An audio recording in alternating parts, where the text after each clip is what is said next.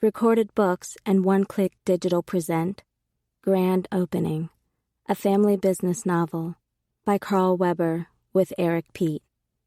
Narrated by B. Lipton Bennett as Larry, Nisi Bethia as Big Shirley, Julian Durant as Juan, Ebony Mendez as Chippy, Alonzo Riggs as Lou, and Jules Williamson as Elsie. Prologue, 1975. The breeze kept flapping the pages of the book I was reading, so I held onto it for dear life as I sat in the passenger seat. I was looking out for police as Sam sped the Cadillac convertible down the rural roads of Georgia, going God knows where. Down here in the South, police didn't take too kindly to seeing uppity niggas in fancy cars they couldn't afford. Things were going well for us, so the last thing we needed was to get acquainted with anybody's jail cell. I knew better than to tell Sam to slow down, though, because I was responsible for making us late for his big meeting in the first place. I'm sorry, but when the lovin' was that good, I wanted it morning, noon, and night. Sam, baby, this is so nice. I think I want to see the whole country in this car. I snuggled up next to him and stared up at his face. Sam had to be the prettiest man I'd ever met. Sometimes I didn't understand what he saw in me, but whatever it was, I didn't want it to stop. Maybe, just maybe, God finally decided that I had suffered enough, that after all the beatings, rapes, and verbal abuse I had endured, it was my turn to be happy. We make it to this meeting and things go right? To hell with the country. I'm going to take you to see the world, he assured me, leaning over for a kiss. I found myself wishing I was a genie, like in the story of Aladdin, and I could grant Sam's every wish. How could one man make any woman so happy?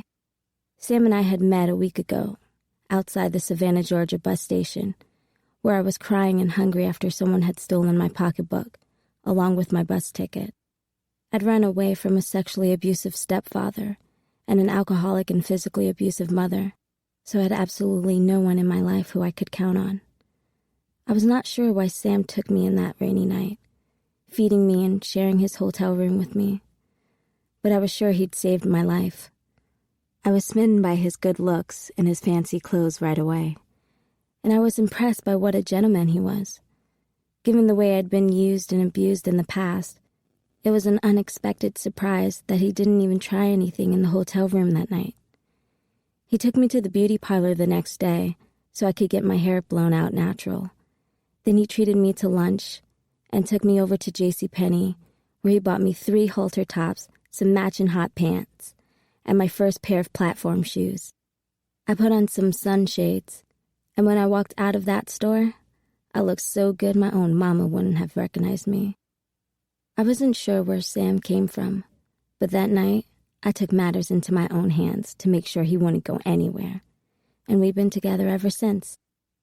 My eyes lit up when I saw a sign that read, "Welcome to Jacksonville." Wow! I swooned, placing my hand over my heart. We are actually in Florida? For the next 20 minutes, we drove through the city of Jacksonville. On both sides of the street, people black and white stopped to stare at the Negroes in the fancy caddy. I felt like a queen. "We're here!" Sam's voice boomed excitedly as he pulled up in front of what I can only describe as a resort. "This is so pretty," I sang. I was mesmerized. It had to be the fanciest place I'd ever seen in my life. This was the kind of luxury hotel I read about in books. In the lobby, I stared up at the crystal chandelier as Sam led me to the elevator, where a black man in a uniform pushed the button for us. The elevator operator kept sneaking glances at me, so I held on to Sam, keeping my head high, because after all, that man was just the help. We stepped off the elevator and walked down the plush, carpeted hallway, arm in arm, to room 1120. Sam knocked on the door. He turned to me and said, "I love you, and I'd do anything for you." I never had anyone tell me they loved me before, and to be honest, it was a bit overwhelming. but I knew I felt the same. I love you too, Sam. And before I could finish my sentence, the door opened and a tall, olive-skinned man with straight, comb-back hair answered the door. He was wearing all white from head to toe. I couldn't be sure if he was mixed because of his olive skin, but he reminded me of that guy, Al Pacino, who played in the movie The Godfather. Next to Sam, he had to be the handsomest man I'd ever met in person. He and Sam clasped hands, like old friends, although Sam kept it very professional. My man, Alejandro. Sam Bradford. The man replied in a heavy Latin accent. He stepped aside to allow us to enter the hotel room, which looked more like an elaborate apartment. I could feel his eyes lingering on me as I passed. I glanced at Sam, and I was sure he noticed the way Alejandro was watching me too. I just hoped it wasn't going to affect whatever business the two had, because this meeting was important to Sam. Can I offer you a drink? Yeah. Why don't you hook us up with a couple of rum and cokes? Alejandro walked over to the lavish bar while Sam took in his place. Man, I gotta give it to you, Alejandro. This is one bad motherfucking hotel room, Sam said as Alejandro handed him 2 glasses. Business must be good. Alejandro glanced at me, then looked back at Sam. And who is this woman? I suddenly felt so out of place. He might have been checking me out when I came through the door, but this man sure didn't look like he trusted me all of a sudden. Sam came to my defense. Oh, her? That's my girl, Charlotte. She's cool. She's just here to party. I detected a hint of nervousness in Sam's voice, something I hadn't heard before. Whoever Alejandro was, he put some type of fear in Sam, and that made me uneasy. Baby, why don't you take a seat over there? Sam said. Let us men talk. I did what I was told, sitting down on a sofa that was more comfortable than most beds. I didn't much like the way Alejandro gawked at me, but I did like his style. Look, man, I don't mean to put business before pleasure, but I got quite a few customers back home looking for what you've got, Sam said. Once again, Alejandro glanced at me, taking a long sip of his drink. I just need to know if you've got that package I ordered. Yes, I've got it. You have my money? Despite his accent, Alejandro's words were as clear and cold as ice. Sam removed a wad of cash from his pocket and handed it over. It's all there, and plenty more where that came from. Alejandro opened it and flipped through the cash, quickly counting it. He nodded when he finished. All right, you got your cash. Now where's my shit?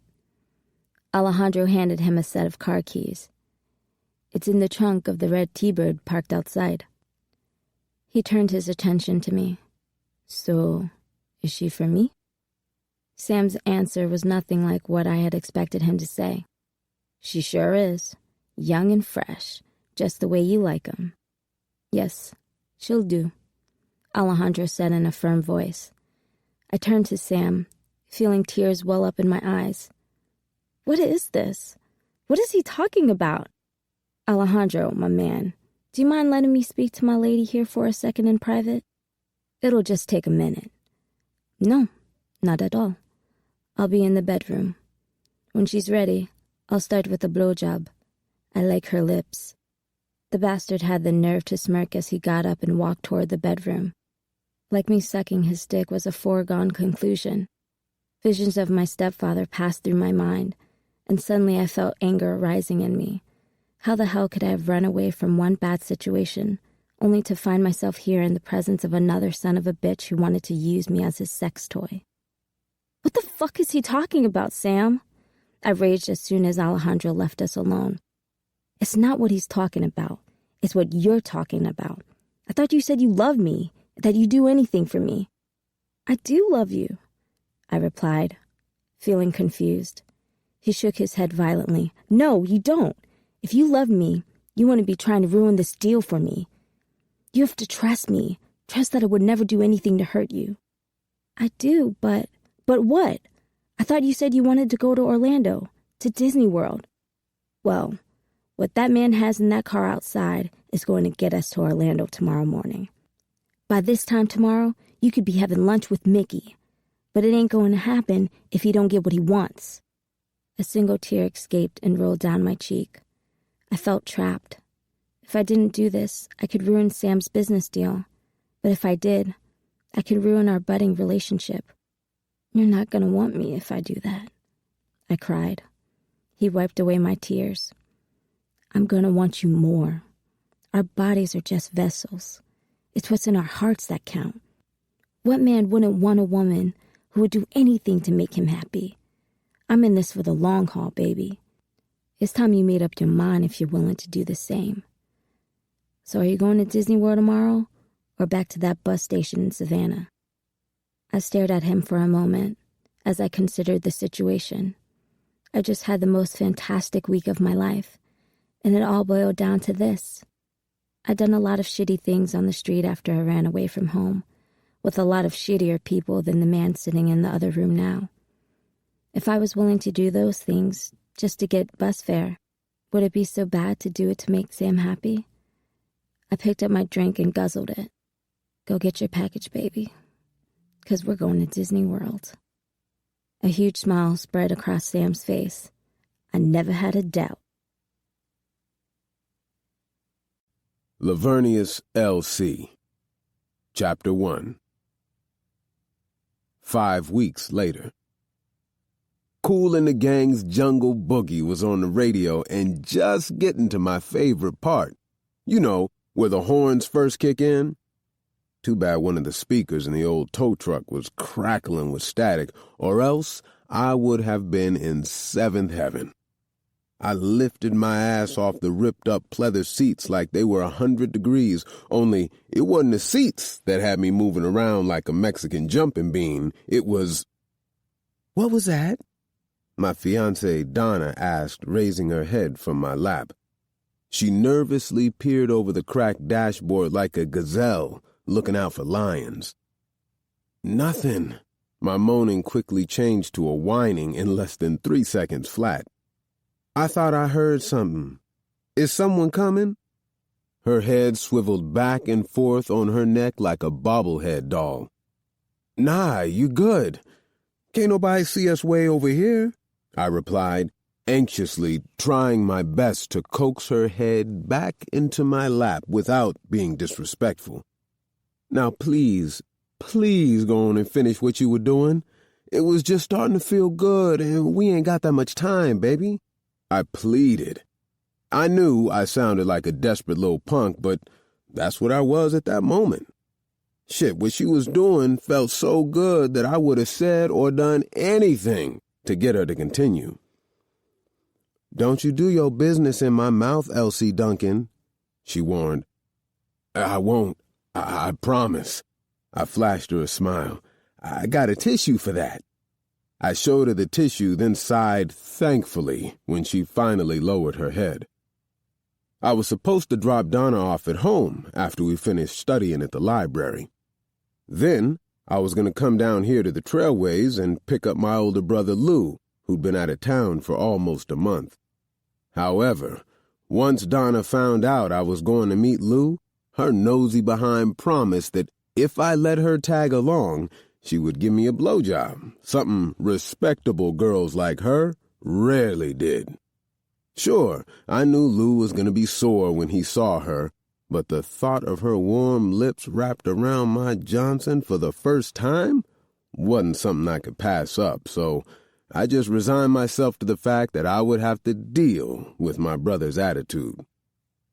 Donna wasn't nothing like the girls from our side of the tracks. For one, she was classy and came from money. Her father was a big-time doctor who came from 3 generations of college-educated Negroes. Truth was, I didn't know what Donna saw in me. Even if I was enrolled in South Georgia State College, my people were just common Georgia farmers. Well, my brothers had also developed a rep as hustlers. As Donna's lips did their thing, I closed my eyes gently, cradling her head in my hands. It wouldn't be long now, and I was trying to savor the moment, locking the memory in my mind so that I could retrieve it on one of those lonely nights when she was nowhere to be found and I needed relief. I'll tell you something, though. If I didn't trust her so much, I would have sworn this wasn't her first time giving a blowjob, 'cause she was working her lips and tongue like a pro. All I could do was lift my hips, lean back, and moan, "Oh, God damn!" The more I moaned, the harder she worked. I was trying to get her attention with the tissue when I got close, but she was so into what she was doing, she didn't even pause for a second. "Knock, knock, knock. What you doing in there, boy?" Donna might not have been paying attention to me, but she damn sure paid attention to the voice and the knock, stopping abruptly. I wanted to scream, "No, shit, don't stop, I was almost there," at the top of my lungs, but instead, I opened my eyes to deal with the reality of the situation. Through the windshield, I saw the Trailways bus pulling out from the station about 50 yards away. "Knock, knock, knock." Then I turned toward the knocking and was greeted by the pearly white smile of my brother Lou, laughing at a horrified Donna with my Johnson hanging out of her mouth. "Oh, my God, this is not happening," Donna said, scrambling to sit up. I tucked my pecker back in my pants, glancing over at my mortified girlfriend. "You okay?" I reached for her, and she pulled away. "Knock, knock, knock." I turned to Lou, then back to Donna. "Open the door, LC," he demanded. There was no need for both of them to be mad at me, so I reached past Donna and flicked open the passenger side lock. Donna buried her head into my shoulder to hide her shame from Lou, who strutted around to the passenger side of the truck like Superfly. Despite the awkwardness of the situation, I couldn't help but notice how clean my brother was in his bell-bottom pants, red polyester shirt, and brand-new patent leather shoes. I swear, no matter where we went, he was always sharp as a tack. Lou was a type who would spend his last dollar on his appearance because he always wanted to look good. Lou tossed his huge blue Samsonite suitcase into the back of the truck, but held onto the duffel bag he was carrying as he slipped into the passenger seat beside Donna, who continued to hide her face as she sobbed. I wrapped my arm around her, trying to comfort her, but it didn't seem to be working.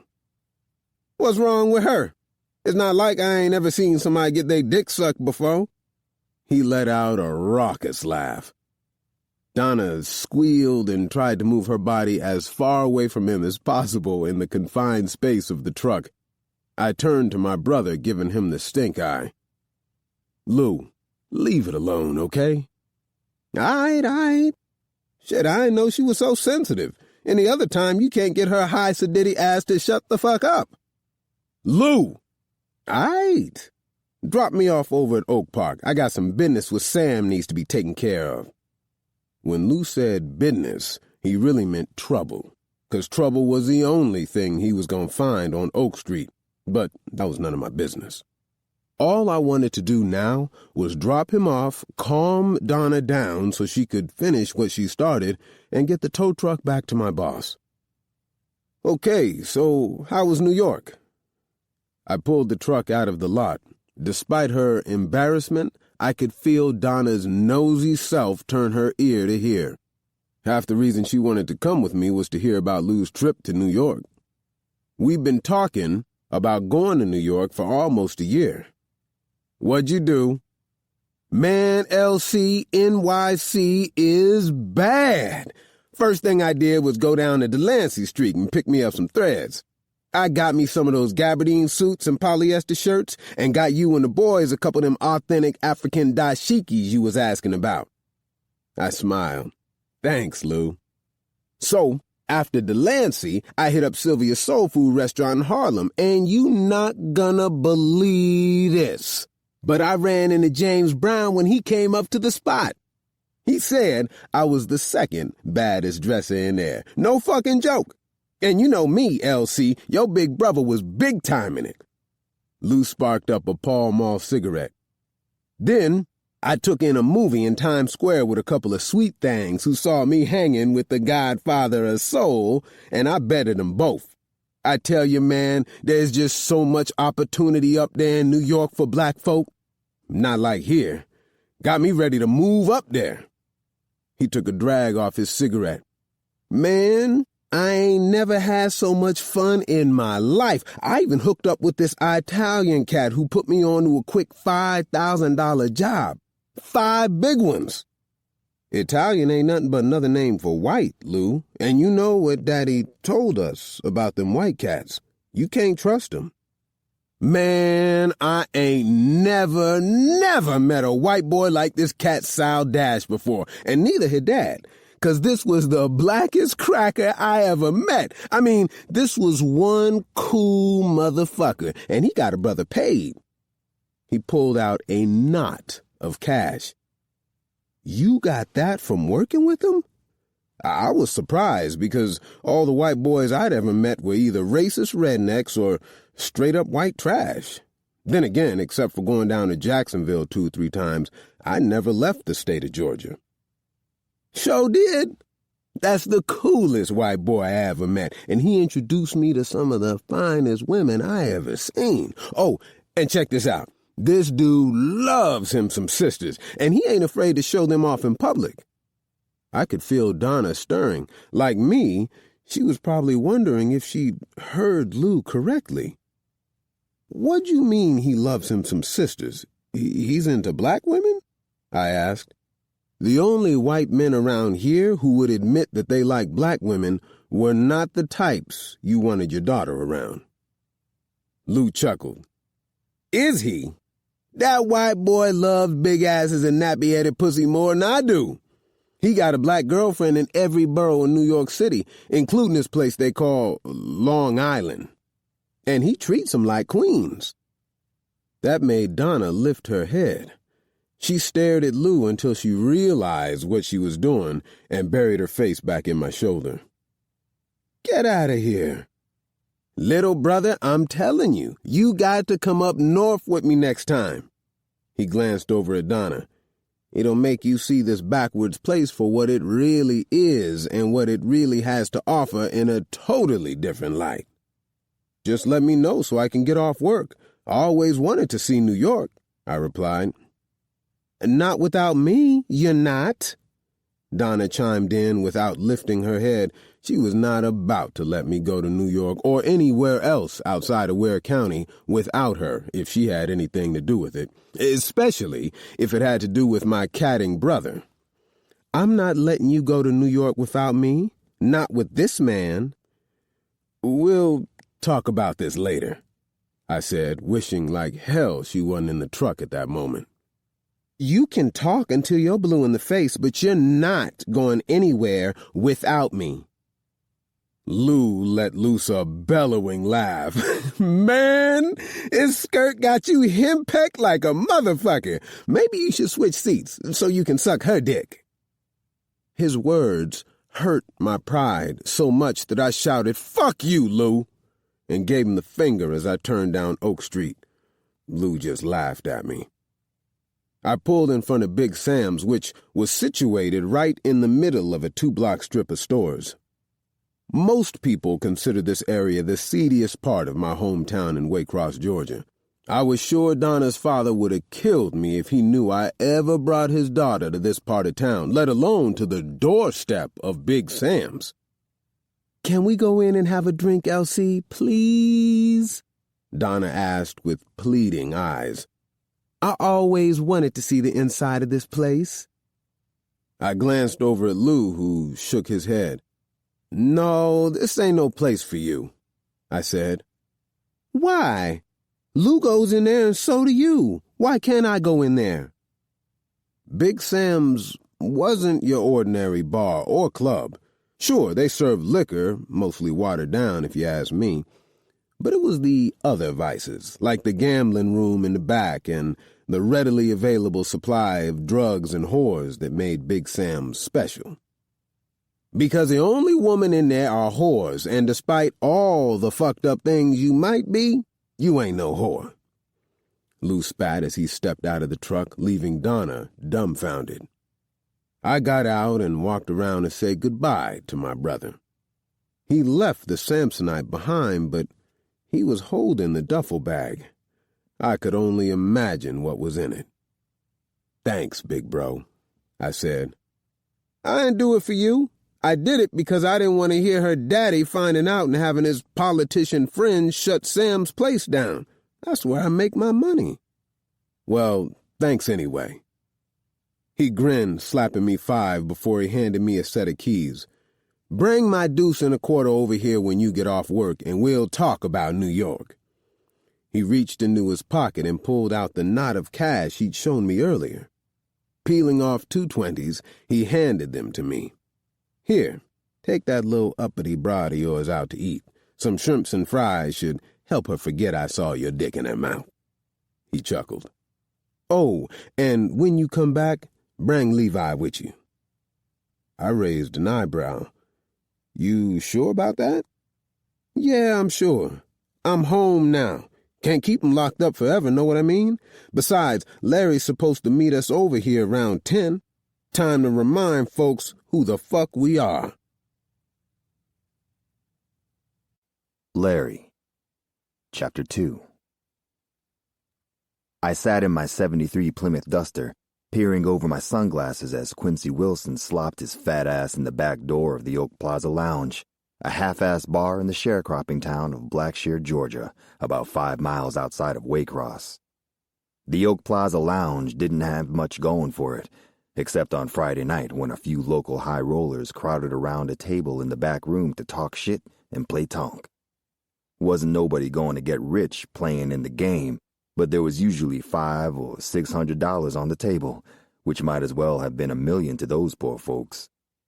Good old Quincy was a regular in the game, but like most degenerate gamblers, he usually came out a loser. I waited for a few hours, and then I saw Quincy coming out of the lounge whistling and singing as he counted his money like it had been his lucky day. Just goes to show you how wrong a stupid motherfucker can be. He was so busy feeling good about winning that his dumbass didn't bother to look up until I was almost on him. Remember me? Oh, shit. Larry. Quincy's eyes got big. That's right. Larry. Where you been hiding, Quincy? I hit him square in the nose with the butt of my sawed-off shotgun, and blood squirted everywhere as he crumbled to the ground. I kicked him in the side for good measure, then quickly stripped him of the .38 he was carrying. It took him a moment to get his bearings, but when he did, he looked like he was going to shit himself. Man, Larry, I've been looking all over for you. You lying. Swift kick to the ribs. Piece of... Another kick to the ribs. Shit. Hard stomp to the face. Everyone in Waycross knows where to find me. He wasn't moving, so I had to stop for a second to make sure he was still breathing. Wake up, you son of a bitch. He finally moved, looking up at me with pure terror in his eyes. Larry, I'm sorry, man. You really fucked up, Quincy. Lou don't like people borrowing money and not paying it back, and neither do I. Makes us look like punks. Do I look like a punk to you? I pointed the shotgun at his bloody face. He started shaking his head rapidly. Tell Lou I just need a little more time. It's not like I ain't good for it. I've always paid you back. I was just going through a little dry spell is all. But I'm out of it now. Look. He reached for his pocket, and I almost blew him away. What the hell are you doing? Don't shoot me, man. I'm just giving you my winnings. I allowed him to reach in his pocket. He pulled out a small wad of money and handed it to me. It's almost $300. I reached down, grabbing him by the throat and slamming his head against his car. 300 ain't gonna do it, Quincy. You owe us $2,000. I know, but this should buy me some more time, right? I laughed, shaking my head at how funny he sounded. This dude was acting like his ass had only borrowed some sugar. "Come on, Larry. You know I'm good for it. 1 month, that's all I'm asking for. Please, please, Larry. Killing me ain't gonna get your money back." He was pleading, but it was too little, too late for that now. It was time to send a message to all the deadbeats out there. The Duncan brothers weren't anyone to play with. "You know, Quincy, if you had come to me like a man and asked for some more time, I would have given it to you. But you've been running from me and Lou for over 2 months. I bet your bitch ass won't run no more." I raised the shotgun and pulled the trigger. Boom! The sound of the shot was followed by a blood-curdling scream. "You shot me! You son of a bitch, you shot me!" "I shot your foot. Next time, I'll aim at your fucking head. Now remember that shit. You got 1 week to get my money, and instead of 2,000, now it's 2,500. I suggest you sell that fancy car of yours, and don't even think about making me come look for you again," I threatened, although it wasn't like he could run anywhere, at least not with half of his toes blown off. By the time I pulled the car into Big Sam's, I had calmed down and was ready to get to drinking. Sitting behind the wheel in the parking lot, I pulled the money out of my pocket and counted it. I couldn't put it past a guy like Quincy to short me, even on this little bit of money. I opened the door to get out, and before my foot even hit the pavement, a bunch of whores came at me, sniffing around and acting all horny like they smelled my money. "Hey, Larry, want to come upstairs with me?" A whore with short hair and a gap in her teeth tried to flirt with me and even had the nerve to grab onto my arm, like I wanted some used pussy when I could get better than what she had for free. "Haven't you figured it out yet?" I snapped. "I don't pay for nobody to suck on my dick. You bitches need to pay me for the privilege." I pushed past them without bothering to listen to nothing they were saying. I went inside the bar and announced, "Give me some Jack," as I slapped my hand down on the bar. "Larry, Lou's upstairs." The nosy-ass bartender smiled at me like we were old buddies, which we weren't.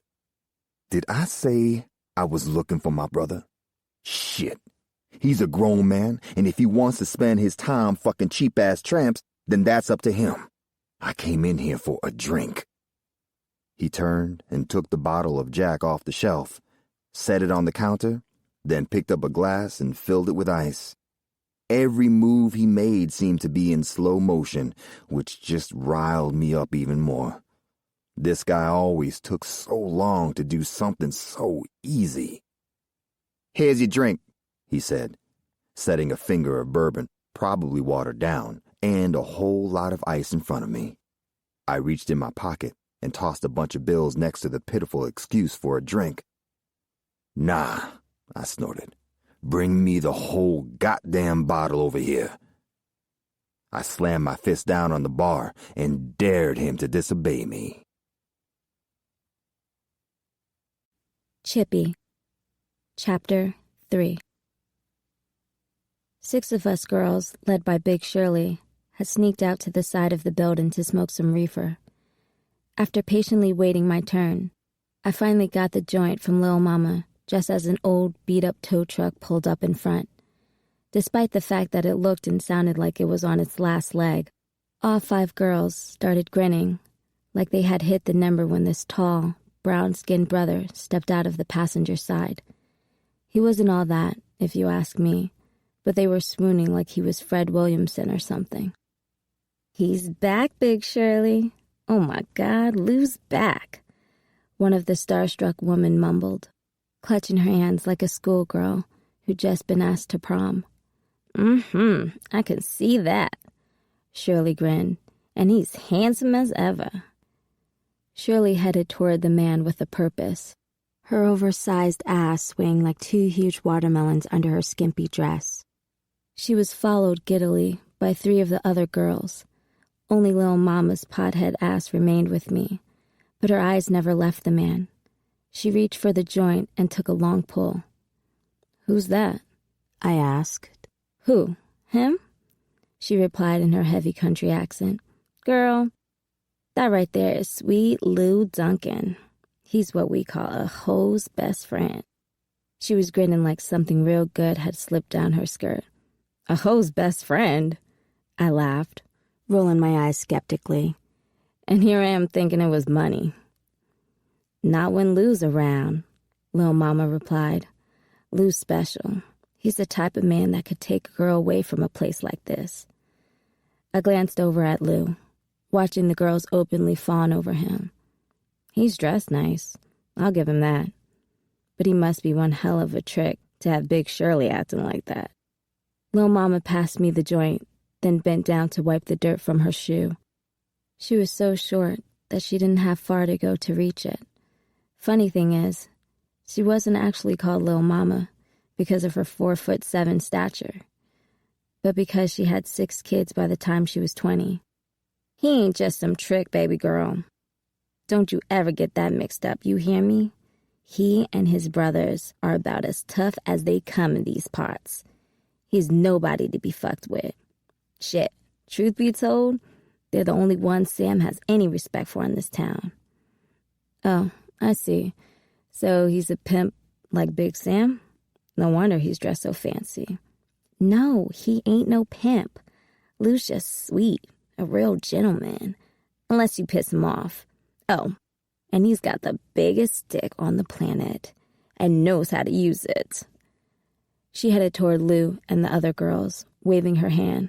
Come on, I'll introduce you. Nah, you go on. I'm gonna smoke a cigarette before I go back in. Suit yourself. Just remember, Sam don't like us being out here but so long.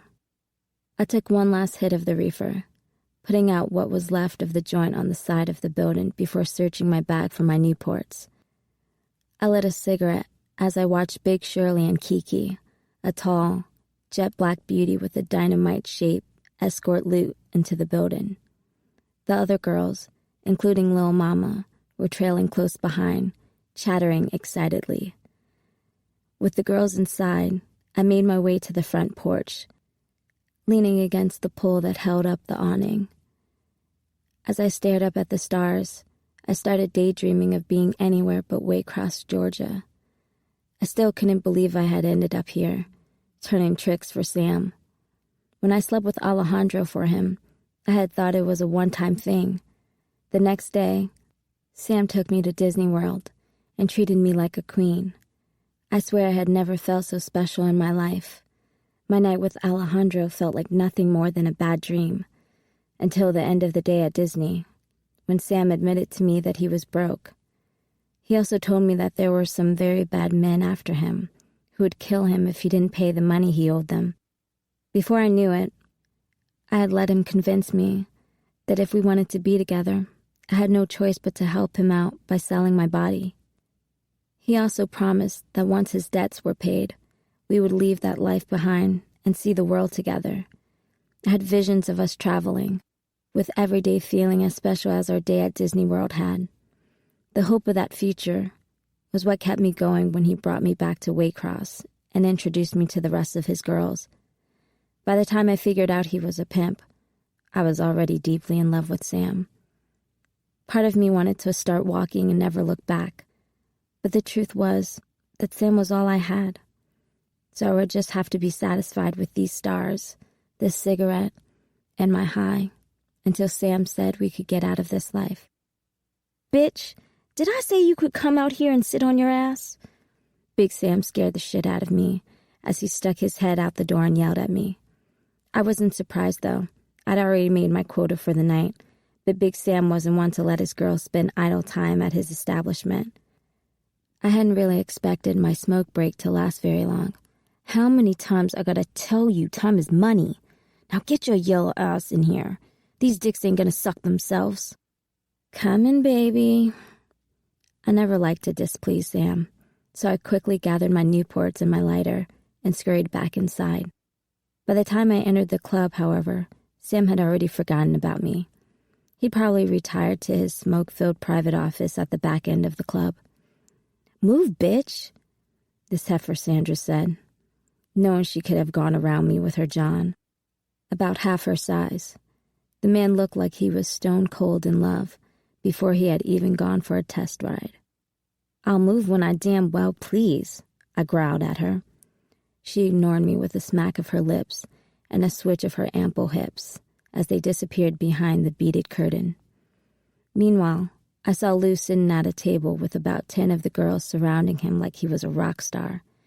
Curiosity got the best of me, and I moved closer to see what the commotion was all about. He was reaching into a duffel bag on the table and handing each of the girls some type of gift, most of which were "I Love New York" t-shirts and small statues of the Empire State Building or the Statue of Liberty. From the way the girls were reacting, you would have thought they were gold coins. "Well, well, well, what do we have here?" He'd just finished handing out his little trinkets, and I guess he noticed my hands were empty. He looked me up and down, smiling with his pearly white teeth as he undressed me with his eyes. "What's your name, Red?" "My name's not Red," I snapped at him. I hated being called Red. It was such a cliche. "We call her Chippy." Lil Mama jumped in, trying to clean things up for me. Chippy was what they had begun calling me when I started working there last month, just to get under my skin. They said it was because I acted like a stuck-up bitch when I arrived, like I had a chip on my shoulder. Truth be told, it was because most of them were jealous of how much Sam loved me. So rather than fighting it, I claimed it. At least it wasn't what I was called back home. Then again, nothing could be as bad as what they did to me back home. I took some solace in the fact that I had a room of my own and decent food. Even more importantly, I had Sam, who loved and protected me, and I wasn't nobody's victim anymore. I knew exactly what I was doing, despite the fact that everyone kept calling me naive. Okay, Chippy it is, then." He reached in his duffel bag and pulled out a red t-shirt. "How about we fix you up with a Big Apple t-shirt?" I shook my head firmly. "No, thank you. I'll get my own when Sam and I travel to New York." Lou sat back in his chair and pulled Lil Mama into his lap.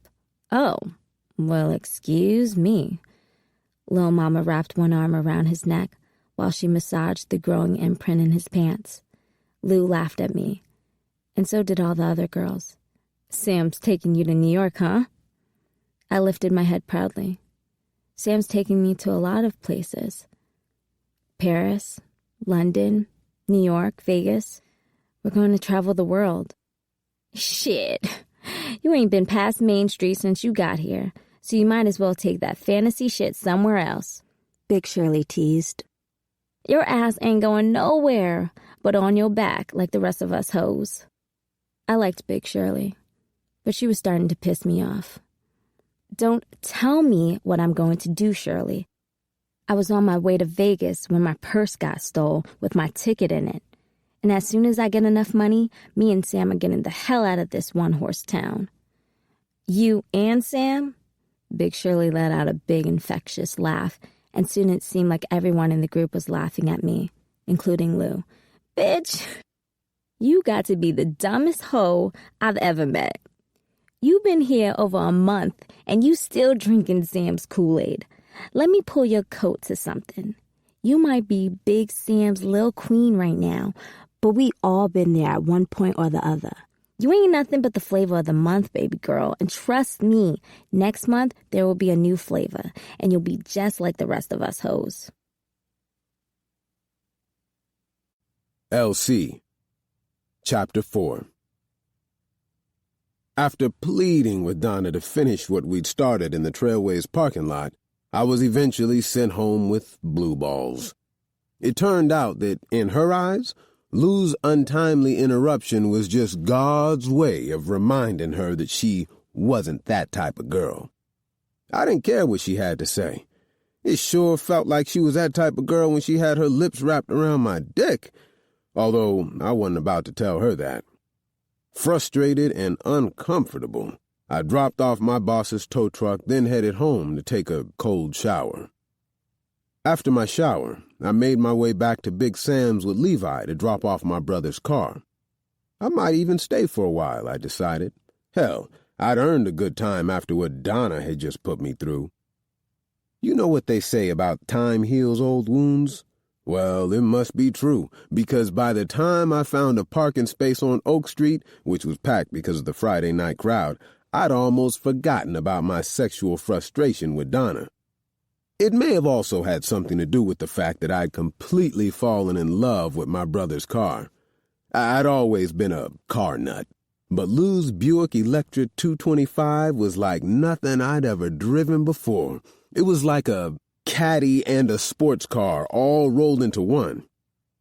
Man, I gotta get me one of these one day, I said to my brother Levi as we stepped out of the car. I turned to admire the car, but Levi barely paid attention to me or the car.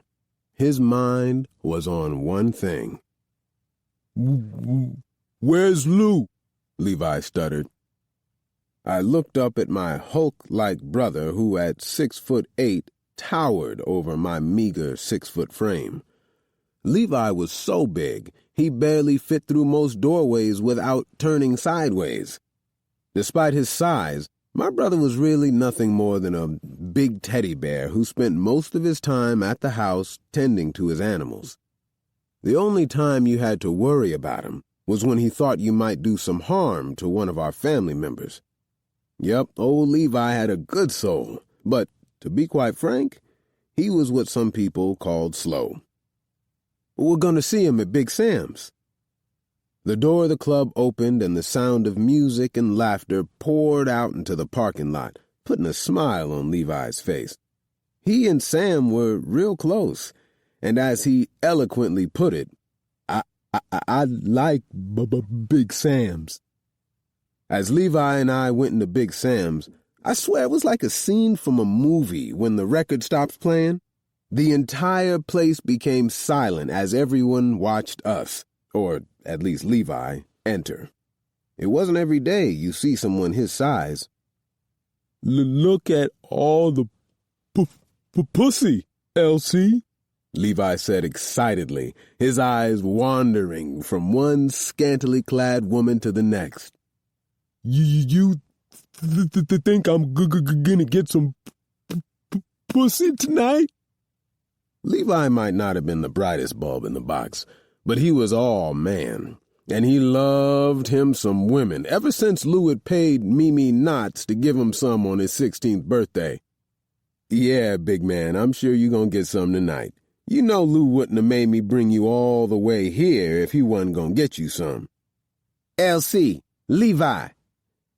I turned toward the voice to see Sam Bradford, the 40-something-year-old owner of Big Sam's and the closest thing Waycross had to an HNIC.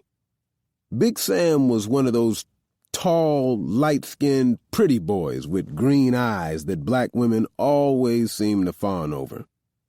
Being a dark-skinned brother, I'd always hated those types of guys, not just because they were usually arrogant fucks, but because they were always the ones with the girls I wanted to be with.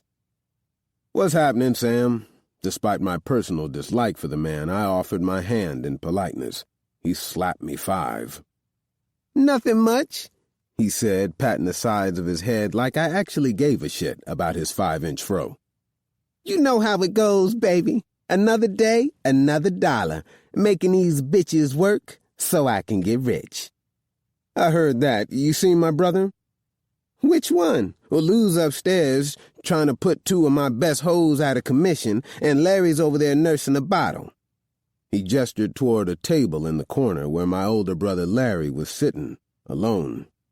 One of the girls tried to holler at him, but, man, that's one ornery son of a bitch.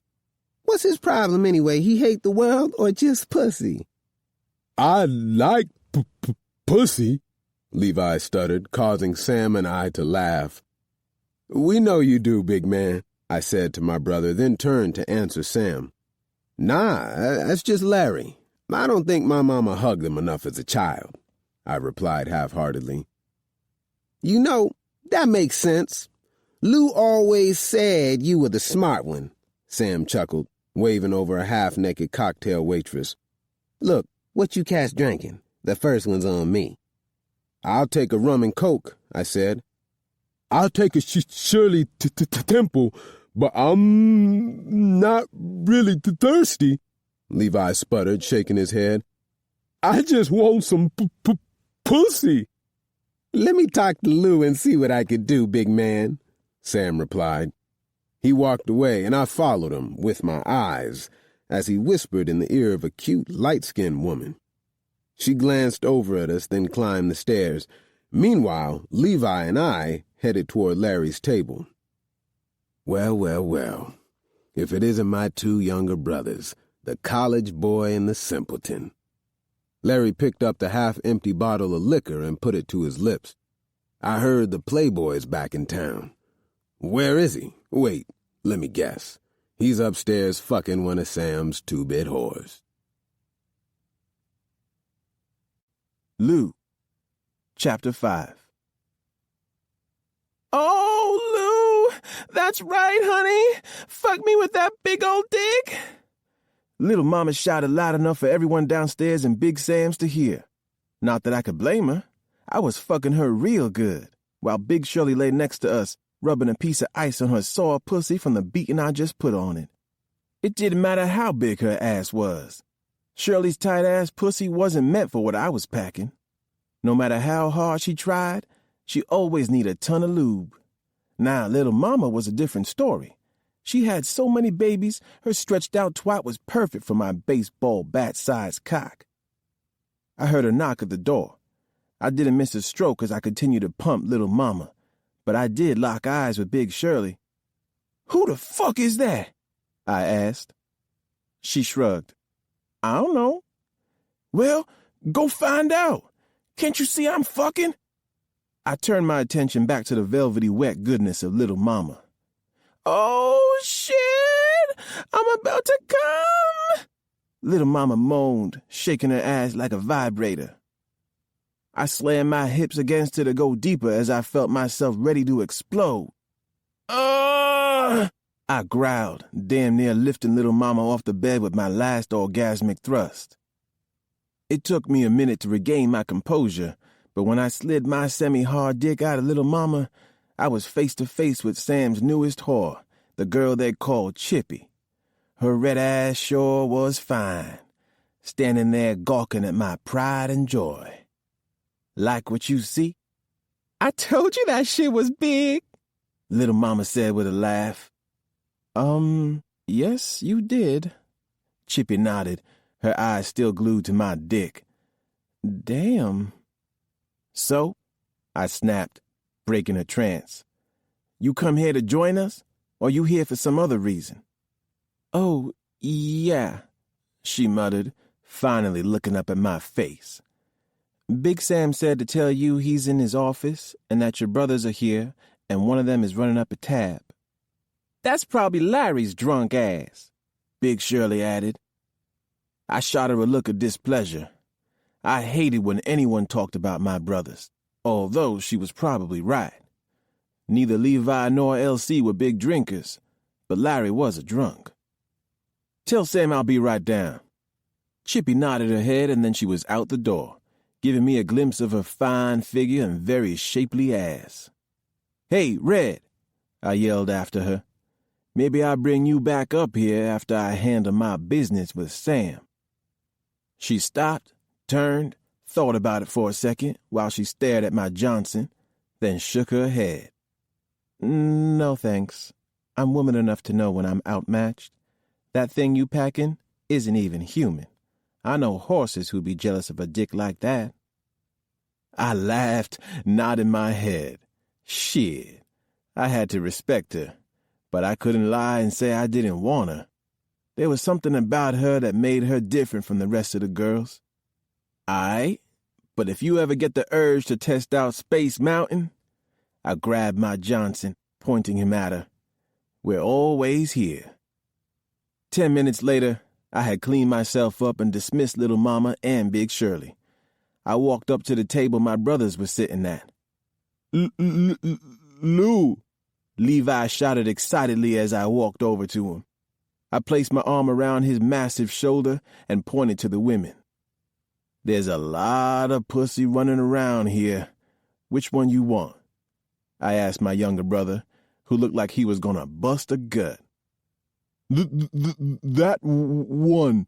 Levi pointed at a slightly heavy yellow girl named Sandy, who had the biggest pair of titties I'd ever seen. I'd played hide the sausage with her on a few occasions, so I knew she'd treat Levi right. Plus, she was big enough so he wouldn't break her. Hey, Sandy. I addressed the girl, crooking my finger for her to join us. Come here for a minute. She couldn't get there fast enough, wrapping her arms around my neck, then kissing my cheek. Man, the women sure love sweet Lou. What can I do for you, Lou? She purred sexily, rubbing those massive titties up against my chest. I gestured toward Levi. Why don't you take my brother upstairs and show him a good time? I'll take care of you later. I slapped her ass playfully. Sure, Lou. Come on, Levi. You ready to have some fun? Levi didn't speak. He just nodded his head happily. Sandy took his hand and led him up the stairs. I turned my attention to LC, who tossed me the keys to my deuce and a quarter. She's parked down the block in front of the liquor store. I'll tell you, Lou, that's one fine ride. You like that, huh, little brother?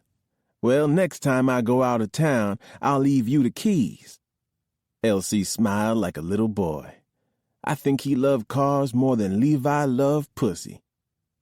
Man, enough with the BS chit-chat. Larry chimed in. I don't care about your car. What I care about is in that duffel bag you carrying and how much we gonna get for it. You see I came back in one piece. Italians want to move more product in the South, and that's where little old me ingratiated myself to them. Gonna make some moves with Big Sam, water the garden, and watch it bear fruit.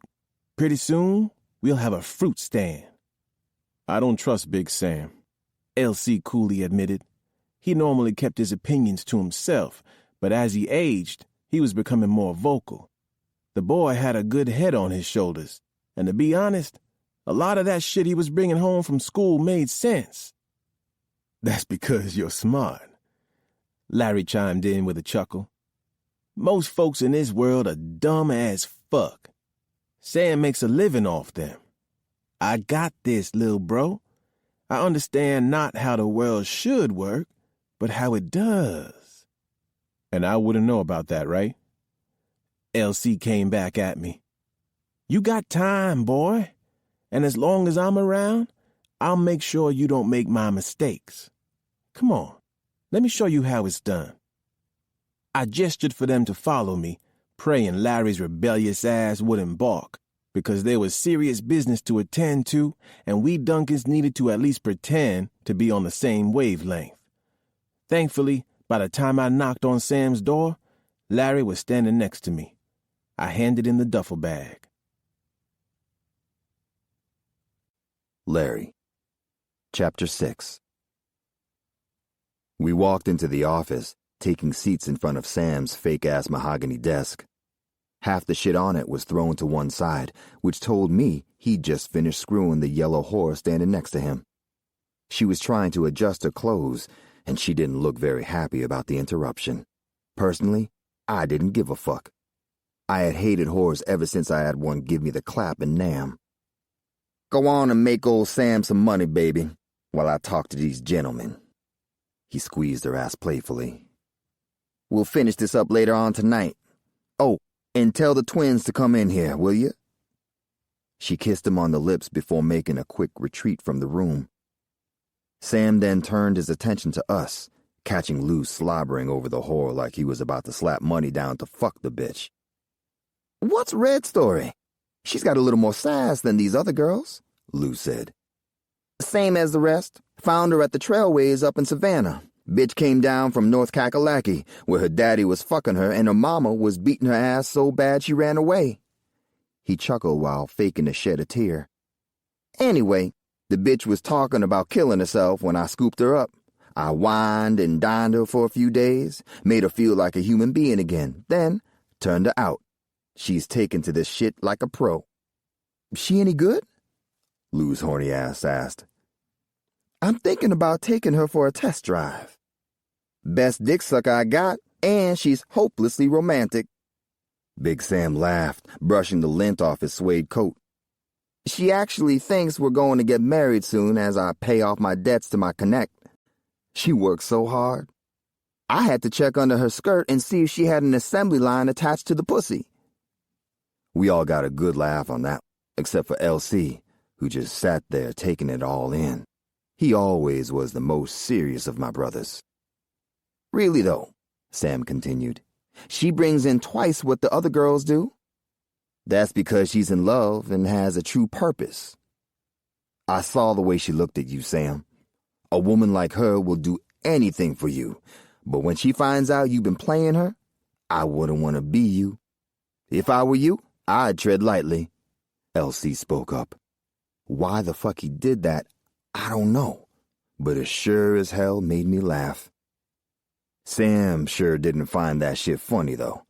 He turned to LC angrily, and I knew that if it had been anyone but a Duncan brother, Sam would have knocked him on his ass.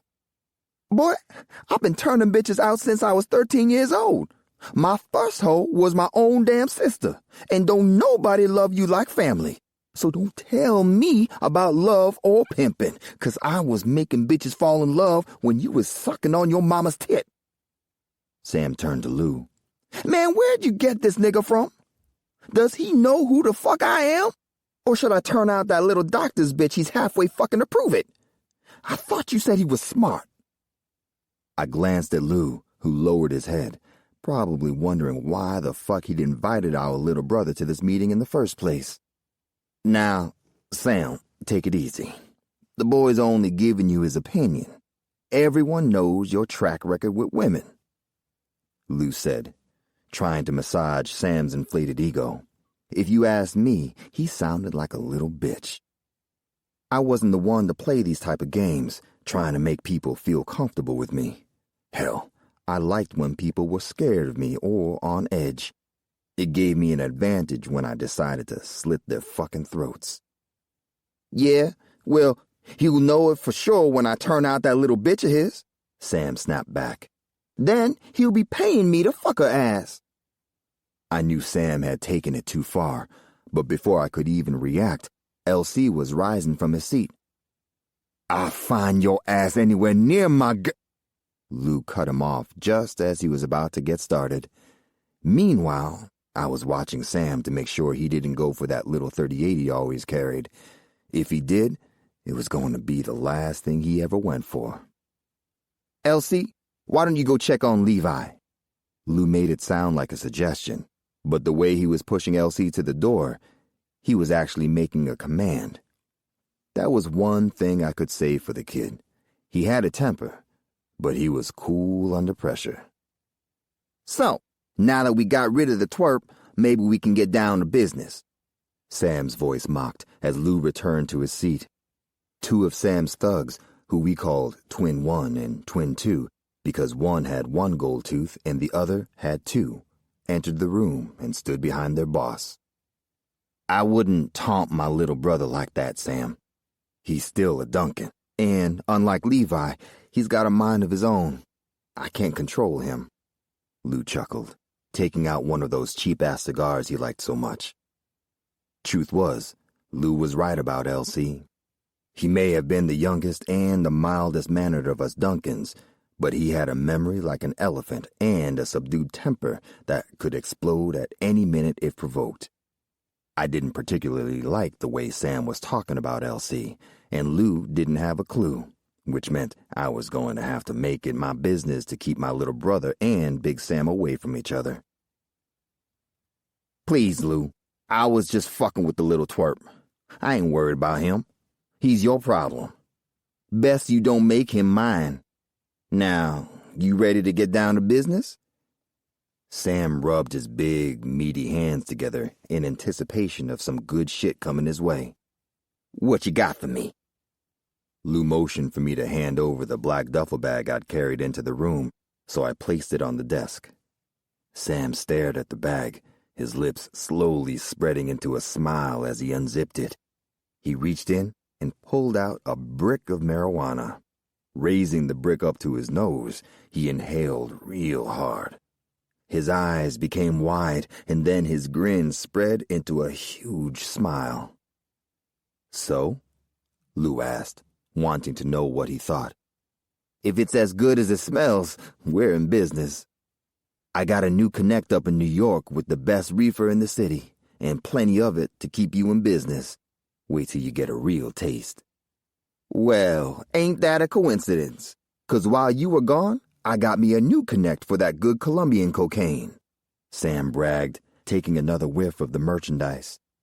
He reached down into his drawer, pulled out an envelope, and tossed it to Lou.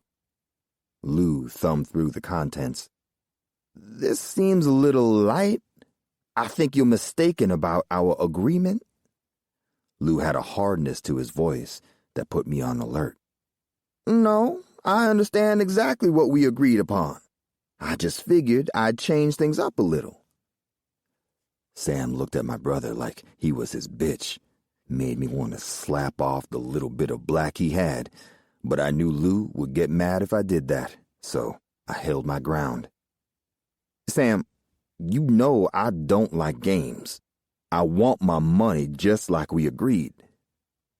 Lou was about 2 seconds from jumping across the table himself. I took a couple of steps closer to my brother, pulling back my coat so Sam could see what I was packing. This caused the twins to take a step up to back up their boss. Sam raised his hand submissively. "Hey, Lou, this is me, baby boy. You don't have to sick your attack dog on me. We all friends here. Ain't nobody here to screw you." Sam turned to the twins. "You boys hang back and relax. We all good here?" The twins stepped back, but I didn't move a muscle. Sam gingerly opened his desk drawer, pulling out a manila envelope. He handed it to Lou, who spilled the contents on the desk, 30 or 40 small clear bags filled with white powder. "Look, baby boy, I owe you $2,000, dig? And right there is $4,000 worth of grade A coke, already packaged to sell. I figured 2 shrewd brothers like yourselves wouldn't mind putting in a little hard work to double your money. Am I right?" He was right, but I couldn't stand when that motherfucker talked to us using that seedy-ass pimp voice, like we were a bunch of bitches he was trying to turn out. Lou glanced at me for approval, and I nodded my head. We weren't really into drugs other than muling a pound or two of weed, but getting rid of the coke wouldn't be a problem as long as it was quality shit. "Aight, Sam. We'll take the package," Lou said, scooping the coke back in the envelope. "Well, there's another piece of business I'd like to discuss with you brothers." Sam leaned over his desk and lit Lou's cigar. "What's on your mind, Sam?" Lou and I sat back down in our chairs, my brother puffing and smiling at Sam like they were best damn friends again. Sam placed another envelope on the desk, pointing at it. "That right there is identical to the package in your hands." He pushed it across the desk until it was inches from Lou. "If you don't mind knocking a few country-ass crackers in the head over in Valdosta, it's all yours." Lou glanced over at me, and I smiled, speaking up for the first time. "Sure, we'll do it. Everybody knows knocking crackers in the head is my favorite pastime." That caused Sam to cackle. He stood up. "Shit, if I had known that, I would have given you half." Lou picked up the package before Sam could change his mind. Chippy. Chapter 7. After a busy night, things at Big Sam's were finally winding down, so I came out onto the porch to have a moment to myself. I ain't gonna lie, parts of me were so sore there wasn't much else I could do except lean against the railing, letting the sunrise warm my face as I read my book. I'd been trying to finish it all day, but it seemed like every time I was about to get to the good part, I had to stop because some new John wanted his dick sucked. Gales of laughter and chatter from inside drifted out to me. Most of the girls were sitting around the tables, eating fried chicken and having their last drink before going to bed. But I wasn't hungry.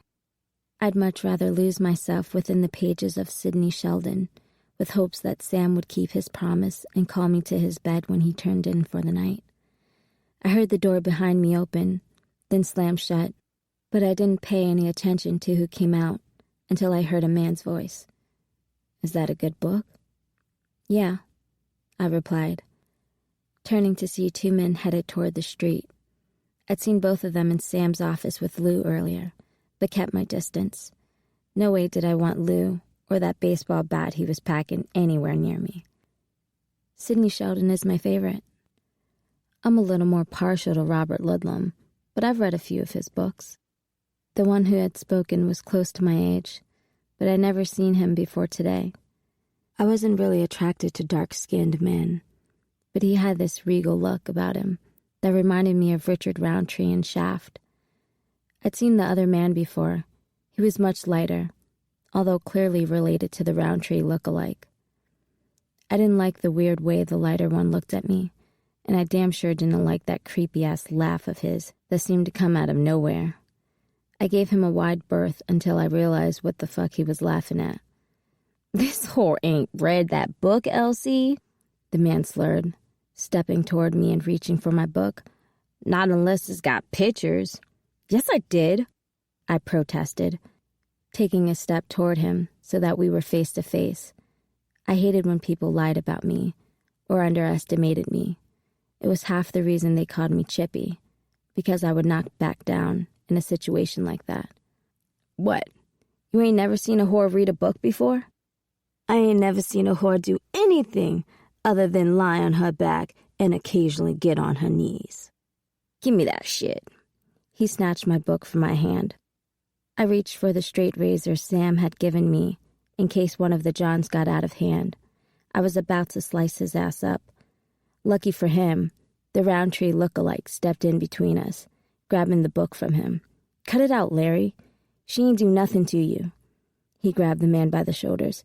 "She's a damn whore." Of course I knew what people called me, but the way he said it made it sound even worse than it already did. "That doesn't change the fact that she's not bothering you. Now come on. It's time for you to go home. I'm sure Nee's waiting up for you." As the two of them stared each other down for a moment, I held my straight razor close, because that Larry guy didn't give me the impression that he was the type to relent. He finally backed down by taking a step back. "You're lucky you're my brother, and I love you," Larry told him, pulling the other guy close and kissing him on the cheek. "Love you too, bro. Now go home and sleep it off." Larry hesitated for a minute, giving one last unfriendly look. Then he began to walk away. We watched him disappear around the corner of Big Sam's. When he was out of sight, the dark-skinned brother turned and handed me my book. "Sorry about that," he said. "He's a little drunk. That's like being a little pregnant.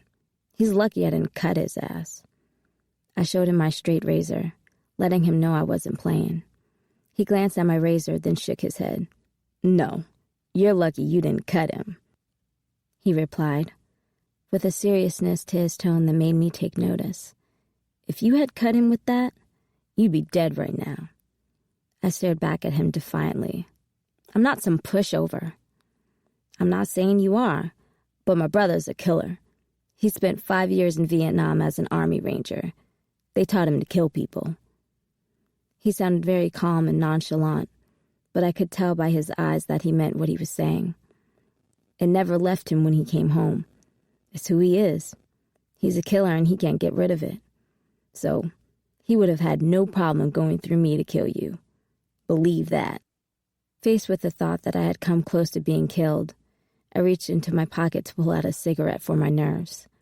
He held out a lighter as I fumbled to find a match. "Here, let me get that for you." He lit my cigarette, and I took a long pull. "By the way, I'm Elsie Duncan." He reached out his hand to shake mine all proper.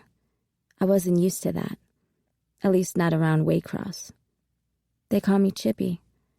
"Chippy? What kind of name is that? What kind of name is Elsie?"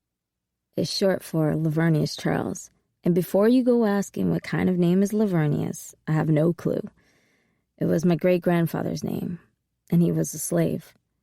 He laughed, and I joined in, probably too loud. So you're one of the Duncans. I heard the Duncan brothers were not to be fucked with in this town. You're the town Hellraisers? I asked, hoping to verify the rumors that seemed to be coming up about his family all the time. We're not going to let anything happen to one another, if that's what you mean. His smile dropped from his face, and he grew serious. Between you and me, it's a lot to try and live down. Truth is, I'm a lover, not a fighter. I couldn't help but roll my eyes. So you're like your brother Lou. I'll have to ask around and see if you measure up. He shook his head adamantly. Ask all you want. I got a girlfriend, and we're going to be married. I don't mess with them nasty. He stopped himself, probably realizing who he was talking to. No offense. None taken. I don't plan on making a career out of this. I hope you mean that, because some of those girls in there have been around as long as I can remember. Hell, Big Shirley took my virginity when I was 15, and that was 7 years ago. Well, that's not going to be me. I plan on seeing the world. I took a drag of my cigarette, deciding to change the subject. So, it must be nice to work with family. He shrugged. I want to know. I work at Bird's gas station over by the Piggly Wiggly in the evenings, and I go to South Georgia College during the day for business. I didn't try to conceal my surprise. Wow, college? That's really impressive. We didn't exactly get too many educated brothers hanging around Big Sam's. Yeah, I'm trying to break the cycle. My daddy was a farmer, but he made most of his money as a loan shark like my brothers. I'm not gonna lie. Once in a while I'll do a favor for them, but nothing, physical. Yeah, I know. Probably safer that way. I told him. He seemed like a good guy. We both jumped when the door was flung open. A wobbly Lou stumbled out, followed by another brother who looked like two football players put together. He had a giddy, shit-eating expression all over his face, but didn't bother to speak. Lou staggered right behind him. Hey, Red. Sam's looking for you. Lou threw his arm around Elsie. Come on, little brother. Let's go get us some real grub at the Huddle House. Elsie turned to me. It was nice meeting you, Miss Chippy. I'll see you around. It was nice talking to you too, Elsie. I walked away with a smile, thinking that he was the kind of guy I would have loved to meet when I was in high school. 1. Chapter 8.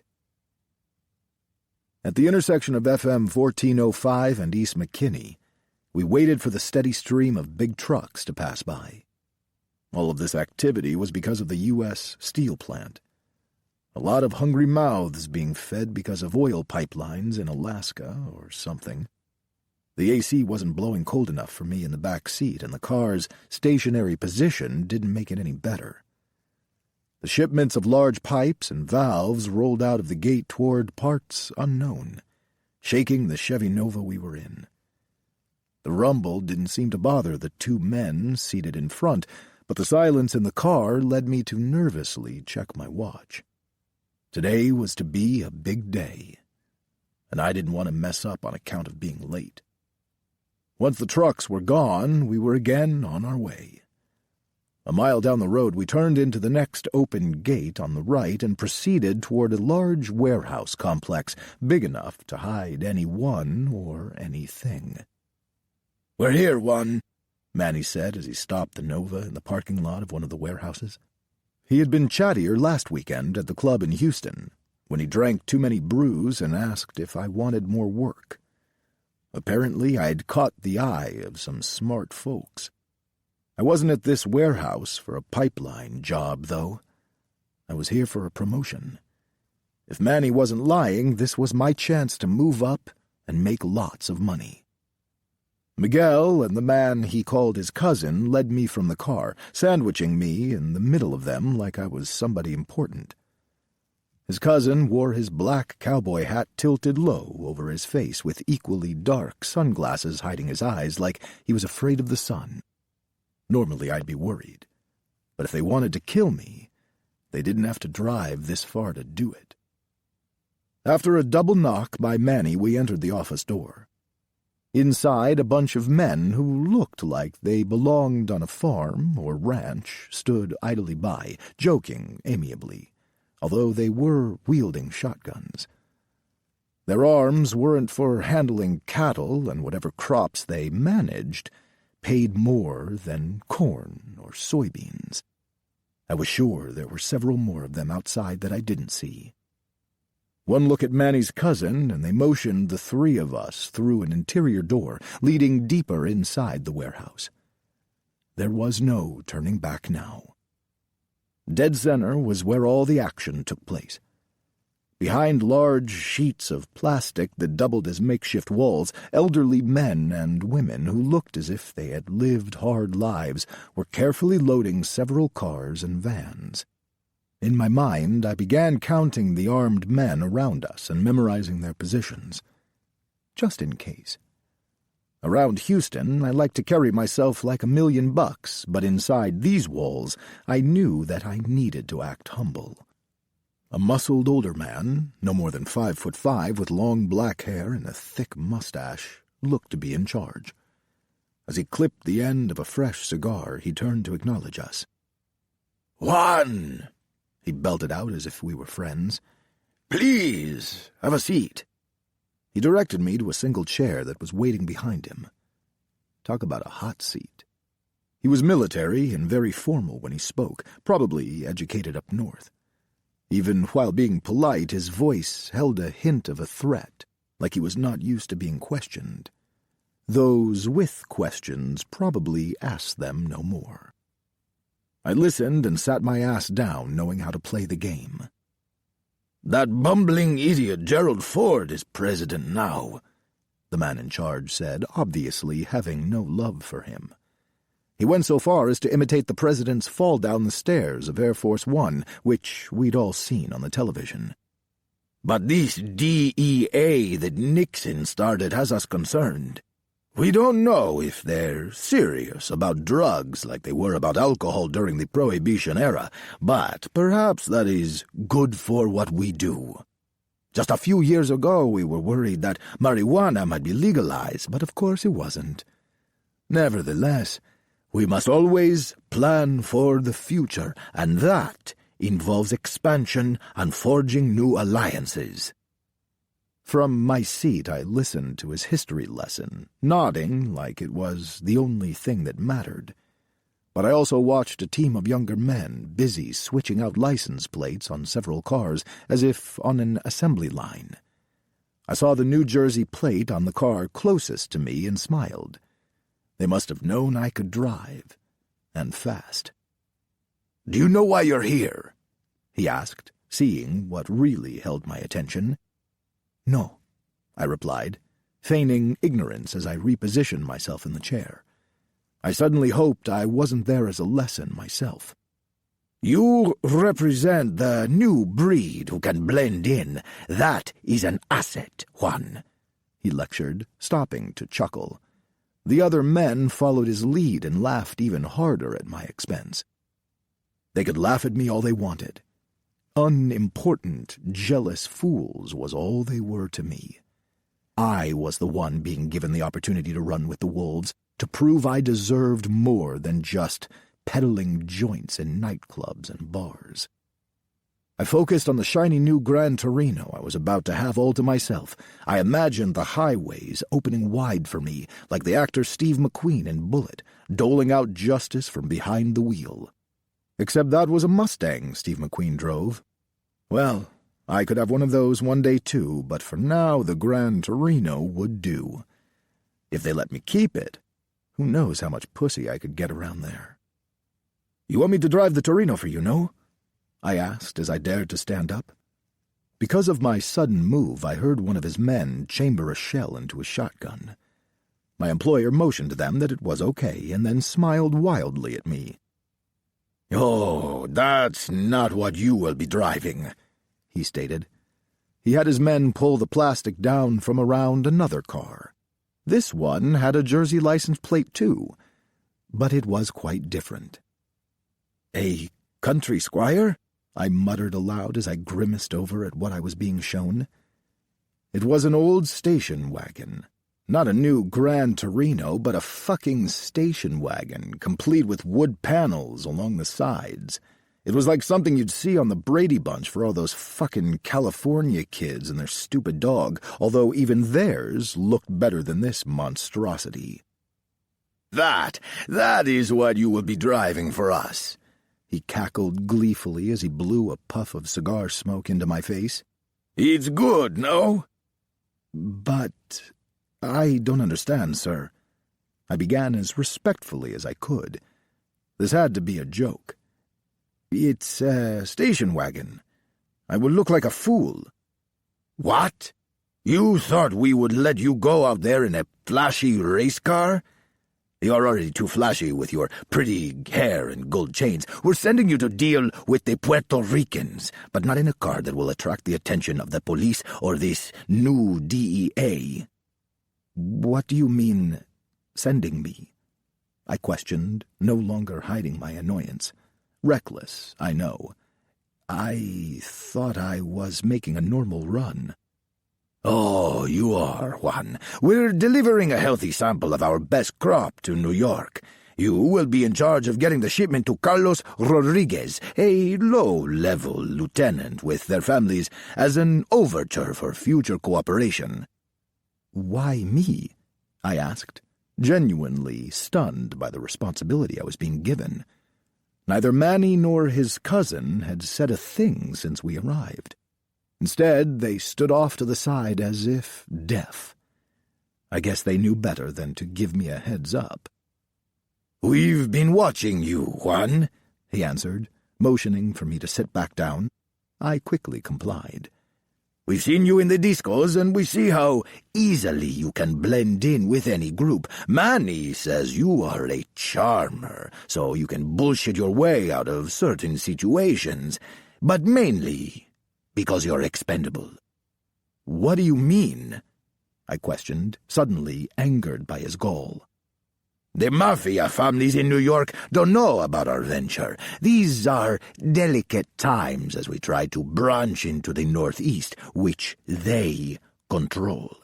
And if the Italians or Asians discover us encroaching on their territory, it will be unfortunate for you. Understand?" "I don't know about this," I mumbled, no longer as confident about my latest job opportunity as I had been when I strutted in here. But could I realistically decline and walk out of the warehouse alive? Maybe I could ditch the shitty station wagon on the edge of town and disappear. As if in response to my thoughts, Manny's stoic cousin approached the man with the cigar and produced photos from his front shirt pocket. For the first time, the cousin grinned at me as he resumed his place next to Manny. They were pictures of a woman and two girls. I recognized them as my mother and two sisters back in Nueva Laredo, as the boss man leaned over, holding them close to my face. It was another fucking test which took all I had not to reveal the anger and fear that gripped me equally. Manny was never my friend, and the man beside him probably wasn't really his cousin. Mother of God. "Your mother and your sisters?" my unnamed employer questioned, already knowing the answer. It was more like a taunt, daring me to deviate from their plans. I was running with the wolves, and they had very sharp teeth indeed. He continued, "You don't return with our money. We will torture them slowly before we kill them," he said as he held the end of the cigar against my mother's face, burning a hole through her photograph. Bile rose into my throat. I wanted to kill him, to rip his eyes from his head. "Maybe even have some fun with your little sisters. They're never too young, Juan. We could even pass them around to work off your debt. Make them wish they were dead. Understand? Yes, I replied in defeat as my shoulders slumped. And from now on your name is Don, not Juan. He handed me a fake driver's license and sent me on my way. Chippy, Chapter 9. How you like that, baby? I cooed into Big Sam's ear. I had him laid out on his stomach with his head buried into a pillow, about as relaxed as a man could get without having his dick sucked or fucked. I was sure we'd get to that later, but for now, I was content to feel his body relax under the newfound skill of my fingers. I've been secretly reading about giving massages in a book I'd borrow from the library. I really loved the way it turned him from an aggressive tiger into a meek kitten. It certainly made up for how he treated me in front of other girls. Sometimes because he didn't want them to think he played favorites. Like it. I love it. Your magic hands just about had me falling asleep. I like the way they're working right now, he told me as I started to slide my hands down his body, closer to his biggest muscle. Girl, I ain't never gonna let you go. Of course I couldn't stop grinning from ear to ear. Sam wasn't in the habit of doling out compliments, like some of these tricks who told a string of lies because they thought that was the way to get a woman wet. He was way too straightforward for that. So when he did give me a compliment, I knew he really meant it. And it made me feel special. Sam knew how to make me feel good, but what he really did was show me how to trust him. Other men got to have my body as long as they met my price, but the rest of me belonged to Sam, and that was just the way I wanted it to be. I rolled Sam onto his back, massaging his dick with both hands until it was standing at attention. I stared at it for a few seconds. Just the sight of its throbbing mushroom head made me moist. It had to be the prettiest, ugly thing I'd ever seen. I climbed on top of Sam, sliding down on his rock-hard member. As I rocked back and forth, I couldn't help thinking that it felt as if we were one. Unfortunately, our special moment was interrupted. I hadn't slid down on his pole 3 times before the door flew open, crashing against the wall. Sam, you motherfucker! What the hell? Sam shouted, damn near throwing me off of him. We both turned to the door, where Big Shirley was standing there looking pissed off. She was holding a beer bottle in one hand and some papers in the other. Shirley, you know goddamn well you're not supposed to come into this room unless you're invited. I'm busy. Shirley just stared at him, her chest heaving up and down. I didn't know what her problem was, but it was evident she'd been crying. You ain't shit, Sam Bradford, you half-white bastard, she fumed, waving that piece of paper around like it meant something. Sam, look out! I screamed, just as the beer bottle came flying across the room. It barely missed my head as it smashed against the wall above Sam. Bitch, have you lost your mind? You better get out of here, you hear me? Sam rose up and stood to his full height, intimidating even naked. But Shirley didn't back down. She just looked for something else to throw.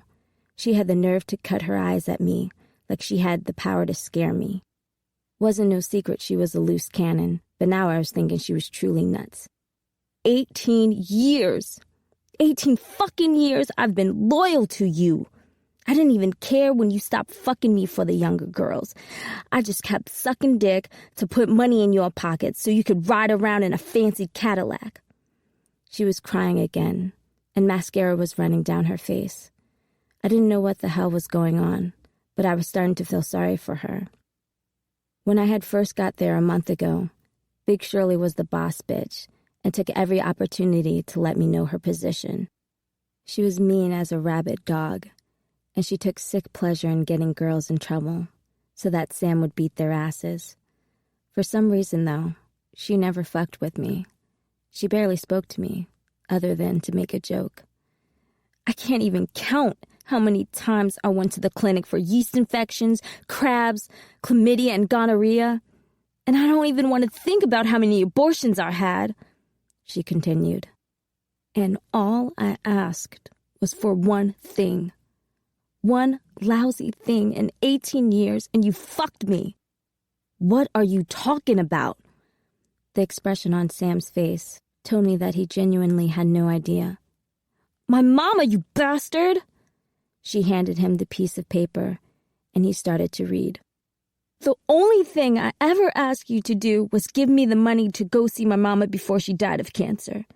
You promised me that, but you never came through. Now she's dead. Do you hear me? She's dead. Sam's face showed real remorse.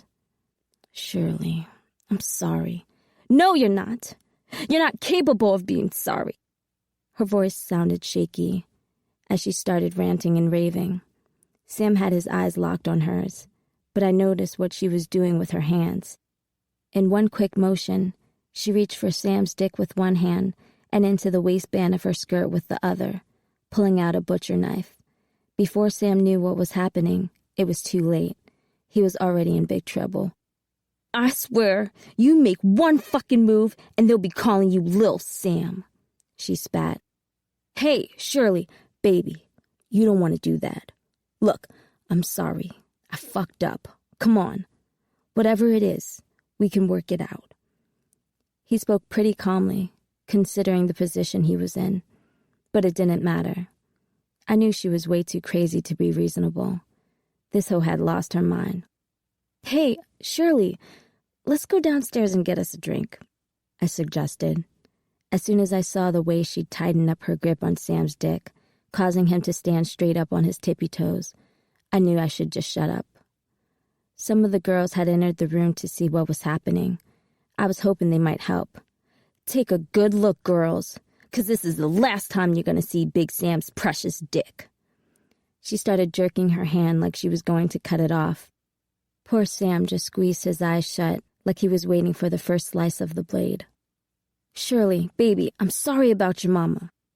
Why don't we ride on up to Macon for the funeral? Just me and you, like old times, he said with his eyes still closed. I ain't going nowhere with you, Sam, she shouted, pressing the blade against the base of his penis. Jesus Christ, will somebody do something? Sam screamed, but none of the girls so much as twitched. I wish one of you bitches would, 'cause I'll cut your asses too, Shirley threatened, turning to them and pointing the knife. I heard just about all I could stand. I grabbed an E&J bottle off the night table and ran at her blindly, smashing it against her head. I was still holding the neck of the bottle as Big Shirley crumbled to the floor, with her face cut up in a bloody mess. You all right, baby? I asked. Sam was holding his Johnson like a long-lost friend and staring down at Shirley. I should kill you, bitch, he shouted, kicking her before turning to the other girls in the room. I should kill all of you bitches. Now get this heifer out of my room. Big Sam kicked her again for good measure. We both watched as she struggled to get up off the floor and hobble out of Sam's room, like the mangy old mutt she was.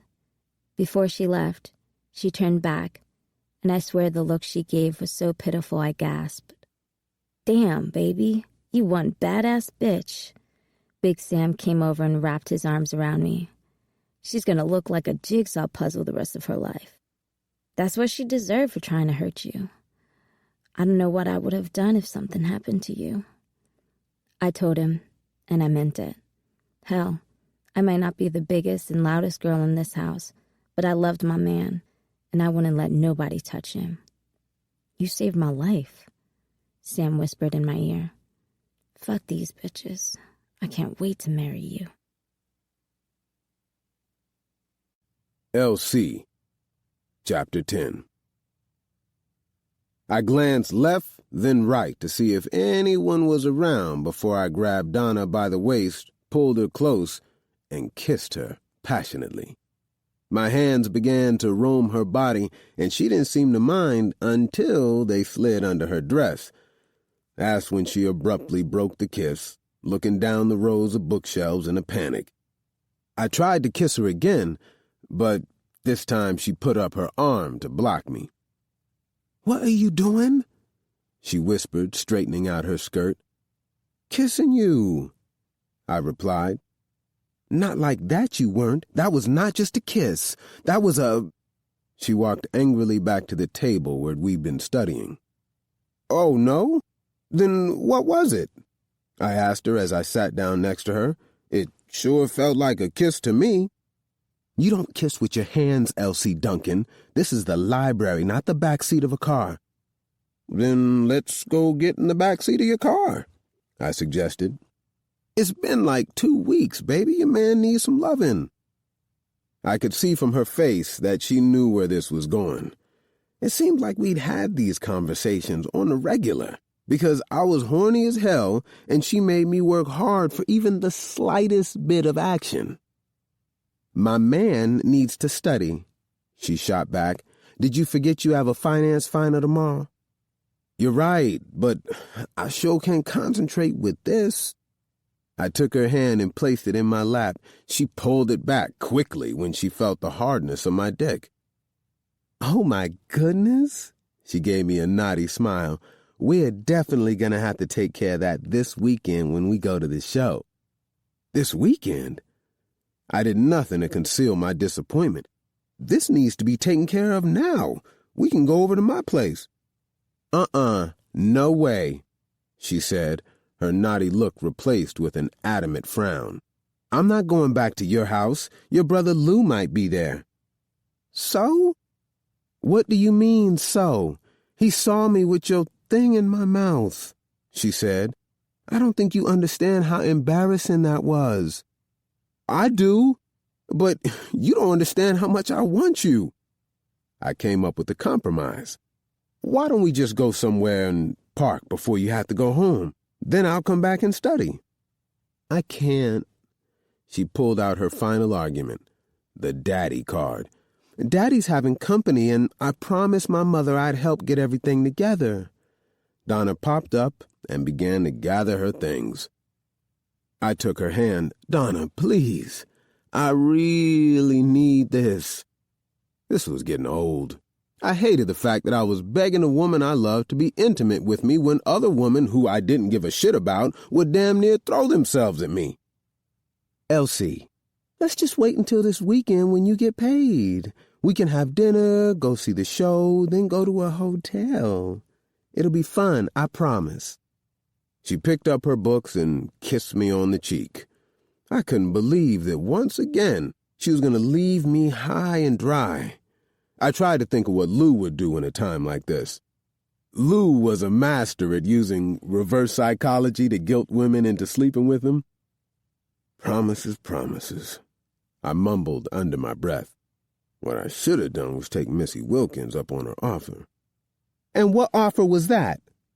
Donna snapped with attitude, placing a hand on her hip. There was no doubt I had her attention. Now all I had to do was execute the plan. "Huh? Oh, nothing," I replied coyly, lowering my head. Donna couldn't stand Missy, and I knew it. She'd caught Missy cheating with her last boyfriend. "L.C. Duncan, if you don't tell me what that slut Missy said, so help me." "She ain't said nothing, Donna. Just forget about it. I'll see you later." I opened my textbook and pretended to read. She grabbed me by the ear and started to squeeze, threatening me with, "If you don't stop lying to me, so help me, I will rip your ear off." All right, I said, pulling her hand off my ear. She was digging her nails in, and that shit was starting to hurt for real. It didn't stop me from telling her another lie, though. Missy said that when I'm finished messing with little girls and ready for a real woman, I should give her a call. "Oh, she did she?" She let go of my ear, staring me like she just caught me in the act. "So, is that what you think? That I'm not a real woman?" "I didn't say that." She cut me off. "You didn't have to, L.C. I know how men think. All y'all want is to get your little dick sucked. But that's not what relationships are all about. Did you at least tell her you were engaged?" I shrugged my shoulders. No? Was I supposed to? Her eyes welled up with tears. What do you think? She stomped off toward the exit. It took me a moment to realize that this whole thing had just blown up in my face. I jumped up and gave chase, damn near running over a woman on my way out the library door. When I saw my brother Lou, I might just punch him in the face. Reverse psychology my ass. By the time I caught up to her, Donna was getting in her car. Donna, wait, please. She stood there, gawking at me as if she wanted to ask something but was afraid of the answer. Finally, she whispered, Did you sleep with her? Did you sleep with Missy? No, I swear. I could see the relief in her eyes as she shot off another question. Did you think about it? Did you think about sleeping with her? The answer was no, but I'd hesitated for a split second longer than I should have, and by then it was too late. Donna had already jumped to her own conclusion. Well, then you need to call her. But Donna, I didn't. She stepped in her car without another word, locking the door as I reached for the handle. I watched her put the car in gear. Donna! Damn it, don't leave! Donna, please! Fuck! She barely looked at me as she sped off, leaving me standing in her dust. I stood there in disbelief for almost 5 minutes, waiting for her to return. She didn't. I walked back in the library and sat down at the table where I'd left my books. I wanted to go home and wallow in self-pity, but despite my girlfriend problems, I still had an exam the next day, and I had to study. I opened my economics book. 10 minutes into my studying, I looked up to see that someone was sitting at the other end of the table. I'd been so lost in the complicated theories on the page that I hadn't noticed her come to the table, but now that I saw her, I had to do a double-take. Chippy? I said tentatively. She had on a headscarf and wasn't wearing quite as much makeup as when we first met, but it was her. Is that you? Oh, so now it's all right for you to notice me in public? I didn't know it was possible to whisper with attitude, but she managed to do it. I chose to ignore her tone and stay friendly. I'd already had one conversation with the female blow up in my face, so I would keep this one peaceful, if I could help it. My apologies, I didn't see you sitting there, I said, hoping my smile would soften her up. I'm not talking about now, I'm talking about 20 minutes ago when you damn near ran me over running after that girl. What'd she do, rob you or something? Oh, that was you. I'm so sorry. I realized how whipped I must have looked running behind Donna's ass like a puppy. I was chasing after my girlfriend. We had a little fight. From the way you chased her down and she sped away, I'd say it was more than a little fight. I didn't think you saw all that. I felt my face burning from embarrassment. This is a small town. You've got to get your entertainment where you can find it. She giggled, and for the first time I saw her as a woman and not as a, So, what are you doing here? I blurted out. I just couldn't keep the surprise out of my voice. My eyes traveled down to the books piled in front of her. Judging from the titles, it looked like she was studying geography. As opposed to what, lying on my back or getting on my knees? I do both, you know. She snapped in a voice loud enough for heads to swivel in our direction. When I glanced back to her, she was giving me a look to let me know that I deserved that. That's not what I meant. Yes, it was. It was all over your face, Chippy replied, looking me up and down like she was finally figuring me out. She moved like she was about to stand up and leave, but I spoke up fast, hoping to stop her. What I meant was, I've never seen you here, and no, you don't seem like the type that spends your free time around a bunch of bookworms like me. However, I'm sorry. Considering I'm a Duncan, I should be the last to judge a book by its cover. Good recovery. She picked up a book from the pile in front of her like she was dismissing me. Instead of leaving her alone, I began to shuffle through her choices. The Treasures of London, Rome on a Budget, Paris is for Lovers, The Architecture of New York City, I said, reading the titles out loud. She was a mystery to me before, but the more I learned about this woman, the less I knew. What? She answered without looking up from the book she was reading. I thought I understood why she was doing that. Her lack of eye contact kept up a wall between us. One of the things I've been good at ever since I was little was reading folks. But this Chippy didn't make that easy. You going someplace? I asked, prying for more information about this mysterious woman. I'm planning on it. When Sam and I get enough money. Did you think I work at Big Sam's because I like it? She finally made eye contact. Paris, London, Rome, New York. Ever since I was a little girl, I dreamed of running away and seeing the world.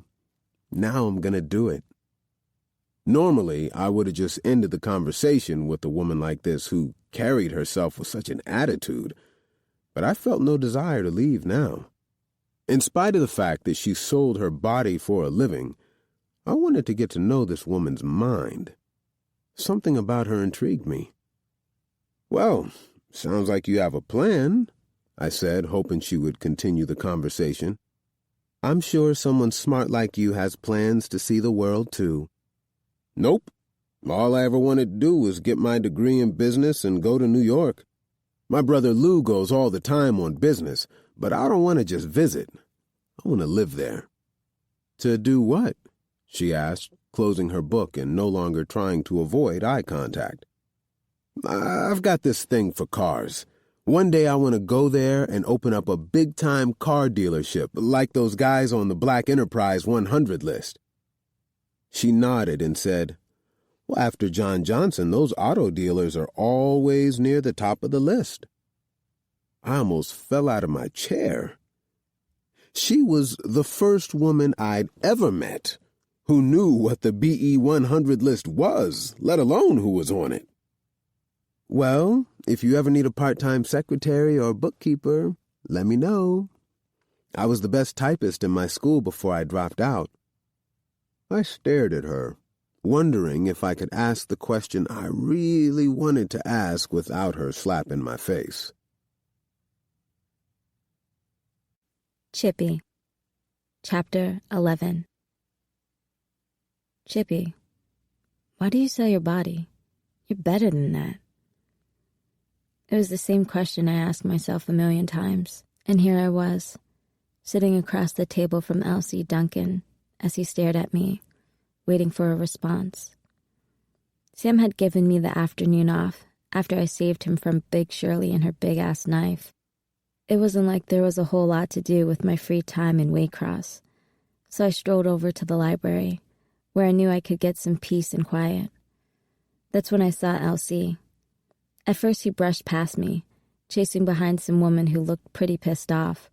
When he came back into the library, the woman was nowhere in sight, and Elsie was so preoccupied that it took him 10 minutes to even notice me. The conversation between us was a little tense at first, but I'll admit that some of that was because of the chip on my shoulder. Most men I met weren't interested in conversing with me, so needless to say, I didn't trust them much. Elsie was persistent, though, and his conversation was so friendly and non-threatening that I found myself loosening up pretty quickly. And then he took it to the one place I didn't want to go. The look on his face was one of confusion, not judgment. As he waited for me to answer his question, I stared back at him, wondering why in the world I would even consider explaining my choices to a man I barely knew. Then I realized why. I could use a friend, and unlike everyone else I'd met in Waycross, Elsie seemed to genuinely give a fuck. I glanced around and realized that the library had started to get crowded. Even if I'd decided to open up to Elsie, I didn't want the whole world knowing my business. You mind if we take a walk? He nodded, and I stood up, leaving my books on the table. Elsie and I walked out of the library and headed down Lee Street, a pretty tree-lined block. "Love," I said with a sigh, when we were about halfway down the block. "Excuse me?" He stopped walking and turned to face me. "You asked me why I'm a whore, and the answer is love. I'm doing it for love." I braced myself for his laughter, but he surprised me when he nodded and said, "I kind of figured that." "You did? First time I saw you was in Sam's office. The way you looked at him made me jealous." I raised an eyebrow. He was confusing me. "Jealous? Why?" "Because the only thing I ever wanted was for my girl Donna to look at me that way." "Oh." It was all I could say, because I didn't have the heart to tell him that based on what I'd seen earlier in the library, I didn't think he was going to get much tenderness from her anytime soon. "So, here's what I don't understand," he said. "How do you love a man who makes you sell your body for him?" I felt my temper rising a little. Who was this guy to question Sam's motives or his love for me? Sure, what we had was a little unconventional, but what did Elle see with his perfect little stuck-up girlfriend know about real life? Some people had to make tough choices for love. "That's all I have to give him," I said defensively. "I'm a whore because that's what I can do to help him for now. But you're worth so much more than that. Doesn't it bother you that he's got all those other girls around?" he asked. I sucked my teeth, trying to conceal the truth, which was that I felt a stab of jealousy every time Sam touched one of the other girls. I told Elsie the same thing I told myself all the time. What I have with Sam is completely different from what they have with him. "Oh, really?" "Yes, really." I felt myself getting fired up. Why was Elsie pushing this issue? "Look, the only reason I'm doing this job is for my man, so that we can make enough money to get the hell out of this place." I guess there was enough attitude in my voice to let Elsie know it was time for him to change the topic. "So, that's why you're reading all those travel books?" "Yeah. Sam and I are going to travel the world together one day. See Bora Bora and the Eiffel Tower. Hell, we might even take ourselves to the Great Wall of China." I laughed at the idea of Sam and me with all those Chinese people. Elsie wasn't laughing with me. He had a serious look on his face, and he stayed quiet for a minute, and as we turned around and started walking back toward the library. Back at our table in the library, we opened our books and started reading again, but the silence between us didn't last too long. He leaned across the table and whispered, "Aren't you worried that he's taking advantage of your love for him?" I shook my head emphatically. Don't many people know Sam the way I do. He's not as tough as he seems. He's had a hard life, and most of the women he's loved, including his own mama, have disappointed him. I'm not going to be one of those. You know how in church they say to give your life over to God? Well, I found something better to give my life to. I committed my life to the Church of Big Sam, and he's the one I plan to worship for the rest of my life. Maybe my devotion sounded extreme, but if Elsie was going to keep questioning my man, I was going to leave no doubt how I felt about Sam. That's deep. So you'd do anything for him? Elsie asked me. Isn't that obvious? I already am. And I don't care what anybody thinks. When you love somebody, you can't sit on the fence deciding you'll do X for them but not Y. You have to be down with them in their corner like every day is a war between the two of you and the rest of the world. I'm either going to give you everything and call that love, or I'll give you nothing, and you can fuck off. I glanced around the room to see if anyone had heard my salty language, but the people around us had their faces buried in books, and they were paying us no mind. I continued whispering fiercely. So yeah, I love Sam, and there is nothing I want to do to support him. Anybody got a problem with that can kiss my black ass. Elsie put his hands together and briefly applauded after my little speech. At first I thought he was mocking me, but he actually had a smile on his face. If I had a woman like you, I'd probably run the world. Probably, I said with a laugh, enjoying the attention in his compliment. Big Sam is a lucky man. I hope he knows it. I could hear a touch of skepticism, but I ignored it. Other than Sam, Elsie was the nicest man I'd met since I left home. He was definitely the first one who wasn't trying to get into my panties. Well, that Donna isn't doing too bad for herself neither, I told him. He scrunched up his face. Why can't she see that? He asked. She just isn't in my corner like you are with Sam, and I'm ready to marry that woman. His statement made me think of all those snooty girls back home, with their legs zipped shut until their wedding day, then doling out sex to their husbands like it was a reward. I hated the games women played, especially when they were lucky enough to land a good man. That's why their men ended up in places like Big Sam's every chance they got. Maybe someday I'd have a chance to talk to Donna, to make her understand how to keep the good man she had. "Want to go get some food?" I asked. "I'm hungry." He hesitated for a quick second, and I realized that it was stupid for me to even have asked. Elsie was friendly and all, but he was a college boy, and I was sure he didn't really want to be seen in public with me. What if someone spotted us and told his girlfriend? I was about to rescind my stupid offer when he surprised me by saying, "Sure, why not? It's not like I can concentrate on this test anyway. I know a great spot for some fried chicken and biscuits." "Sounds good to me." I started to gather my books to return them to the librarian. "What sounds good?" We both looked toward the harsh voice that belonged to his fiancée. The sister was standing there, arms folded across her chest, looking completely bent out of shape. Elsie looked like he was about to pass out, although I doubt she noticed, because she was so busy boring holes into me with her harsh stare, whereas before I was thinking about giving her some friendly advice about keeping her man. Now I had nothing but contempt for this snooty heifer. "Donna, you came back," Elsie said weakly. She turned her attention to him, and the scowl fell off her face. I thought about it, and my mother's dinner party can wait. She cooed in this overly dramatic voice she must have picked up from one of those corny-ass white movie stars. If she had to use that shit in real life, at a place like Big Sam's, she'd probably starve to death. It's time I reminded you why I'm the only real woman in your life. She shot a glance in my direction. The smile on his face lit that brother up like a Christmas tree. I'm sorry, but I had to laugh. "Yeah," I interrupted.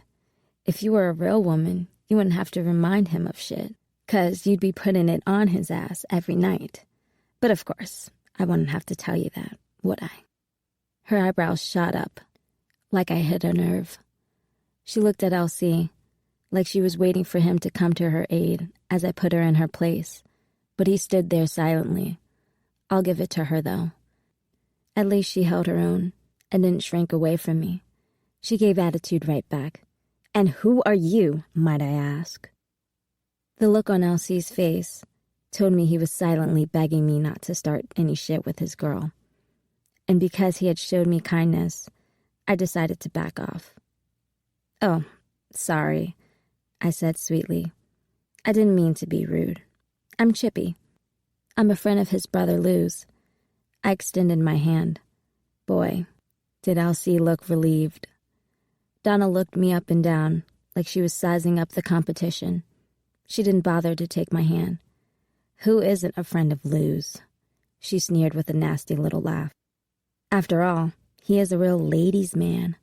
He probably doesn't remember anybody's name after he, shall we say, meets them."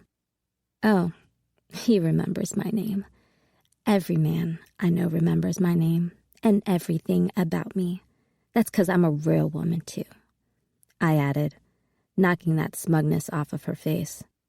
"Well, it was nice seeing you again, Chippy. I'll bring those books by sometime next week. Elsie shot me a look of gratitude as he took Donna's hand. Thanks, Elsie.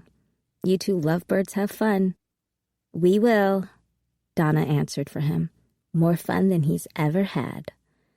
As I watched them walk away, I thought, boy, he could do so much better. L.C. Chapter 12. So, L.C., how are your studies coming? Donna's father drilled me as his wife smiled politely across the dinner table.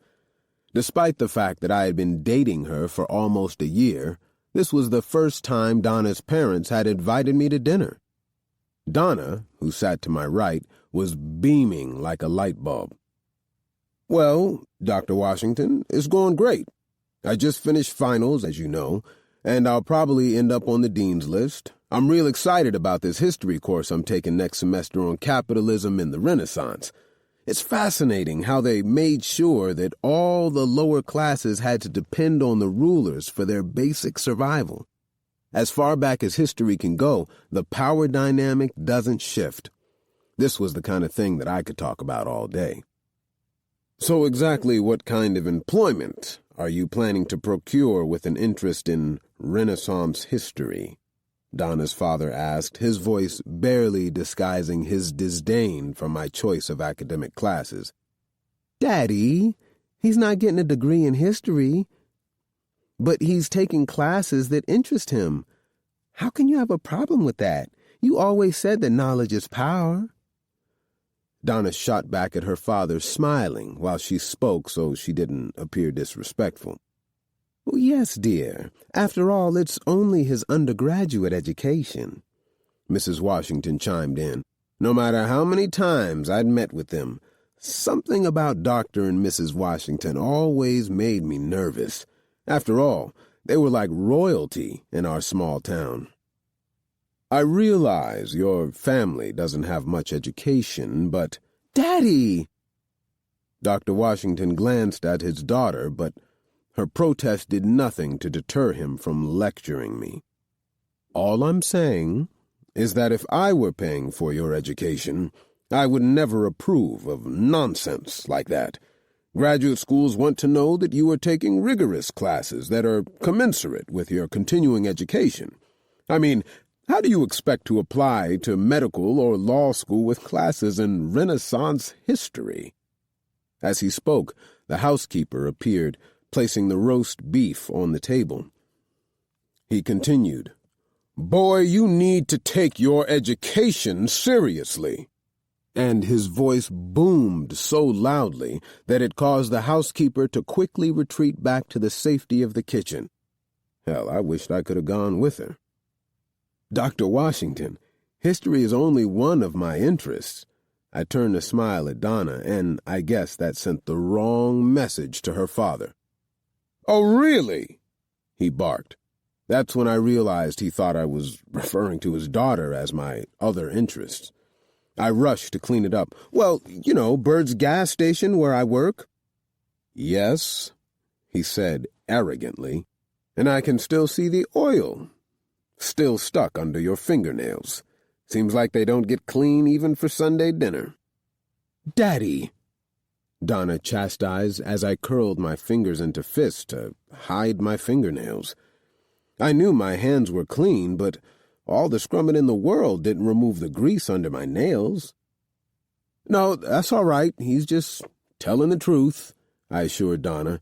She reached out to stroke the side of my face, and her father cleared his throat loudly to register his disapproval.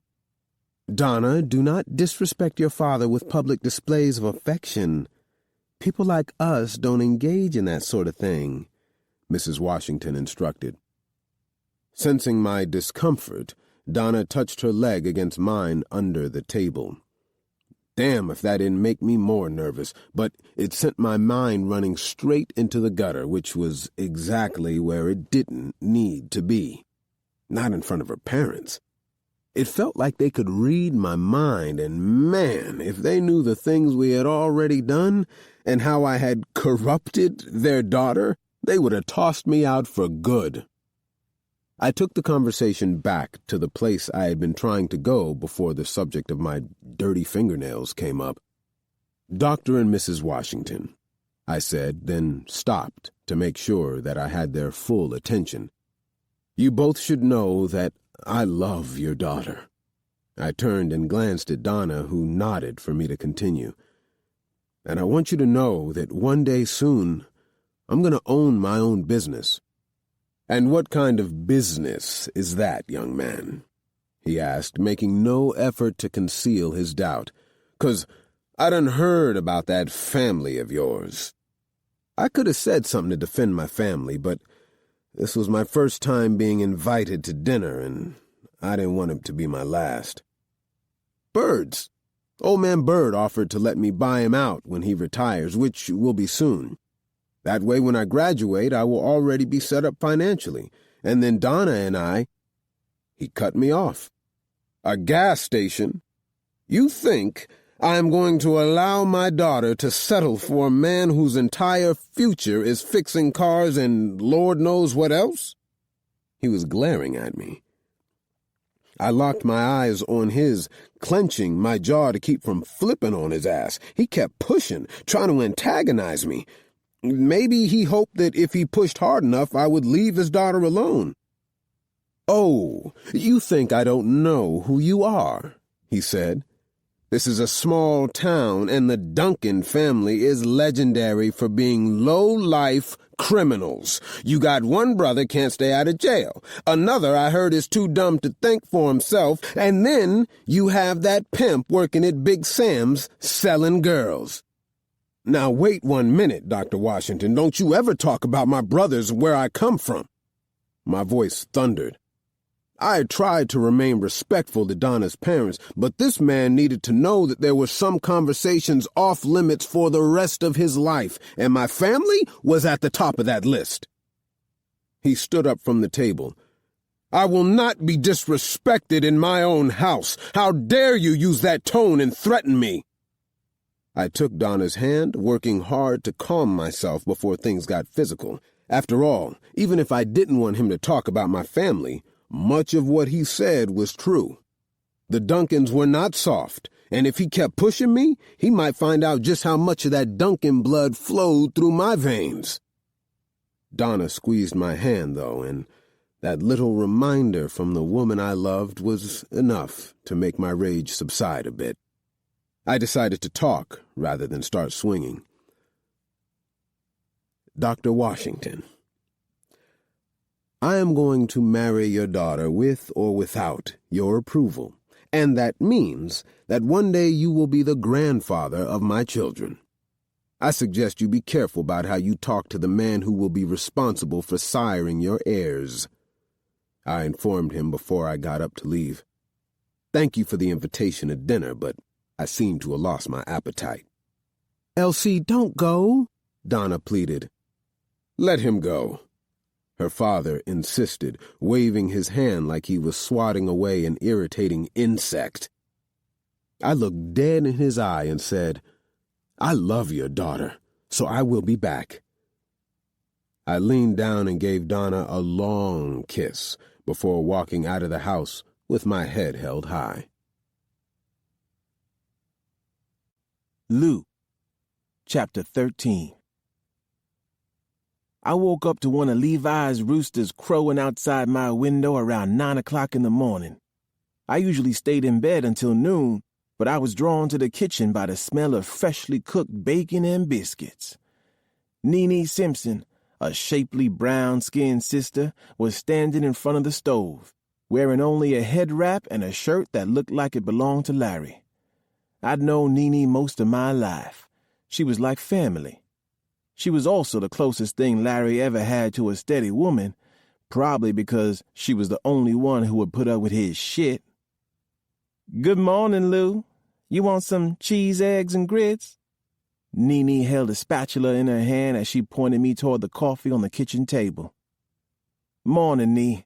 Yeah, eggs and grits would be nice, thanks. One thing I never did was refuse Nene's cooking, because the girl had a gift.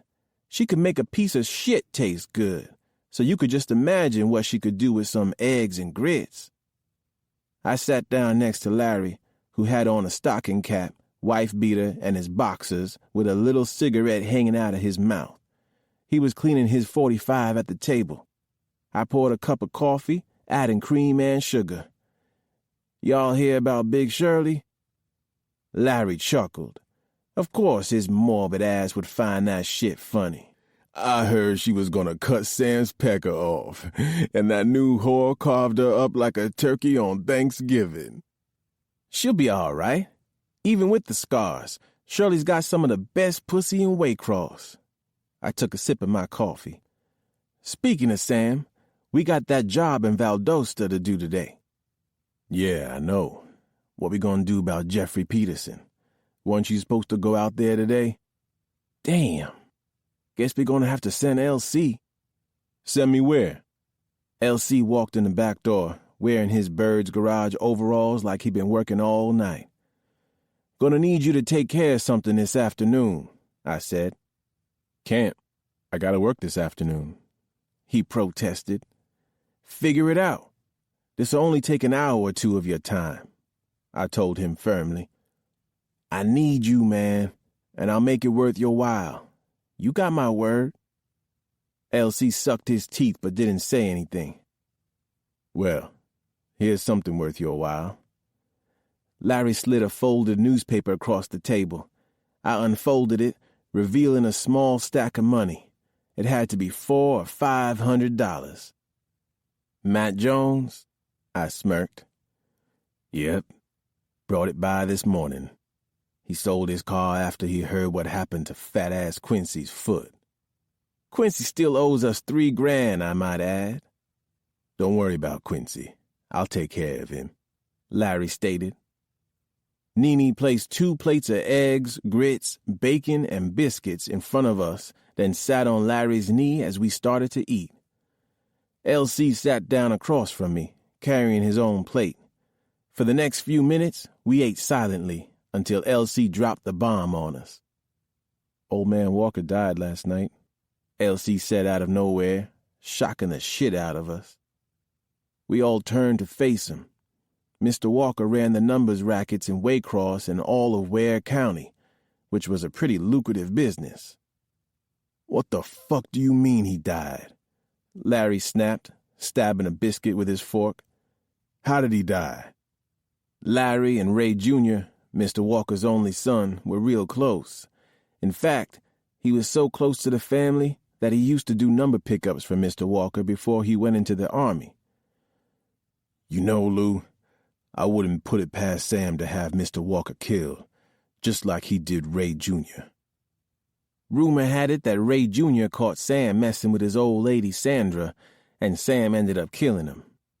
They never found Ray's body, but Sandra ended up working at Sam's a few weeks later, so you could just imagine what the rest of Waycross was thinking.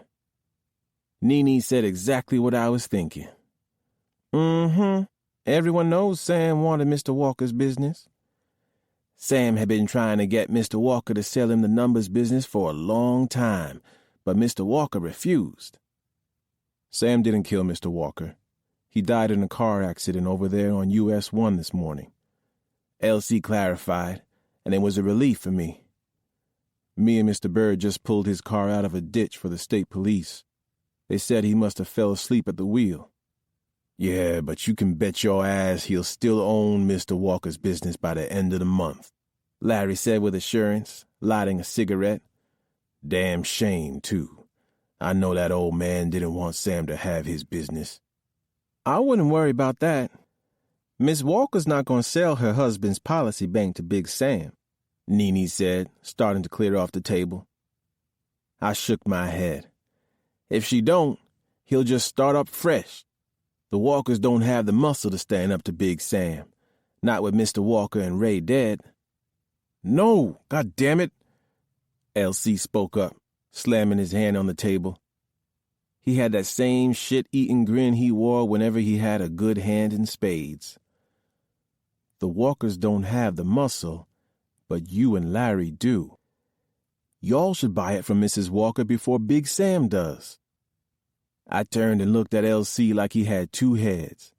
Although the idea was sweet, the boy had no idea what he was suggesting. What are you trying to do, get us killed? Sam wants that business, LC. You don't go up against a nigga like Big Sam Bradford on something like this. Why not? Because things don't work that way. I turned to Larry, who was sucking on what was left of his cigarette, listening intently. Will you talk some sense into this boy? I don't know, Luke. The kid's got a point. We've got the money, and I do know the business. I'm sure Mrs. Walker would sell us the customer list and give us a blessing. I shook my head furiously. Oh my God! Do you two hear yourselves?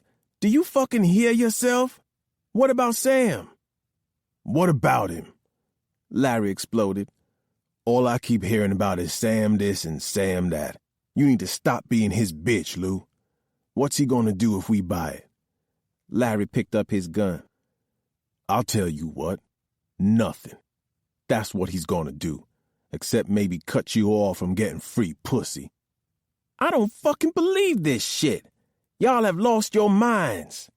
I turned to LC and pointed. You're gonna get us killed with all your big dreams of grandeur, college boy. You don't understand how shit works.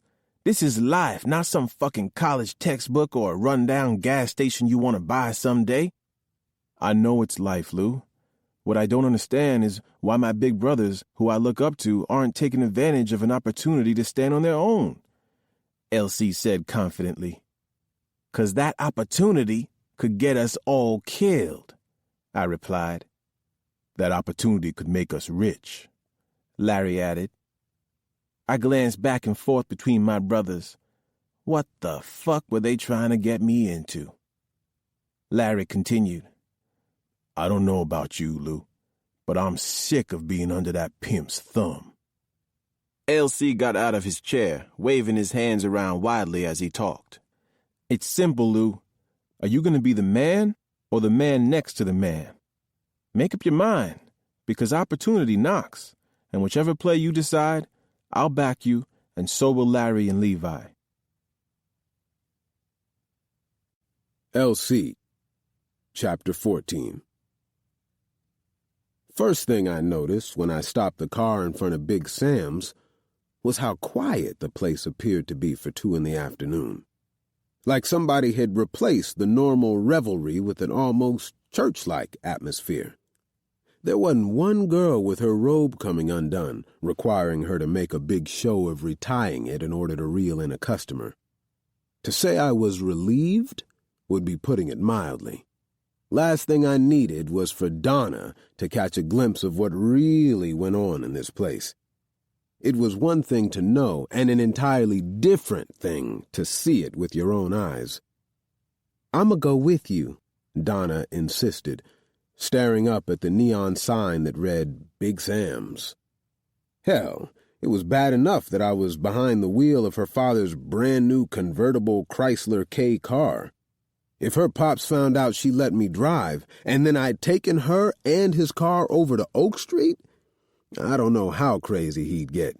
It would be all the excuse he needed to get me away from his daughter for good, and I wasn't about to let that happen.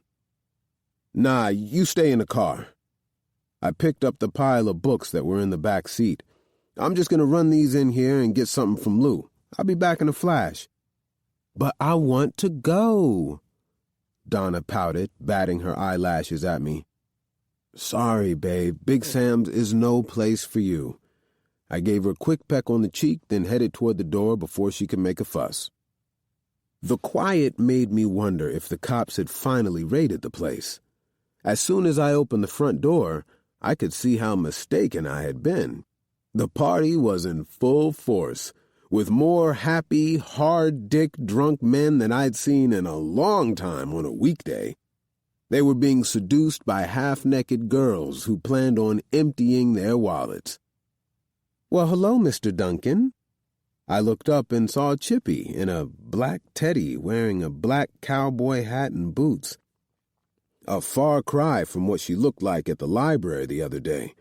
She took the phrase "ride 'em cowgirl" to a whole new level. She smiled at me. But unlike the other half-naked women in the joint, her smile was genuine and not laced with any bullshit ulterior motives. "Hey, just the woman I was looking for. How's it going?" "Better now that I finished reading that book you suggested. The library had 2 copies. It must be really popular." "Yeah, it was required reading for this psychology class I was taking. After reading what Viktor Frankl went through, it's been making me look at things a lot differently. We all go through stuff, but ultimately, it's to get to the same place. Before I read Man's Search for Meaning, I kept trying to make sense of things that didn't make sense, and then it just made everything clear. Despite the teddy, it was so hard to see her as one of Big Sam's girls as I stood there discussing literature with her. Exactly. When he says that suffering is She let out a frustrated sigh. "Inevitable?" I said, helping her. I liked how excited she was getting about that book. Most people read it because they had to. "Yeah, inevitable. It just made sense, you know? We're not alone, and if he can live through a concentration camp and still remain positive, then we should be able to get through whatever challenges we have too, without becoming bitter. Right?" She looked up at me, her face bright with hope. "Yeah, you got it." "So, what else you got for me? You said you were going to suggest some books by Black authors." I handed her the books I was holding, and she looked like she was going to cry. "Are these for me?" "Yeah, I brought you Man-Child in the Promised Land, the autobiography of Malcolm X, and my personal favorite, J.A. Rogers' Superman to Man. These are books every black person should read. I was going to bring you The Spook Who Sat by the Door by Sam Greenlee, but I think my brother Larry stole it." She was grinning from ear to ear until a toothless old man grabbed her around the waist and yelled, "Hey, cowgirl, I want to go for a ride." If you ask me, the man was just straight up disgusting, and Chippy obviously thought so too. She wrenched herself away from him, but he wasn't taking no for an answer. "Girl, I just got my SSI check and I got money to burn." "Maybe later, Richie," she said. "I'm talking to someone." She turned back to me, but dude kept going. "I want to fuck you from the back while you wear that hat." He was starting to get belligerent. My first instinct was to step in and give him the ass-whooping he deserved, but then I remembered that despite the friendship Chippy and I were developing, this wasn't my world and she wasn't my woman. "What, you not working?" the old man shouted. His breath was so bad I could smell it from where I was standing, so I was sure it was killing Chippy, as close as he was to her. That was the final straw for me. I was about to make him back up off Chippy when her boss came over, reminding us all of where we were and what Chippy's purpose was in that place. "Damn right she working. Chippy, get your ass upstairs. This man's a paying customer." Big Sam's voice boomed. He grabbed her by the arm and shoved her and the snaggletooth man toward the stairs. She still had the books in her hand as she followed the smelly guy up the stairs, looking totally turned off. "Hey, young buck," Big Sam said. "Sorry I had to interrupt your little conversation, but I already know you ain't paying for a taste." "No, not me. I'm looking for Lou." Big Sam bared his teeth. He was trying to show me a friendly smile, but he always managed to look slightly menacing. "Well, ask one of the girls. I'm sure he's in here someplace," Sam said. "Him and Larry got a job to do for me today." With that, he hustled off to God knows where. I didn't know what it was, but I genuinely disliked that man. "You looking for Lou? He just went upstairs with Ebony." One of Sam's girls pointed me to the back staircase. "It's easier to go that way. It's the first door on your right." I glanced over to where Chippy and the man had headed, but they were gone. Too much time had passed since I entered, which meant Donna would be getting annoyed at being kept waiting. I raced up the back staircase and knocked on the door. A minute later, a pretty, dark chocolate girl wrapped in a towel, her breast spilling out of it, opened the door. "Hey, sorry to interrupt. I'm looking for my brother Lou." She nodded and closed the door. A few seconds later, Lou came out, buck naked and grinning. "LC, you have got to have the world's worst timing. What is it?" I glanced past the woman staring at us from behind Lou. "You still want me to do that? Errand for you?" It took Lou a second. Then his eyes opened wide. "Oh, fuck, yeah! Damn, I almost forgot that shit. Baby, hand me my pants." He motioned to the ebony sister who had let the towel fall all the way off. Damn, did she have a hell of a body. But it still didn't compare to the image Chippy had installed in my brain with that hat and boots. The woman handed over the pants, and Lou pulled out his billfold, handing me some money and then a small .22 caliber handgun. "You know what to do, right?" I tucked the gun in one pocket and the money in the other. "Yeah, Lou, I know what to do. I just hope this don't take too long. I can't be late for work again." "You ain't gonna be late, and if you are, I'll talk to old man Bird myself." "I'ma hold you to that." "I don't know why you care so much about that 2-bit gas station job. Me and Larry will pay you 10 times what you make there, and after a while, we'll make you our partner like Daddy wanted."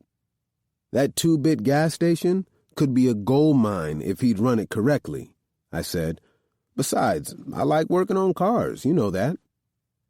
He patted me on the back. "Yeah, I know that. Now get out of here, kid. I got something waiting on me in there, and you not gonna use me as an excuse for being late." I hurried back down the stairs and out the door. My stomach turned into knots, and I felt like I was gonna pass out when I opened the door and saw Big Sam leaning against the car, whispering in Donna's ear. She had her head thrown back in laughter like whatever he was saying was the funniest shit she'd ever heard. "Yo, what the fuck are you doing? Stay the fuck away from my girl." Big Sam stepped away from the car with his hands in the air and an expression on his face that said he was trying to look innocent. "What's the problem, young buck? I was just talking to the young lady is all. Keeping her company while you left her waiting out here alone in the hot sun. With all those girls in there looking to give pleasure, who knew how long it would be before you even remembered this beautiful young thing? I was only doing my gentlemanly duty." We both knew he was full of shit. The only one who didn't know was Donna's grinning ass. Just seeing them together had me so hot I almost pulled out the .22 and blew his ass away. "Everything all right, boss?" one of Sam's goons asked from the porch behind me. I was sure he would have shot me in the back if I tried anything, so I walked around to the driver's side. "Everything's fine. Isn't that right, young buck?" Sam lowered his hands. "You just stay the fuck away from my girl." I hopped into the driver's seat and sped away. "What the fuck were you talking to him about?" I snapped at Donna, who didn't look the least bit concerned about how I felt. In fact, she snapped back. "Don't talk to me like that, LC. I am not a child." "Do you know who that man was?" I asked. "No, but whoever he was, there was no reason for you to embarrass me like that. He was just telling me a joke." Donna shook her head, giving me a disapproving look. "Well, then the joke's on you, because I was Big Sam Bradford, the pimp." "That's Big Sam? Well, I guess the rumors are true. He's not bad on the eyes at all." "What?" I swiveled my neck around to glare at her. She tried to clean it up, but the damage had already been done. "That is, if you like handsome, light-skinned, green-eyed men, but I'm a chocolate-loving girl all the way." She leaned her head over on my shoulder, reaching for my crotch. Chippy. Chapter 15. I sat at the bar, smoking a cigarette, while reading the autobiography of Malcolm X that Elsie had given me. I'd never been big on nonfiction, but this book had me hooked from the very first page. I was trying to get as far into it as I could, because in about 20 minutes, the after-work crowd would start to come in. Since the incident with Big Shirley, Sam had been sweet as pie, showering me with gifts and stopping by my room every night for some lovin'. I liked the way things were, and I did not want to miss any chance to make money, which would piss him off. "Heads up," Lil' Mama whispered, walking past me, then sitting 2 seats down at the bar. "You got trouble coming down the stairs." I glanced in the direction of the stairs, where Big Shirley was making her way to the main floor. She had about 60 stitches put in on the right side of her face, but she was on her back 3 days later, doing tricks for half the price of the rest of us to make sure she made her quota, despite everything that had happened last week. She and Sam were back on speaking terms, although the fat bitch still seemed to have a problem with me. I was sure Sam didn't care as long as she made her quota. Plus, I think he felt sorry for her in some way I'd never understand. Shirley eyed me maliciously the whole way down the stairs, only taking her eyes off me to speak to one of Sam's thugs. I slipped my hand nonchalantly under my book, opening my straight razor just in case she had a relapse in judgment and tried to get some type of revenge. Thankfully, when she finished her conversation, she headed toward the door. The second Shirley hit the door, Little Mama slid into the seat next to me, picking up my cigarette and taking a long, slow drag. "Girl, did you see the way she was looking at you? Sooner or later, she's coming for your ass. I hope you ready." I lifted my book so she could see the weapon. "Let her come. I'll make the left side of her face match the right." "Bitch, you just as crazy as her." Lil' Mama laughed until the front door reopened. Instead of turning around, we both looked in the bar mirror, expecting to see Shirley coming through the door. Instead, I was surprised to see LC. He'd been by a few hours earlier to see Lou and bring me a couple books. He stopped by the door to talk to one of the girls.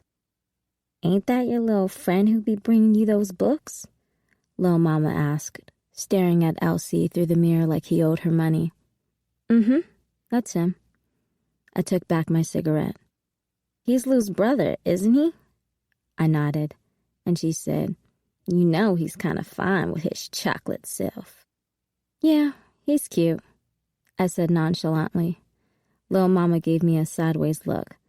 "Girl, puppies and kittens are cute. That nigga is fine. What I want to know is what kind of equipment he's working with. Is he as big as his brother?" If there ever was a woman who was born for this business, it was Lil' Mama. I don't think I've ever met a woman who loved to fuck as much as she did. I shrugged. "I want to know.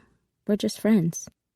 "Oh, please, friends my ass." She almost sounded jealous. "Hoes don't have friends, Chippy. Hoes have tricks and hoes have pimps, but never friends." I smiled. "Well, I do. At least I wanted to think I did." "What does Big Sam think about this friend?" Truth was, I didn't know what Sam would say. I really hadn't given it any thought. What Big Sam doesn't know won't hurt him, as long as his money's right. He knows I love him. "I heard that. You mind if I bed your friend to beef up my quota?" She knew damn well she was going to do it with or without my blessing, so I didn't even know why she opened up her mouth. I didn't know how I felt about that, but I damn sure couldn't say no. "Go right ahead. But he's got a girlfriend, and he's loyal. He's not like most of these guys." "I guess you didn't know I'm a boyfriend's best kept secret," she said with a smirk, "'cause I'll do what his girlfriend won't do." Elsie walked up on us, but if he'd heard what Little Mama said, he must not have known it was about him, because he didn't react at all. In fact, he didn't look like his normal self. He looked stressed. Probably had another fight with that uppity girlfriend of his. "Hey, Chippy, you seen Lou?" He didn't sound like himself either. "Nah, not since earlier. He left with Larry about 15 minutes after you." "It fucking figures. He slapped his hand on the bar and slumped down onto a stool. I feel like my life is falling apart. What's wrong? Lou needed me to do something, so I was late for work. He took a deep breath, and I could feel his sorrow. And Mr. Bird fired me. Damn, that's fucked up, I said. Larry. Chapter 16. It was a little after midnight when Lou and I returned from Valdosta, walked into Big Sam's, and headed straight toward the bar. We hadn't made it halfway there when that whore Chippy approached us, rolling her eyes and giving a shit about LC getting fired from that gas station. I didn't really give a damn what the whore had to say, because it was none of her fucking business, but I did feel bad for LC considering he really liked working at that dump. Thankfully, we didn't have to listen to her very long, because our conversation was interrupted by the twins, who explained that Sam wanted to speak to us in his office. Neither of us hesitated to get up and go. The good thing about going to Sam's office was that it usually meant we were going to make some money. Lou knocked on the door, then opened it. Sam was standing in front of his desk, all smiles, holding a bottle of champagne and some glasses. Off to the left was an older woman, probably 45 or 50. She was dressed up like a whore, although I couldn't imagine anyone paying for her old ass. Next to her were two whores I'd never seen before. All of them were holding glasses. Sam handed us each a glass and started pouring. "What's going on, Sam? Looks like you having a little party back here." Lou grinned, eyeing the two new whores like a dog drooling over a steak as we took our seats. Shit, he might as well have just grabbed them by the hand and took them upstairs because he obviously wasn't going to be able to concentrate on business until he did. "The party's for you and your beautifully sadistic brother." Sam laughed, placing his hand on my shoulder and squeezing it. "And because of the two of you, Big Sam is about to take things to the next level." Lou and I glanced at each other, communicating that neither of us was really sure what the hell he was talking about. "Fellas, let me introduce you to my new business partner, Miss Wilma Stewart." Sam gestured to the old woman. "Wilma and her girls work out of a house in Valdosta, and she was about to close down until I sent you boys to handle that little redneck problem she was having."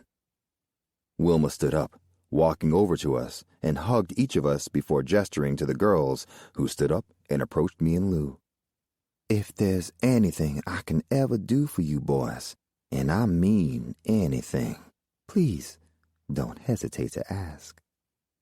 Lou wrapped his arms around the pretty Puerto Rican girl, pulling her down on his knee, while the blonde-haired white girl stood in front of me. She posed a few times, trying to look enticing, and I rolled my eyes. "Don't worry about him, baby girl. Sweet Lou's got enough to handle you both." Lou pulled her down on his other knee. "Yeah, Larry's not too much for pussy, but he loves his scotch."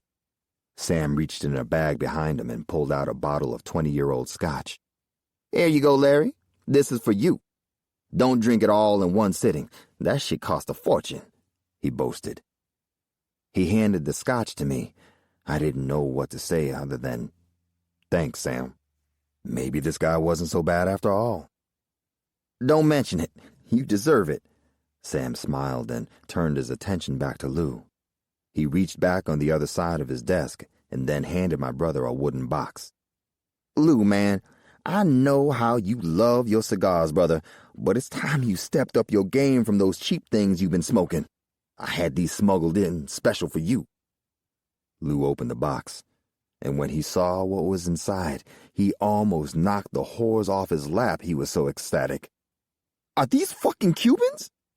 He pulled a big-ass cigar out of the box, sliding it under his nose to take in the aroma. "You bet your ass they are. Straight from Havana," Sam said, handing him a cigar cutter. Lou cut the tip, then shoved it in his mouth. Sam leaned over and lit it for him. Lou had this blissful look on his face that even those whores on his lap couldn't have given him. Sam walked around to his chair and took a seat. "I just want you cats to understand how important you are to me and what I do." "We appreciate that, Sam," Lou replied sincerely. "Good, because there's another piece of business I'd like to discuss with you, too." Lou puffed his cigar. "Well, you know we're always open to talk business, Sam." "Good, because we've been doing business for a long time. You two servicing one part of the community and little old me servicing another. I think it's time we come together, like me and Wilma. Together we can take over all of South Georgia, possibly even the whole damn state. Big Sam and the Duncan brothers. What do you think? We can do it just like those Italian cats do. I'll be the godfather. Lou, you'll be the underboss, and Larry, you'll be the consigliere. We'd scare the shit out of a whole lot of people and get rich doing it." Lou puffed on his cigar a few more times as he thought about it. After a minute, he said, "Sam, Larry and I have a lot of respect for you, so I'm going to give it to you straight." I knew Lou was about to go into one of his speeches, so I settled back in my chair.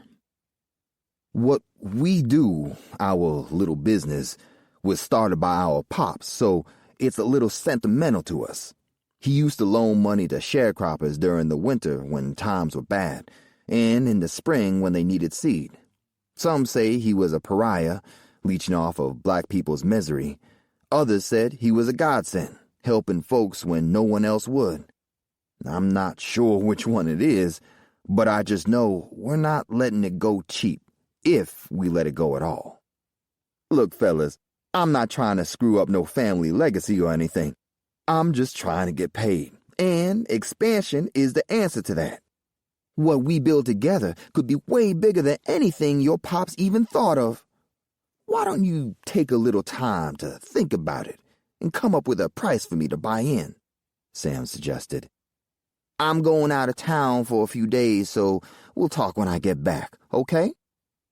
Lou and I looked at each other, and seeing no concern in my expression, he nodded to Sam.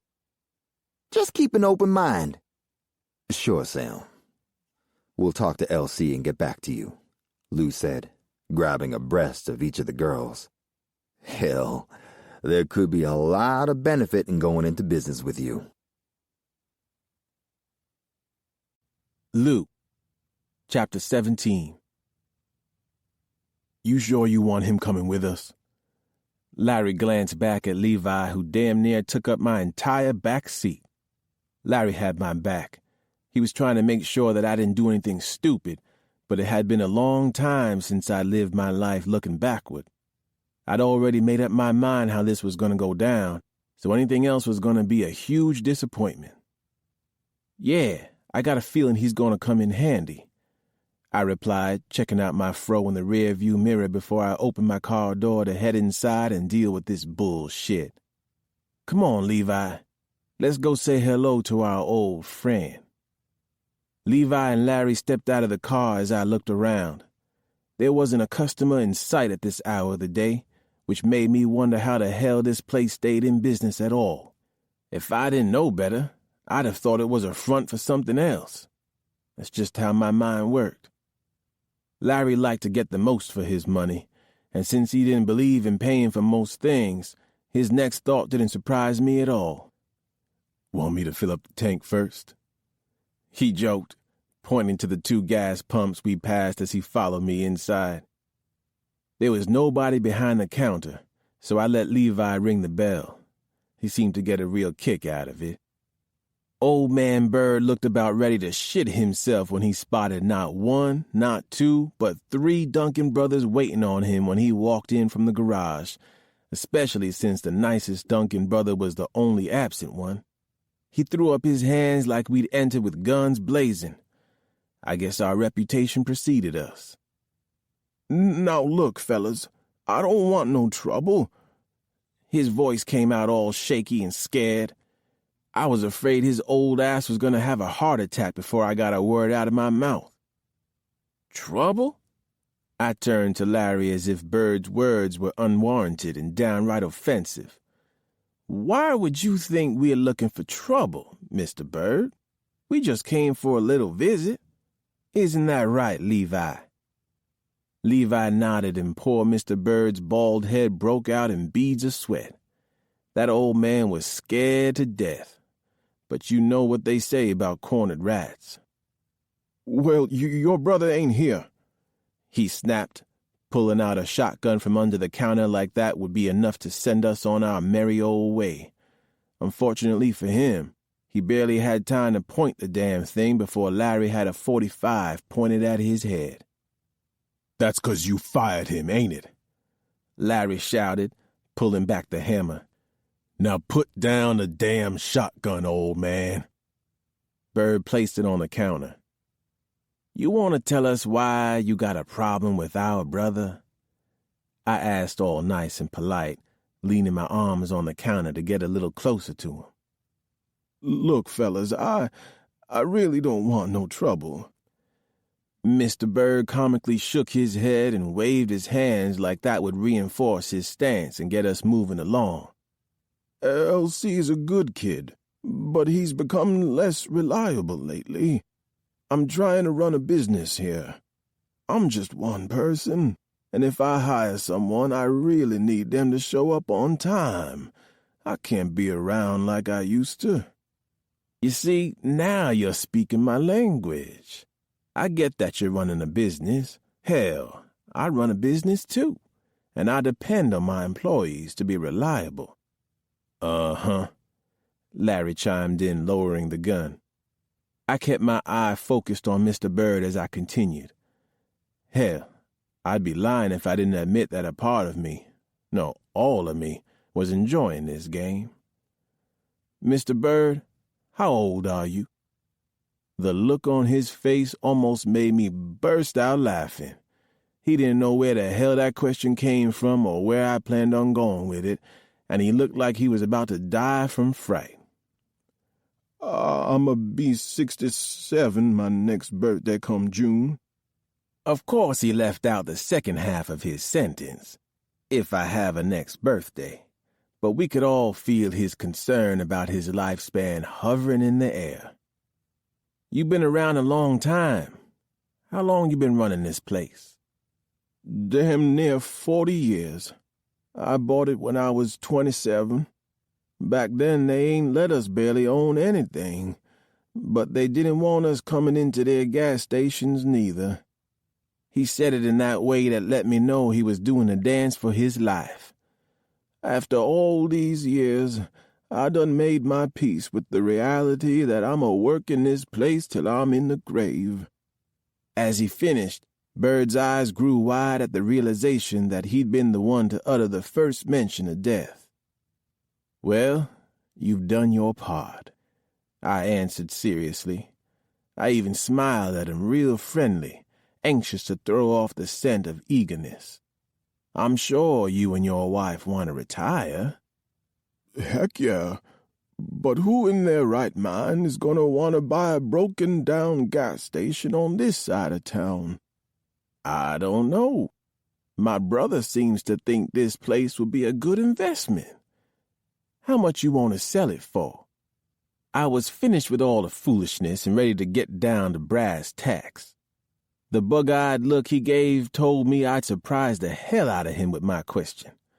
He had seemed a whole lot more comfortable with the idea of me coming to kill him, but then he took a few steps closer. "You serious?" The old man raised an eyebrow. "As a heart attack," I responded, knowing good and well that I had damn near given him one. $10,000, he said weakly. 10,000? I repeated. Larry and I turned to each other, but neither of us said a word. Instead, I tossed him the keys to my car. Larry went out the door, while I did a little show of checking out the place, looking under the hood, so to speak.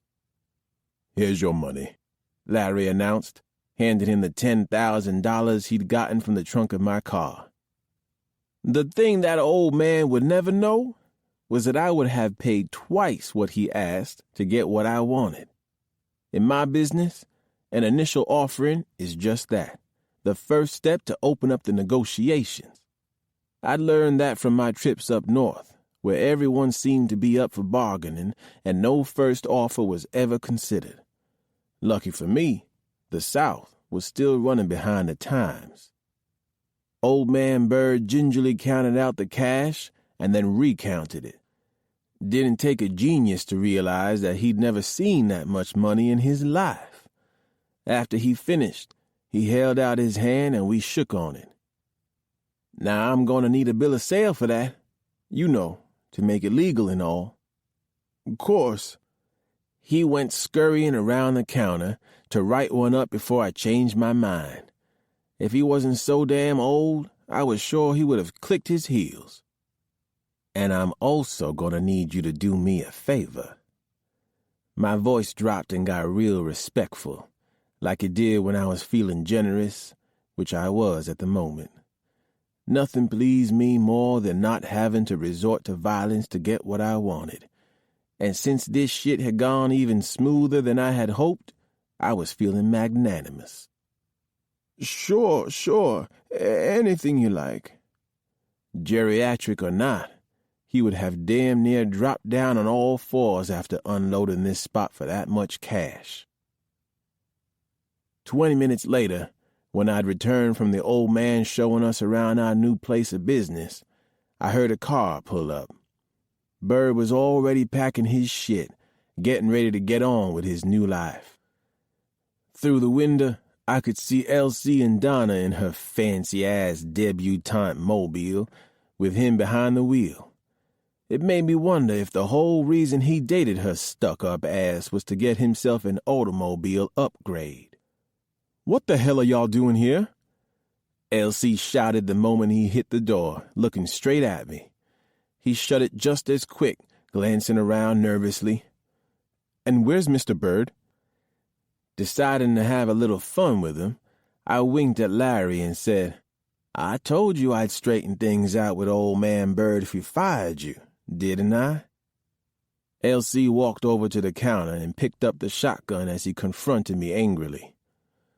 "Oh my God, what did you do? Where's Mr. Bird?" "This wasn't just on Lou, little bro. Old man Bird had to go. You're just gonna have to get used to that, Elsie," Larry said simply. Elsie's hands went up to his face with horror etched all over it. He crumpled to the floor in some kind of agony, like he just lost his father or something. "You fucking murderer! I'm calling the police!" Donna screamed out at me, but Elsie wisely grabbed her arm and shook his head. "Murderers?" I echoed. "You know what, Donna? If I were you, I'd stick to sucking dick and not dunking business, 'cause you don't know what the hell you're talking about." "Everything all right in here?" The back door swung open and Bird walked in from the back of the shop. Donna damn near fainted. Seeing his old boss, Elsie let out a sigh of relief, then turned angrily toward a laughing Larry and me. "Why's everyone look like they just saw a ghost?" Bird asked. "We were just playing a little joke on Elsie before we told him the good news." "You bastard!" Donna sassed, hand on hip as she glared at me. When Elsie turned his back, I stuck out my tongue, then slowly ran it across my lips suggestively. She jumped like I'd actually been playing with her clit. "What do you mean, good news? You giving me my job back, Mr. Bird?" Elsie was all smiles, but not for long. "No, son, I can't do that," Bird said before I cut him off. "But I can." I handed Elsie a piece of paper, which Donna quickly snatched out of his hand. "Oh my God, this bill of sale is in your name, Elsie." Elsie removed it from her hands. "What are you talking about?" He began to read the paper, and his eyes grew big. "Get the fuck out of here. We own this place? You bought this place, Lou?" Elsie was damn near jumping up and down by this time. How quickly shit turns around. "No, little brother, you own the place. Larry and I are going to use that building in the back with the tires in it for our offices. Maybe open up a title loan shop like the white boys across town." But the gas and service station belong to you. Now you can work for yourself. Put that college education to use like Ma wanted. I could see LC's wheels already turning. I don't think I've ever seen the kid happier. "Are the tow trucks included?" he asked. He was walking around touching things like it was all a dream. "Everything's included," I replied. "Well, I'm gonna leave you, fellas. Good luck."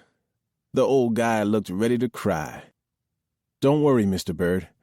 I'll take good care of her and make you proud," LC declared. "I'm sure you will. Now's the chance for you to make all those changes you've been talking about." Mr. Bird shook everybody's hands, then headed out the door. "So what are we going to call it?" LC asked. "I think we should call it Duncan Brothers." Larry smiled in approval of his own suggestion. "It makes all the sense in the world, especially since LC's going to be fixing the cars up front and we're going to be running the other businesses out back. I hate to burst everyone's bubble, but this just isn't happening. LC is going to school to be a respectable businessman. He's not running a gas station. It's beneath him. Ain't that right, baby?" Donna looked over at LC, expecting him to agree. She was too dumb to realize her words were falling on deaf ears. Guess that pussy wasn't as good as either of us thought it was. "Donna, go sit in the car and let me talk to my brothers." "LC, I don't plan on marrying a goddamn grease monkey," she shouted as she slammed out the door and jumped in her car. "Wait till Daddy hears about this." "You sure about this? She might take off in your car." Larry glanced at LC, who was sliding his hand down the side of the wall, feeling this new opportunity. "I ain't worried about her.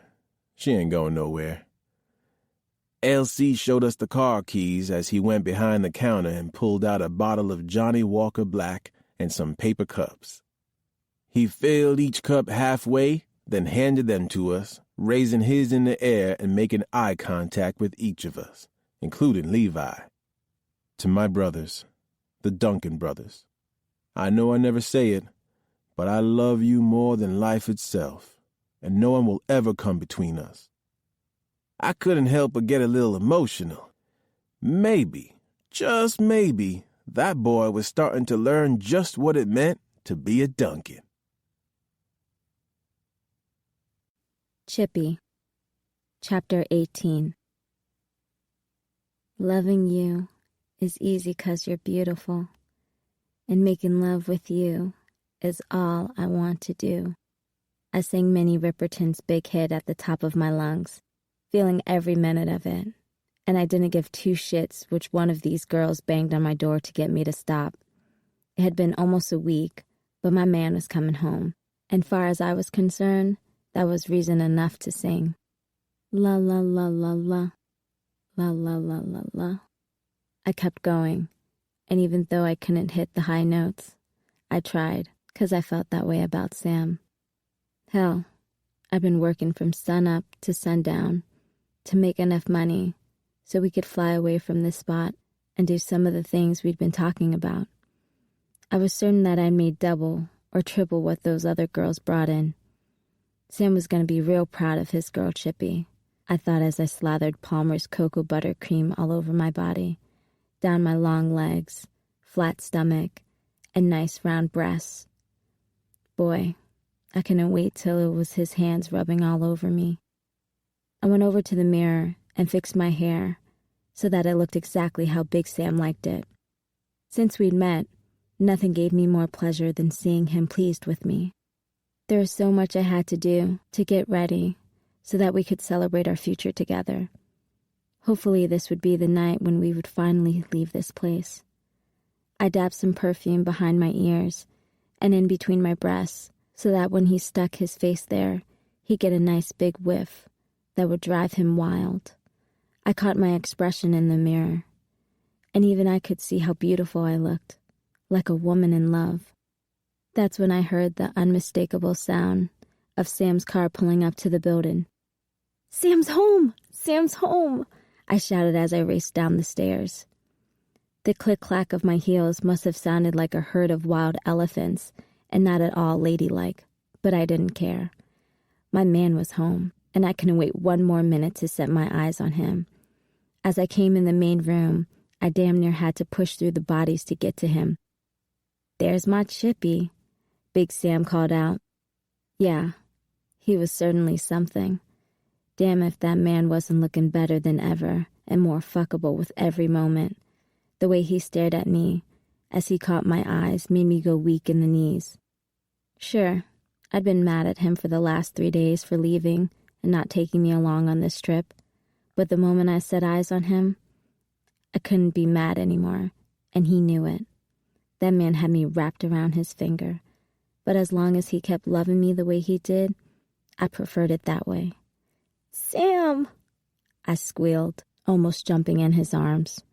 He hugged me and gave me a quick peck on the cheek before letting me go, which seemed weird.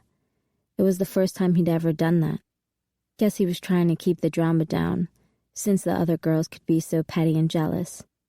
"Honey, I went way over my quota, 'cause I wanted you to be real proud of me," I announced, expecting him to show me just how much he appreciated my hard work in front of all the others like he always did. "I'm always proud of you, Chippy," he mumbled.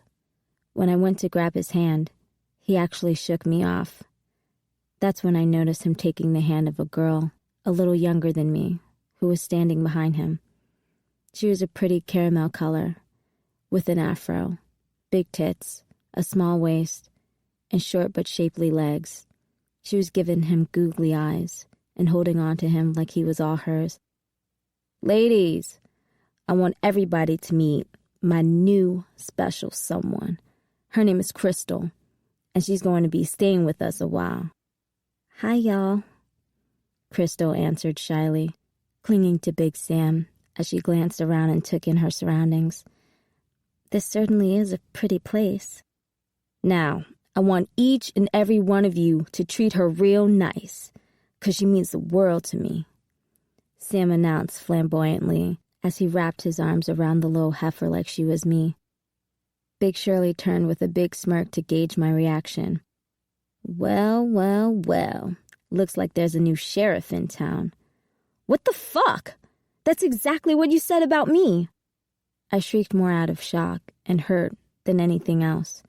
He leaned over and gave her a kiss, like I wasn't even standing there in front of his face dying. "Crystal, let me show you to your room," he said, taking her hand and leading her toward the stairs, but not before glaring at me with pure hatred. None of this was making sense. To add insult to injury, that bitch had the nerve to be carrying all these shopping bags, showing off that he had taken her out on a spree the same way he did me, except this time, he was using the money I'd been earning for our future. I swear seeing that made something in me snap.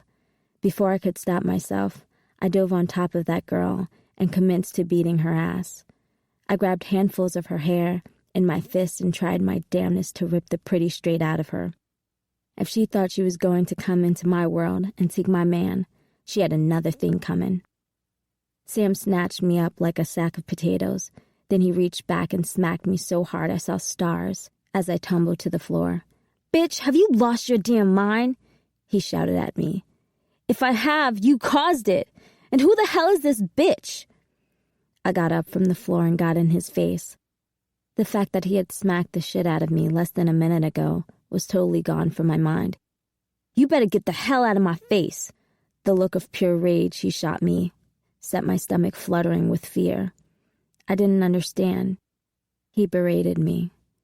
"Your problem is you think you're so goddamn superior to everyone because you read a few books and shit. Well, let me tell you something, bitch. There ain't no difference between you and the rest of these whores. You're a prostitute, Chippy, the lowest form of woman there can be, and I'm your pimp, lord, and master. You better remember that." He slapped me again, and I went reeling. Then he turned to Crystal, sounding all sweet and loving. "You all right, darling?" "Yes," she answered sweetly, like she hadn't just witnessed him beating another woman. "But baby, why did she do that?" Poor little Crystal squeaked, clutching onto Sam like they were in the ocean, and he was her life preserver. Instead of telling her the truth, that I was his woman, and she had to go, he actually held her tighter as she cried. There, baby girl.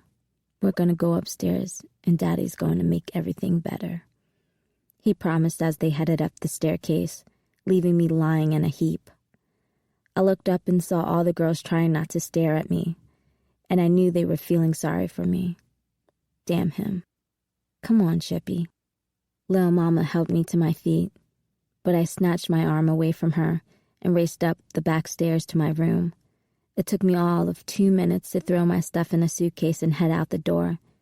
If he thought I would ever put up with being replaced, he had another thing coming. It's all right, Chippy. I promise you'll get used to it. Lil' Mama entered my room and tried to console me, but I knew that she could never understand how I felt. None of them had the relationship that I did with Sam. I'm not getting used to shit. He was standing in Crystal's doorway when I exited my room for the last time. Fuck him. He snarled at me as I passed him. Where the hell you going, bitch? As far away from you as I can. My voice came out much stronger than I felt, and for that I was proud, although the rest of me felt shaky and scared. Big Sam burst out laughing, like I'd said the funniest thing he'd ever heard, slapping his hand against his leg. I kept moving toward the door. You want to leave? His tone stopped me in my tracks. Well, you about to learn the rules of the game. You can go, but you leave with exactly what you came with. He ripped the suitcase out of my hand, and when I resisted, he punched me in the face like I was a man. Then, in a much softer but equally threatening tone, he said, I'ma put this back in your room, 'cause you'll be needing it when you come back. It was Sam's sinister laughter that I heard all the way to the curb and into the rain, but I just kept moving. LC, Chapter 19. It was raining so hard I could barely see 3 feet in front of my face, so I sent my cousin Harold, who'd been working at the station pumping gas, home an hour early. It didn't make much sense to be paying him with the rain coming down like that. Only a crazy person would venture out for gas on this night. I'd actually planned on spending the night on the cot in the back so I could finish up painting the new convenience store we were putting in.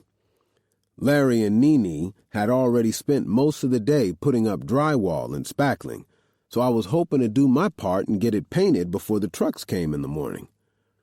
I checked my watch as I was reaching for my poncho. Okay, time to turn off the pumps. I guess I'd spoken too soon about someone venturing out in this weather because the door chimed, letting me know someone was coming in. A soaking wet woman entered, holding a newspaper to cover her face and head from the rain. As she got closer, I saw the water clinging to her jeans and t-shirt. I couldn't believe anyone would be walking in this storm without so much as an umbrella, not to mention a coat or sensible shoes. It had been raining so hard I couldn't even see the pumps, so I anticipated a good cussing out because she had to get out of her car in this shit to tell me to pump her gas. "Ma'am, I'm so sorry. I didn't see you pull up," I said as I pulled the poncho over my head. "LC." The voice sounded familiar, but I was still astonished when she lowered the newspaper and I recognized her face. Chippy? That's when I noticed her swollen black eye. Jesus Christ, what the hell happened to you? I felt myself getting angry at the sight of her battered and bruised face. Who did this to you? She looked up at me, mascara running down her cheeks from either the rain or her tears. Sam did it to me. He hit me so hard I saw stars. Her tears started anew. Her answer didn't surprise me, but it sure did make me want to go put a hurting on him. I never liked that guy. You got to get away from him. Normally, I didn't hand out relationship advice because it really wasn't any of my business, but I couldn't help it. Any man who puts his hands on a woman is scum and deserves all the shit he gets. Something about the lighting and the simplicity of the jeans and t-shirt made me realize she was younger than the 25 years I'd given her credit for. I'd only seen her with a face full of makeup, fake eyelashes, hot pants, cork heels, and halter top, all of which made her look a lot older than I now saw that she was. I took the wet newspaper from her and helped her into a chair. "You know, I wouldn't have recognized you without the lashes and makeup," I said. She looked embarrassed as she started to pat her damp, matted hair and wipe at the runny makeup. "I look a mess." "No, you're pretty," I said. "It's good to see the real you." I leaned close and touched her eye tenderly. "Let me get you something to put on that." I went over to the freezer and pulled out a bright red ice pop. "Here, put this on your eye. It should help, and when you're done, you can eat it," I joked. "Thank you," she answered softly. We sat together quietly while she held the soothing ice to her eye. After a while, I spoke up. "You know, you can't go back there. You're better than that." She nodded and agreed. "I'm not going back there, but I got to find a job, and I've got to find someplace to live." I glanced over her shoulder at the rain still coming down in sheets. That wasn't going to happen today. "You hungry? I was about to close up shop, and I know some place where you can get a dry set of clothes and a good meal." Her face spread into the first smile I'd seen since she came inside. "That would be real nice." I shut down the shop and handed her my poncho to put on, because there was no reason for her to get wetter. She looked ready to refuse, but I wasn't having that. "Take it. You don't want to catch pneumonia." We stepped outside and I ran for the truck. I turned the heat all the way up so she would be a little less uncomfortable until I could get her a change of clothes. Neither of us spoke as I drove the few miles to my house. One thing I knew was that Nene would be cooking. She always seemed ready for company, whether it was 2 people or 22, because Lou and Larry had a habit of bringing home strays and large groups back to the house. It was their way of never letting a party end. But Nene, she never seemed to mind. Actually, she always said the more the merrier. "Where are we?" Chippy asked. I drove down the long country driveway, stopping the truck in the driveway of my simple one-story house. "Welcome to the Duncan farm." I held out my hand like I was some waiter at a fancy restaurant. "Is your brother Lou here?" "Nah. His car's gone, which means he's gone." I was sure she was thinking about the friendship between Lou and Sam. "Don't worry about him. I'll take care of my brother. Now come on in. I want you to meet Nene." I led her into the house out of the rain. Nene did a double take when she spotted Chippy coming through the door behind me. Then she gave me a look like this would be some big secret between us. She'd always been super nice to Donna, but I knew she didn't really care much for my girlfriend. Well, I'd have to get busy setting her straight. "And who do we have here?" Nene hurried over like a big sister being all nosy. "This is my friend Chippy and—" "Charlotte, ma'am. My name's Charlotte. Chippy's just a nickname." She stuck out her hand to Nene, who ignored it and moved in for a hug. "Yes, Charlotte," I repeated, feeling like an idiot. Nene took one look at her and removed my poncho off her shoulders. "Girl, you are soaked. Let me get you out of those clothes, give you a hot shower, and wash off some of that cold. Come on." She led Chippy through the back of the house.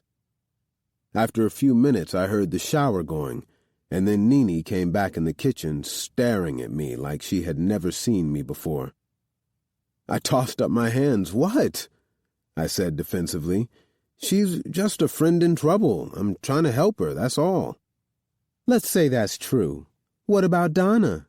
She pressed on, still giving me that look as if to say, "You sly devil, you." This isn't about Donna. I'm allowed to have friends, I insisted, ready for this conversation to be over. But for the record, Donna's gone for the weekend. Nini's eyes began to darken with worry. Elsie, you know that poor girl's been abused. I know. Big Sam gave her that black eye. That's the reason I want to help her get away from him. That's all this is. Now do you get it? No, I think you're the one who doesn't get it. Nini sat down on the chair next to me like she'd suddenly grown tired. Sam might have beat her up, but what he did was tame compared what someone else did. What are you talking about? When that girl took off her clothes, I could see all these scars on her body. It looked like somebody was using her back as their own personal ashtray. It's not right that somebody would put a young girl through all that. She can't be more than 19 years old. It's just not right. Nini shook her head. I knew she wanted to have kids with Larry, and with a heart that big, she'd make a great mother. Hell, she already took better care of us than any mother could. Shit. What am I going to do? Well, for right now, let me get you kids some food. A full belly is always a good place to start. Nini rose up and went over to a cabinet and pulled out a bottle. She poured some in a glass and then popped open a can of 7-Up, pouring that in it too before she handed it to me. Give this to her. Tell her I said to drink it. Nini then started messing around with the pots. When I knocked on the door, Chippy got shy, opening it only slightly when she saw it was me. But I was struck by something and couldn't stop myself from staring. Nini had loaned her a dress to wear while her clothes were drying, and even though it hung on her slight frame, there was something really sweet about it. Without the runny mascara and makeup, her hair pulled back in a ponytail, she looked so innocent, so beautiful. Nini said to drink this. I handed her the glass. Come on out to the kitchen when you're ready. She's making us something to eat. You haven't tasted good food till you've had some of Nini's cooking. Okay. Her eyes were downcast, nothing like the sassy, smart girl I'd grown used to. I gave her a wink, hoping it would help her to relax. I wanted her to understand that we were her friends, probably the only ones she had in this town. Hey, I just wanted you to know you're safe here. Chippy. Chapter 20. I stretched my arms out, trying to get my bearings as I looked around the room and saw a poster of Dr. J looking down at me. For a split second, I'd forgotten where I was and how I'd gotten there. I saw my clothes pressed and neatly folded over a chair, along with a wash rag, towel, and toothbrush. This had to be Elsie's room, I thought when I spotted the 3 bookcases that lined the far wall of the room. I got out of bed and happily thumbed through the books. There had to be 1,000 books on those shelves, maybe more. I wondered if Elsie had read them all. I heard some music coming from the other side of the door, telling me that someone else was up. So I chose a book to read, scooped up my clothes and toiletries, and headed for the bathroom. 15 minutes later, I went into the kitchen where I found Miss Nini standing over the stove, frying some chicken. She had to be one of the nicest women I'd ever met, and boy could she hold her liquor. "Thought you was gonna sleep all day," Nini said with a laugh. "I'm not used to getting up early. What time is it?" "About 9:45, Nini said, taking some chicken out of the frying pan. "And here I am, thinking you didn't get up because that gin knocked you out. You kept up pretty good last night. You not hungover?" "No, I've been drinking since I was 12. It makes the pain go away. At least for a little while anyway." I sniffed the air. That smells so good. I'm sell chicken and biscuits down at the gas station today. Now that Elsie's got everything fixed up, they've been getting a lot of people down there. That station's gonna be good for everyone. She leaned over and passed me a plate. I picked up a piece of chicken and bit into it. Well, you better make a whole lot of it, because those people are going to lose their minds as good as this bird tastes. Colonel Sanders ain't got shit on you. Damn, what you put in it? I ain't got time to show you right now, but if you want to learn, I'll teach you. I'd like that. I can't cook shit. I devoured the chicken leg and picked up another. Well, you stick with Nene, and I'll teach you. So where's LC? I don't see his tow truck outside, I said. Then again, it's Saturday. I guess he must be with his girlfriend. Nene turned around to face me, sucking her teeth and rolling her eyes. Girl, please. That boy been at that gas station painting since the crack of dawn. And as far as his pain-in-the-ass girlfriend's concerned, she's out of town for the weekend. Really? I let my excitement slip. Really? Nene repeated with a laugh, which made me like her even more. Soon as I finish, we're going to take this food over there for him to sell. I just got to figure out how to pack it all up. I glanced over at the chicken and biscuits piled all over the counter, like she was expecting a real crowd. The idea came to me quickly. How about if you cut the biscuits and put the chicken in between, and then wrap them in some paper like a sandwich? You can even use some old newspaper and tie them with some kind of twine if you have it. Her face lit up. Charlotte, you're a genius. I swear you need to do something big in this lifetime, 'cause you got good ideas, and that came so easy for you. She told me, reaching for some newspaper and putting the first one together. Thanks. And you can just call me Chippy. I'm kind of used to the nickname now, I said, enjoying the easy camaraderie between me and Nene. Let me help you. I jumped in to lend a hand making sandwiches. It took us no time, and when we were done, she had 46 of the best fried sandwiches in Georgia, ready to sell for $1 apiece. Hey. Morning, Nee. Lou came in, looking Ron O'Neal kind of fly, in a powder blue bell-bottom suit, white shirt with big lapels, and a pair of groovy platforms. But it was the perfectly coiffed afro and gold chain hanging around his neck that really stood out. He looked over and saw me sitting at the table and tried to be nonchalant. What's happening, Red? Morning. I returned the greeting, even though I wish he hadn't noticed me. Lou was too close to Sam, and that made me nervous. He reached over and grabbed one of the sandwiches before we could wrap it. Taking a bite, he raved, Damn, girl, you put your foot in this. LC might be right. We just might have to add a restaurant to that gas station. You always said he's the smartest one of us all, Nene replied. He is. Ain't no doubt about that. I was surprised to hear Lou, with all his ego, acknowledge something like that. These Duncans sure were a strange brood. Where's Larry? He's supposed to drive me to the bus. He's going to meet up at the gas station. He had something to do with Quincy, Nene smirked, as she packed up the last of the sandwiches and headed for the door, followed by Lou. Come on, Miss Chippy. You don't want to be left here by yourself until you're properly introduced to Levi and his pets. I'd seen Levi's huge ass before, but what the hell did she mean by his pets? When we got to the shop, there were 3 big trucks being unloaded out back. I could see LC through the picture window up front, in his coveralls, talking to 2 white men who looked like salesmen. They were hanging on to his every word. I'm not going to lie. There was a certain sexiness about him that turned me on. Elsie really fixed this place up, Nene gushed, clearly impressed with the level of work he'd done. Guess I didn't notice, because I'd never been there before. But once she said something, I could see all the new touches.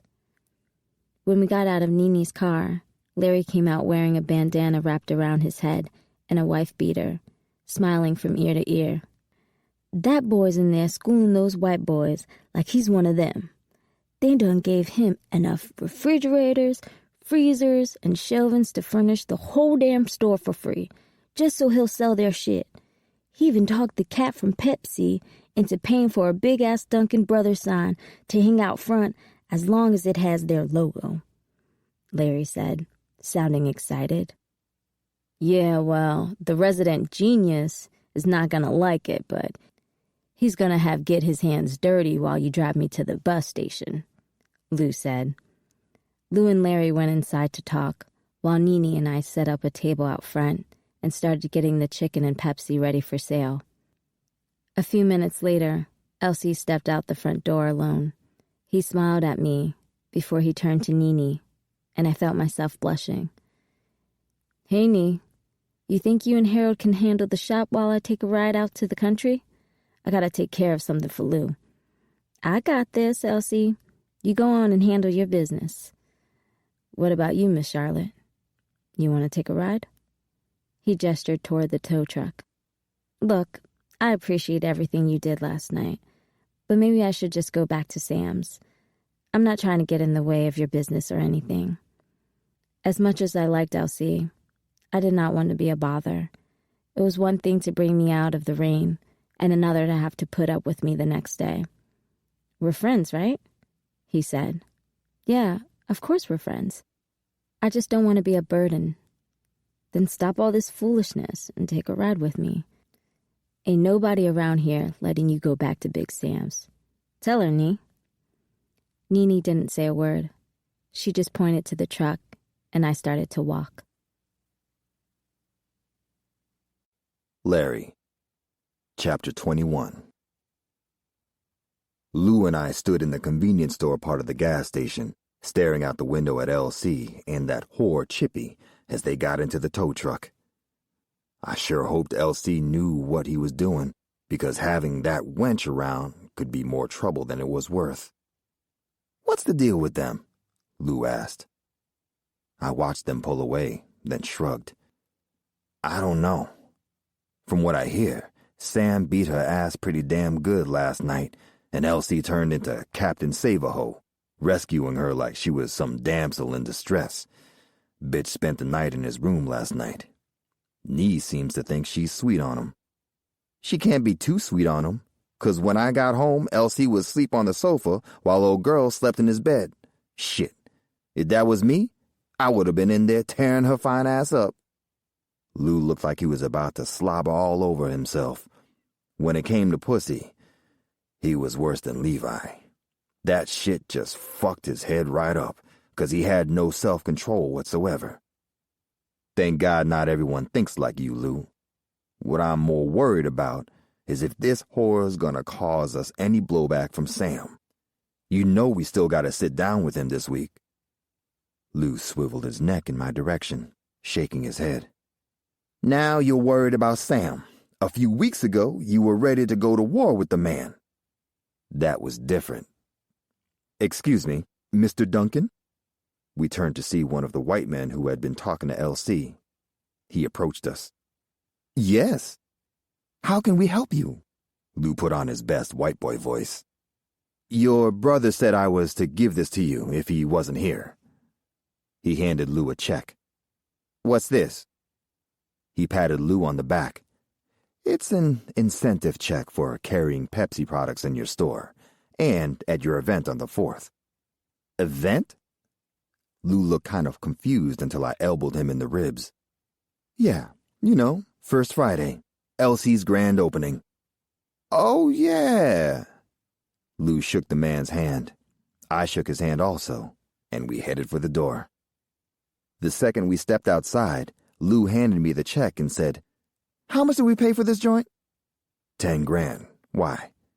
I looked down at the check and did a double take when I saw the amount was $5,000. Because our little brother figured out a way to pay half the place off, and he didn't have to bust one head. You know, Lou, Ma always said this family would rise and fall on LC's shoulders. I know you're the oldest, but I think maybe we should start listening to him a little more. I opened the door to the little sports car I was driving. "Larry, that's exactly why I'm going out of town, remember?" Lou replied, opening the passenger door, then giving the car a once-over.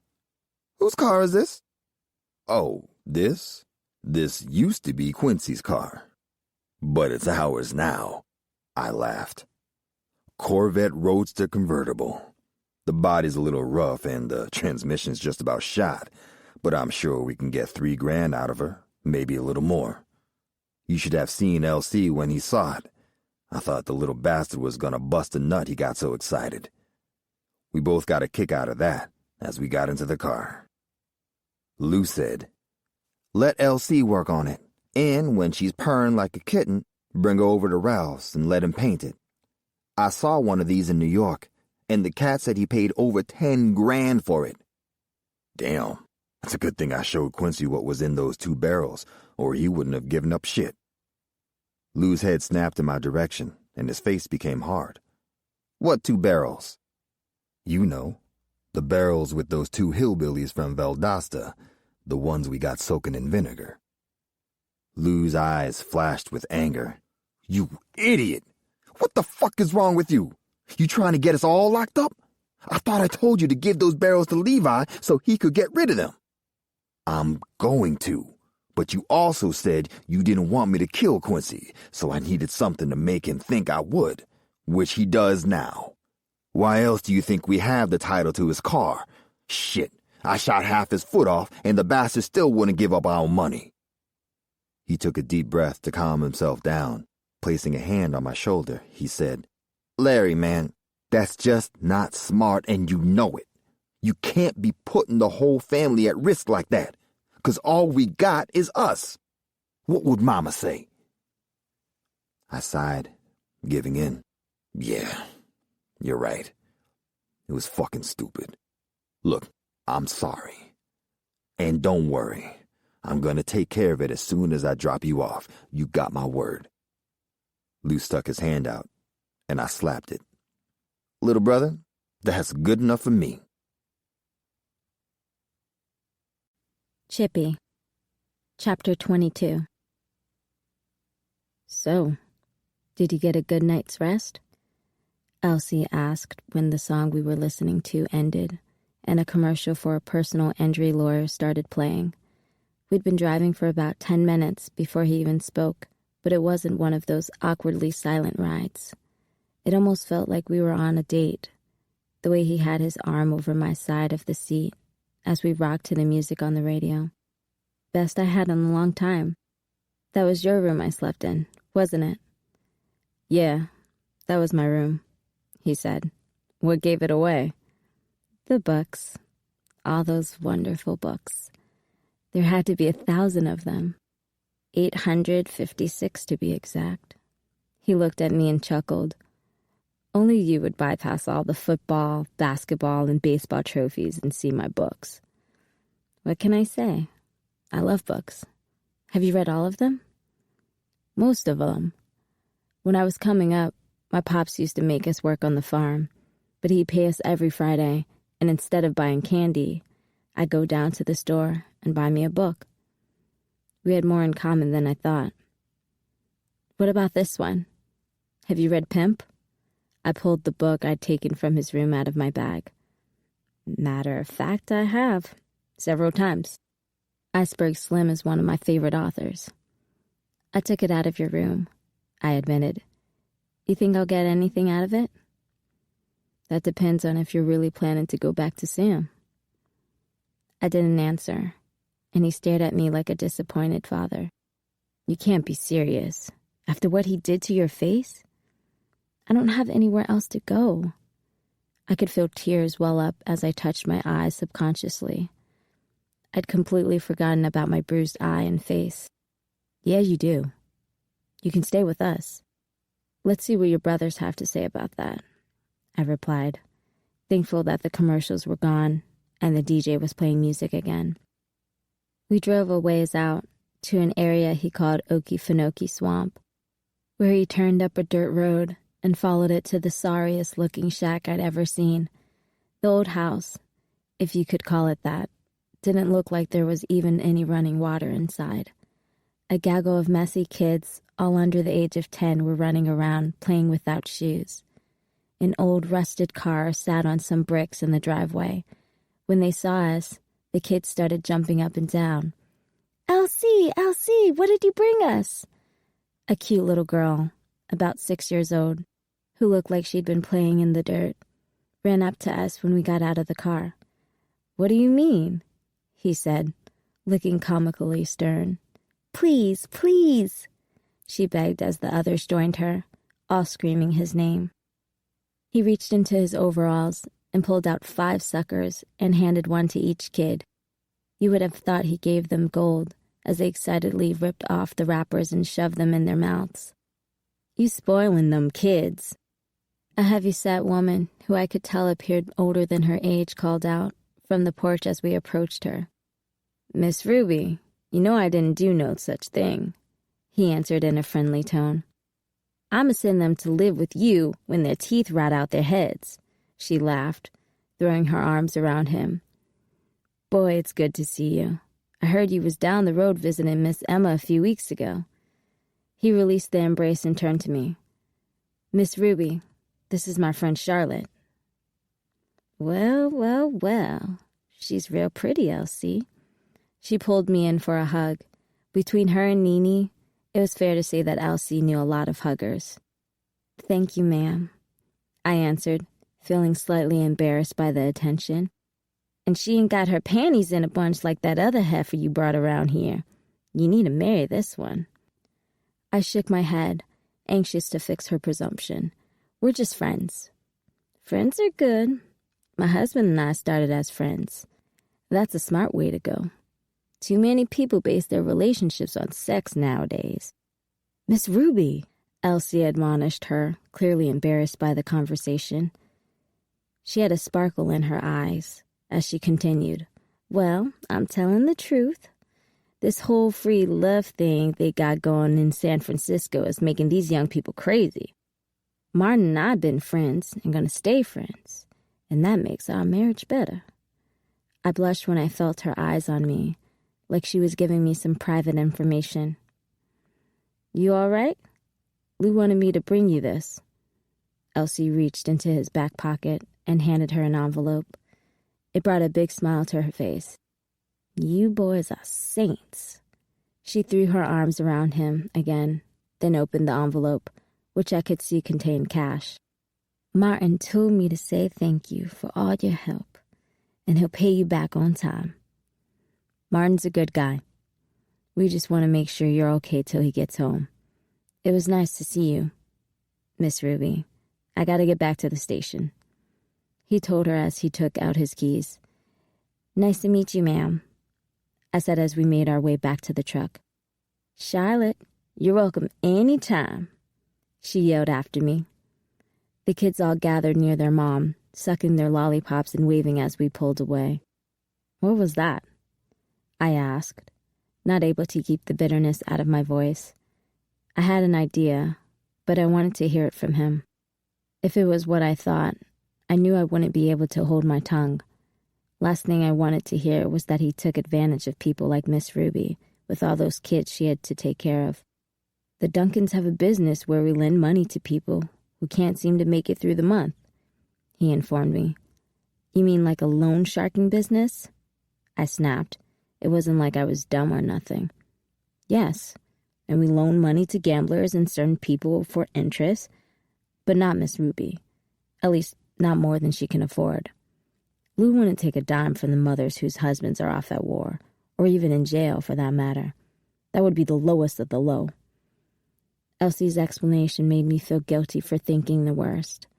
But I guess after what had happened with Sam, I had lost faith that people could actually be good. "That's nice. Real nice. You're good with kids," I said, thinking about how those kids' faces lit up at the sight of him before he even gave them anything. He turned to me with a big smile on his face. "Yeah, I really like kids. I want a whole house full one day." I nodded silently, and for the first time since I left Sam, I was beginning to feel sad for another reason. I would not be the one to give him those kids. Big Shirley, Chapter 23. I had to stop and catch my breath because I've been walking for almost 30 minutes in the hot Georgia sun. However, it was all worth it when I saw that deuce and a quarter about 100 yards down the driveway outside the tin roof farmhouse. It meant Lou was home. I hadn't seen him in a few days, but he'd always said if I was in trouble or needed his help, he'd always be there. I guess now was when I found out if he was a man of his word or as full of shit as his friend Big Sam. I took a deep breath and headed toward the house.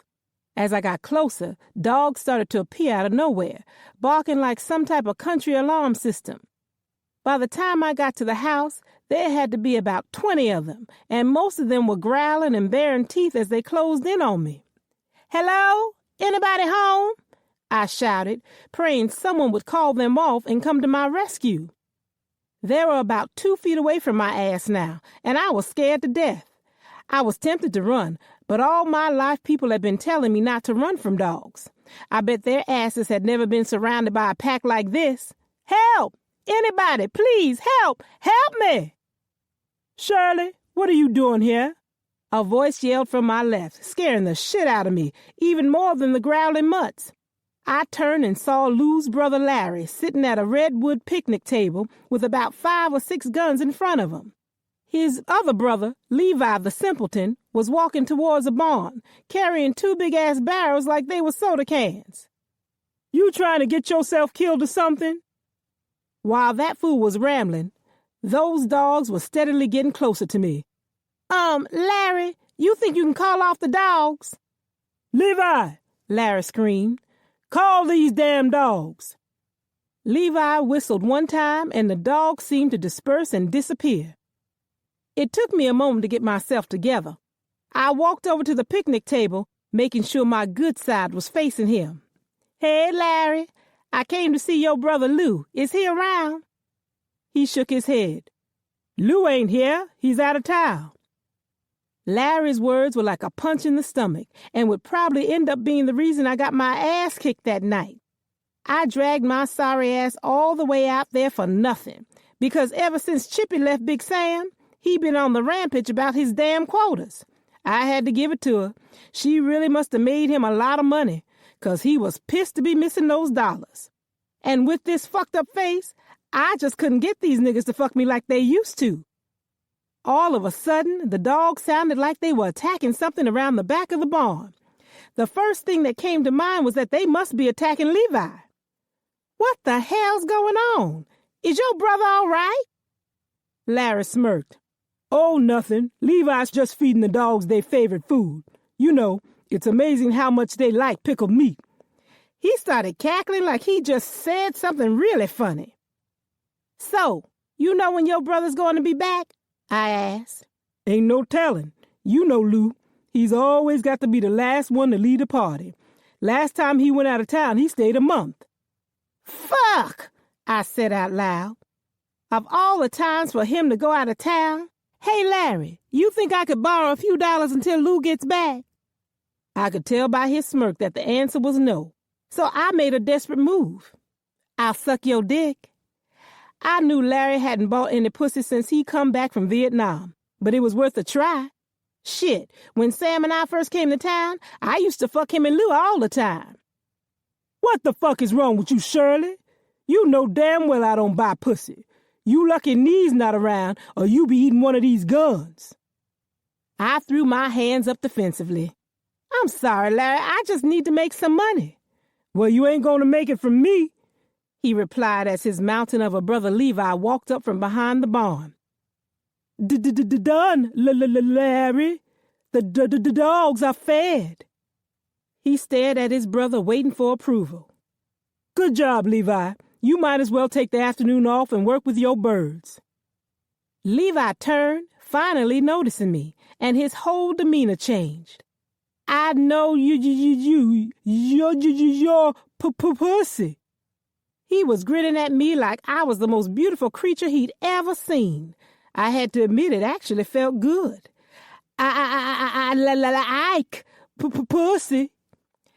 I turned to Larry. "Why y'all teach him that? That boy thinks all women are pussy." Larry looked at me unapologetic. "And what you trying to say?" I shook my head, turning back to Levi. I got a pussy, but that don't make me one. And just so you know, all pussy might be good pussy, but this is not good pussy. This is great pussy. I ran my hands down my body, hugging every curve. This is age to perfection, grade A poo-poo. If Lou was here with some money, I'd show you. Once he could stop laughing, Larry said, "He's got his own money. If he really wants some pussy, he could buy it. Lou just takes care of that shit so you bitches don't take advantage of him." I couldn't tell if he was lying. Where'd he get money from? He works for it, just like the rest of us Duncans. Levi's probably the best cock trainer in Georgia, Larry bragged. Not to mention the fact that he gets a check from the state and the feds every month for being slow.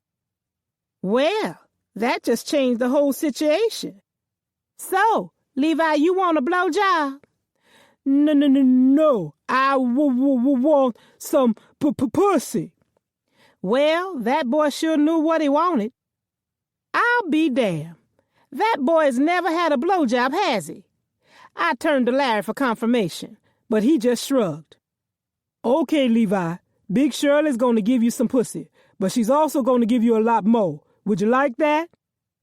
Levi nodded his head like an eager kid. He kind of looked cute. I took his hand. Shirley, don't you take a dime from him until you're finished, and you settle up with me then. You hear? Larry said sternly. Yes, loud and clear, I said, happily leading Levi toward the house. You know, Levi, this might be both our lucky days. LC, Chapter 24. After 2 shots, I had a buzz, so I left Nene, Larry, and Chippy to finish off the bottle they'd opened. I'd gotten up early, so I figured I'd get a cat nap in my room.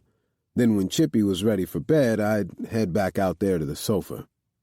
However, it was damn near dawn when Chippy found her way to my bedroom, and she wasn't in the mood for sleeping at all when she climbed in the bed and on top of me. She moved her hands against my stomach and slowly down my body. Chippy kissed me, and I kissed her back, ignoring the alcohol on her breath and concentrating on how soft her lips were. I loved the way she kissed, gently sucking on my tongue as it slid inside her mouth. I hated to admit it, but she brought out things in me I didn't know existed. I'd never had a woman kiss me so passionately. She sent shivers down my spine at the thought of what else she could do with her lips. She straddled me, taking off her shirt and then her bra. I lifted my hands and cupped her perfectly round breast, then slipped my finger into her mouth, and boy, did she know how to suck. Of course, I imagined it being something else in her mouth, and just that thought started to make me crazy. Every hair on my body felt electrified by the sensuality of being touched, almost as if our bodies were not strangers but had been in this position too many times to count. She leaned in and kissed me again, and I grabbed her around the waist and pulled her closer to me, our bodies so on fire with lust for each other that I could feel the heat. I rolled her over so that she was on her back. I kissed her lips, then her neck, then I kissed and sucked her nipples like they were the sweetest fruit I'd ever had. I listened to her moan, loving the way she reacted to my touch. She made me feel like I was the only man she had ever truly given herself to. I continued to kiss my way down her belly until I found her neatly trimmed, heart-shaped pubic hair. I made up my mind I was going to do something I'd never done before. I'd attempted to do it to Donna once, but I was shunned. I kissed my way down Chippy's pubic hair until I found the little bump, or clit, as Larry put it. Lou had always made sex about him and that horse dick of his, but Larry, despite his rough exterior, always preached that you had to know a woman's body. From all the shit Nene talked to her girls, he must have known what he was talking about.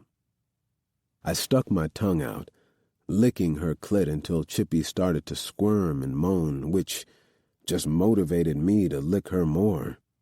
I knew I was doing something right when she raised her legs and used 2 fingers to pull back the hood of her clit to give me greater access.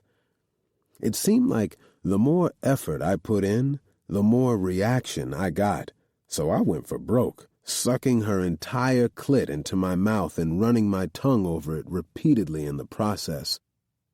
"Ooh, God damn!" she hollered, placing her hands on my head. "That feels so good, baby. So good. Don't stop. Please don't stop." Her encouragement just made me work harder, and I began to lick not only her clit, but her whole damn kitty cat. At this point, she was starting to sweat, and so was I. But I didn't let that stop me because pleasing her was so much fun. "Ooh, shit! Oh, shit!" she moaned, sounding almost as if she was in pain, but I could tell by the way she kept holding my head in place as her body squirmed that it hurt so good. "Ooh, shit!" She let go of my head and her entire body just went spastic as she pushed me away. "You okay?" I asked. "Yeah, I think so," she panted, covering her kitty with her hand trying to catch her breath. The way she was looking at me made me feel like a king, like I'd really accomplished something. "Shit, that was my first time." "Your first time?" I gave her a look. Did she really expect me to believe she'd worked at Sam's and never done this before? She must have read my thoughts because she explained, "Yes, my first time coming, silly. I always wondered what all the hype was about, and now I know. Damn, I felt like I was having an out-of-body experience." "For real?" I probed, deciding at that moment that I liked eating pussy. She nodded her head, smiling. "Come here." She reached for me, pulling me up until my face was close to hers. "I want you," she whispered as a warm hand slid into my boxers and clasped over my dick, sliding expertly up and down the shaft. Here we were, 2 half-naked people in a bed, lusting for each other, and as much as I wanted to explode inside of her, I couldn't. Not this way. "I want you too, but I can't," I said, almost to remind myself more than her that I had a girlfriend who I didn't want to hurt. Unfortunately, I could see that someone was going to get hurt. In fact, from the look that Chippy gave me, I knew that someone had already been hurt. "What do you mean you can't?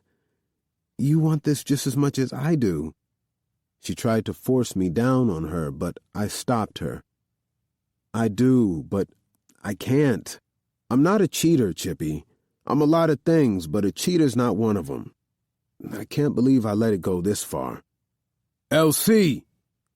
Larry screamed out from the other room. Talk about bad timing. I needed to stay put and make sure that she was all right, that she understood, but life would not conform to my needs at this moment. "Man, your old lady just pulled up outside." "Shit! She never comes here." Chippy and I exchanged a look. "Don't be mad."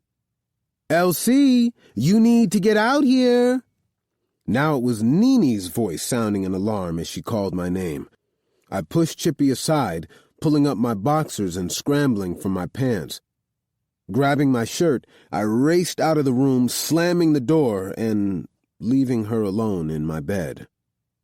"Where is she?" I snapped as I hurried into the room.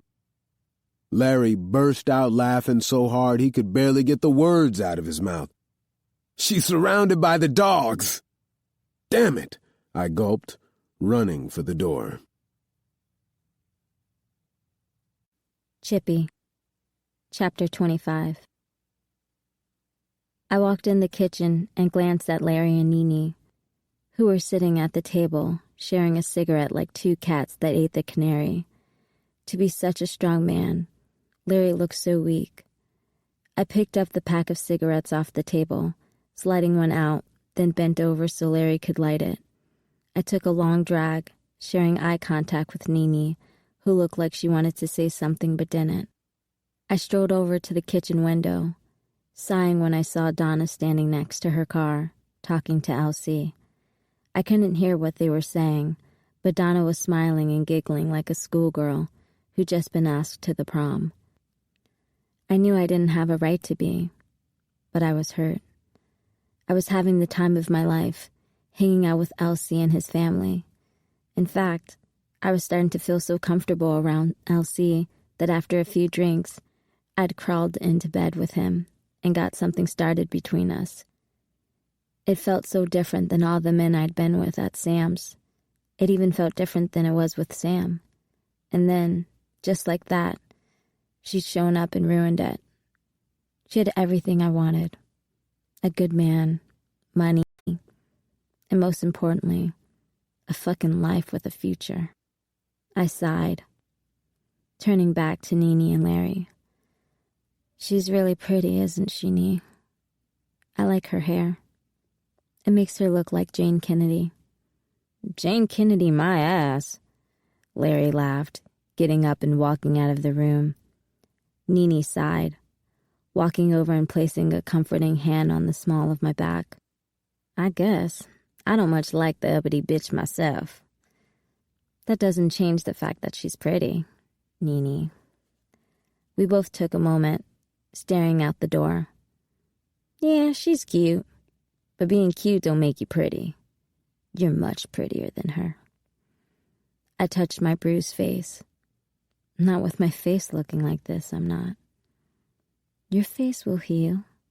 It's starting to get better already.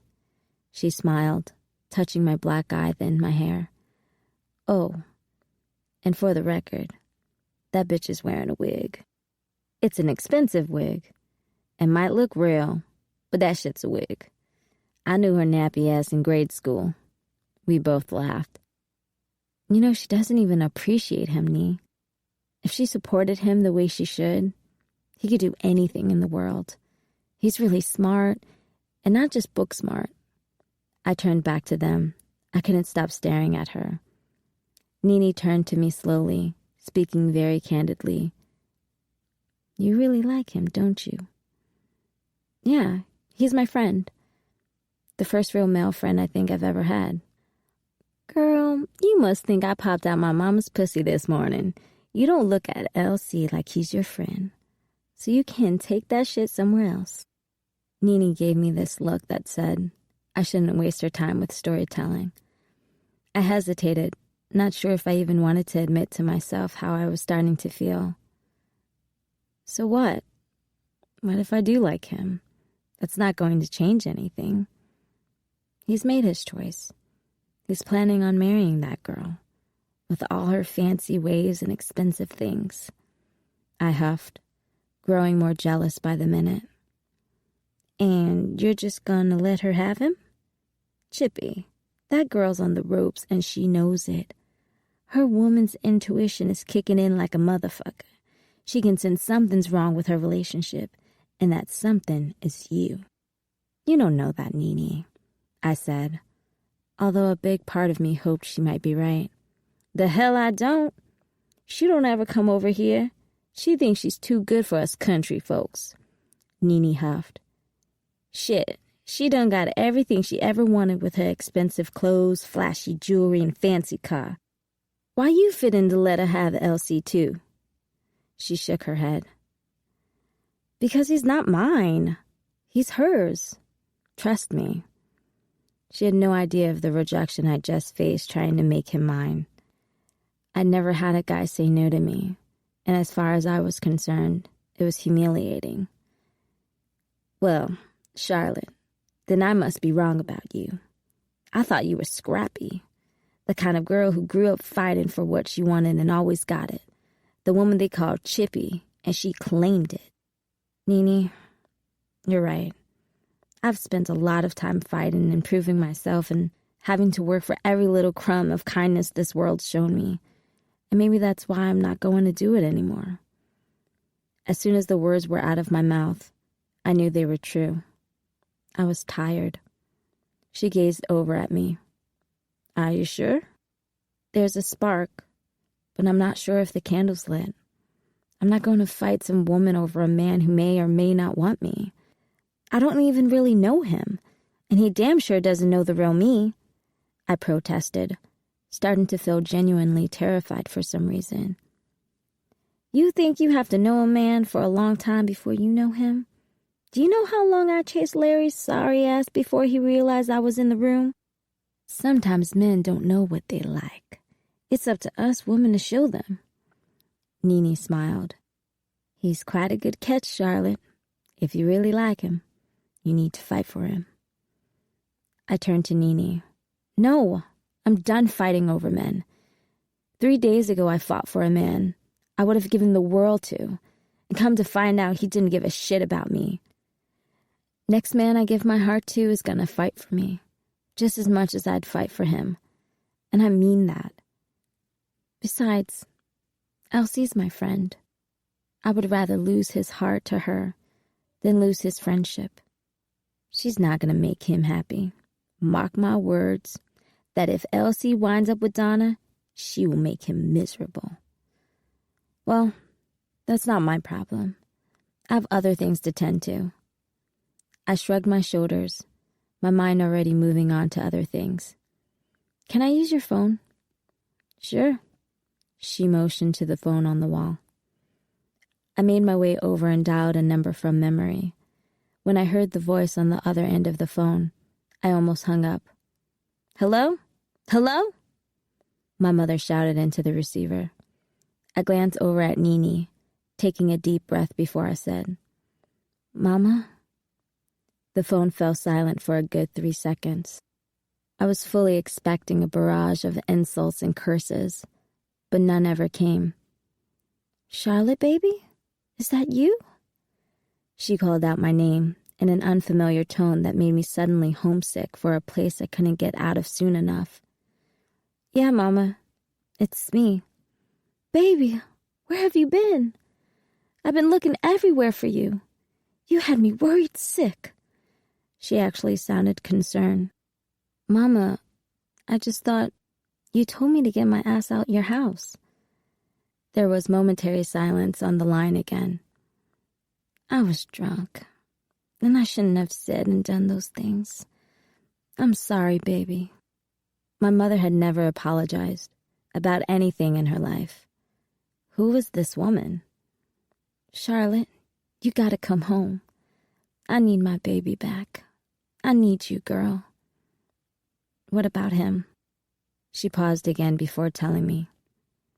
He's gone. He left me not long after you did. Come on home, baby. Let's be a family again. I hesitated, taking a breath. I realized there was only one place that I wanted to be. Okay, Mama. I'm coming home, I told her before I hung up. When I turned around, Nene stood in the doorway staring at me. You sure about this? I could see in her face that she was thinking about the scars she'd seen. Yeah, he's gone, and she wants me to come home. What about her drinking? Nene questioned me, sounding worried. She was sober, Nene. For the first time since I can remember, Mama was sober. I said, staring out the window at Elsie and Donna, getting all touchy-feely, which only served to make me more determined to leave this place. Nene followed my line of vision out the window. Sure wish it was her about to leave and not you, she huffed, shooting Donna the stink eye through the window. Me too. But it ain't. She gave me a hug. Damn, girl. You gonna miss our grand opening. I know. I got my purse and pulled out one of the only phone numbers I actually had. Gonna need to use your phone one more time. John. Chapter 26. My first day on my new job wasn't as I'd imagined it. The rickety station wagon they had me driving reeked of burnt motor oil, mold, and old people.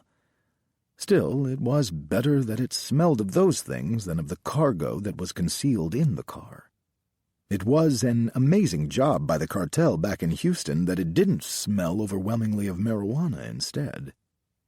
I'd just crossed into fucking Georgia, with its goddamned peaches and racist Confederate flags, relying on the map that lay open across the seat beside me.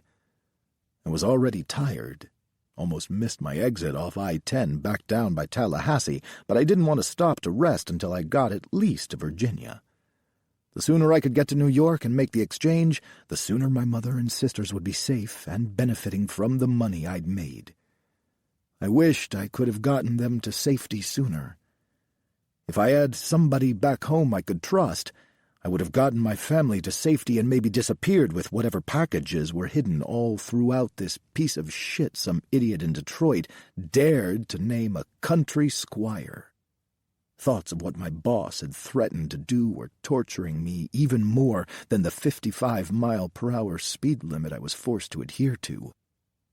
Again, I was getting sleepy and foolish. Just do the job and everything will be fine, I thought as I looked in the rearview mirror. A police car that I thought had been following me for miles finally exited at a Cracker Barrel, calming me just a little bit. To celebrate overcoming my latest scare, I grabbed my pack of Marlboros off the dashboard and lit one up. That helped, but in such an unsatisfying automobile I really needed some music to distract me. These radio stations around here were awful, though, with their endless country twang, and I'd been punching the eject button since I was back in Louisiana, trying to get whatever tape was stuck inside to pop free. From Houston, I'd brought a few 8-track tapes, the Steve Miller Band and the Jackson 5, but I couldn't even play them until this one was unstuck. "Damn it!" I cursed, angrier than I should have been over such a thing. I guess I was tired of feeling so helpless. I figured I'd try one last time before screaming. I jammed the eject button, but this time did it at an angle, hoping the button would finally catch on something. When I felt it resist against my thumb, I held back on my excitement. When the tape popped free and landed on the floor, I let it all go. "Yes!" I triumphantly crowed, free to have some sanity and get my boogie on the rest of my trip. Who in the fuck listens to Perry Como? I thought as I read the faded label with the smiling gray-haired man who mocked me. Nevertheless, I swiftly cranked down the window as I prepared to ditch the old people's music once and for all. When I reached down to grab the 8-track tape off the floorboard, it slid away from my grasp. I ever so briefly slid out from under the steering wheel and extended my fingertips as far as they could go. It was so close, and with a final stretch, I got my mitts on the tape. Preparing to toss it out the window, I slid across the bench seat and put my eyes back on the road, just in time to see the brake lights on a bright green pickup truck as it stopped to make a left turn. "Oh, shit!" I yelled as I yanked hard on the steering wheel to avoid running up under the truck. As I left the road, I felt the bulky wagon leave the ground just before it careened down a hill and crashed head-on into an oak tree. Believe it or not, I felt fortunate to have hit the tree, because the thick trunk had kept the cowboy squire from a worse drop. "Boy, you done fucked this one up bad," the stupid country sheriff with a badge offered from below a little while later. He'd climbed down into the ditch where the car was releasing steam into the air from a busted radiator. I had climbed back up to the roadside, and I wasn't standing there too long before the sheriff, who just happened to be driving by, pulled over to see if he could help. Now he was examining the outside of the car. The odor of antifreeze traveled up to my nose from the radiator steam. While unpleasant, I was just glad it wasn't the smell of the cartel's crop burning inside. If the car had caught fire, I would be running for my life, though there would be nowhere to hide. Even if the marijuana was still intact, I was in a bad situation and in need of a solution. The cartel higher-ups didn't want idiots. They demanded those who could think on their feet. "Hell, I'm just glad you came along," I lied, nervous about how well my gringo accent was playing now that I had to put it to the test. The sheriff moved on from the outside and was combing through the station wagon's interior, nudging at things with the butt of his flashlight. The closer he came to one of the loose panels where the marijuana was stowed, the more my anxiety rose.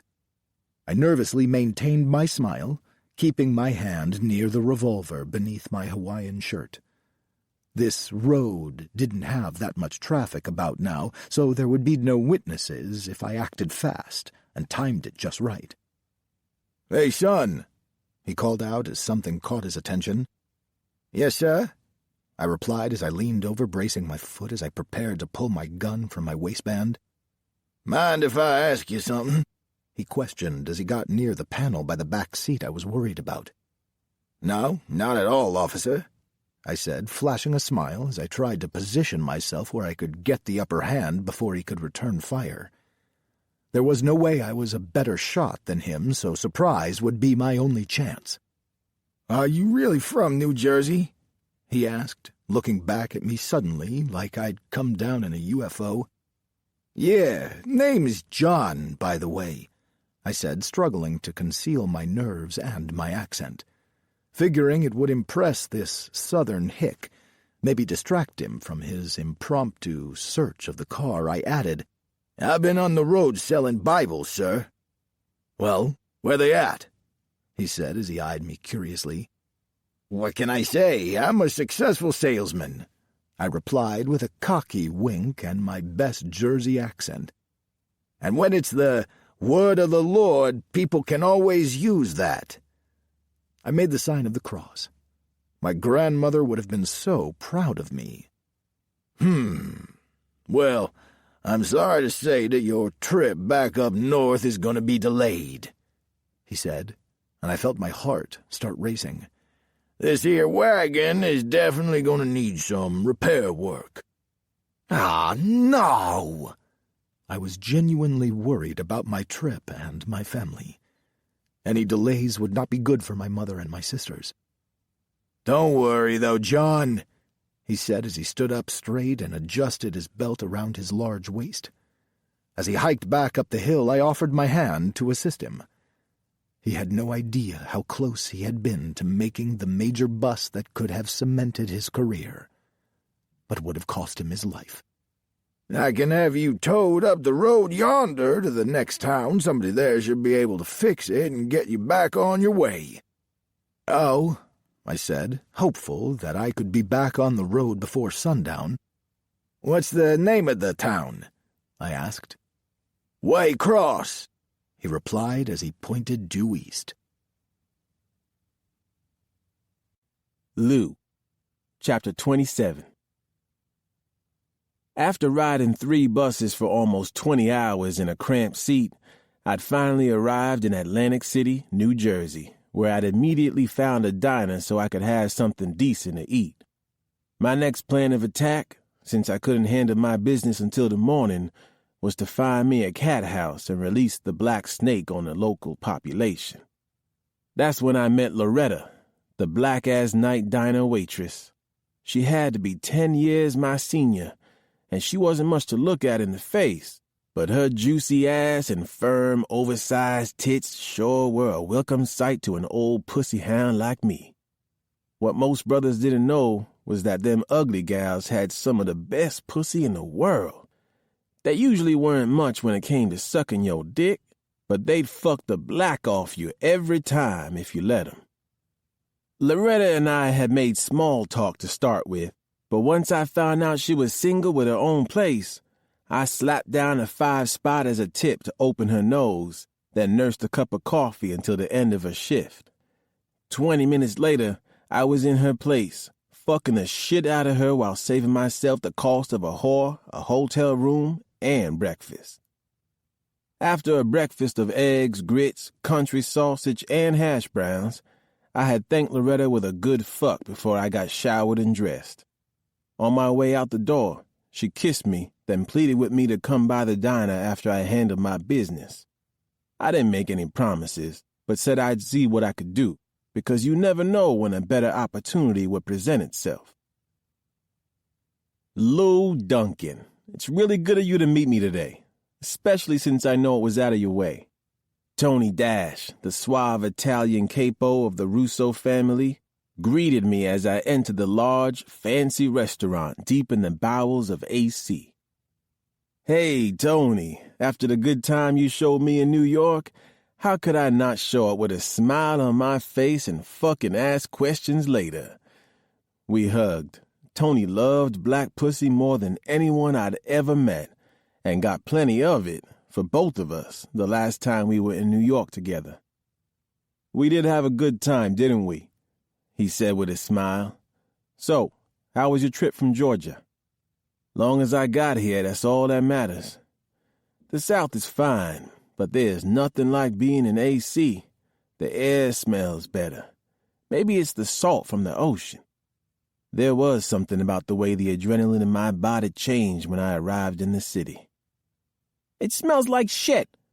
A guy who resembled Tony, only a few years younger, cut in as he approached us. You gotta go to the Poconos if you want to experience real fresh air, he said as he plopped down next to his brother. Hey, what the fuck I gotta do to get some fucking service in here? He snapped his fingers at the waiter, who looked terrified as he rushed over to him. Sal? Tony's voice came out as a warning to his brother. I'd heard that Sal was violent and brutal if you ever got on his bad side, which I made a mental note never to do. Have some goddamn respect. We got company. Sal looked me up and down before deciding I wasn't worth his attention. What? I'm hungry, he said to Tony. Why don't you go eat up front with the boys? Lou and I need to talk. Tony made it sound more like a demand than a suggestion. Fine, but they better fucking feed me soon. Sal got up and stomped into the other room. I'm sorry about that. Tony sighed, frowning as his brother disappeared out of sight, his complaint still ringing behind him. What the fuck am I gonna do? He's family. But enough about him. He leaned in close and spoke a little lower.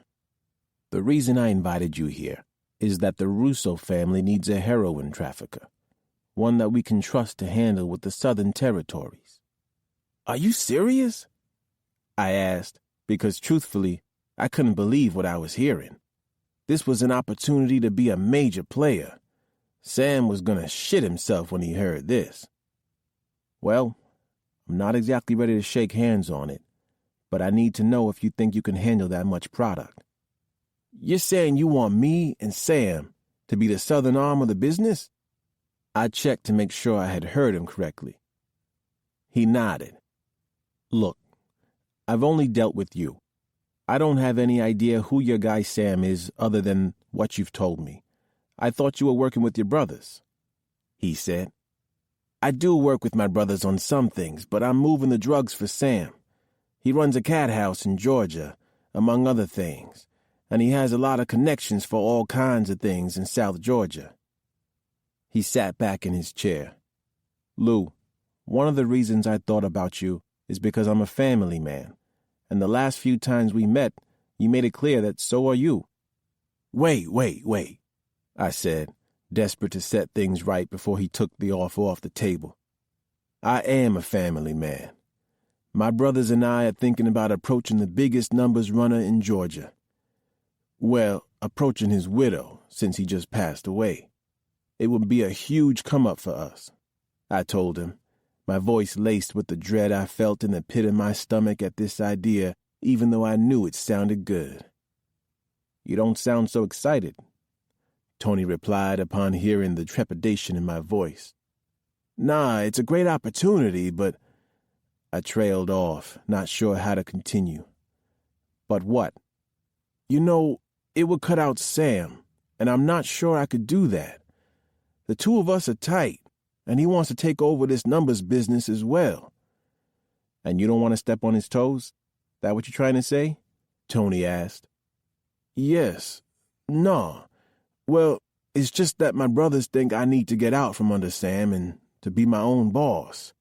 To stop being a hired hand, even though he did just offer me the chance to be a partner. And what do you think? He sat back in his chair, curious to hear my response. Why make an enemy of my best friend? Sam is like a brother to me, I admitted. The two of us had been hanging pretty close for the past 5 years. But he's not your brother. Tony reminded me matter-of-factly. You have a brother. You have 3 brothers, so I don't see why you need another one. Yeah, but we work so well together, I told him, realizing just how much I didn't want to compromise my friendship. No, he corrected. From what you've been telling me, you work for him. He's the real boss. You're just fucking so much of that free pussy he's giving you that you can't see it. I fought the urge to tell Tony that he was starting to sound like Larry. And your brother, LC? Tony continued. I would listen to him. He sounds like a smart guy. Yeah, that's what people keep telling me. Let me tell you something. The only people I partner with are family. You can see that my brother's a real idiot. I admit it, but I know exactly who he is, and as much as he annoys me, Sal has my back in a way that a friend can never have. You want to go into business? Then do it with family. That way you'll always know what you're getting. There won't be any surprises, and they'll have your back even if they're hating you. They have no choice, he told me. My other brother, Larry, he doesn't trust Sam at all. In fact, he can't stand the guy. Thinks he's corrupt and untrustworthy, I admitted. Tony shook his head. I would trust my brothers before I trusted that guy. What does your brother have to gain by lying to you? Nothing. But that Sam guy? He could stab you in the back and you wouldn't even know it until it was too late, and then you're lying there, dead. His words jarred something in me that I didn't want to think about. I didn't want to be disloyal. But he's like my brother, I argued again, even though I was repeating myself. But he's not your brother. My brother and I fight, but you let anybody else try and fight me, and my brother will kill them. I bet your brothers are the same way. Would Sam do that for you? I shook my head. If I was being honest with myself, I knew he wouldn't. This man, Sam, has you doing his dirty work, and he ain't even paying you that well. Tony, that's a lot for me to think about, I explained. I'd left Georgia certain about a lot of things, and in one meeting, I suddenly wasn't sure about anything. You keep sleeping on this guy, Sam, and one day you're going to wake up with a bullet in your back. Remember I said it. Chippy, Chapter 28. I looked up in the sky, and the clouds overhead mirrored my mood, mostly because I'd spent the past 5 hours reading Pimp, the book that I'd taken from Elsie's room. It had opened my eyes to a lot of things about Sam and the way he manipulated me. I was trying not to let it bring me down, though, because I preferred to focus on how it felt to finally hear my mother's voice, finally sober, telling me to come home. She didn't have to ask twice before I made the decision to leave Waycross. Well, that and the way Elsie had made me feel when he jumped out of bed and ran to Donna that day. "You sure this is it?" Calvin asked.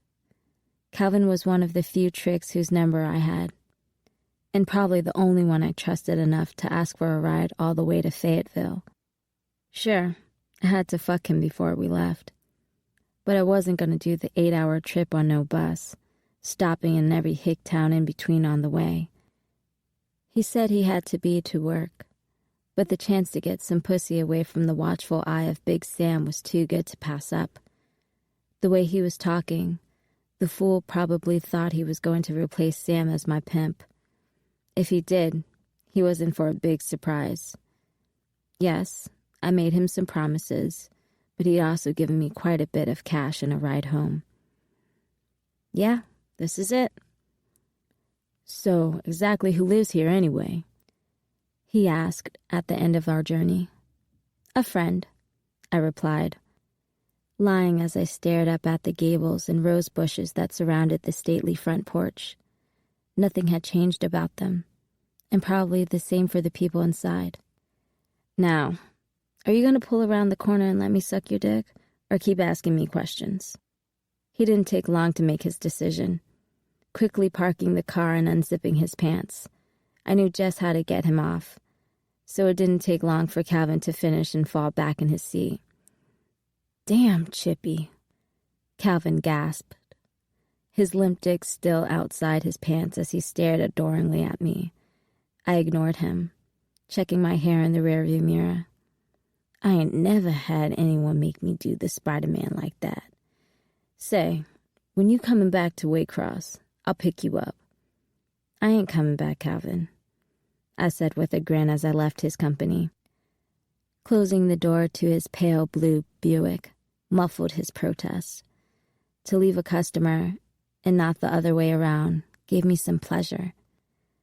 I walked around the corner, then ducked behind some bushes until Calvin was gone. That determined bastard circled the block 3 times before he gave up and drove away. I finally made my way to the house, but something kept me standing there outside of the house where I grew up, feeling like a ghost from my own past.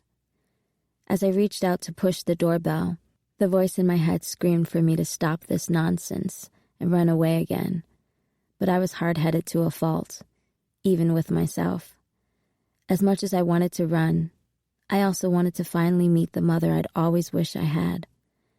The woman on the phone who sounded and treated me so different from the one who raised me. It had been a long time since I'd felt truly welcome or at home in this house. And now, with her begging me to come back, I couldn't help imagine how different it could be. With just the 2 of us, life really could be so much better. I could even go back and finish school, and maybe go to college like Elsie. The whole ride home I thought about the life I never had that suddenly seemed within my grasp. It was a normal life that didn't look one way from the outside and another once you entered the door. Oh my God, Charlotte. The softness of my mother's voice caught me off guard, and it only accelerated my discomfort when she grabbed me in a bear hug and squeezed me so tight I thought I would burst. Girl, I missed you so much. I missed you too, Mama. She relaxed her hold on me, staring at me closely. I felt myself shrink under her intense gaze, because I expected the criticism and demeaning comments to follow. My mother had never taken the opportunity to build me up when she could tear me down. You look so grown up. You're beautiful. She touched my face, and I was glad that the black eye had faded. Thank you. It's the makeup and the hair, I replied, my voice shaky with emotion at this kinder, gentler version of the woman who had birthed me.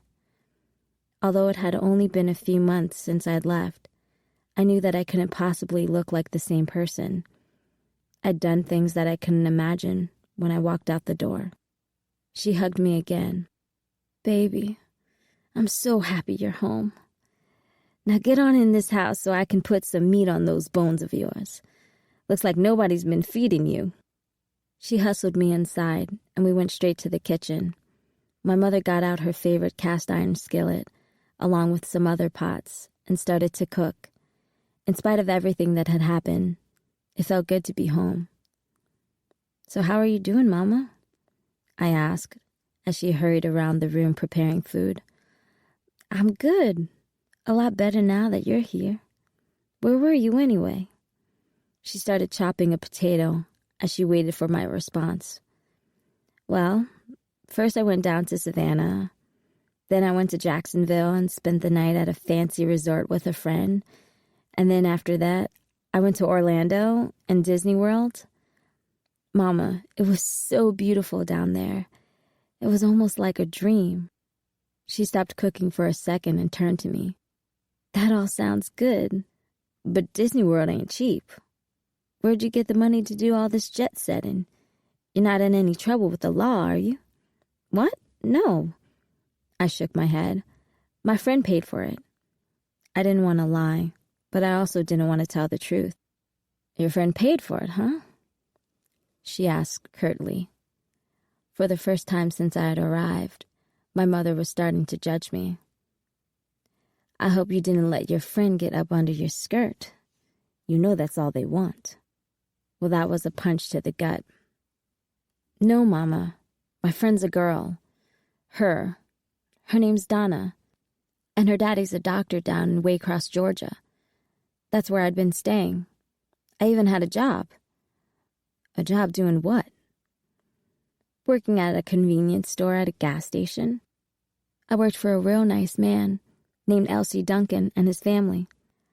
She looked at me skeptically, but didn't say anything as she kept on cooking. So, if things were so great, then why'd you come home? Because I missed you, Mama. I jumped up, hugging her with tears running down my face. I missed you. I missed you too, baby. She smiled and set the plate of eggs, bacon, hash browns, fried green tomatoes, and biscuits in front of me, hovering nervously. I could tell how much she wanted my approval. I knew things were different from the way she was making such a fuss over me. My mother had never cared one bit what I thought, but this was a different person. She waited for me to take that first bite, and since it looked like she wouldn't budge until I did, I obliged, shoveling a huge forkful of eggs into my mouth. This is so good, Mama, I murmured absently, trying to calm my anxiety. All I want is for you to be happy. This time you're going to be happy, I swear. Just promise me you'll give this a real chance. She asked it in a way that made it seem like she was begging me for something, and I just didn't know what. I'm going to make you those baked turkey wings you like for dinner, she told me as she got up and began to prepare the next meal. By the time night fell, we were both exhausted as we sat down on the couch together to watch television. When Archie Bunker ended, Good Times came on. My mother and I howled with laughter every time JJ said, "Dynamite!" As soon as the show ended, I started yawning. She got up and turned off the television. You must be tired, she said. Yeah, I am, I said, getting up and heading into my bedroom. My mother followed close behind me, talking a mile a minute. It was strange being back in that room. I opened the set of drawers and pulled out a nightgown. I was actually surprised she hadn't thrown away my stuff. I got dressed and was about to slip into bed when my mom threw her arms around me. Charlotte, I'm just so glad you're finally home. I had almost given up on ever being happy again. LC, Chapter 29. I should have been walking out of the Holiday Inn beating my chest because I'd just gotten laid, but instead, I wanted to plug my ears because of Donna's nagging. I don't see why we can't spend the day together. We can go back inside and tell them we want to keep the room until checkout and then head down to my parents' summer place. Donna took hold of my arm, trying to turn me back toward the hotel. Part of me wished I could, but I had responsibilities. Look, I can't, all right? I told you last night I had to open the shop this morning. I reminded her as we approached her car. The tow truck was parked on the other side of the parking lot just in case anyone got suspicious because good girls like Donna didn't get caught in hotels with guys who were not their husbands, even though we were engaged. Please, I'll give you a blowjob. She licked her lips coyly. At the same time, she looked around to make sure no one had heard her. You have no idea how much I wish I could. She stuck out her lip and pouted. I slipped my hand around her waist and pulled her close, trying to make amends. It seemed like all the things I'd been wanting Donna to do, like spend the night and give her brother a blowjob, she suddenly wanted to do. I should have been ecstatic, except for some reason, it didn't feel quite right. It almost felt contrived. Even if I leave now, I'm going to be late. Donna, I have responsibilities. What about your responsibility to me? I gave her a peck on the lips, stepping back only to be met with the saltiest expression. Normally, she was the one too busy to spend time with me, leading me to chase behind her. But over the past few weeks, it was like everything had flip-flopped. Now she was the one acting all needy, wanting to be with me every waking minute. Who knows? Maybe the idea of me owning the shop was becoming attractive to her. "Elsie, what kind of kiss was that?" she complained. "I ain't your old Aunt Ethel. I'm your fiancé who just spent the last 12 hours showing you how much I love you." She chastised me until I leaned in and planted a deep, long French kiss on her, even knowing that my mind wasn't present. "How was that?" I laughed, wanting to make sure everything was all right before she got back on the road. Last thing I needed was for her to be upset and get into an accident. "That should keep my mind busy on the drive back to Jekyll Island." She made a face like she was being sent to prison instead of the luxury summer home her parents kept on a private island with a beach, where all she had to do all day was relax and have fun. "If it's any consolation," I said, "I love you." "I love you too, and you better call me at least 5 times before tomorrow," she whined. Boy, I certainly wasn't used to this version of Donna, and I was seriously ready for her to go back to her old self. I'd never been attracted to needy women, especially not whiny, spoiled ones. "Okay, but I want you to call me at the shop and let me know that you arrived safely."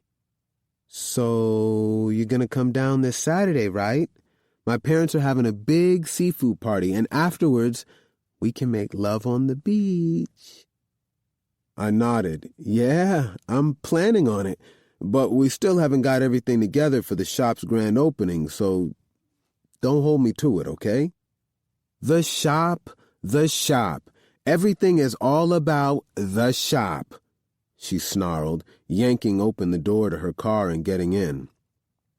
Okay, so maybe it wasn't the shop that was bringing out the seductress in her. "There are a lot of people on St. Simon's and Jekyll Island that would love to spend time with me, so if I were you, I'd make me a priority," she snapped before she turned on the engine and drove away. Now that was the Donna I had grown used to.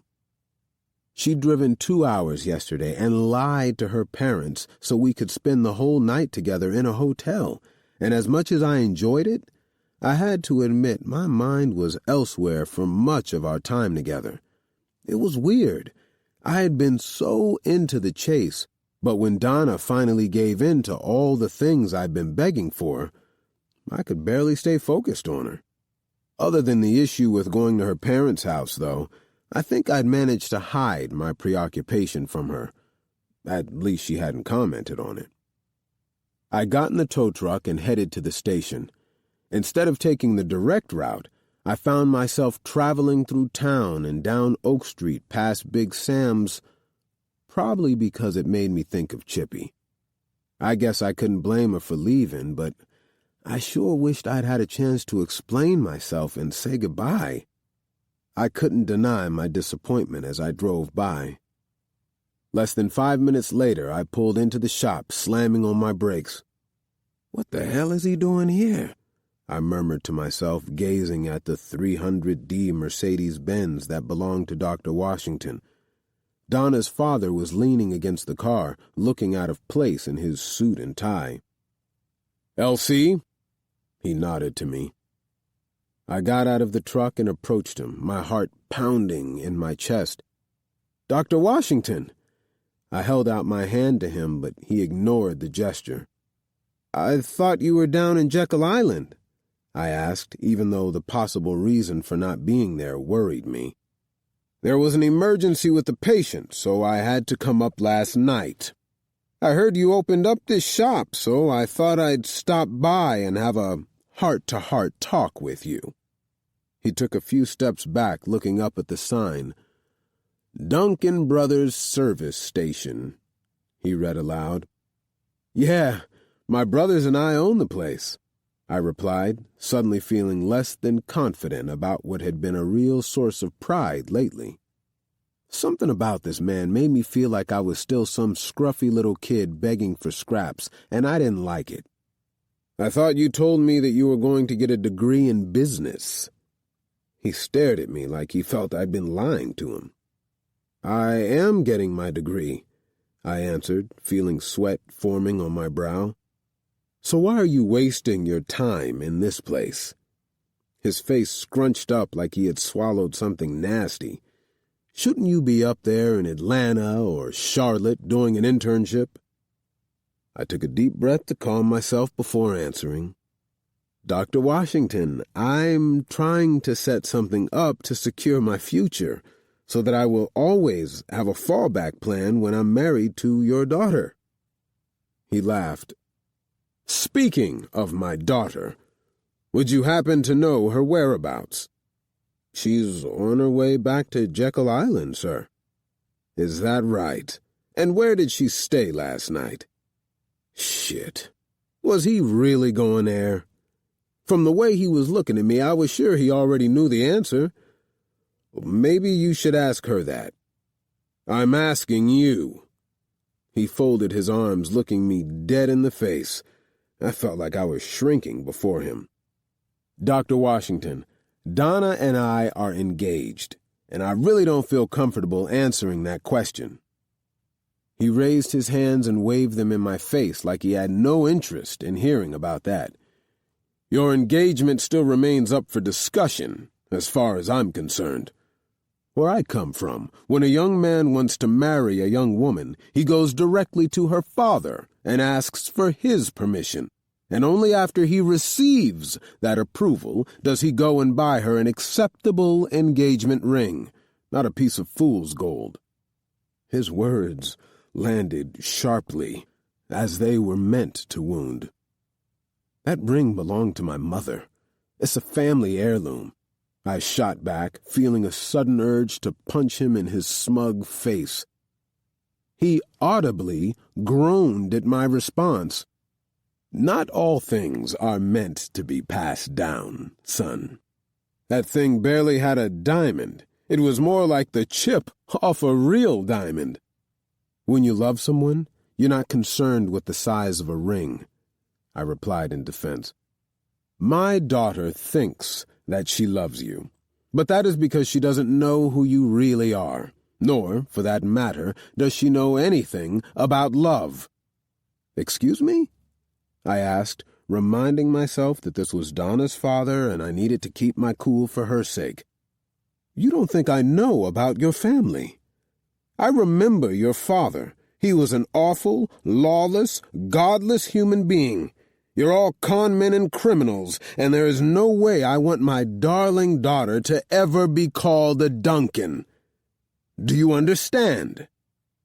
Before I could give him a piece of my mind, a sheriff's car pulled up, and a dark-haired, olive-skinned man got out with a desperate look on his face. Excuse me, he said. Do you have a tow truck available? I need my car towed out of a ditch. I glanced over at Dr. Washington and said, We'll have to pick this conversation up another time. I have work to do. He shook his head and brushed off his suit as if to remove the indignity of even setting foot on the property of my service station. You and this clan of thieves are not good enough for my daughter. The sooner you realize that, the sooner you can get back to pumping gas. He laughed derisively as he got into his car and left. The man looked from me to the moving car. Please, sir, I really need a tow. I'm sorry, but I can't right now, I told him. I need to open up the shop, but I'll have someone here in about an hour and we'll get you all straightened out. How much? He asked. How much what? I snapped, still reeling from the encounter with Donna's father and the nasty way he treated me. The man rubbed his index finger and thumb together in the universal sign for money. It's normally $25, but like I told you, I can't do it right now, I told him, my tone absolute. What if I give you $100? He said, raising it to a number that I couldn't afford to pass up. No way was I pumping $100 worth of gas in the next hour. John. Chapter 30. So you're certain about that? The man who towed the car was speaking to someone on the phone back in his auto shop. He'd been nice enough to tow me right away, although he didn't hesitate to take my $100, which was 4 times his normal rate. His brow furrowed enough to make me nervous as I waited to hear what was wrong with the car. Yes, Waycross, Georgia. That was the last thing I heard before I zoned out, pacing back and forth in front of the counter separating us, my mind racing with scenarios of things happening back home. None of them were comforting.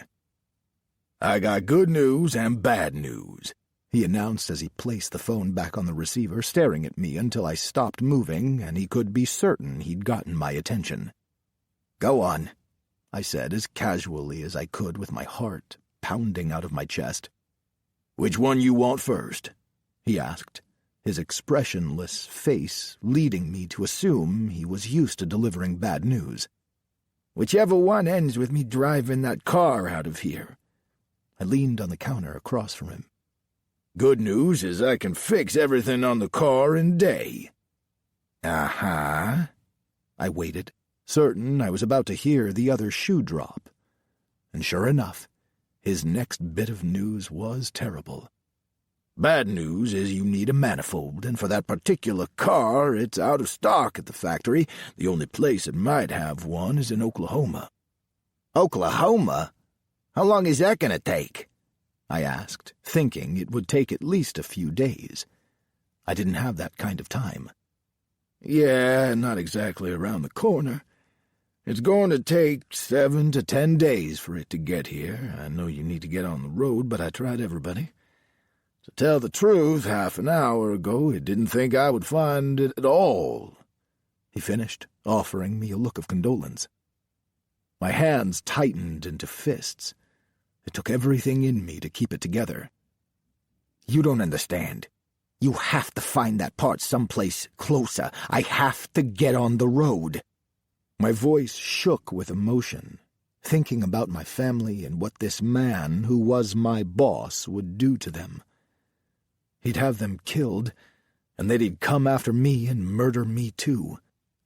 I had to hold on to the counter to stop myself from sliding to the floor in a heap.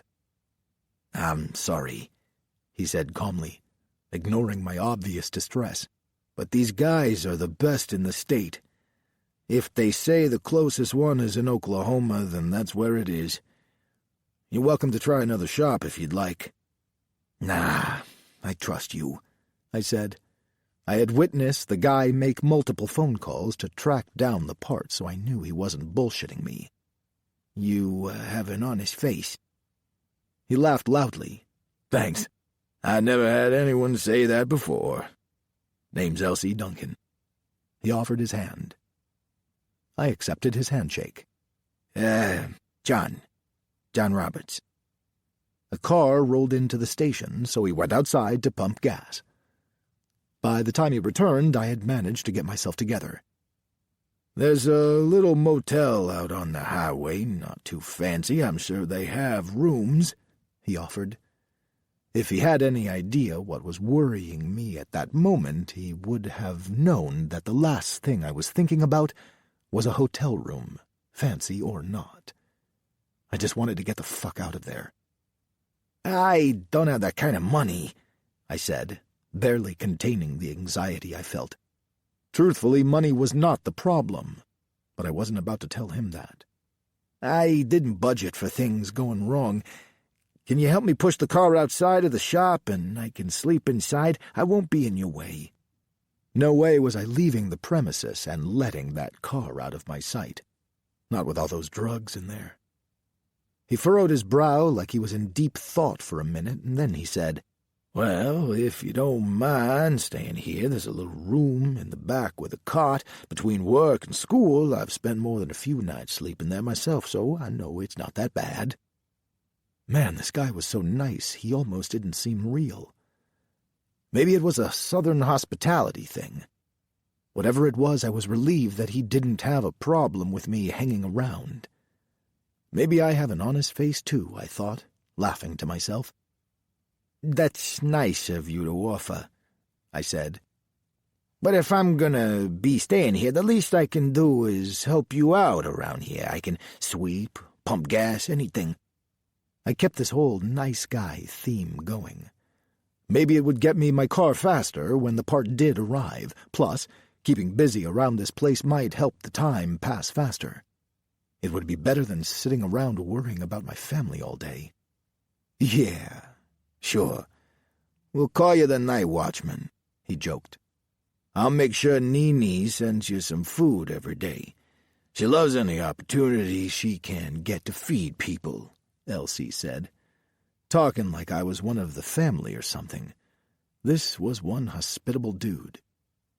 In spite of all his friendliness, though, I still had big problems hanging over my head. I need to make a phone call. Let my people know I've been delayed, I said. He nodded.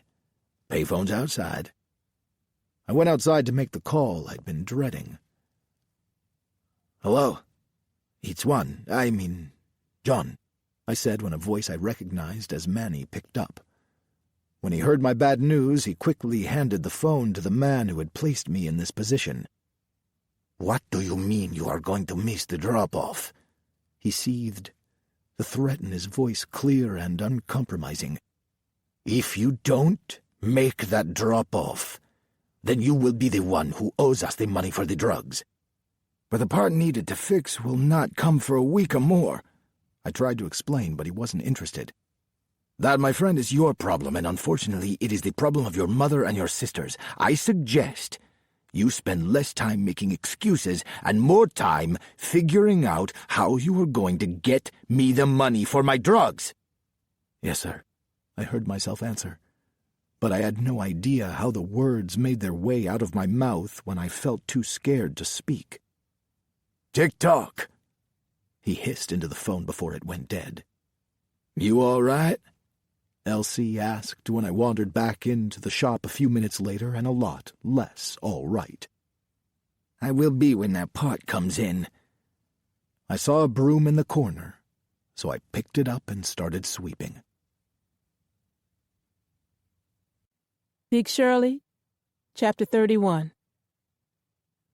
You can barely see them anymore, little Mama exclaimed as she applied makeup to cover the scars on my face. Of course she was exaggerating, but I had to admit it looked better than before. It was just nice to finally leave the house for a night, and the fact that it was First Friday made it even better. On the first Friday of every other month, the Duncan brothers put on a big to-do.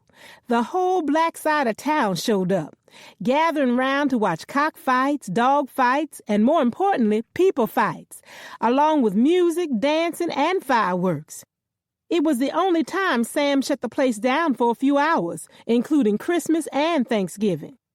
It was usually held in an abandoned lot over on G Street, but today they were holding it behind the new gas station as part of their grand opening. "Let's go!" Big Sam hollered up the stairs, and the bunch of us girls patted down, each of us trying to outdo the others. Sam had one of the boosters come by with new outfits, and all of us girls were allowed to pick one for tonight. See, this was our chance to meet and mingle with some of the men who wouldn't be caught dead up in the house.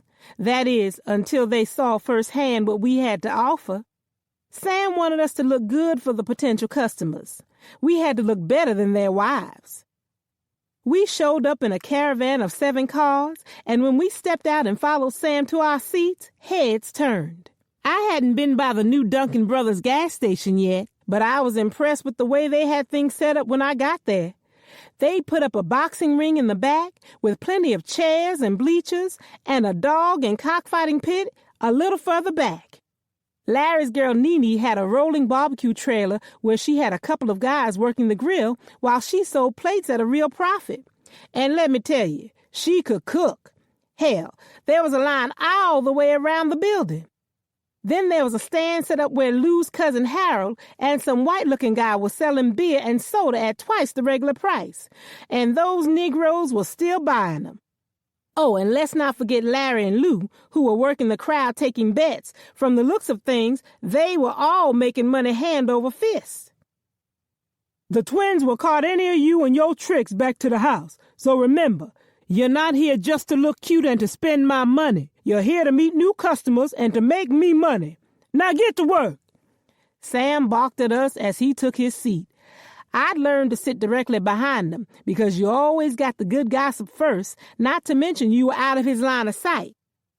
Damn, he's fine.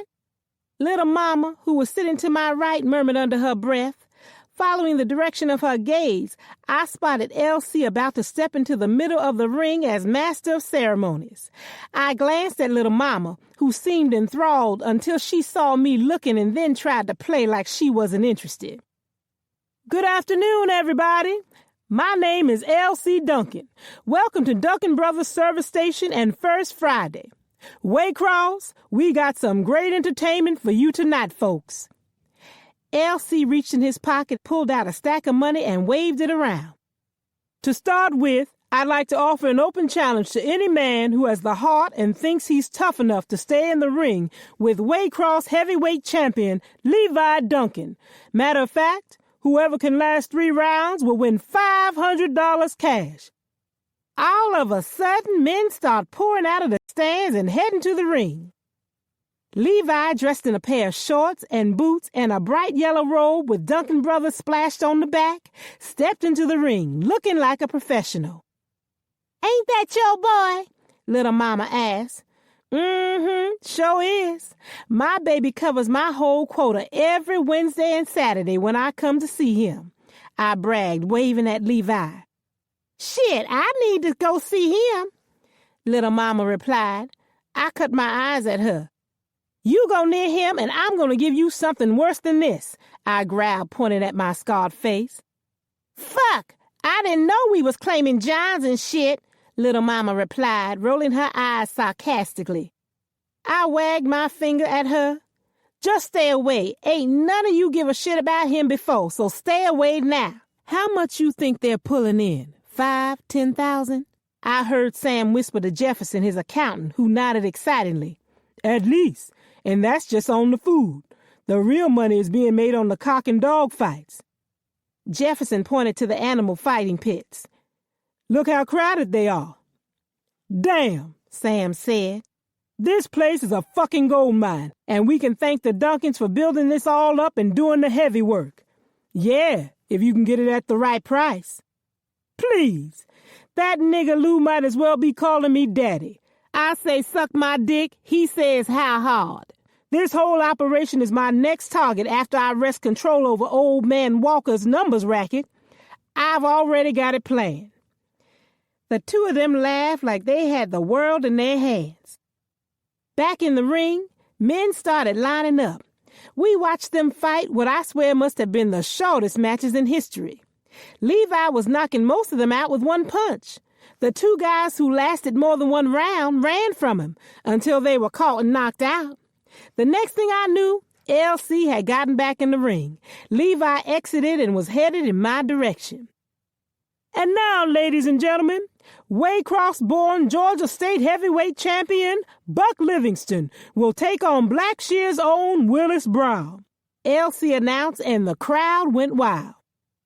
Some of the girls were starting to attract customers, so I was happy when Levi came over and sat next to me.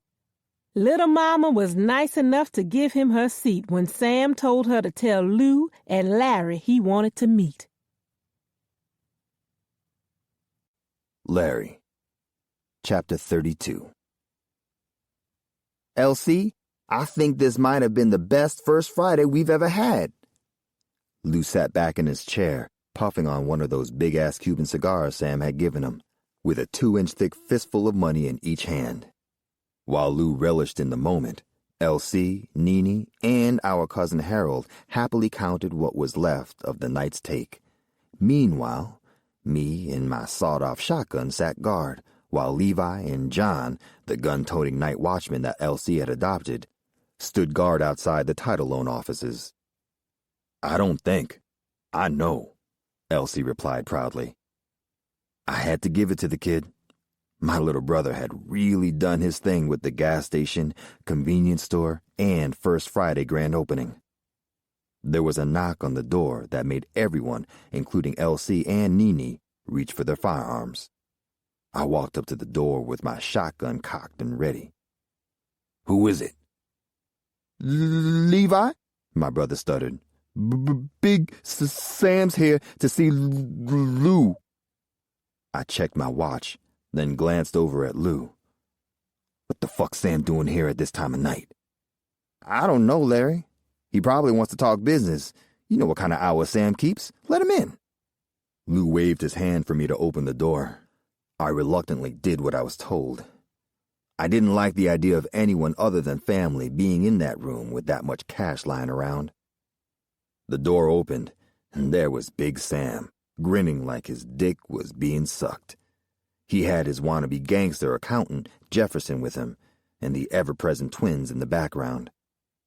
"It's a little crowded in here, Sam, so let's leave the twins out here with Levi and my man John," I said, leaving no question that it was a command and not a request. He nodded and gave the twins a look. They obviously knew their place, because he didn't have to speak one word for them to understand that they were staying put while Sam came inside Lou's office. I stepped out of the way, watching Sam enter and check out the place. He froze when his eyes landed on all the money being counted. "Damn, fellas, y'all doing it big, ain't ya?" Sam and Jefferson took seats in front of Lou's desk. Elsie and I got up, flanking Lou on either side. "Compared to you, we just squirrels trying to get a little nut." Lou gave Sam this big shit-eating grin. I was sure his dumbass loved the idea of Sam seeing all that money lying around. Knowing him, it probably made his dick hard. "How can we help you, brothers?" "Well, before I left town, we talked about partnering, so I wanted to give you the latest." "Sure, Sam. What's going on?" Lou replied, and for a minute, I wondered if Lou was really going to consider his offer. "I now control all of the whorehouses in South Georgia, which means I control the booze, drugs, and whores in each of those towns. Not to mention the fact that my Florida Connect wants me to handle distribution in the Southeast."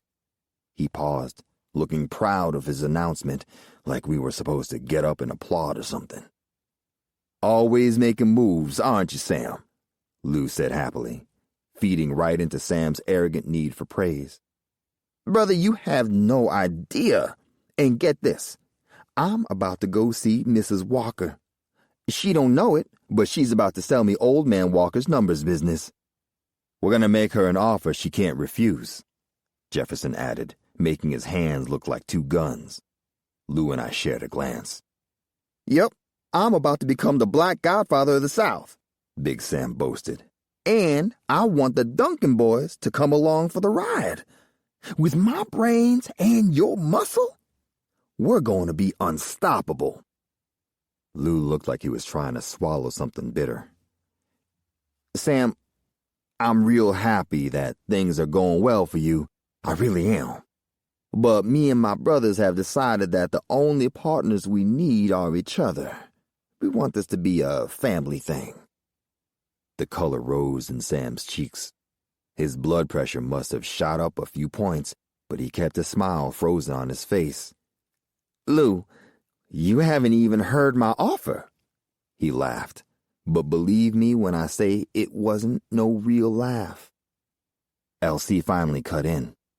"It doesn't matter what you offer, Sam. We're not looking for partners. Like you, we're expanding our business too." I was sure he'd been waiting for this moment since Sam walked through the door. What was it about those two? Sam's smiling face became stern as he intertwined his fingers and cracked his knuckles. He purposely ignored Elsie, glaring directly at our older brother. "So, he speaks for the Duncans now, Lou?" "Look, Sam, nothing's changed. We're still going to do freelance jobs for you like we've done in the past, but like I just told you, we're not looking for partners." "Especially not ones that beat up women," Elsie snapped. Sam cut his eyes in Elsie's direction, then glared at Lou again. He was probably surprised to find out that his old friend Lou was also an adversary in this discussion. He turned his attention to me. You sure I can't change your mind? Sorry, Sam, I said, shaking my head. Sam straightened out his suit jacket, then gestured to Jefferson to get up. Well, then, gentlemen, I can't say I'm not disappointed, and I think you're making a big mistake. But I wish you well. I do hope you understand, though, that next time we have this conversation, my offer will be considerably less. Sam cut his eyes at L.C. as he passed him. Hey, Sam, L.C. called to him just as he was at the door. Damn, this was not going to be pretty. I could feel it in my bones. Sam turned to him. Yeah, young buck? If you're headed to see Mrs. Walker anytime soon, there's no need to waste a trip. Sam looked puzzled. We made a deal with her this morning. She's still going to be a silent partner, but we agreed to take over her husband's numbers business. Sam exploded, heading directly for Lou. You motherfucker! A .38 suddenly appeared in Sam's hand, while Jefferson's punk ass went for his piece. Before he could get it out, I had the shotgun pointed at his head. Looks like we have a little Mexican standoff here, Sam, I said. He pulled back the hammer on his .38. I don't think so, Larry, 'cause I've got a gun to your brother's head, and to be honest, I don't really give a shit if Jefferson lives or dies. Hey, Sam, Lou said, relax. This is not personal, it's business. You own damn near all the hustles in town. What my brothers and I have is a tiny piece compared to you, so there ain't no need for you to be getting upset. We all friends here, remember? Sam gave him a look that might as well have been a deadly bullet coming from the gun he was holding. Fuck you, Lou. Sam flipped him the bird. You ain't my friend. You knew I wanted that numbers business. Sam, there are 4 mouths to feed here, and we can't get fed on your crumbs. Do you know how much work and manpower it's going to take to run that numbers business? You're going to need half your staff to run that shit, right? Now, how you going to pimp half the state, build a drug empire, and run numbers? Hell, you Superman, but you still only one man. Believe it or not, Sam looked like he was giving Lou's words some thought. Now, it's a compliment to you that I even learned to branch out in business. We're small potatoes compared to you, and we're not trying to be your competition, so come on, man. Don't let me trying to get the tiniest piece for myself and our friendship. Lou reached out his hand to shake Sam's. I see. Sam's head bobbed up and down as he stared at Lou. Lou, if you were anyone else, you'd be dead right now. You know that, right? I'm sure there'd be a lot of dead people in this room, Sam. Lou looked over Sam's shoulder at L.C., who had a gun trained on him. You can have the numbers, but you have any more ideas of expansion without talking to me, and you and your brothers will be dead men, Sam promised before motioning to Jefferson to leave. So we still friends? Lou, ever the optimist, checked with Sam. We something, but it certainly ain't friends. Sam backed out of the building with his gun still pointed at Lou. Oh, and for the record, your free pussy card has been revoked until further notice. From the look on Lou's face, I think that hurt him more than losing Sam's friendship.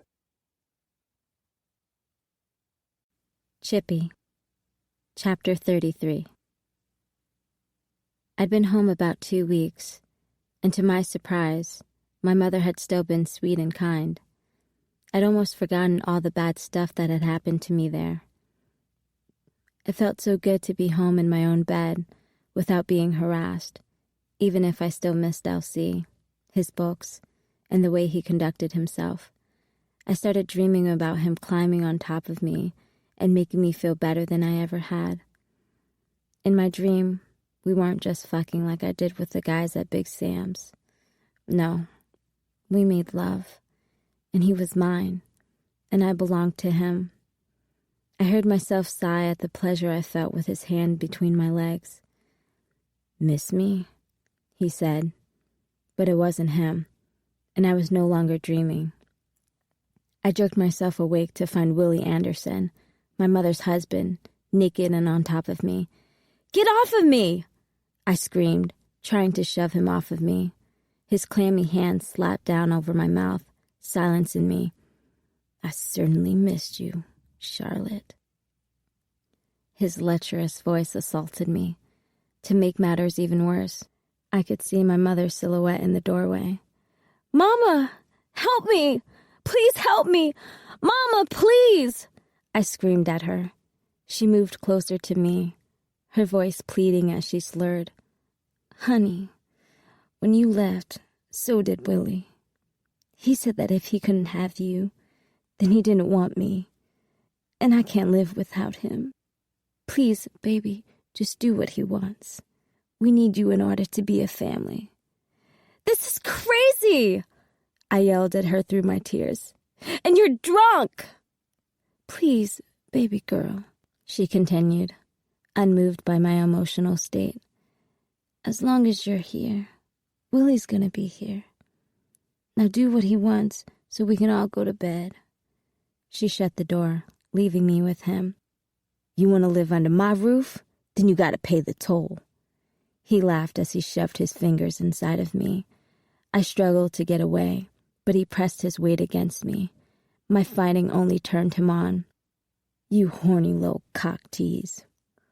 You know you like it," he said, his sour breath in my face. "When you walked in this house, it was because you wanted more of this. Your mama knew. That's why she called me." Willie slapped my hands away as he tried to rip off my underwear. Thrashing around, I tried to throw him off of me, but he was too strong. He balled up a fist and banged me upside the head. This wasn't the first time Willie had hit me, but if I had any say, it would be the last. I may have come home hoping things would work out, but I also came prepared. I reached under my pillow and grabbed the straight razor that I'd taken to sleeping with at Big Sam's. Everything in me swelled into a ball of rage, ready to strike. I gripped it in my hand, flipped it open, and let my arm swing widely, slicing him everywhere I could reach. At first he didn't know what I was doing, but as the blood oozed out of his wounds, he started to fight me. Even though he was bigger and stronger, my rage made me invincible. The blood gushing out of him covered me, and before I knew it, we'd fallen to the floor with a loud thud. Willie was still on top of me. Even in the dark, I could see the whites of his eyes bugging out in horror. He didn't move. I knew he was gone. My victim days were behind me, and I didn't feel a moment of regret. What I felt was the opposite. Calm. "Mama! Mama!" I yelled as I tried to move his heavy body off of me. He weighed more than 250 pounds, and I couldn't get him to budge. The door flung open, and a light came on. My mother was standing there in her nightgown. Seeing her husband lying there dead on top of me, her expression darkened and she went cold. The look that she gave me made me feel as though someone had shot ice into my veins. And then she started screaming. "What have you done?" She rushed towards me, scooping him up in her arms and trying to shake him awake. It was too late, and I for one wasn't the least bit sorry. Relieved to be free, I scurried away from him. I watched her gently caressing his face and kissing his lips as she tried to revive him. "Willie, baby, wake up. Wake up, honey. Charlotte, what have you done?" "I did what I should have done when I was 12 years old, and that monster raped me for the first time. I killed him." I cried out. I just wanted her to stop hugging him and, for once in her life, throw her arms around me and be my mother. "Shut up! Shut up, you whore! My husband was a good man," she howled, still defending the worthless son of a bitch. "You're gonna pay for this. You're going to jail. And I will let every person in this entire town know that not only did he rape me since I was 12 years old, but you knew, and you never did anything to stop him." As I said the words that I hoped were not true, the look of guilt on her face told me otherwise. She had known all along and did nothing to protect me. I'm going to tell everyone how you pretended to be asleep at night so that your husband could fuck me. Willie's head flopped down, and she rushed at me. Her hands moved 1,000 miles a minute, landing on me like lethal weapons. You are evil! Evil! She reared back and whacked me across the face with a blow that almost made me tumble backward. I felt like she had knocked my teeth loose.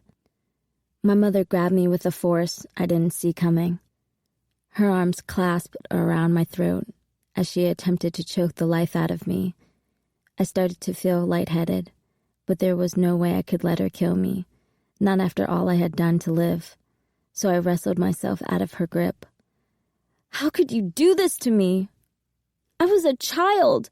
You're a fucking child, I shouted, my head buzzing with rage. I slammed her against the wall, taking her head in between my hands. I kept pounding it into the wall. I would never do that to a child. Never! Never! I screamed, slamming her head until she went limp, and her body slipped from my hands onto the floor in a heap. I don't know how long I stood there shaking, but I knew something inside of me had died. I felt nothing after what I had done. Everything felt mechanical, as if I were having an out-of-body experience. I walked into the kitchen and sat down at the table. I didn't know what to do, but I didn't know someone who would, so I picked up the phone and dialed 0. Operator, I would like a number in Waycross, Georgia. Duncan Brothers service station, I asked. She gave me the number, and I dialed it robotically. Duncan Brothers, this is Nene speaking. Her bubbly voice sounded like it was coming from a television screen.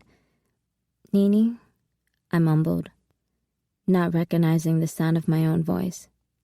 Chippy? What's wrong? She asked, obviously hearing my terror. I need your help. I've done something horrible. Instead of losing her cool, or even hanging up on me, she said, Okay, stay calm. Where are you? LC, Chapter 34. I pulled off I-95 and followed the signs to Fayetteville at about 3 a.m. She didn't look like much, but the old tow truck had made a 6-hour trip in less than 4.5 hours. I put the pedal to the metal because when Nene came frantically knocking on my hotel room door, she made it sound like Chippy was in a life-or-death situation. I hoped that wasn't the case, but I also hoped Donna would still be speaking to me when this was all over. I would just have to deal with that when I got home, but for now, I concentrating on finding Jones Street. Hey, my man! I waved at a brother wearing an army uniform and a souped-up VW that pulled up next to me at a light. He turned his head and rolled down his window. You know where Jones Street is? Yeah, about 3 miles down the road by Food Line. You can't miss it. If you pass McDonald's, you went too far. I thanked him, and he took off when the light turned green. I finally pulled up to the address 10 minutes later and studied the house. So this is where Chippy grew up, huh? I thought, staring at the modest home as I stepped out of the tow truck. Considering all the abuse she'd suffered in there, it wasn't what I expected.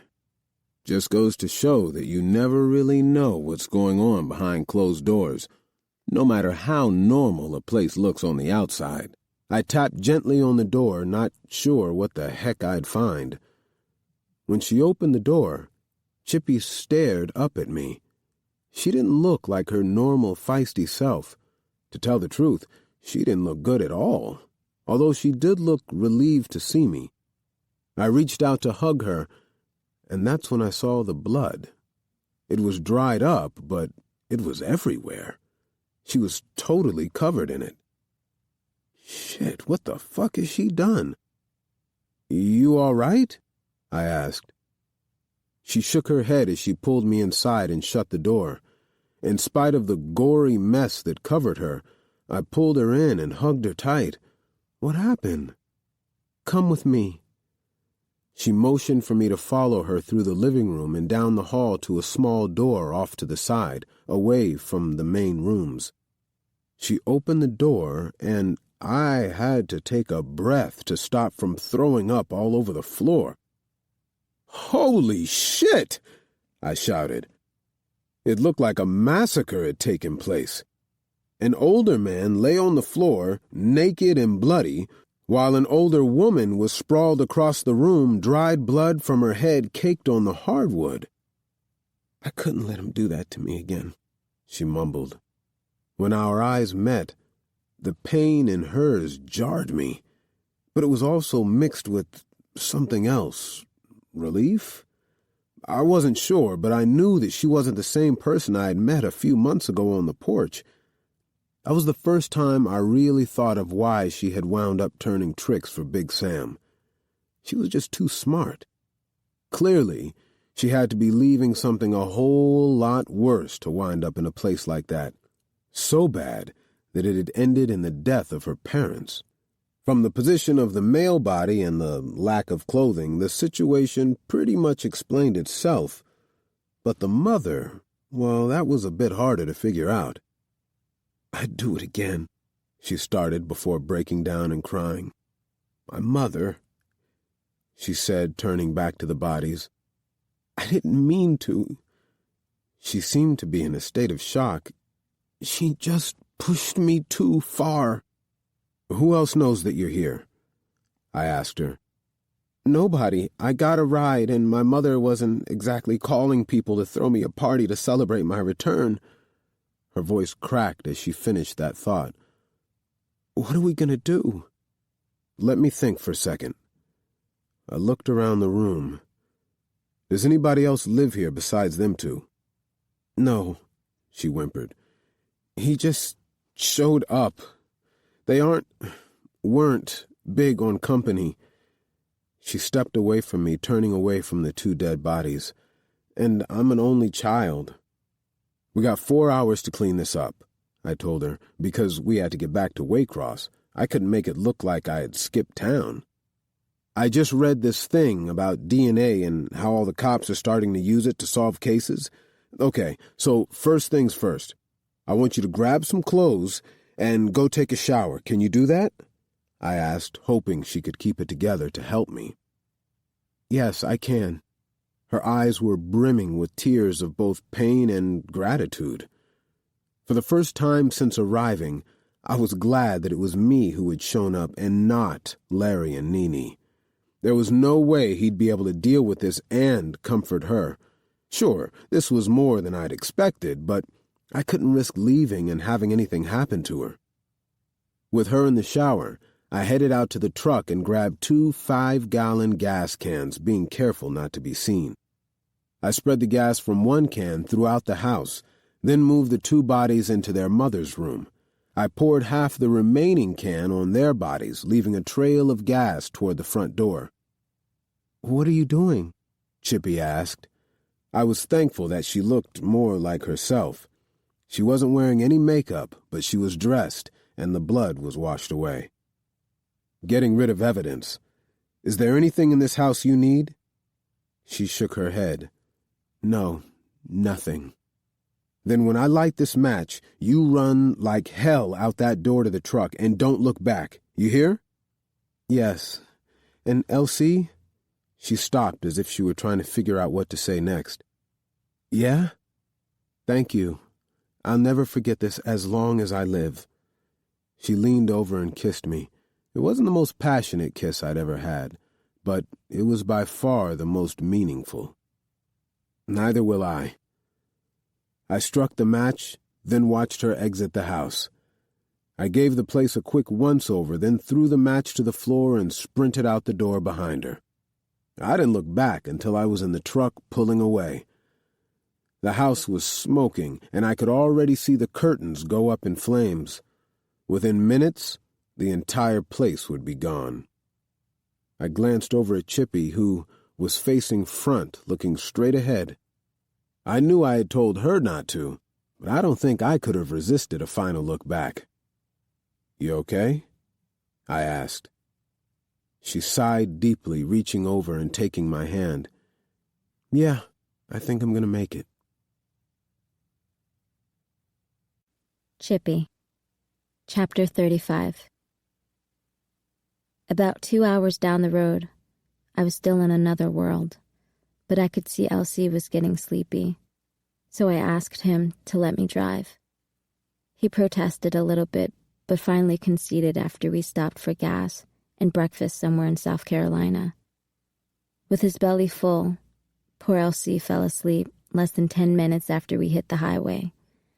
This gave me some time to think about my next move. "Damn, we home already?" a groggy Elsie asked 2 hours later. He stretched, still slouched over in his seat as he looked out the window.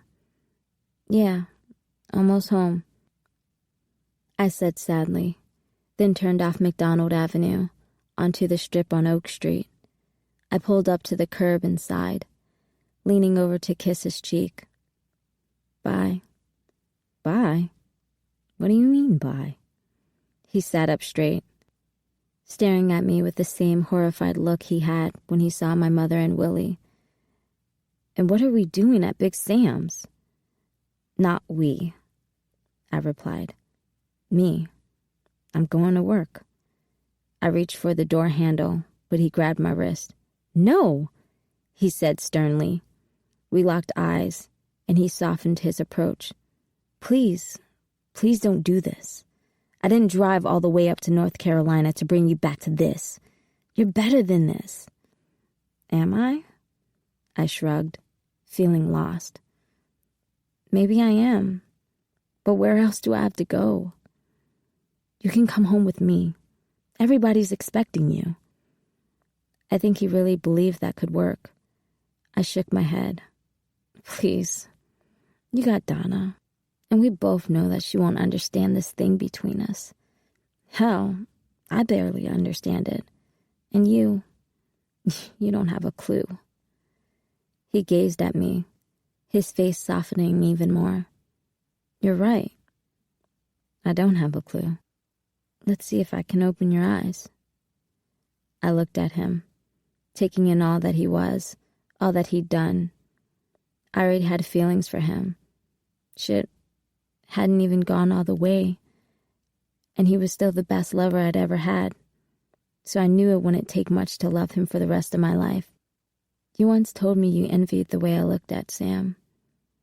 Well, it took me a while, and maybe you can't see, but that's how I look at you now. I love you, Elsie. I'm in love with you."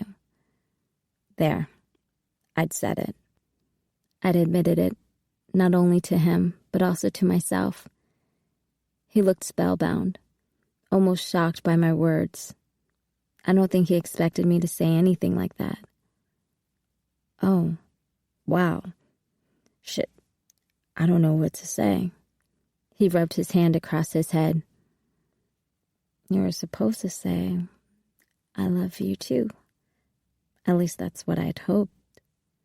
He swallowed hard, looking embarrassed, and I raised my hand in protest. "It's okay. I care about you. I really do. But I'm engaged. I made a commitment. If I let myself go there..." I placed my finger over his lips. "Shh. I don't expect you to feel or understand what I'm going through. I just want you to know that I love you. And I hope one day you'll learn to love me too.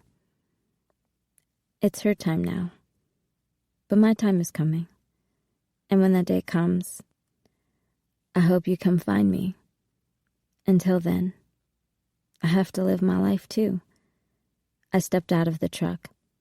"Chippy," he called out to me as he slid into the driver's seat. I turned to him, but we both knew that there was nothing he could say to make a difference. Still he tried. "Please don't do this." "Don't worry about me. I'm used to taking care of myself. You go back to your life and let me go back to mine," I said, trying to keep any emotion out of my voice. even though I was being tough. I was sure he could hear the vulnerability behind my words. I leaned into the car and kissed him again. God, his lips were so soft. Bye, Elsie. Don't you be a stranger. I stepped back and waited for him to pull away. The solace in this whole mess, if you can call it solace, was that although he didn't say he loved me, he didn't say he loved her either. Larry, Chapter 36. Where is that boy? Nini was pacing around the convenience store like a mother waiting for a child who missed curfew. She must have peeked outside the door 100 times looking for LC and that damn tow truck. He had called to let us know he was safe and on his way home about 3 hours ago. Unless he made a detour, he should have been coming through that door any minute. When he gets here, I'm gonna kill his ass, she said. Kill him? Shit, you're the reason he's in trouble in the first place. Lou spoke up from the table where he was playing chess with John. He was trying to act like he didn't care, but we all knew he'd be a lot happier when Elsie walked through the door. We all would. I don't know what the hell possessed you to rouse that boy out of a hotel room with Donna when he's finally getting some just to send him up to Fayetteville behind one of Sam's whores. I'm surprised that wench Donna ain't killed you. I don't care what you say. Chippy is all right with me. And truth be told, she's a hell of a lot better for him than that stuck-up Donna. She's the kind of woman, like me, who'd lay down her life for him. That's what he deserves. I'll be damned if I didn't agree with her, but I wasn't going to say it out loud. LC was an adult, and I was going to take my cue from him. Whatever he wanted, that was fine with me. Nini continued. I just hope we can get through the day without Donna popping up. Oh, she's been here a few times, and that girl was hot as fire. I laughed, knowing baby brother was about to have some real shit on his hands with that one. Look, here he comes, Lou announced. A delighted smile covering his face as the tow truck pulled up. We all ran to the door. But I don't see her. Where's she at? Nini's loud voice carried as she reached LC getting out of the truck. She threw her arms around him in a hug. Where's Chippy? She asked before she leaned inside the cab as if Chippy might be hiding in there. Hey, bro, I waved, coming to stand next to them.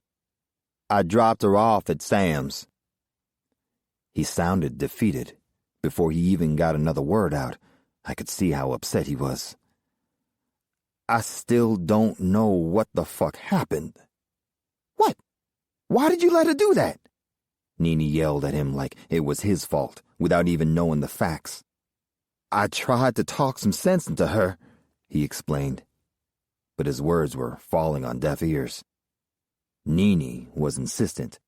That's a bunch of bullshit and you know it, Elsie. That girl don't need to be in that place, so I don't know why the fuck you left her there. Nini was losing it. Look, Nini, she's a grown-ass woman and we got enough trouble with Sam as it is. I wasn't about to just stroll in there and say I want the woman who just walked in the door. Nee, give him a break, I told her, wanting her to give him some breathing room. But, like all women would have done, Nini continued. Something must have happened, because that girl did not want to go back to that place, and certainly not to do what she had been doing. Nee, I pulled her away from him. I said, give him a break. Fine, but I still want to know what happened, even if I have to march over to Big Sam's myself and get it out of her. The two of us just shook our heads as we watched her turn around and strut back into the store. You all right? I checked because I could see the dark clouds swirling around him. LC just shrugged his shoulders like he didn't want to talk about it, so I left it alone as we walked back towards the shop. Lou, Levi, and John were all waiting with big smiles on their faces. Nini joined in, but I could see she really wasn't happy about this Chippy shit. Happy birthday! We all yelled to LC, who looked like he had actually forgotten that today was his 21st birthday. Levi rushed at him and grabbed him in a bear hug. Come on back here. Lou motioned to LC as everybody followed him out the back door. "What?" LC asked, not able to hide the impatience in his voice. I could see that he wasn't in the mood for a whole lot of fanfare, but maybe he'd change his mind. "Patience?" I joked, trying to humor him so he'd lighten up. "Yeah, patience." Levi spat out the word and looked so pleased with himself that it made Elsie smile for the first time since he got there. "Little brother, we all know how much you love cars," Lou started, proud of what was coming next. Ever the amen corner, Nini chimed in. "You spend so much time in this place, I'm glad Lou bought it and gave us all jobs, 'cause it's the only way we get to see you," she said. "What?" Elsie blushed, trying to play it off like he was normal when it came to cars. "It's no secret that I like cars. Lots of people like cars." "Like?" I gave him an amused look. "Boy, if you could marry a car, you would." As soon as I said the word marry, I could tell it dropped Elsie into another place. Nobody told him to ask that girl to marry him. He was too young, and they hadn't even been together that long.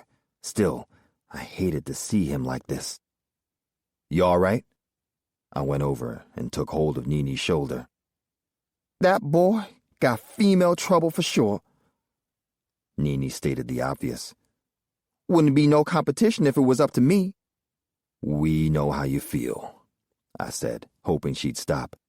Elsie needed to make up his own mind.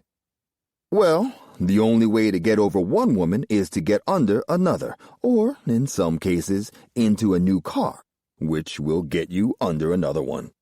Lou laughed at his own joke, "And since that's the reason we're all gathered out here," he pointed to a car sitting underneath a cover. Elsie glanced from Lou to the car, not sure what it meant. "'Bout time you had your own set of wheels that doesn't have a toe attached to it." I couldn't help but laugh. Levi and I lifted the cover off the cherry red and white 1957 Corvette convertible roadster. The look on Elsie's face was love at first sight. Hell, that car was so pretty, I would marry it. "You fucking joking, right? Isn't that the car I was working on last week? Quincy's car?" "It sure is," I replied. "Once you got it running right, we sent it over to Ralph's to paint it." Elsie ran his hand over the hood and down the side of the car.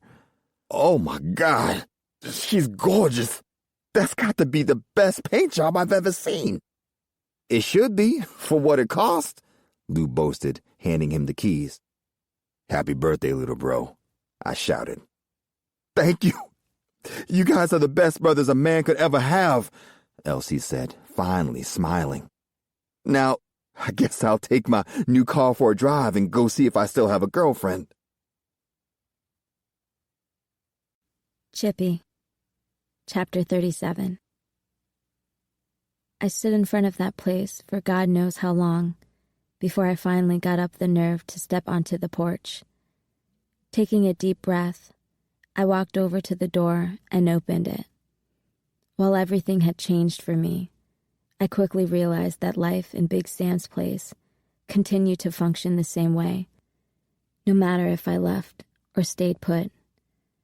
The owner and proprietor himself, Big Sam, in all his glory, sat at the head of a large table filled with his loud, obnoxious gambling buddies. They all aspired to be him, which he loved. And then there was that new bitch, was standing over his shoulder like she owned the place. I wondered if the other girls had felt about me the way I felt about her now. She was young, stupid, and naive, if she thought she was Sam's girl for more than a minute. All the girls were gussied up in their skin-tight dresses, hot pants, and negligee, their feet stuffed into high heels. They were traipsing around so they could flirt with the customers in the bar, trying to get them to buy something other than the watered-down drinks. There was a reason Big Sam made a killing on the bar alone. As much as I wanted to ignore him, I couldn't help but glance in Sam's direction, mainly because I felt his eyes on me from the moment I entered. When we connected, He nodded to me like everything was everything, and all the bad that had gone down had been over-dramatized in my imagination. So I moved my head. I guess you could call it a nod in his direction, and then I continued through the room and up the stairs, the adrenaline shooting through me even as I pretended to play it cool. There were feet following behind me, which I soon discovered belonged to Tasty, because the moment I stepped into my room, there she was with her 2 cents. At least that was what I thought she was going to do. "Don't pay attention to them. You all right?" she asked. I wasn't sure if she cared, or if she was just looking for gossip to share with the girls so they could make fun of me behind my back. "Yeah," I answered, not really in the mood to talk to anyone. "So you back?" she wanted to know. Even though I had placed my bag on top of the bed and had begun to unpack the few things I'd obtained, putting them inside the chest of drawers. "I guess." Since there was no use in lying, I told her. Truth is, I didn't have nowhere else to go. You best believe I was ready to hear something out of her mouth to make me feel worse, but it didn't come. "Yeah, neither did I," she admitted. I found myself starting to feel some sort of camaraderie with her. When I looked up, Fancy, Jasmine, Lil Mama, Sandra, and Tasty were all crowded into my room. "Chippy, you all right?" Sandra asked, with a crazy expression on her face. Her fist clenched at her face like she was about to do the rope-a-dope. "Don't let that man hurt you." "She ain't even that pretty." Lil Mama sucked her teeth, trying to make me feel better. Then Fancy had to have her say, and for someone who didn't always know how to string 2 words together, she wound up making the most sense of anybody. "Sam can't help being Sam, just like we can't help being hoes." That's when Big Shirley entered the room and shooed the bunch of them out of my room. "Let me talk to Chippy alone for a second. We'll see you all downstairs." Then she came over to me. "You okay, baby?" she asked, wrapping her arms around me, the way I imagine a mother, certainly not mine, but one who knew how to be a mother, would have responded in this situation. God, it felt good to have somebody holding me. Try as I might to keep up my tough act, I couldn't stop the tears from flowing. My body racked with sobs as I let go of everything and just wept. She patted me on the back. There, baby. It's gonna be all right." I looked up at her scarred face and broke down again. "I'm sorry, Shirley. I know you must hate me, but I'm sorry." I apologized profusely as I fought to regain my composure.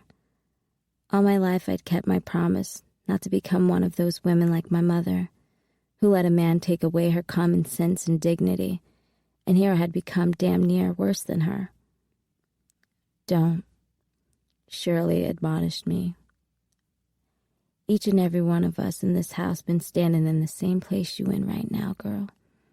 He done it to each and every one of us." Her voice held a bitterness I hadn't heard in her before. I'd seen her get mad, but not at him, not that way. "That's 'cause we all stupid to fall for his lies," I told her, the hurt stinging my throat. Shirley took me by the shoulders and held me at arm's length so she could look straight into my eyes. "Ain't nothing stupid about falling in love and wanting to believe the man you care about is who he says he is and not a lying, no-good pimp. That's a hard thing to see.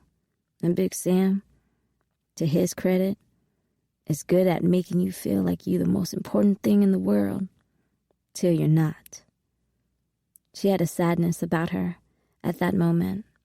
I nodded, but still it didn't make sense. "If you knew he was doing that to me, or to the others, how come you didn't try to talk some sense into us? You've been here the longest," I challenged her. "I did. And this is what I got for it, remember?" She pointed at her face. Big Shirley looked at me, her eyes full of kindness. Baby girl, nobody ever wants to believe it. I didn't. Her words still didn't comfort me. But I'm not them, I yelled, trying to get her to see that I was different. When her eyes met mine, they were filled with the most love I'd ever seen from anybody who wasn't trying to shove his dick into one of my holes. We all loved him at one time or another. Hell, some of us still do. I knew that she didn't say this to hurt me, but to inform me so that I would see we weren't that different. Here I was, a newer, younger model, and not as young as the newest one that had just walked in the door. But I'm so sad, I cried, not knowing how I was going to be able to survive this kind of hurt. And soon you won't be. This is business. But now, instead of handing over all your money, you need to get smart and sock some of it away. One day you'll be able to go off and see the world and do some of those big things you got in your head to do. Don't you let that man kill your dreams, Chippy. Don't become me. Don't you waste your years away. You're something better than the rest of us. We can all see it. That's why some of us hate you so much, Shirley said. I knew that she meant it. And well, that made me feel hopeful in some way. Okay, I whispered, going over to take the last of my things out of the suitcase. She came behind me. You a hoe now, except you a hoe with a plan. Get yourself pretty, and let's get you back to work. Shirley, I stopped her before she left. You deserve better than this, too. I hope you have a plan. Even though she didn't answer, I could see her smiling as she left, and I knew she did have one. After she was gone, I freshened up and got myself together. This time, instead of worrying about making Sam happy, I was thinking about myself and what would make me happy. That's when I heard a knock on the door. So you're back. Sam walked in the room without waiting for me to invite him in. I shrugged. Well, that all depends. He raised an eyebrow, speaking more definitively. Depends on what? Depends on how this conversation ends, I said matter-of-factly. Have a seat. Sam sat down on the chair next to my bed. How's the new girl? She's working out just fine. He sat back in the chair, looking a little annoyed. I knew I had to make my point quickly before he lost his patience and left. But she's not me, is she? She's not bringing in Chippy type of money, is she? He folded his arms. What's the point? I leaned forward. The point is, you never had a hoe work these sorry asses like I do. He didn't deny my statement, so I continued. I'll come back to work for you, but I want 30% of what I bring in. And in 6 months, I'm out of here to take what's mine, no strings attached. I leaned back and folded my arms defiantly. It took him a moment to comprehend what I had said. Then he sat up and laughed at me. Bitch, are you crazy? Why the hell would I give you 30%? I was not backing down. I stared boldly in his eyes. Because I make twice what these other girls make. And if I'm motivated, I can probably make 3 times what they make. More importantly, 70% of what I make is a hell of a lot more than any of these other hoes make. Sam sat back in his chair.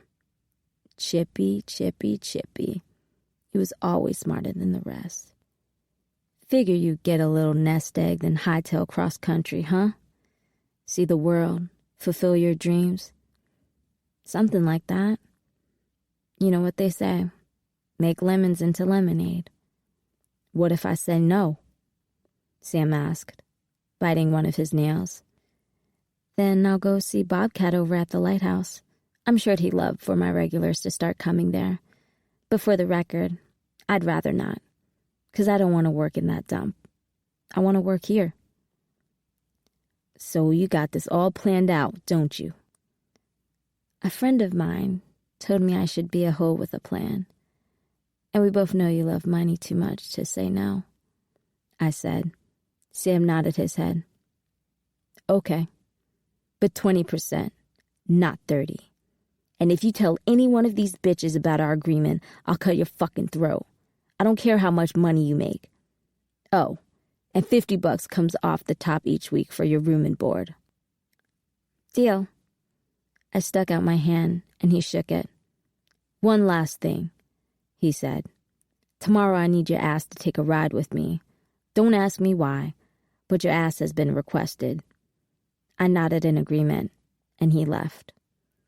When I went downstairs, I walked slowly and methodically, with a big smile on my face.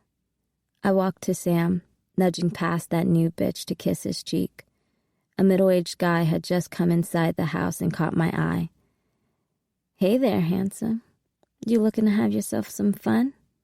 I asked him. I was ready to put my new financial plan into motion, but all I could think about was Elsie Duncan. LC, Chapter 38. I'd driven down to Jekyll Island to see if I could find Donna. The crazy thing about it was that the entire ride, all I could think about was Chippy and the fact that she'd told me she was in love with me. I had to admit to myself there was something there. The question was whether it was love or just some crazy infatuation. My hope was that going to see Donna would make my thoughts of Chippy vanish. Once I got down to the Washington summer place, Donna was nowhere to be found. However, I did run into her father, who couldn't help but talk shit about me working in a garage, belittling me in front of his tennis buddies. The man was pushing me to the point of whooping his ass, so I got in my car and headed north. There was someone I had to see, someone I could always talk to no matter what, who could put this whole Donna-Chippy thing into the proper perspective. 5 hours later, I called Lou and told him I'd checked into a small hotel in West Virginia and that I wouldn't be back for at least a day. He surprised me when he said, "I wish you would have told me. I would have loved to take that trip myself." "I understand," I replied. "It was a last-minute decision. Otherwise, I would have told you. Next time, I'll be sure to let you know." The next morning, I was standing in front of the prison gates, handing a guard my driver's license so I could get in. A few minutes later, I was in a group of 20 people who were frisked, then ushered down several corridors until we arrived at the visiting room. I sat there for a good 5 minutes before a stocky, dark brown-skinned woman in an orange jumpsuit walked around the corner. She stopped and glared at me. It was clear from her features that she had been very pretty when she was young, but prison life and father time had caught up with her. She sat in the chair in front of me. "Hey, Ma, it's been a long time," I said, swallowing hard and waiting for a response. My mother made it clear that she didn't want us seeing her in this place, but once she understood my reason for coming, I knew she'd lighten up. There were some problems that could only be fixed with a mother's help. "Elsie, what are you doing here?" she scolded, but I could tell that she was happy to see me. "I don't know. I wanted to see you. I missed you, Ma." She took a breath, then looked up at the ceiling. Her eyes were starting to fill up with tears, which caused mine to sting as well, as I fought to hold back tears of my own. "I missed you too," she said, placing a hand on the glass. I placed mine on the opposite side to match it. I looked at her for a few seconds, just taking in the woman who had birthed me. My mother was in prison because she'd done the unthinkable in the state of Georgia. She'd killed a white man. The same white man who had gunned down my father 5 minutes before for loaning a poor black sharecropper enough money to pay his bill so that very same white man couldn't take his land. "Look at you, all handsome and fine. I bet them women can't keep their hands off you." She laughed for a moment, but then became serious. My God, you have become such a man. You taking care of your brothers? I nodded and smiled. In all my years on Earth, my mother had never asked me about taking care of Lou or Larry, or even Levi, for that matter.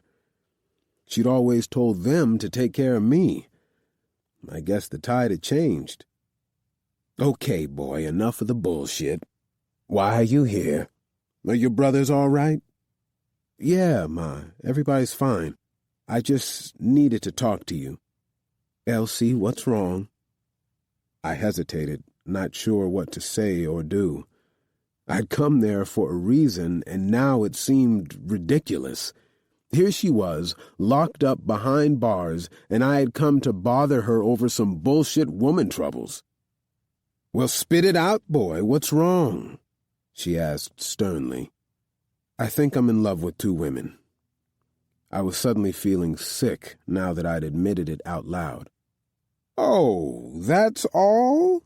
I thought you were going to tell me something really bad. In love with 2 women, huh? That's an interesting turn of events. How'd this happen? She prodded me to continue. I could tell she was holding back laughter. Had I been Lou or even Larry, she would have been teasing me about the mess I was in. But she knew I was the serious one and wouldn't take kindly to being made fun of.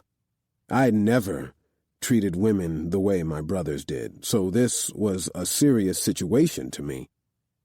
I wrote you about Donna, I reminded her. Yeah, Dr. Washington's daughter, the one who goes to school with you. Yes, that's right. Well, the other woman I met at Big Sam's, I told her, and inwardly groaned, waiting for all hell to break loose. When my mother nodded, as if she understood, I was surprised by her reaction. Her face was neutral. She didn't look surprised or amused or anything. Chippy, that's her nickname, but her real name is Charlotte. She's from North Carolina, and she's different. She's strong and a real reader, but she left a bad home situation and wound up working for Sam. But she doesn't belong there. My voice rose with emotion at the thought of her in that house again. Keep your voice down, son, she said, looking around to see if I had drawn the guard's attention. Then she continued, suggesting, maybe it's just the sex. You wouldn't be the first man whose head got turned around by it. I shook my head. It's not that. We haven't had sex yet. Chippy tells me how she feels and what is going on. I never have to guess or wonder if she's playing games. And we just have this connection that makes me feel so much better when I'm with her, I explained. And Donna? My mother questioned. Suddenly I felt guilty for making it seem like Donna wasn't a good person. She's great. I care a lot about her, but Donna's had everything handed to her, and she doesn't always appreciate things, where Chippy and I have both been through hard times and could get through more if we needed to. It's like we speak the same language. If Chippy had the opportunities that Donna did, she would never be doing what she's doing. Explaining things to my mother was definitely helping me put my thoughts in order.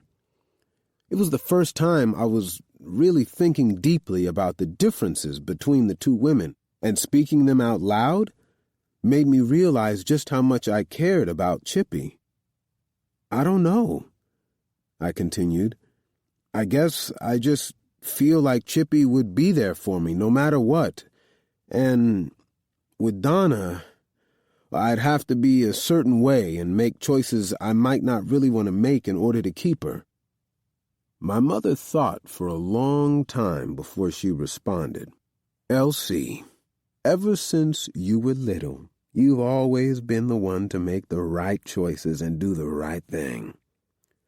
That might mean something different in this case. The right choice here means following your heart. It will never steer you wrong. But what if that means breaking Donna's heart? I asked, admitting to myself for the first time who I truly wanted to be with. Girls like Donna are always going to be okay. You don't have to worry about that. Heck, I'm way more worried about you showing up here on your birthday. She smiled at me and reached up to touch my face. Mama, I've missed you so much, I told her. And suddenly I was overwhelmed by the realization that even though she was trapped in here, she had always been a good mother to me.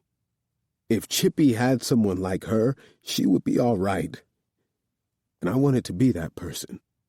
My mother may not have been able to be with me, but the one thing I never doubted was her love for my brothers and me. Chippy deserved to have someone who she knew loved her no matter what.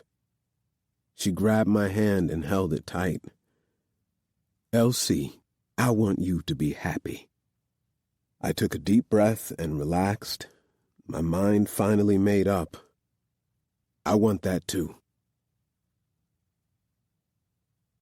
Chippy, Chapter 39. Sam, this is so nice. Crystal, the new girl, who I seriously doubted could be over 18, started rubbing on his arm like it was some goddamn genie in a bottle ready to grant her wish. Poor thing had learned the hard way to stay off my bad side after the ass-kicking I gave her. I did feel sorry for her, though. It wasn't her fault she had been bamboozled by Sam. Just like I once had. She believed he walked on water and would one day sweep her off her feet into wedded bliss. I still couldn't believe I'd just graduated from that place myself. She'd learn the truth soon enough, and then I'd have to console her, same as others had done for me. I ain't never been to these parts, she kept on. Boy, did I want her to shut her mouth with that Bama accent. You do good today, and I'll take you to a whole lot of places, Big Sam lied, not even bothering to change up his lines with me sitting in the back seat. She was up front, in the seat where I had once been riding. From what Shirley explained, Sam always took the new girl on his mysterious road trips. It was probably because it was easier to turn them out that way, which made me wonder why he brought me along this time. I just love the feel of the air on my face. I ain't never been in a Cadillac before, except yours. She kept gushing. Nah, and neither had Chippy before I rescued her neither. He boasted, like he had actually saved me from something instead of taking me out of the frying pan and into the fire, having me sell the pussy I used to barter for food and necessities. He certainly was in the best mood I'd ever seen him in, which made me grow slightly curious about our destination. I never say it out loud, but it did feel good to be out in the fresh air, even if I had to tie my headscarf down tighter so the wind didn't wreck my curls. All Big Sam had told me was that I was requested in to look real nice. He even promised us a good meal and a shopping trip if we made him proud. Wow, Christo swooned, which caused me to look up from my book and see that we had entered the main drag of Jacksonville. I shoved my head back in my book, desperately trying to finish the last couple of pages of the chapter before we got to wherever we were going. The car stopped, but I kept on reading, wanting to get to the end. We're here, Sam announced excitedly, but instead of jumping up and taking Crystal's lead, I kept pushing to get to the end of the chapter. They were about to reveal the benefactor of the heroine, and I really hoped it was the man she loved, and not the one that only saw her as a prize. This is pretty. Crystal's voice rang out in the background as the car doors opened and closed, leaving me alone in the car. Chippy! I heard Big Sam bark impatiently, but I couldn't pull myself away from the drama in my book, even if I wanted to, which I didn't. I'm coming, I lied, hoping to buy myself a few minutes. That's when the door flew open. Next thing I knew, he had snatched the book out of my hand and held it out of my reach. You might be getting a cut, but you still work for me. Now get your ass out the car. I said I was coming. I snarled at him, more upset about him taking my reading material away than anything. Rip. He tore my book in two, then threw both parts onto the ground and gave me a look, daring me to pick them up. Ignoring his implied threat, I leaped out of the car, intent on rescuing my book, but his big hand stopped me. You really want to go there? You are here for one reason and one reason only, and that is to work. You lucky I let you read that book in the car, but don't push your luck. Sam hissed, checking his watch. Now let's go. That Spanish motherfucker hates when I'm late. We're going to see Mr. Alejandro? I asked excitedly. Damn right. And whatever you did last time, I want you to do it again, because he requested you special. I ain't never seen him do that before. I straightened up and followed the two of them into the Marriott, trying to forget about my book. I guess if I had to go see a trick, Alejandro was the one to see. He'd given me a $300 tip last time, although I'd given it all to Sam. This time I wouldn't be so stupid. Alejandro, my main man, Sam shouted when Alejandro answered the door to his suite. Are these two for me? Alejandro asked, motioning to me and Crystal, who was looking a little too damn happy. I guess when you're forced to fuck poor men with dirt under their nails who haven't had a proper bath in their lifetime, a man who cleans up this well is a real prize. That's right. I brought you some fresh new pussy just the way you like it. You can have one or both, Sam generously offered. He pushed Crystal out front and center, and Alejandro eyed her from head to toe. I'll take her, Alejandro said in a firm voice. Crystal was already looking past him into the open bedroom when he pointed to me. I guess he knew exactly what he wanted. And why shouldn't he want me? After all, I was good at my job. I hid a smirk. The other one, you can bring down to the other room so my men can fuck her. There are only about 9 or 10 of them. She should be fine. Crystal quickly turned in Sam's direction, looking confused and concerned. Before she could speak, Sam silenced her with a glare that warned, "Don't say a word, bitch." Now, while you and your men play, I like to pick up my shit, if you know what I mean. Sam laughed, but I could hear the tinge of aggression in his voice that meant he was really serious. Very well, Sam. Alejandro tossed him a set of keys.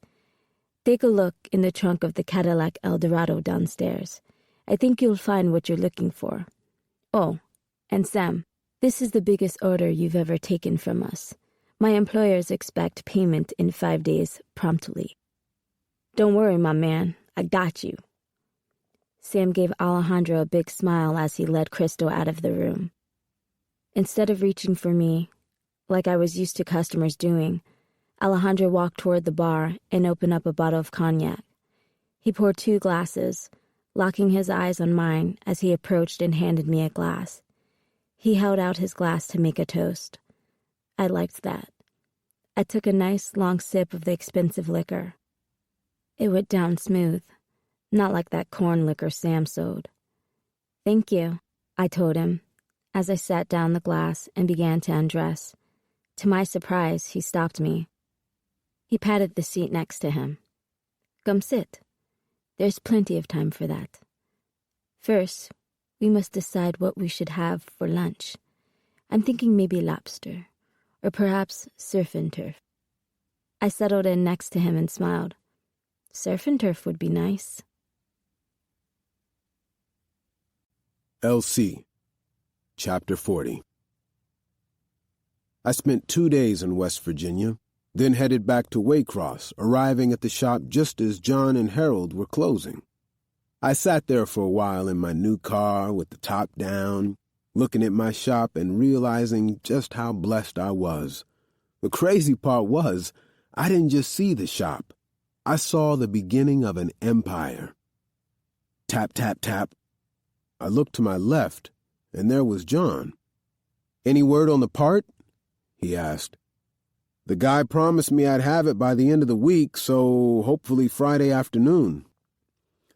I felt bad for John, although I think he was starting to like Waycross.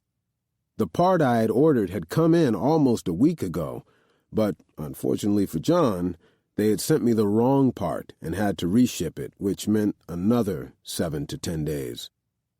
Look, LC, I like you, but that is totally unacceptable. I need to get to New Jersey, and I needed to be there 2 fucking weeks ago, he said angrily. It seemed like his reaction was getting more volatile each day. I understand that it was a long time for someone to have to wait around to get his car fixed, but he had been pretty over the top as of late. One minute he'd be fine helping her out around the place, and then it was like he'd remember that he was supposed to be somewhere else, and he'd start yelling and sweating, pacing around like a maniac. I swear a few times I was worried that he was going to have a heart attack. John, I'm sorry, man. If you need to get to Jersey, I'll drive you myself, and then Lou can bring your car to you on his next run in New York. No! He yelled, a little too forcefully. When I leave Waycross, that car's coming with me. He must have seen how surprised I was by the strength of his reaction to my simple suggestion, because he tried to clean it up by explaining calmly, "It's very sentimental to me." Now, I was the first person to understand having an attachment to a car, but a piece of junk like his car didn't seem like anything a person would feel so strongly about. Still, there was no doubt he was frustrated, so I apologized once again. "I know, and I'm sorry. I'm doing the best I can," I said, then nearly lost it myself when I noticed a car parked over near the side of the building. "When'd that car get here?" "I don't know," he shrugged. "Maybe a half hour ago. The guy's in the back talking to your brothers." The car, a 300D Mercedes-Benz, belonged to Donna's father. I closed my eyes and took a deep breath. Here we go again, I thought, certain Dr. Washington had come to put me in my place one more time. There wasn't much more of this I could take. I wasn't going to keep allowing him to treat me like some child who could order around or threaten to stay away from his daughter. I went around back to see if he was bothering Lou, which would not be smart. As I entered the title loan office, the first thing I saw was Donna's father, but he wasn't puffed up and blowing hot air around as he usually did. Actually, he reminded me of a balloon someone had deflated. Lou and Larry were sitting there with big smiles on their faces when I walked in. "Well, speak of the devil. Elsie, come on in here and join us. We're having a little sit-down with Dr. Washington. You two know each other, don't you?" Lou said with a sly smile on his face. "Sure they do. Elsie here's gonna marry his daughter, Donna. Ain't that right, Elsie?" Larry's tone was louder and even more sarcastic than normal. I turned to see Donna's father's response as I took a seat. That's when I realized he didn't look deflated. This man was distraught. I wondered if there was something wrong with his wife or Donna. "You all right, Dr. Washington?" I questioned, growing worried about this current situation. "What's wrong?" His head shook and refused to meet my eyes. "Nothing," he grumbled under his breath, glaring over at Lou. "Can we conclude our business? I have somewhere to be." Sure, Lou, ever the host, explained. "Donna's father is our new customer. He just came in to get a title loan, only we're not comfortable loaning out the amount he's looking for, so we're buying his car." My head spun around from Lou to Dr. Washington, who was still looking away from me. "That doesn't make sense," I insisted, until I caught Larry's raised eyebrow, which told me everything I needed to know. He always accused me of giving people's character more credit than they deserved. "They're all capable of the same shit," was his favorite comeback. Lou continued to needle Dr. Washington mercilessly. "Seems your future father-in-law is running into a little cash flow problem." He smiled like the cat that ate the canary before delivering his next line. "I'll look real good in that Benz. Fuck, I'm a fan of the Germans, making a car like that." "Why are you selling your car?" I asked, needing to hear some kind of answer that made sense. Dr. Washington's head swiveled in my direction, and he looked me straight in the eye, his rage boiling over. "Look, you little punk! This is none of your fucking business!" Lou stood up. Tisk, tisk, tisk. He was staring down at Donna's father. "Can I get my money now? I got a plane to catch." He spoke to Lou in a shaky voice, devoid of the nasty tone he had just used with me. Lou looked ready to laugh when he answered, "You can't get shit from me. Not till you apologize to my brother. Who the fuck do you think you are?" "It's fine, Lou," I blurted out. It was obvious the man was having a hard time. His words didn't matter to me right now. "The fuck it is. He came to us to borrow money. We didn't come to him." He glared over at Dr. Washington. "Okay, I'm sorry. I apologize for speaking to you in a less than respectful way, Elsie."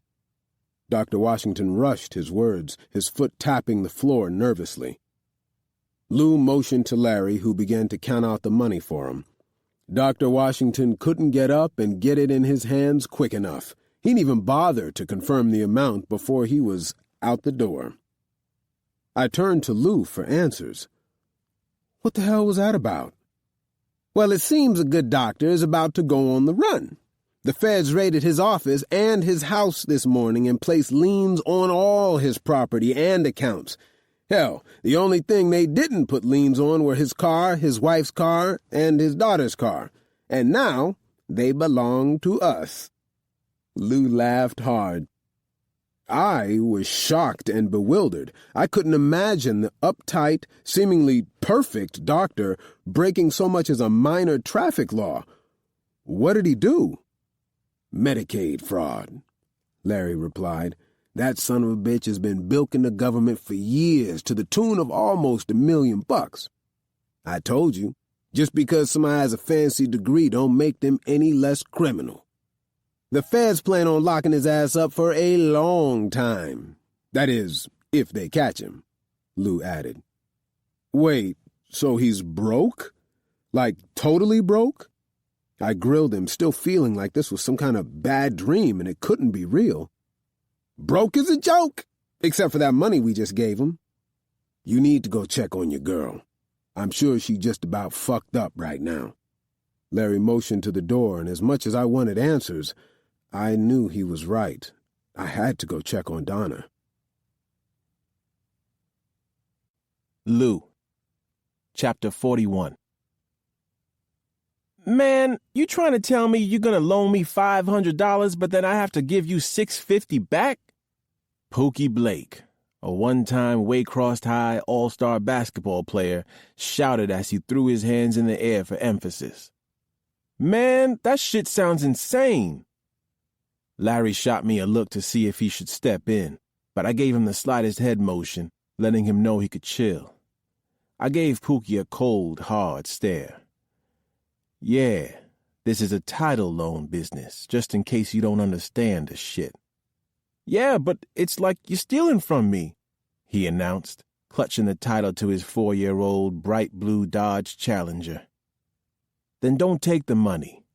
Matter of fact, you can go on into town and hit up Dr. Petrie, the bank manager, as long as you have some collateral, like a house or a job." I emphasized the last word to remind him that his lazy ass didn't seem to be in any rush to locate employment. I wouldn't risk loaning unsecured money to a guy like him, even if we were related. "Come on, the bank wouldn't be trying to fleece me like this, Lou." He was whining like a little bitch, but I knew it was only a matter of time before he caved. Wasn't like anybody with his spotty work record had options. A business like ours was the last house on the block for people like Pookie, and we both knew it. "Banks have plenty of insurance," I explained, "but all I have is the word of my customers, and that's a sure way to go broke." What if you charge me $50 and I promise to pay you back in a month?" he begged.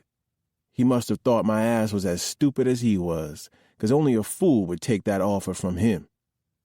"Look, you could be out here with a pocket full of cash in 5 minutes, but my terms are non-negotiable." I wanted him to understand that I was serious about this business. I would never bend on my terms. This new hustle was a legit way for the Duncans to make some real money without the threat of the big house. A brother was starting to really appreciate the investment in this gas station. Smartest damn thing we'd ever done. "So that's it?" he asked, not able to stop himself from trying to work me, like his little hurt feelings were somehow going to influence me. "Look, you came to me for a loan. It wasn't the other way around. Take it or leave it." I snapped at him because, frankly, he had exhausted my patience with this bullshit. "Fine." He finally relented and handed me his title. "Take this title and go on over to that office, and the lady will take it from you and have you fill out the paperwork." "And the money?" He held out his greedy little hand, already starting to itch for the promised cash. "You'll get that from me," Larry informed him. Pookie was ready to leave, but I had one final thing to say. "And brother, you don't pay me back in 60 days, then on day 61, I own your ride." "You don't have to worry about me," he promised dramatically, like his word was something I'd ever believe. "I'll be back with your money, 'cause I love that car more than I love my wife or kids," he swore before stepping into the office where Nene was waiting. Larry shook his head. "Negroes," he exclaimed, sending us both doubled over in a fit of laughter. It didn't matter that all the rules and regulations were printed out and hung on the wall. People were always asking for something extra, like a discount or more time.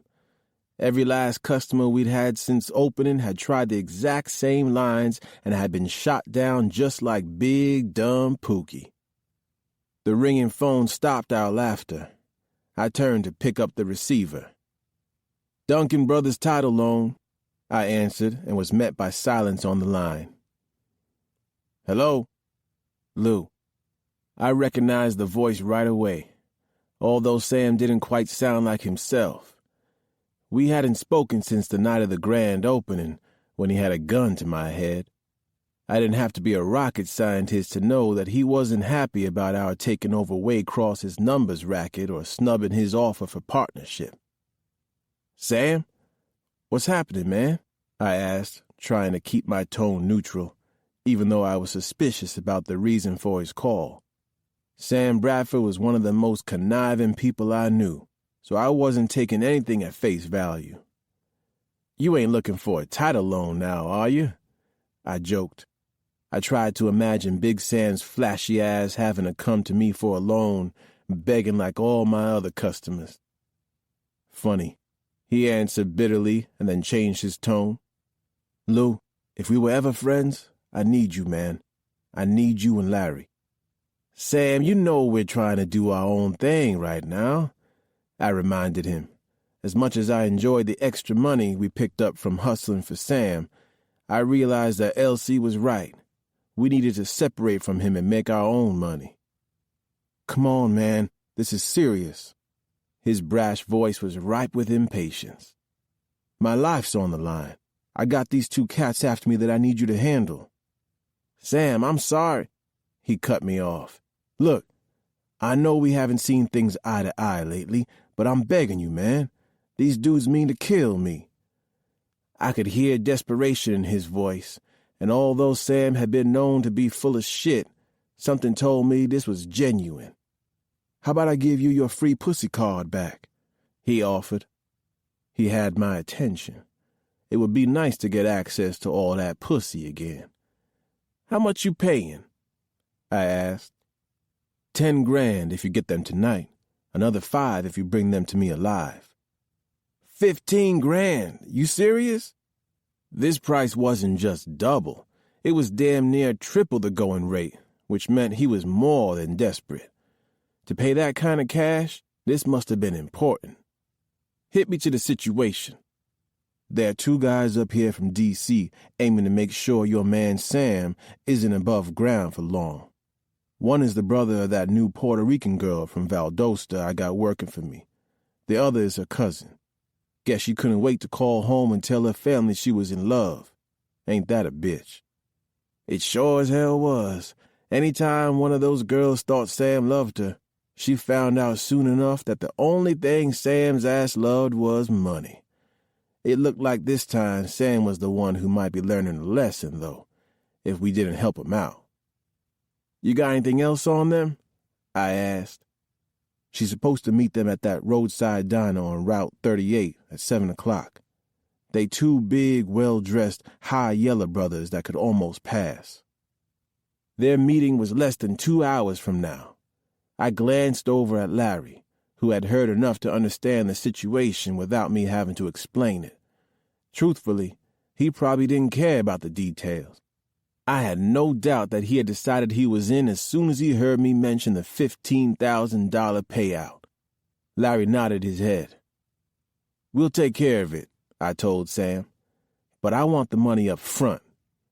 I knew that if Sam agreed to give us the money up front, then he wasn't playing a game, and he was desperate as fuck. Sure, Lou. You can send someone over to get the 10 grand right now, and I'll give you the other 5 on delivery." "Okay, Harold will be over there in 15 minutes.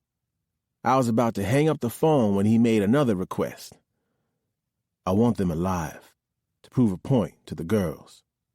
"Whatever you say, Sam," I said before hanging up. Shit, delivering them alive meant I didn't have to do the work of disposing of any bodies. For the kind of money he was paying, I'd be happy to do less work. "That what I think it is?" Larry was already at my side by the time I lowered the phone to its base. "Yeah, come on. We don't have a lot of time, so we need to get moving," I said as I began to put on my shoulder holster and slip my gun in. Larry laughed, snatching up his sawed-off. "Translation, let's get out of here and make that 15 grand before LC gets back and talks us out of it." I patted him on the back. Exactly. LC, Chapter 42. "Who's that in the cab?" Nene, always the busybody with one eye looking out the window, commented on the taxi stopping outside the front door of the station. Larry stood close by, peering out over her shoulder. I'd just come out from the garage to grab a bite from the makeshift cafe that Nene had set up in the corner of the room before getting back under the hood of a Ford I was fixing. Nobody I want to see." Larry snipped and walked over to where Lou and John were engaged in a heated game of chess. It looked like he was trying to get away from the door. Nene leaned forward to get a better look at whoever was outside. "It's certainly taken him long enough." "That's where you gonna move?" Lou laughed confidently. John leaned back in his chair looking unfazed. "I don't know how long you've been playing this game, but I've been playing too long to let you fool me. Checkmate in 2. "LC." The door opened and Donna sashayed in, a little too overdressed to be visiting a gas station. I hadn't seen her in more than a week. I'd gone to her house after her dad skipped town, even rode down to Jekyll Island again to see if she was there, but she and her mother had gone missing in action. Larry and Lou had me convinced that she was probably somewhere with her old man. "I need you to pay this cab driver," she said casually, as if the past few weeks had never happened. "I swear he was trying to get over on me, so I told him that my fiancé would be out to handle it." She batted her eyelashes at me in that way that used to send my heart thumping into overdrive. "Sure," I answered awkwardly and hurried out to settle up with the driver. "This color is too drab. I can't imagine that it would make anyone want to spend their money here," I heard Donna as I returned to the shop. "I read an article that certain colors make people more relaxed and willing to spend, like blue. And what's this?" She said to no one in particular as she reached for one of the sandwiches wrapped in twine on the top of Nene's counter where she displayed her food. Speaking of Nene, she snapped back at Donna. "What does it look like?" "That's why I asked," Donna huffed. "I mean, do people even buy this stuff?" "Of course they do. We sell out every day," Nene answered, her voice filled to overflowing with pride. And why not? Her food helped to make this place a destination for more than gas and car repairs. Well, I guess if people are hungry, they will eat anything, Donna shot back, being plain old mean. Donna! I raised my voice to stop her reign of terror, but also because I was afraid that Nene would kick her ass for insulting her food. Lou burst out laughing at the scene taking place with me in the middle of it. I knew I had to get Donna out of there before she said or did something else that I would never live down with my brothers. They loved to tease me over Donna's prissy ways. Unfortunately, Donna wasn't done. This place needs somebody with class to bring it up a notch. Now, once we change the color and add some curtains, that will help, but it's just a start. You got a lot of opinions for someone who ain't never really been up in here and don't get a vote, Nene snapped at Donna. She was staring at her like she'd lost her mind. Donna put her hand on her hip and stared right back at Nene. Last I checked, this was LC's shop, and his name is the one on the bill for sale. So since I'm going to be his wife, I do get a vote, Donna bragged, attempting to put Nene in her place. Larry, we need to get out of here before I'm facing homicide charges, Nene announced, gathering her things. Somebody handle the food. I got it, John volunteered. When the doors slammed shut after Larry and Nene, I turned to Donna, who was checking out the place with a real intensity. It didn't make any sense to me, especially since she had told me in no uncertain terms how much she hated this place. I found that I had little patience for this brand-new attitude of hers, and I didn't feel like holding back. What exactly is this about? Since I got this place, you haven't given a damn, and now you want to make all kind of changes? I said. Look, she said, not dialing down the attitude one bit. No husband of mine is going to be running a second-rate business. I've had time to do some soul-searching, and if this place is important to you, then it's important to me too. Is that so? I asked, more than a little skeptical, because I couldn't believe the 180 she had just done. LC, if this place has the potential to make us money to support our family, then we need to make sure it can make as much as possible. I grabbed her arm and led her outside, embarrassed that both Lou and John were listening to her come in there like a boss, showing a sudden interest only because of the financial gain. Is this about your father? I asked when we were outside. I knew that Donna had just been through a lot, and I wanted to be supportive, but her attitude was challenging. No. Look, what Daddy is going through is temporary. He's gone off to figure out who set him up and made him look like a criminal, but he will be back and everything will return to normal. It may take a little time, but Daddy always comes through, she said, sounding absolutely convinced of her father's innocence. It was a shame the local authorities didn't feel the same way. I attempted to reason with her. Donna, I saw your father, and I'm telling you that he went on the run. He's not coming back. She gave me a look like I was the crazy one. Sure he is, and he's going to walk me down the aisle. Elsie, I know my daddy, and he would never do that to me. Donna. I tried to figure out how to talk some sense into her. She dismissed my concern with a wave of her hand. We have more important things to think about. How much money do you have toward our wedding? I'm thinking weeks from Saturday will be a good date. Does that work for you?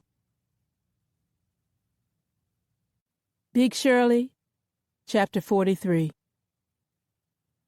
Shirley, you are beautiful, and you got good pussy too. Levi handed me the daffodil he just picked from a patch of grass. He was walking me back to Big Sam's after we'd spent the day together at the Duncan farm, half of it in bed and the other half on a picnic by the creek that ran through their property. What most people didn't understand about Levi was that while he was slow with some things, he wasn't no joke with the things that he knew, Not to mention, he was very sweet. I hated that the wonderful day I'd spent with him was coming to an end. But Sam made it clear that he wanted me back for the Saturday night crowd, despite the fact that I'd already made my quota. Levi, you are the nicest man I ever met, I told him when we approached Big Sam's at the end of our time together. I meant it, too. Can I see you again Wednesday? He stuttered out his request, which I never thought would sound so good to my ears. The crazy thing was that I liked being with him so much that I hated to charge him for our time together. Anybody who made me feel as good as he did should have gotten the goods for free. It wasn't just that he was sweet and constantly complimenting me either. He was pretty damn good in the sack, and he took direction real well, too. I'd really like that, Levi. His face lit up with real joy. I raised my hand to his face and stroked it lovingly. He did the same. Running his fingers down my scar, I gasped, feeling embarrassed. For the first time that day, I'd remember all the scars on what used to be my pride and joy. You are so pretty. Well, I don't feel that way anymore, except when I'm with you, I admitted, turning away so that he didn't see how true that statement really was. Instead of responding, he pulled me into a hug, running his hand soothingly along my back. I almost wanted to cry because it felt so good to have someone genuinely care about me. Finally remembering Big Sam, I pulled away. I better go in here so I'm not late. I planted a long, deep kiss on his lips. Normally, I would never allow a man to kiss me on the lips, but with him, I made an exception. I patted his ass affectionately, then bounded up the stairs, thinking about the fact that if anyone had told me I'd fall for a guy like him, I would have called them a bald-faced liar. I'd always gone for the flashy, super-fly types like Sam and Lou, who made me feel like I was lucky just to be with them. They made me feel worthless. Bye, Shirley, Levi shouted after me as I stepped through the front entrance. Of course, all the girls perked up hopefully when the door opened, but once they realized it was me and not a paying customer, they deflated and went back to talking shit and joking with each other.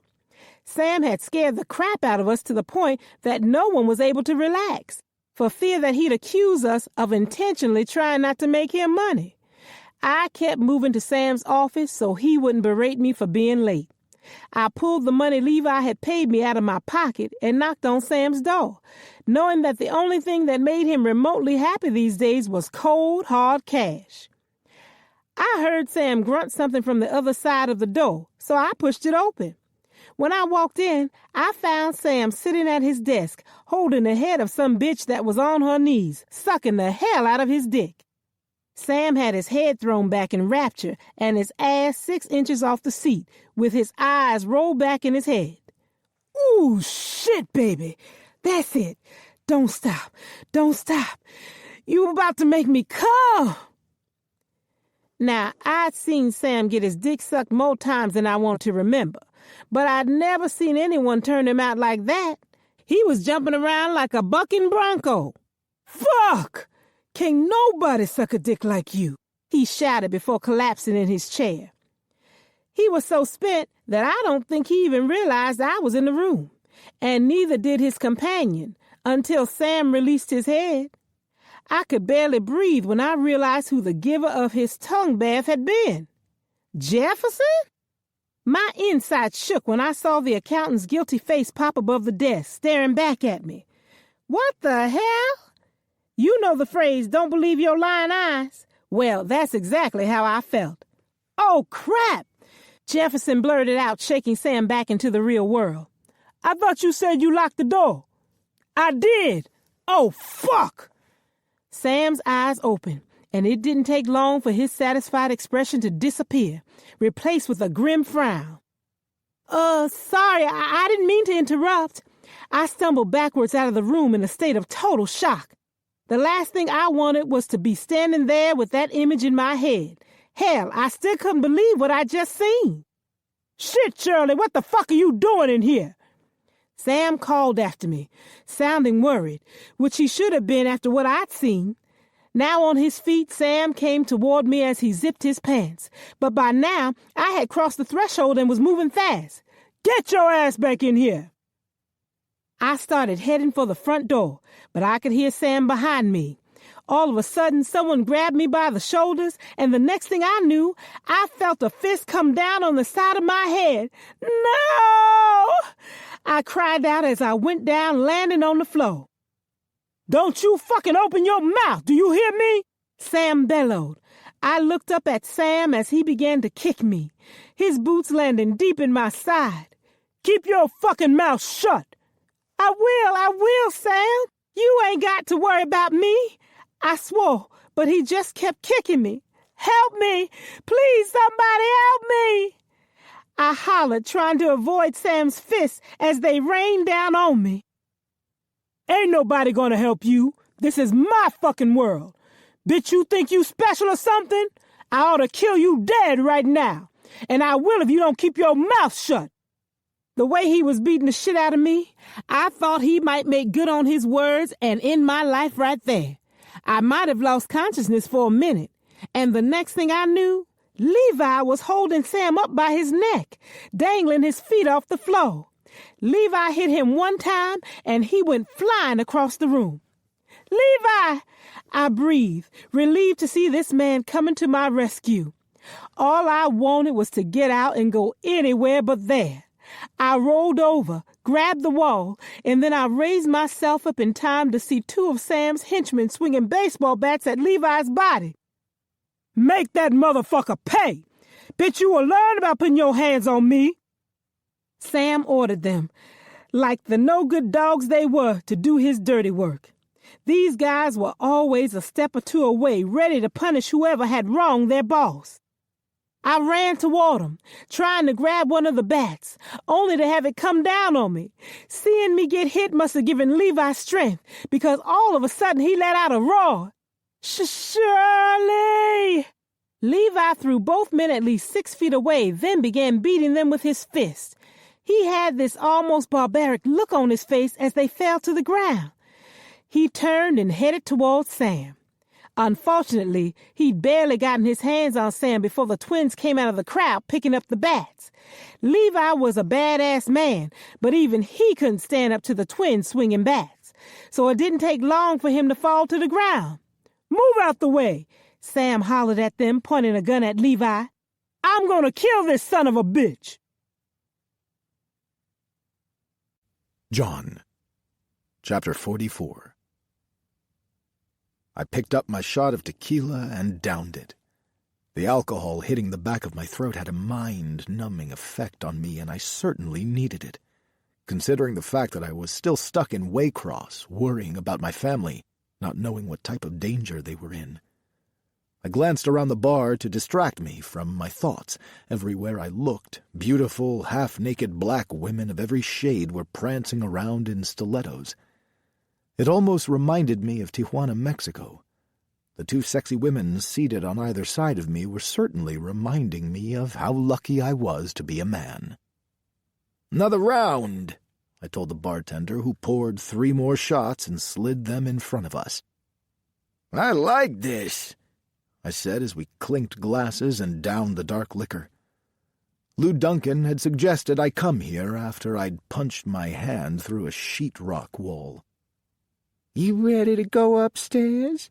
The one who told me her name was Little Mama whispered in my ear. Not to be outdone, Destiny, the one who looked to be a mixture of black and white, slipped her hand into mine as we got to our feet. They stood on either side of me as we moved to the staircase and headed up. These two women had made me a world of promises, and I wanted nothing more than for them to prove to me they weren't liars. "Make him pay, motherfucker! You will learn about putting your hands on me!" A man shouted from across the room. There was some type of altercation, and a crowd had gathered, but I couldn't see anything, and I wasn't that interested. My mind was focused on one thing, and that was these two. As I ascended the stairs, the altercation grew louder. I heard a loud thud, like something striking a slab of meat. When I reached the top of the stairs, I turned and looked out over the crowd. I wasn't sure if it was the alcohol causing me to hallucinate, but I had to take a second look because the large man being beaten with baseball bats looked very familiar. "I know that man," I said to both the women, who were also riveted, watching two burly goons wielding baseball bats repeatedly striking the man's body. "That's one of the Duncans?" Little Mama gasped. "Yeah, that's Lou's brother, Levi Duncan." Destiny mumbled her response. "Damn, I never seen him get his ass beat." "That is a very simple man," I said, adding my observation, "and very kind. He doesn't deserve that." "Whoa! Oh, shit! He got a gun! Run!" People started to scream and scramble, and that's when I saw the man everyone called Big Sam holding a gun on both Levi and a woman I hadn't noticed before, cowering over him on the floor. "Move out the way!" Big Sam shouted. "I'm gonna kill this son of a bitch. I dare somebody to go to the police." "Don't!" Destiny's voice squeaked as I took a step down the stairs. "Don't get involved. Sam will kill you too." "That man and his family are my friends. I would only hope they would do the same for me and my family members," I said before racing down the stairs and across the room. With all the commotion, it was easy for me to creep up behind Sam, pulling both of my guns out of their holsters under my sports jacket. "I'd put that down if I were you," I said, pulling back the hammer on both pistols. The two guys stopped attacking Levi and seemed to wait for Sam's orders. He eased his head around so he could see both my guns. "Obviously you don't know who I am, friend. My name's Big Sam Bradford. I own this place and this man here attacked me. Now, if anyone should put their gun down, it should be you. That is, if you know what's good for you." "I don't think so," I replied, standing my ground. "And to be honest, I don't give a shit who you are." I leaned down, and together with the woman on the floor, we helped Levi to his feet. I still kept my gun on Big Sam. Levi could barely stand up on his own, but he seemed to recognize me. "Levi, me and you and this lady are going back out of here." "Listen, why don't you go upstairs and help yourself to some of the best pussy east of the Mississippi," Sam said, ignoring what I had just told Levi. "Nah, I don't think pussy is going to be on the agenda today. Not anymore, at least," I said. I looked at the woman as she tried to help Levi steady himself. "You got him?" She nodded. Now I had the guns trained on Sam and his bouncers. "You better put that gun down, friend. Things are not going to end well for you if you get involved. Listen to me when I say go and get some pussy and stay out of this," he warned me. "Haven't you figured it out yet?" "I am involved." I gestured to Levi. "His family has been really good to me. If I believe in one thing, it is loyalty." "The only person you need to be loyal to is yourself. This is your chance to do that." "Sorry, but I'm not a play-it-safe kind of guy. My friends and family come first," I said. The woman turned to me, her voice shaky with emotion as we hurried out of the building. "Mister, I don't know who you are, but I appreciate what you're doing. I want you to understand, though, that Big Sam is going to find you and kill you." She looked sad when she told me, like it was an absolute certainty that my life was now worthless. "I'm not worried about a punk like that. But we do need to get away from here," I told her as we emerged from the building and hurried down the steps with Levi barely holding on between us. "Help!" the woman hollered as we came down the stairs. The commotion sent a couple of guys from the business next door rushing out. "We need a ride!" I shouted, and just like that, one of the men opened a car near the curb and they helped us get Levi inside. When we got to the gas station, the woman, who had told me her name was Shirley, hopped out of the car. "Elsie, Lou, Larry, come quick!" she shouted. The door flung open and the three brothers came running. Both Lou and Larry were brandishing guns. I stepped out of the car on the other side as they helped get Levi out. "Who did this?" Lou yelled. "Sam," was all Shirley needed to say. Lou turned to LC. I guess you was right. We are at war. I'm gonna get that motherfucker. Larry swore as the three brothers stared helplessly at Levi, beaten to a pulp, but luckily still alive. The looks on their faces told me that I would not want to be Sam. Shirley turned from Levi, remembering that I was there. He saved Levi's life, she told them, pointing to me. LC stood up and came toward me, his hand outstretched. I accepted his sign of gratitude, but I knew at that moment that I had just witnessed the beginning of a war. Lou, Chapter 45. "We gotta get him to a hospital," Shirley yelled in a panic. She was slowly coming apart at the seams as I sped down Route 38 toward the swamp. Once we had gotten Levi into my car, Larry and I took off with Shirley, who wouldn't leave his side. I guess she felt guilty about what happened. I didn't know all the details about what had started the altercation, but I could only assume it was all her fault. We left Elsie, Harold, and John to secure the shop and meet us later, while Nene was right on our heels in Larry's duster. "Levi, you all right, bro?" Larry shook him, but got no response. "He's out cold, Lou. I think he's bleeding internally." I nodded but didn't say anything as I smashed down on the accelerator hard. It took a lot for me to get riled up and lose my cool, but after what he'd done to Levi, Sam Bradford was a dead man walking. "What about LC? You sure he's gonna be all right?" Shirley asked, still in a panic. "He's got Harold with him, and that guy John knows his way around guns," Larry replied, turning to Shirley in the back seat. "He saved your ass, didn't he?" I made a sudden turn down a dirt road. "What are you doing? This ain't the way to the hospital. Levi's dying. We've got to get him to the hospital." Shirley shouted like she was the only one concerned about him.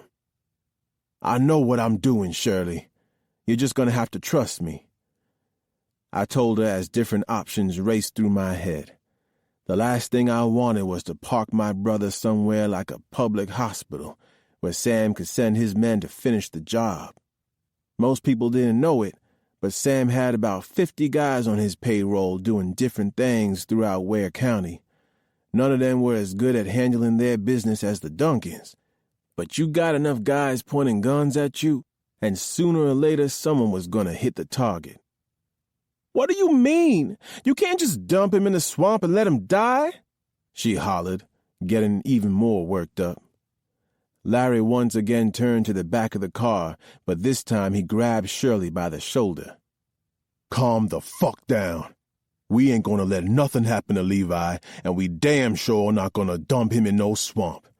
There are people in places much safer than that white man's hospital." "Oh yeah? Like what?"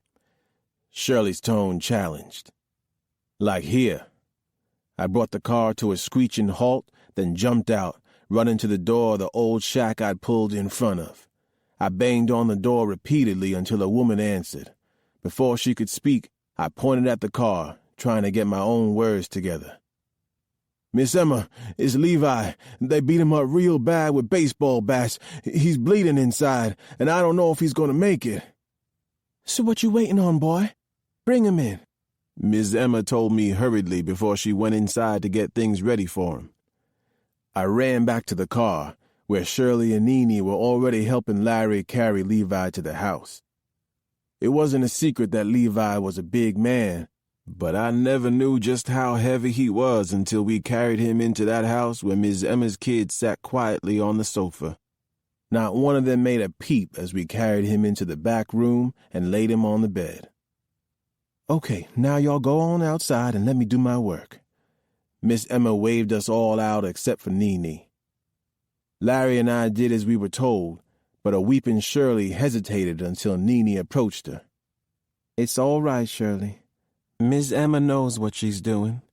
If anything changes, I'll come get you right away, I promise." Nene's words seemed to be enough.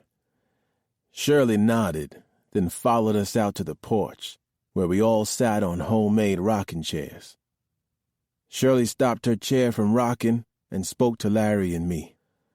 "You know Sam's not going to stop until he kills all of you, don't you?" "He can try," Larry responded, pulling out his guns to check them. "But he better pray he sees me before I see him." Just as Larry finished his sentence, lights in the distance told us a car was coming down the road toward us. I immediately sent Shirley inside, drawing my .38s. "Get those kids to lie on the floor, Shirley," I shouted. "How you want to handle this?" Larry asked, shotgun in hand. "If anyone gets out that car without giving us the signal, shoot first and ask questions later," I replied as the car pulled up beside mine with its high beams on. We couldn't see a thing because of the bright lights, but we had our guns pointed directly at the windshield, waiting for them to make the next move. If they opened the car door, we were going to blow them away. It was just that simple. Although it seemed like forever, the car lights finally flashed 3 times and turned off, allowing me and my brother to relax. "Hey, don't shoot, it's me," LC hollered. "It took you long enough to give the signal," Larry chastised as LC and Harold hopped out of the car. "I almost blew your fucking head off."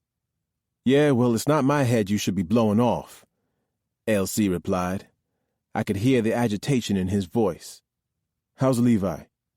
"We don't know yet. Ms. Emma's still working on him," I replied.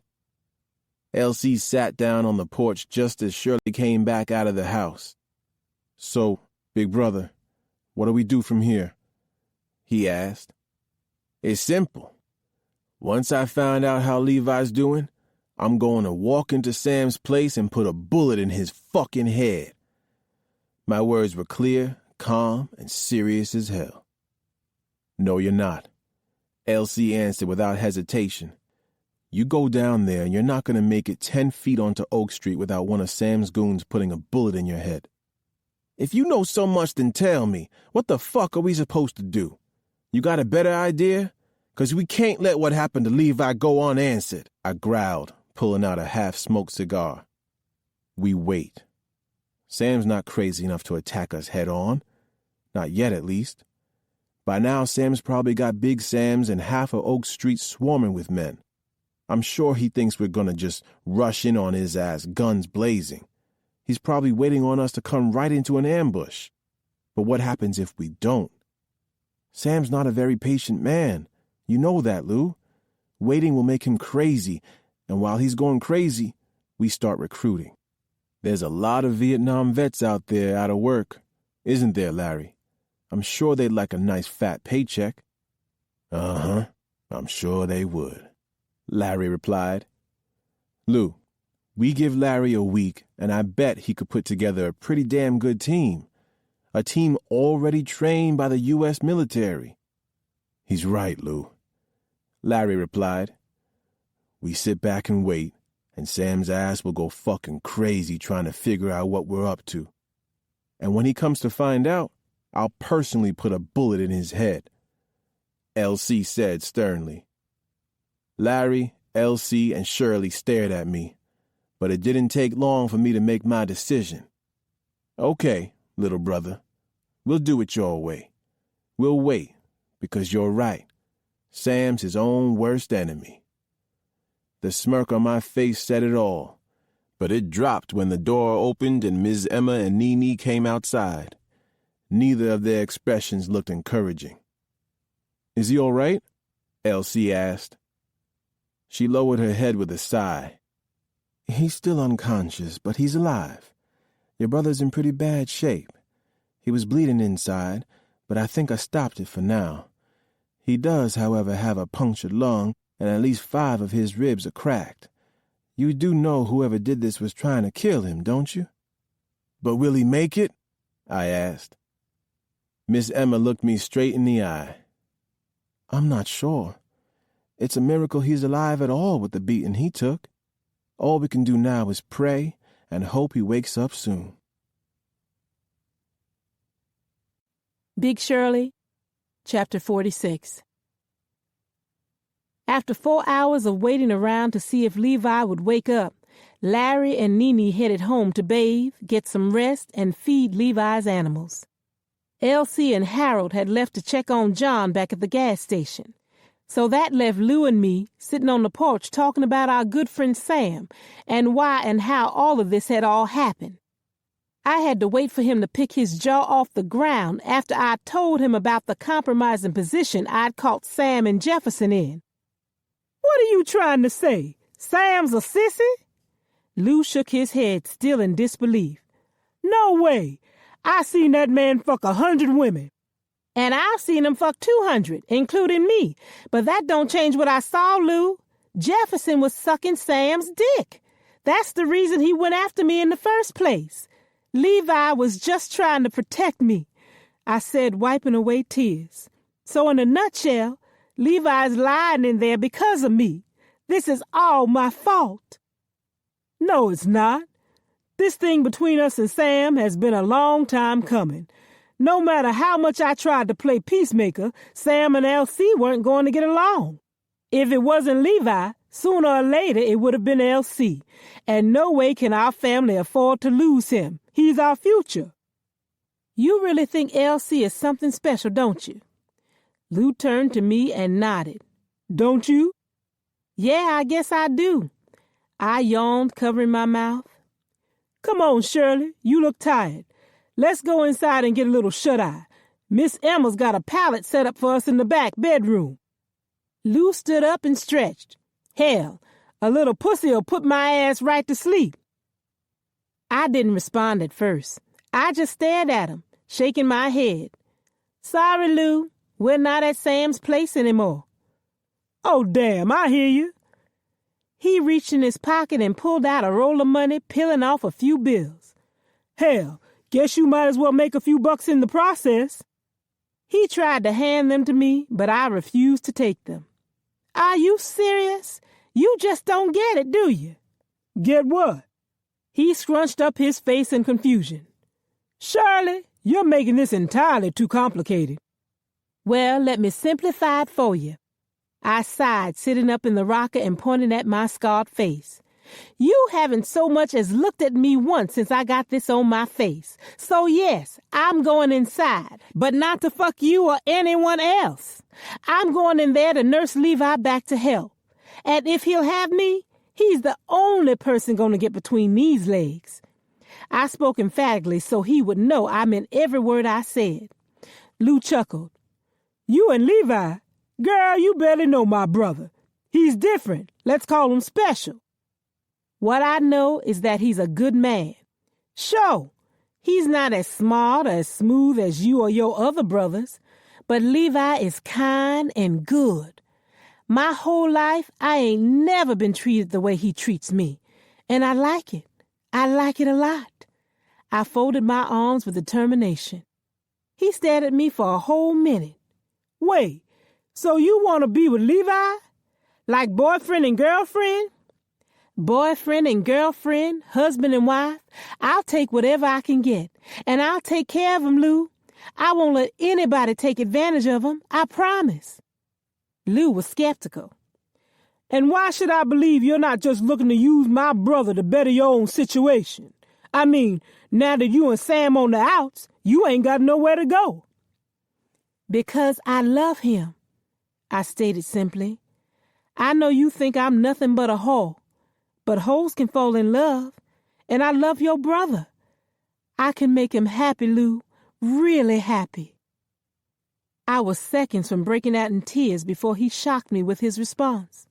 "Well, I guess he could do a whole hell of a lot worse than you." Chippy, Chapter 47. I'll do that, and some other things you never even thought of, because a man like you deserves a special treat, I promised Ben, a wealthy trick, leaning over and stroking his thigh suggestively while he downed his gin and tonic. He'd been one of my regulars since my first day, and even though I couldn't stand the way he smelled or his raunchy breath, like he had some kind of allergy to water or something, I was happy for the business, especially my 20%. Besides, He came quick and always tipped a few extra bucks that I could add to my stash, so I'd deal with the smell. I had to admit that this job had become a lot easier since I started to look at it as a job, and not some grand gesture of love for a man who turned out to be playing me. "Chippy!" Lil Mama hollered at me. "Yeah?" I answered, my hand now massaging the bald spot on Ben's head. "Big Sam wants to see you in his office right away." "Tell him I'm with a customer," I said. "After the shit that went down with Shirley and Levi last night, I wouldn't play with him, girl. He's snapping at the slightest thing. He even beat that new girl Crystal's ass for no reason." She gave me a stern look, and I nodded my understanding. I tried to sneak over to the gas station earlier, but Sam had all the girls on lockdown. We couldn't even make a phone call. I didn't see it because I was with a customer at the time, but some of the girls said Levi was beat up so bad they didn't think he was going to make it. I'd been working my ass off all day, trying to distract myself from thinking about what else he must be going through with his brother all beat up like that. I leaned into Ben and whispered in his ear, taking the opportunity to nibble on his lobe the way he liked before hopping off the stool to get this over with. "I'll be right back." He reached for my arm. "Baby, don't make me wait too long." I turned and gave him my best seductive smile. "It'll be worth it," I told him as I sashayed off, knowing damn well his eyes were still on me. I made sure to give him a good preview of what I had to offer him, to give him a reason to wait. Otherwise, I knew that the way those bitches worked, I'd be gone for less than a minute before they were in there competing to take my spot and my money. Sam's office door was slightly ajar, so I pushed it open. "You wanted to see me, Sam? Come in and close the door." Big Sam's booming voice, heavy on politeness, made me immediately suspicious as I entered the room. There were two big gorillas standing against the wall to the right, but what sparked my curiosity was the person wearing the white-brimmed hat seated opposite Sam. I'd gotten used to the extra security since the incident with Levi, but this mystery person was another thing. "Is this important? 'Cause I've got a customer," I informed him, knowing money trumped everything for his greedy ass. "Not anymore. One of the other girls will handle him. You got someone that really wants to see you." I walked over to get a look at the man in the hat, who was obviously the person he was talking about. He turned in my direction, and the sight of him brought a genuine smile to my face. Smiles like that definitely weren't easy for me anymore. "Alejandro!" I gushed. The last time I saw him, he'd shown me the time of my life. Yep, if you had to be with a trick, he was the trick to be with. "Hello to you too, Miss Charlotte." He smiled up at me. "I didn't know you were coming to town." I lifted his hat and started to run my fingers through his thick black mane as Sam watched. He took my free hand and kissed it, as if it were the most precious thing in the world. Neither did I, but since I'm here, I was hoping to add business with pleasure. Knowing how you get down, that sounds like a lot of fun. And a lot of money, I thought. "So, Alejandro, my man, you said you were here on business. I guess that means you're here for this." Sam reached down beside his desk, and I could feel everyone in the room stiffen up, until he plopped a briefcase on his desk. "What is this?" Alejandro asked, eyeing the case suspiciously. "It's your money," Sam replied nonchalantly. 35 grand, just as I promised. You said to make sure I paid promptly. I figure that's why you're here, since your boys didn't pick it up earlier this week." Alejandro let go of my hand and reached for the briefcase. He opened it, and I sighed when I saw all the money. "We good?" Sam asked. "Yes, this part of our business is concluded, but there is one other piece of business that we must discuss." Alejandro glanced at his men, and all of a sudden the gorillas pulled out pistols, pointing them at Sam. "Do you want me to kill you, Sam Bradford?" "No!" Sam's eyes grew wide with fear. I recognized that look. I'd seen it the night Big Shirley came at him with a knife. "And if you don't mind me asking, why exactly would you want to kill a man who's just gave you 35 G's? "Because we have 2 missing men, one of whom just happened to be my employer's nephew. 2 men you were supposed to meet and give this money to on Monday. Sam sat up in his chair and started talking fast. Look, man, I'm not sure what you're trying to insinuate here, but I called you about those boys not showing. Why the hell would I just take out 2 of your boys, then give you the money? You're a smart man. Does that make sense? Alejandro stared at Sam, as if trying to read his mind. He finally gestured to his men, who lowered their guns. My men were in this town. We found their car at a truck stop on Route 38. This is supposed to be your town, Sam Bradford. If you want to do business with my people, then I want some answers. You want answers? I'll get you answers. But I'm going to need a little time. Why don't you take Chippy on upstairs and let her entertain you until we come up with something? Alejandro reached for my hand. Yes, I think I'll do that. But I will take her to the hotel, and my men will work with you directly. You have no objections to this, do you? Alejandro's head was between my legs, doing something most tricks never did. He was good at it, just not as good as someone else I knew. So I laid back trying to enjoy myself. Of course, every time I closed my eyes, my mind went to Elsie. As the old people would say, I had it bad for that man. Alejandro and I hadn't been doing it but so long when there was a knock on the door. He sat up and reached for his gun, gesturing for me to go to the door. I wrapped myself in a robe and went to the door.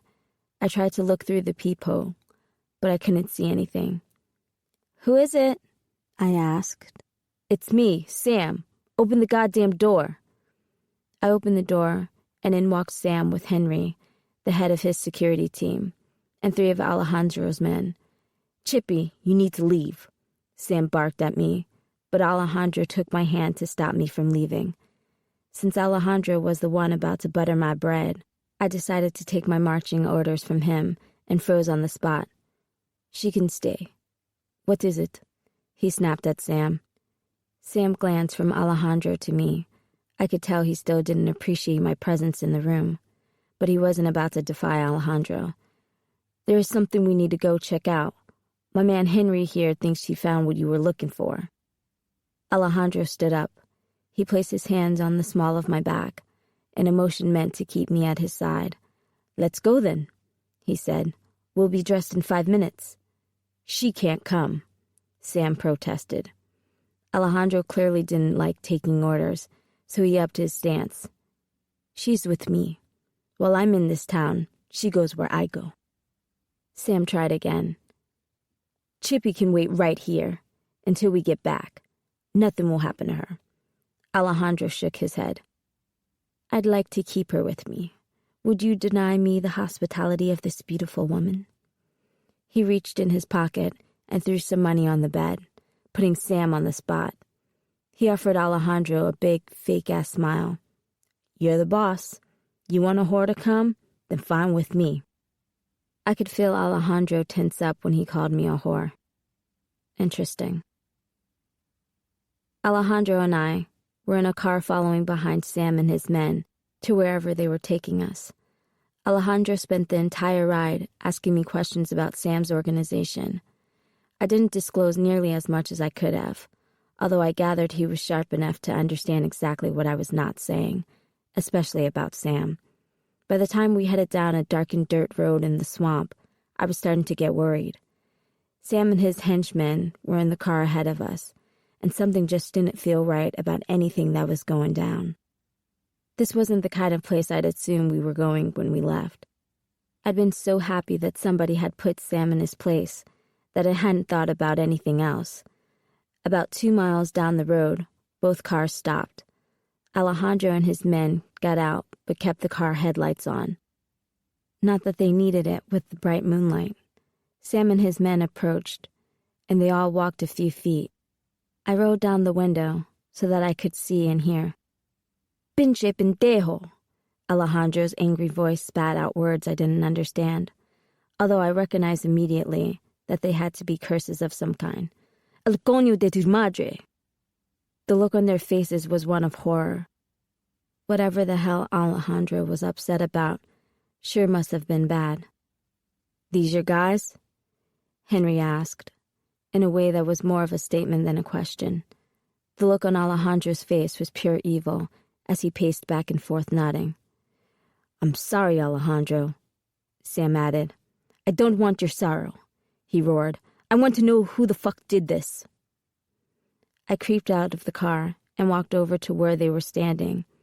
Curiosity had gotten the best of me, and I just wanted to see what they were seeing. Well, I saw all right, and it took everything I had not to throw up. "Jesus Christ, what the hell happened to them?" I blurted out. There were 2 men lying on the ground with their eyes, ears, and noses cut off, along with their dicks, which were shoved in their mouths. It was a pretty gruesome sight, especially with all the maggots and flies that had found the body. Alejandro's voice was pure acid when he answered. "This is crazy. I don't know what kind of person would do this." That's when I saw Sam bend down and pick up something off the ground. He stared at it and started shaking his head. "Oh, shit. Fuck. No, no." He raised his voice before handing Alejandro something I couldn't see. "This is a Cuban. They are not easy to come by," Alejandro said. "Yeah, I know." Sam sounded strange. Something was in his tone that I couldn't quite recognize, which was saying a lot. I spent a month and a half studying his every inflection to make sure I wasn't upsetting him or allowing him to become bored with me. I could tell you in a second what kind of mood he was in from the tone of his voice. "I can't fucking believe he would do this." "What do you mean?" Alejandro questioned. "You know who smokes this?" Sam took a dramatic breath before continuing, almost like he was consciously putting on a show. "Yeah, it's one of my closest friends, although we're not so close right now." "You know the animal who would commit such a heinous offense? Who? Who would do something like this?" Alejandro shouted at Sam. "His name is Lou Duncan. But Alejandro, he ain't nobody to be fucking with. He and his brothers are some bad motherfuckers." He sounded like his voice was about to break. For the briefest moment, Alejandro and I locked eyes. "I don't care how bad a motherfucker he is. This Lou Duncan and his brothers are dead men," he proclaimed, and I swear I saw a smirk on Sam's face. The only thing that I could think was, damn, what the hell has Lou gotten my LC into? LC, Chapter 48. After 2.5 weeks of waiting, not to mention listening to John rant and rave about how long it was taking, I'd finally gotten the part for his car. I couldn't wait to fix his ride so that he could finally get on the road. I hadn't noticed when the part was delivered yesterday because of everything with Levi going down, but I decided to surprise John and have his car ready by the time he got up this morning. The way he stepped up and saved Levi made me certain that Sam and his cronies had added his name to their hit list, and they'd be coming after him, which made me more anxious to get him out of town. There weren't many people who would do what he did to save my brother, so I had to make sure I didn't get him killed. As I worked on the car, I was starting to think maybe I should have gone to see Levi first, because the work should have taken an hour tops. But here I was finishing 3 hours later only to find a new problem. "What the hell?" I yelled after I banged my hand against something unfamiliar wedged into the undercarriage of the car. I reached my hand into the cavity, already dreading another issue, when something wrapped in plastic and duct tape fell to the floor. Before I could pick it up, another one joined it. Then I stuck my flashlight up under the hood, and down came another one. From what I could see, there were even more of the same objects stuck up there. What the fuck? Click.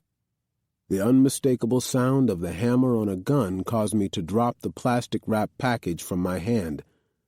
Then I heard John's voice. "Elsie, I wish you hadn't found that, my friend. This is not what I would have wanted to happen." His voice was menacing, but there was a hint of sorrow at the same time. "John, what's going on, man?" I asked, looking from the items on the ground to John, who was holding a gun to my head. He reached around and took out the holstered gun I'd been carrying since the incident with Levi and Sam. "You in some kind of trouble?" I asked. "I was in trouble the day I met you," John admitted, sounding sad. He glanced around the garage, then motioned to the rope we used to tie things down to the roof of the truck. "Pick that up." I wasn't sure where he was going, but I knew it wasn't any direction I wanted. "Hey, John, talk to me, man. This is me, LC. I'm your friend, remember? Don't make this any harder than it already is. Just pick up the damn rope," he shouted, waving the gun at me. I leaned down and grabbed the rope, holding it out to him. John pushed a chair over to me. "Sit," he commanded. My first thought was to fight, but with him holding a gun to my head, I was pretty much out of options. Besides, I preferred to fight my battles with words. Larry would have known how to turn this around in a second, but I wasn't violent. "John," I tried to use a calming voice to persuade him to lower his gun, but he had something else in mind as he tied my hands and feet to the chair. "Talk to me. Tell me what's going on. Maybe I can help," I pleaded, hoping to stop this.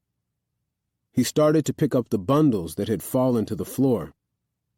"Yes, you're that type of man, aren't you? Unfortunately, I'm way beyond yours or anyone else's help, my friend. That is, unless you have $100,000. "John, what is that?" I asked, looking at the bundles he was holding. "Marijuana," he answered. "Some of the best in the world, grown from the coffee fields of Colombia. And while I'm being honest, my name is not John. It's Juan Rodriguez." I don't understand," I said. "How did you—" He interrupted my question and gave me some more details. 3 weeks ago, the guys I work for took my sisters and my mother. He's holding them hostage until I sell this to some guy in New York and come back with their money. But now the buyer's gone, and I've less than a week to come up with their money." Now it all made sense to me. The way he had been acting while he waited for the part to be delivered. Now I understood why he had been so inordinately angry every time there was another delay in getting the part. Every day of delay meant another day of captivity for his family members. I also understood why he didn't want that car out of his sight. Shit, if I was carrying $100,000 worth of weed, I want to keep an eye on it at all times, too. Of course, that left me with the question of how he had gotten wrapped up in that business in the first place.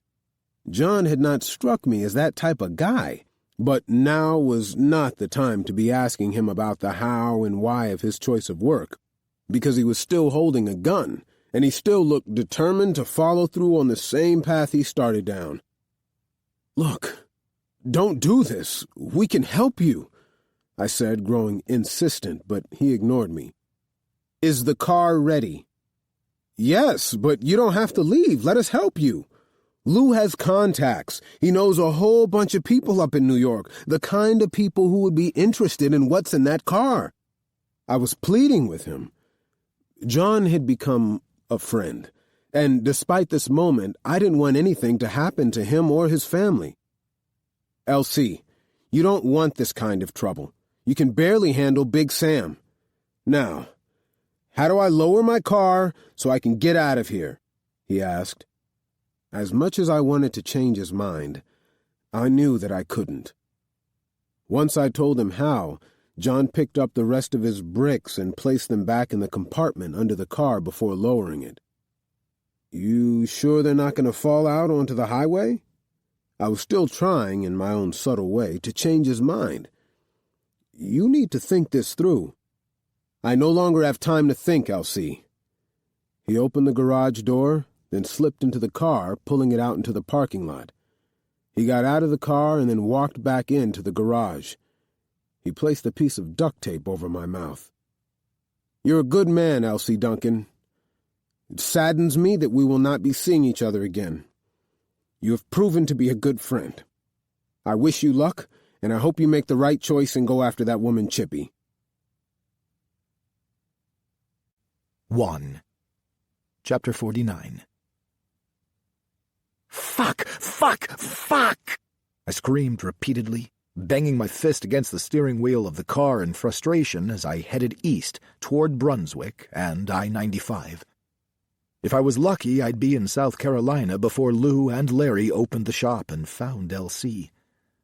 There weren't many men who put fear in my heart, but Larry was one of them, and I wanted to be as far away from him as possible when he found out about my betrayal. To make matters worse, I was sorry I had to leave in the manner I had, because I'd actually begun to like Waycross, Georgia, and honestly considered Elsie a friend. Speaking of friends, there was one person I had to see before I left town, so I pulled into the Waycross diner and parked.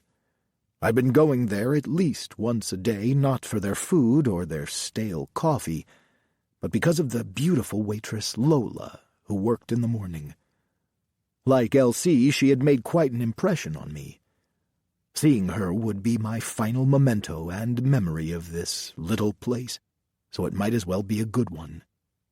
"Hey, I see you're finally mobile," Lola smiled as I walked in the door. "Yeah, it's time to go," I said, trying to appear normal and not to think about my friend tied up back at the garage. "So, what are you having for your last meal?" Then she stopped and gave me a playful warning. "Don't say sweet tea." She couldn't help but laugh, because I'd had it every day, even for breakfast. "Yes, but I'll also have fried eggs, home fries, and bacon. To go," I told her as I took a seat at the counter to wait. Lola brought me an iced tea and shoved a slice of pecan pie toward me. "I say you only live once, so try something new before you leave. It's on me as a going-away present." When she walked away, I heard something that sounded so familiar, yet completely out of place. It had almost been 3 weeks since I'd heard anybody speaking in my native tongue, and even though the inflection was different, not as regional as the Spanish we spoke in Texas, it was still Spanish. "Sí," I heard a voice behind me, clear as day. "I want all 4 of them dead. Do you understand me? Dead." Another one of the men sitting in the booth behind me also spoke in Spanish. That's when I stole a quick glance in their direction. The "all 4 of them dead" comment had my attention. The one talking was a well-dressed man about 30, seated against the window. With him were 4 younger men who all appeared to be armed, waiting for him to continue. Everything about his manner made it clear that he was the one in charge, and probably the most dangerous. "Don't worry. These niggers will all be dead within 24 hours. I heard another one of the younger men say definitively in Spanish. The fact that they assumed no one in the diner spoke Spanish had made them careless enough to be discussing murder publicly. "Just because they are black, do not think this will be easy.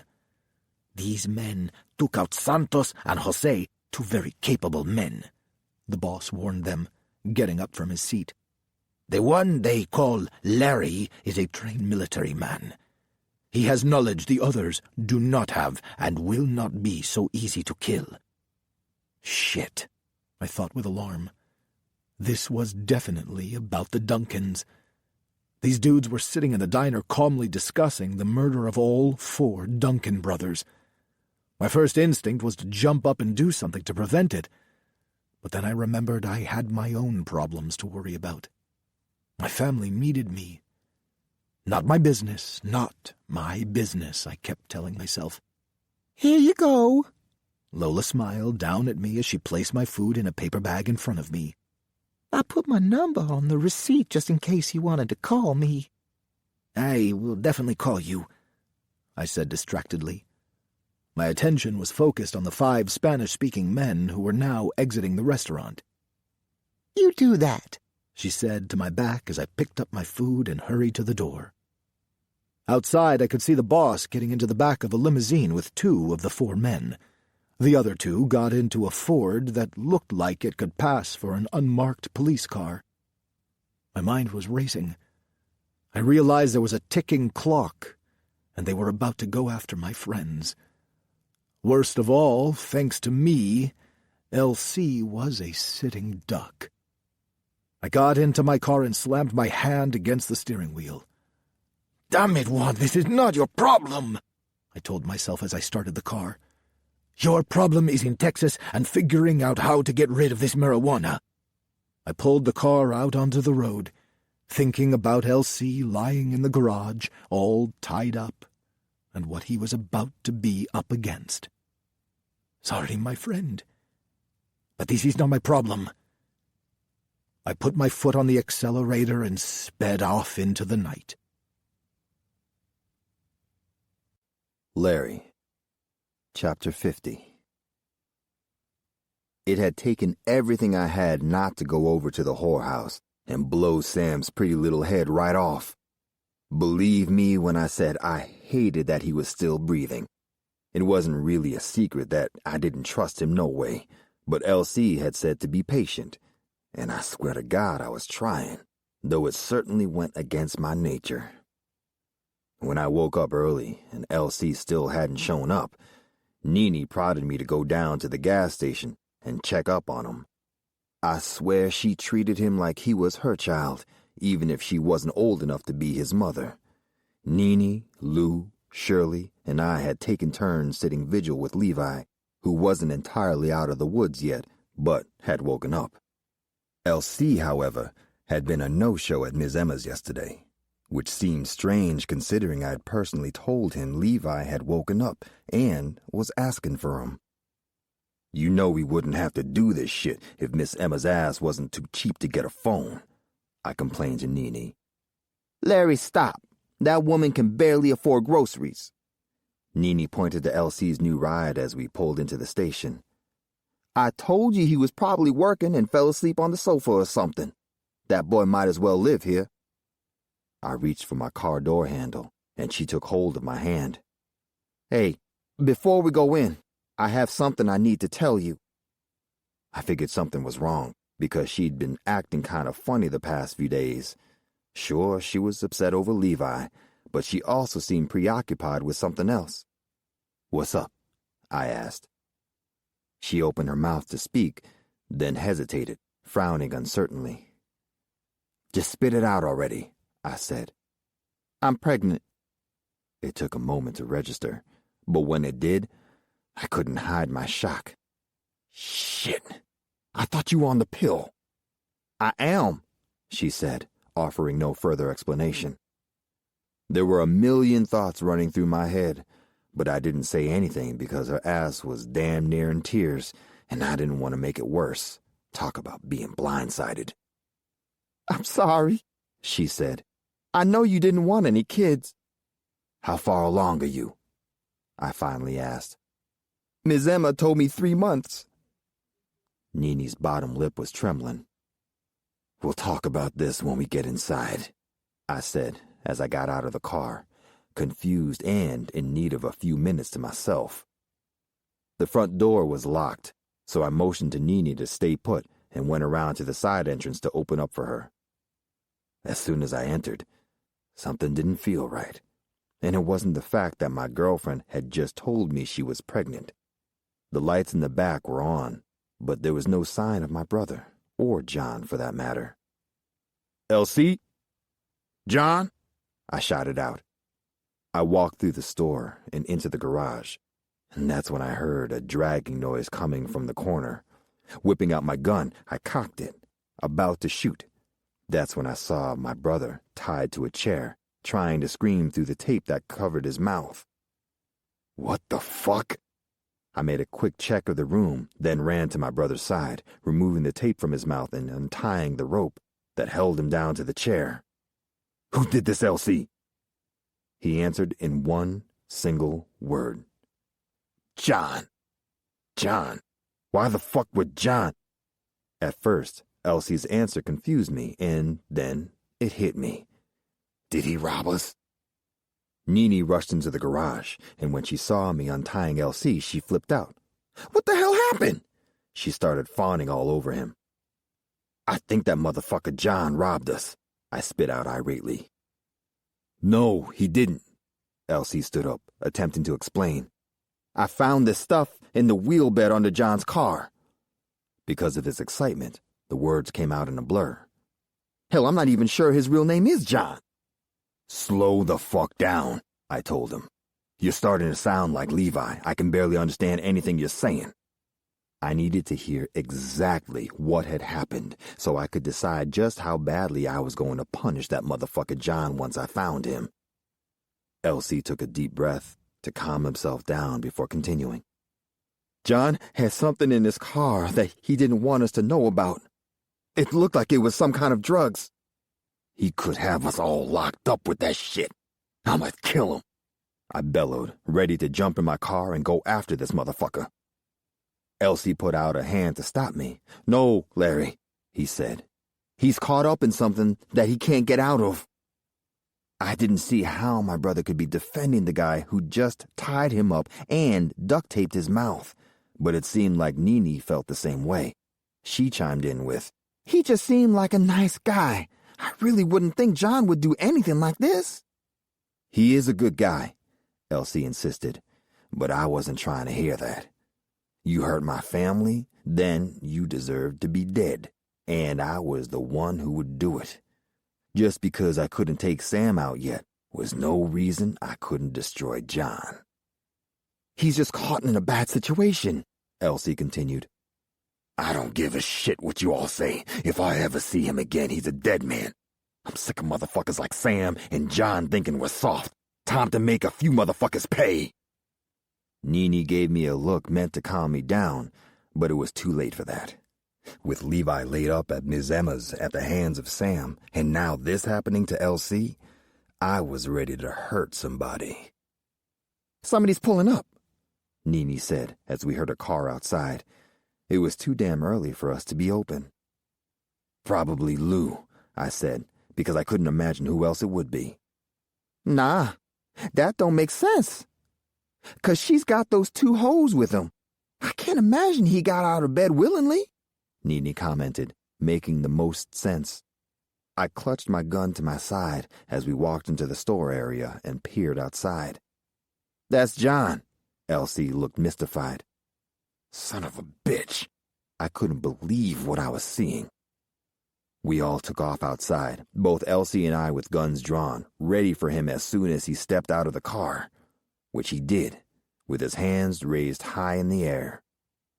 "Don't you fucking move," I said, handing my gun to Nene and instructing her, "Blow his fucking head off if he as much as flinches." I approached him quickly, frisking him before retrieving my weapon from my girl. To my surprise and confusion, he didn't have a weapon on him. "Why the fuck did you come back?" Elsie grilled him. "I thought after what happened, you'd be miles from here." John stared at Elsie with an expression that had me even more confused. He didn't look angry or hateful or anything else you'd expect from a man who'd pointed a gun at you and tied you up not too long ago. In fact, he was looking at Elsie with what appeared to be concern. "That was the plan," he answered simply. "But you're my friend, and I could not stand by and let you be killed." I didn't know what this motherfucker was up to, but I, for one, was not about to fall for his scheme. "Let's not talk about killing," I growled, "because I'm about 2 seconds from putting a bullet in your ass." I pulled back the trigger to my gun, but he didn't seem remotely concerned about it. "Look, you may not believe me, but I didn't want to see y'all dead." Elsie looked as confused as I felt. None of us knew what the hell he was talking about. Maybe this was his way of trying to buy time and save his own ass. In truth, none of it made sense. "What the fuck are you talking about? You better stop talking nonsense before I put an end to you real quick." I raised my gun to his temple. "Larry, let's hear him out," Elsie pleaded calmly. "But John or Juan or whatever the fuck your name is, I'd start making sense of this real quick." "They were coming to kill you," John said. "Who?" I challenged, expecting, almost hoping, to catch him in a lie so I could blow his head off. "They're back there," he said, jerking his head slightly in the direction of the back door of the station wagon. "Show me," I told him, pressing the gun against his temple to push him in that direction. Through the glass in the back door, I saw two burly, olive-skinned guys on the floor, tied up with the electrical cord from a lamp. "What the fuck is this?" I yelled, taking the pressure off my trigger finger ever so slightly. "These men are professional killers sent to hunt you down, but today the hunters became the hunted." He had a proud smirk on his face. "How did you know they were coming after us?" Elsie asked, walking over to the car. John explained how he had overheard them talking in the diner. The more I heard, the more I started to believe this guy's story. I lowered the gun and turned to look at my brother. "I don't get it," I said. "These aren't Big Sam's men." "These men are professionals," John suggested. "Cuban, possibly Mexican. Look at their tattoos." "How the fuck did they get in the mix?" Elsie looked over at me for answers, but I didn't have any. "I don't know, but we better find out fast. There's no telling who they'll send next and when," I said with finality. Luke, Chapter 51. I raced into the kitchen to answer the ringing telephone, naked as the day I was born and pissed that I had to leave the girls alone in bed. Normally, I would have just let the damn thing ring, but these motherfuckers kept ringing my phone. I finally got up after the fifth call because Levi was still not out of the woods over at Ms. Emma's, and I couldn't take any chances. Not to mention the fact that Sam was still a serious threat to my family. "What?" I shouted into the receiver, ready to take somebody's head off for their bad timing. Couldn't they get the fucking hint? "Lou, Jesus, thank God. Brother, we thought you were dead." It was LC, and he sounded totally relieved. "Man, ain't no one getting past these dogs without me knowing it. I'll talk to you later. I got company." "Get rid of them. We got a problem." LC's tone let me know that my little party had to come to an end. When he explained what John had just done for us and that he had two guys still being held hostage in the station wagon, I went ballistic. "Bring those motherfuckers over here right now."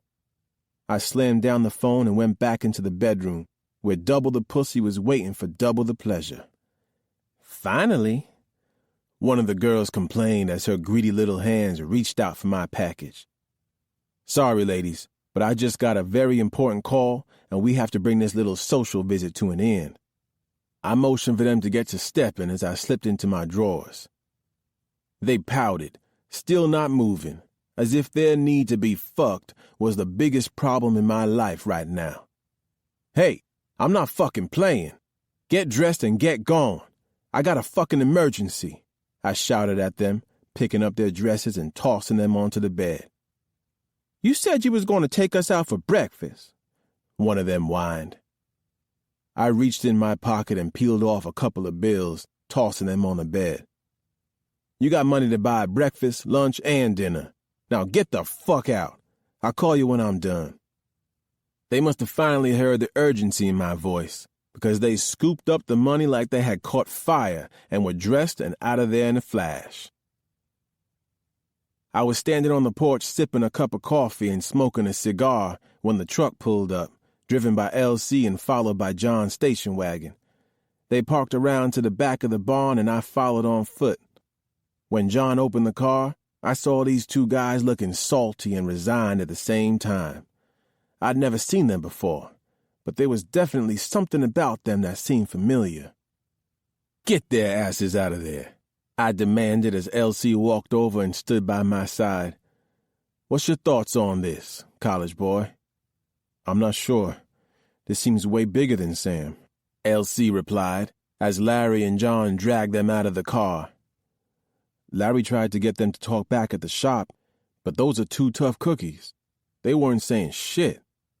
"Maybe we need to give them some motivation," I said as Larry paraded them in front of me. "You were planning on killing us?" Both men stayed silent, their bodies stiff as steel, like well-trained soldiers. "All I want to know is why." "Fuck 'em.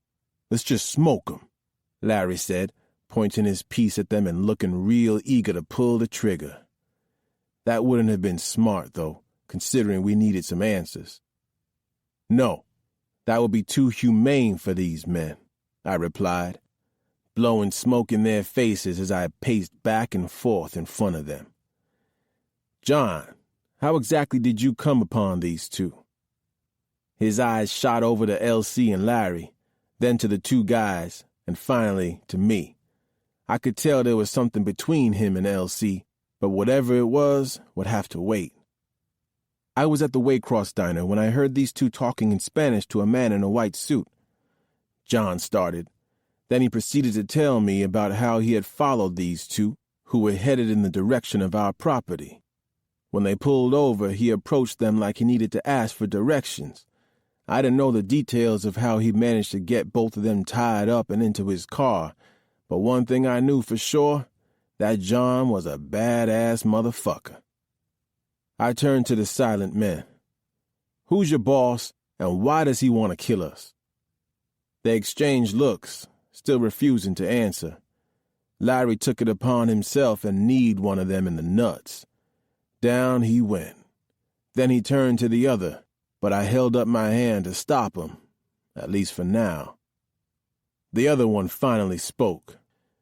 You were going to shoot us anyway, so why should we tell you anything?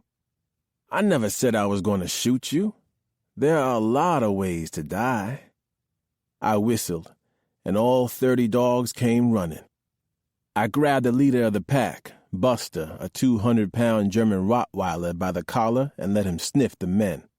Buster barked, and all of a sudden the dogs went crazy. One glance at the 30 ferocious animals baring their teeth made those men look ready to shit on themselves. I took a pull off my cigar, watching them closely. Larry started to laugh at their response. I caught his eye and nodded at him, and he went into the pen on the other side of the yard. Gentlemen, I know that you have cockfights in Mexico or wherever the hell you're from, but here we have dog fights. These dogs you see are the most vicious dogs in all of Georgia, and they do not lose. You want to know how we train them to tear the heads off of other dogs? We deny them food for long periods of time, so that when they get in the ring, they don't see another dog. All they see is food. Eat. Larry timed this perfectly as he returned with a baby pig raised high above his head. In one swift motion, he hurled it overhead and into the open. The dogs went insane, attacking the pig, which squealed out in pain. The noise didn't stop until the entire animal was devoured by the ferocious pack. Everybody was affected by the swiftness of the kill, especially the two men who knew what that little demonstration was meant to say to them. I turned once more to the men. So, as you could see, there are many more painful ways to die. I explained in my most rational voice, as Larry picked up one of the men and held him on the fence. The dogs, sensing yet another nibble, raced to the fence, ready for their next meal. No, please, he begged, starting to truly understand his fate as the dogs barked violently right below him. You better spill quick, 'cause the beast will enjoy you way more than that pig, Larry said with a laugh. Alejandro! He cried out his boss's name in a voice filled with terror. His name is Alejandro Zuniga. I couldn't blame him for trying to save his miserable life. I nodded to Larry, who looked disappointed as he lowered him to the ground. John and LC held on to his partner, who had just pissed his pants. I looked around and grabbed a barrel and sat down, suddenly enjoying this. And who the fuck exactly is Alejandro? Our captives were suddenly ready to spill all the details. He is part of the Mexican mafia. He was sent here to take control of the drugs in the entire Southeast. He is a very important man. For the life of me, I had no idea what was going on. This didn't make any sense. I don't know him, so why would this man want to see me and my brothers dead? Because you killed our men and desecrated their bodies, one of them said, the bitterness apparent in his voice. Larry shot me a look of concern. I was sure we were both thinking about the same job we'd done recently. One of them was the nephew of a high-ranking member. What men? And what do you mean we desecrated their bodies? I asked, because this was the one kill where we didn't leave the men in the barrels. You know what you did. It was despicable. You cut off their dicks and shoved them in their mouths. Why would you do that? It is one thing to kill them, but another to treat them like animals. You should have just fed them to your dogs. Whoa, what the hell are you talking about? We can do some sadistic shit, but we have never cut off anyone's dick. Larry protested. I could tell that he hadn't put two and two together yet. The two guys from the diner that Sam sent us after, I said, and Larry's face lit up with recognition. I turned and spoke directly to our two captors. We didn't do that. When we gave them to Sam, they were alive. One of the men spoke up. I don't know if he believed what I'd said, or if he even cared. He seemed stuck on the way the men's bodies had been treated, not necessarily on who did it. Our boss is not necessarily upset that they are dead. That is part of the business, he said. But the desecration is sacrilegious. Their souls cannot go to heaven in pieces. Only a true monster would do that. Yeah, a monster named Sam Bradford.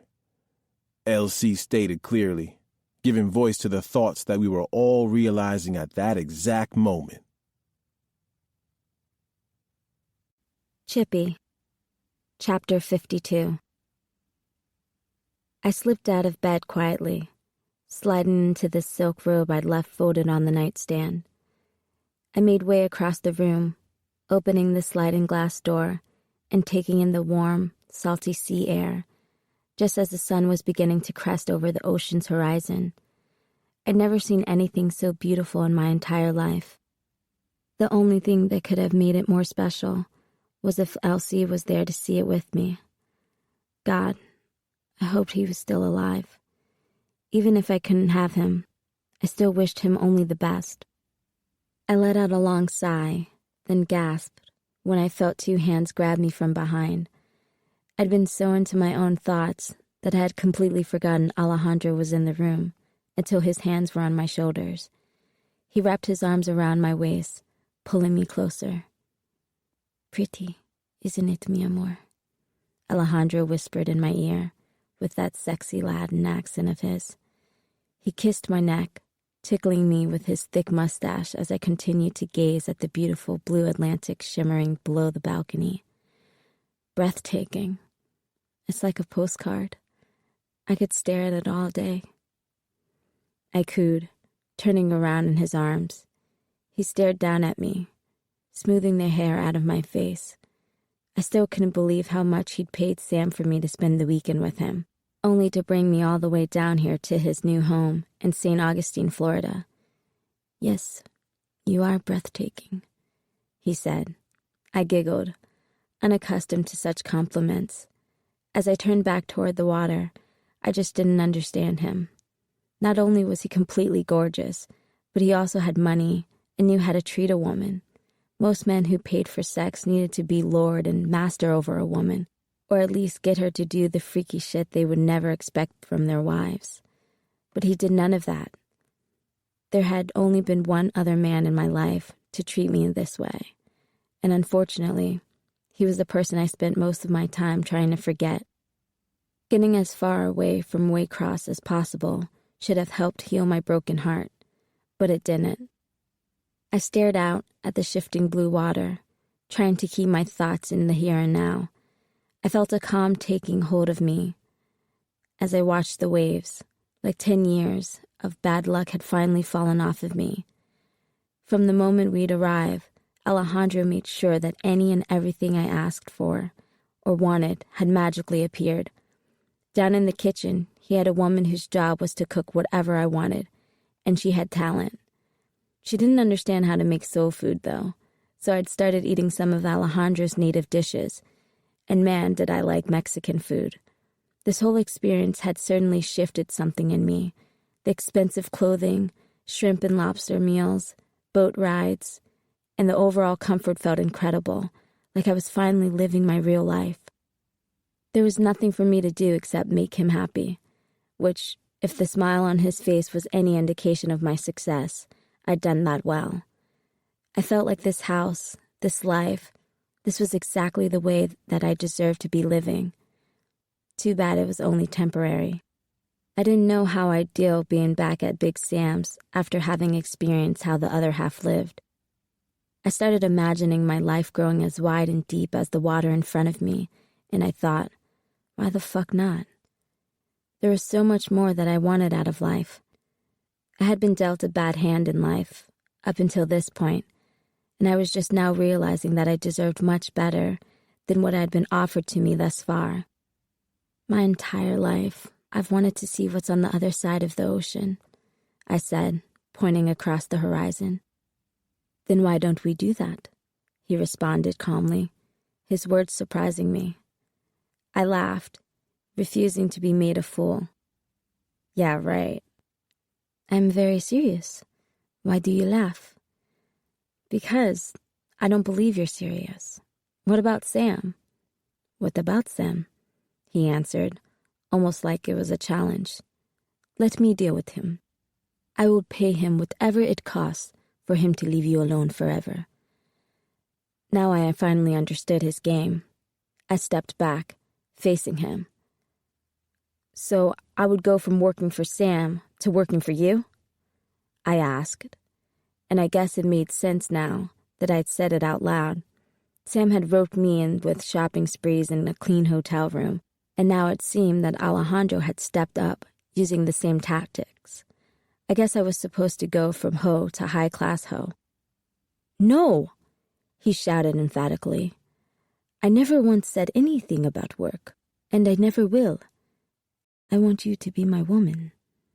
I gazed up at him, trying to figure out what his angle was, but he wasn't finished. First, we will go to my villa in California. If you think Florida is nice, then my other home will be an oasis. Then we will go to London, Spain, Greece. Paris?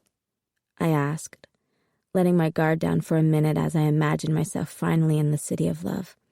Of course, we will go to Paris first. He insisted in a tone that sounded so real it threatened to break my heart, because I knew he was just playing with me. I wish I could believe you. He shook his head. Chippy, my actions speak louder than my words. You are here, are you not? Yes, but I'm going to drape you in jewels, trips, clothes, everything your heart desires. He took my hands in his and stared deeply into my eyes. But why? Why me? I questioned. Sure, I was cute and I'd proven myself to be a great fuck, but no one would be willing to do this much for sex. Because I have fallen madly in love with you. His words took my breath away. You love me? I repeated. Since the day I laid eyes on you, he said sincerely, which was more than a little overwhelming. My only wish is that one day you will love me half as much as I do you. I pulled back, walking over to the railing to put some distance between us. This all sounds good, but what if I can't love you back? I confessed, risking everything for the sake of staying true to my heart. He stared at me. Yes, I can see that you have held back your emotions from me. There is another man, yes? Yes, and because of him, I could never love you. Who is this man, Sam? He chuckled. I'm not worried about Sam Bradford. He does not love you, or anyone else other than himself. I know that. I learned the hard way. I said sadly. If not Sam, then who? One of these men who have paid for you? I raised an eyebrow, and he caught himself. I do not mean any disrespect. I am merely curious about my competition. If you must know, his name is Elsie Duncan. Why do I know that name? I suddenly realized that mentioning Elsie's name might have angered Alejandro and put Elsie in more danger. Then again, I realized he couldn't be in any more danger than he already was. In fact, maybe I could use Alejandro's feelings for me as a way to protect Elsie. You know that name because last night you sent your men to kill him and his brothers. Elsie is engaged to be married to someone else, so I know he and I will never be together. But I still have strong feelings for him. I would never want to see any harm come to him. So you see, I could never love you if I knew you had brought harm to the Duncan family. He gazed into my eyes, and I was relieved to see that there was no anger over my admission of love for Elsie. Instead, he looked at me lovingly and said, "Your honesty is one of the reasons I love you. Most women, seeing this life I lead and hearing what I have offered you, would never think to be dishonest. They would have said yes, no matter what they felt." He stepped closer and took my hand.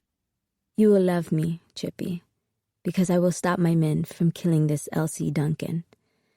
I wanted to throw my arms around him and kiss him at that moment until he deflated my joy by finishing with, "But I cannot do the same for his brothers." A knock at the door saved me from having to thank him for sparing only one life. I was torn up about not being able to help Elsie's brothers too. I thought about poor Nini and what she would do if Larry was killed. Alejandro crossed the room to answer the door. I knew he'd be back shortly to continue our conversation, so I tried to figure out what I would say. In spite of the fact that he was willing to spare Elsie's life, I still couldn't promise him my heart. I knew it didn't make sense to be giving up all the luxury and world travel he was promising me.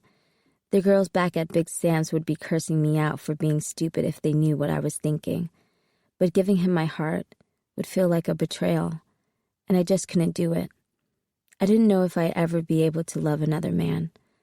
Alejandro could have my body. That would have to be enough for him. At the door, Alejandro shouted, "Who is it?" He was obviously annoyed by the interruption. The man on the other side of the door answered, "It's Luis." My heart dropped because I knew Luis was one of the men sent to kill Elsie. From the panicked look Alejandro gave me before he opened the door, I'm sure he was thinking the same thing. I gasped when the door opened. Luis was standing there, but it was the person next to him that caused my knees to buckle.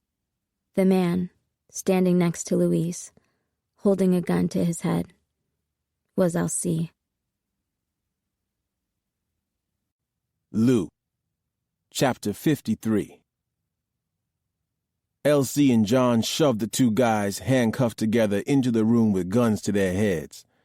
I puffed up my chest as I entered, sizing up the man who I assumed to be Alejandro Zuniga.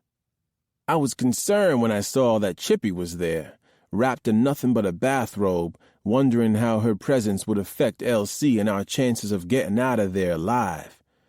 She was staring at Elsie, which didn't go unnoticed by Alejandro.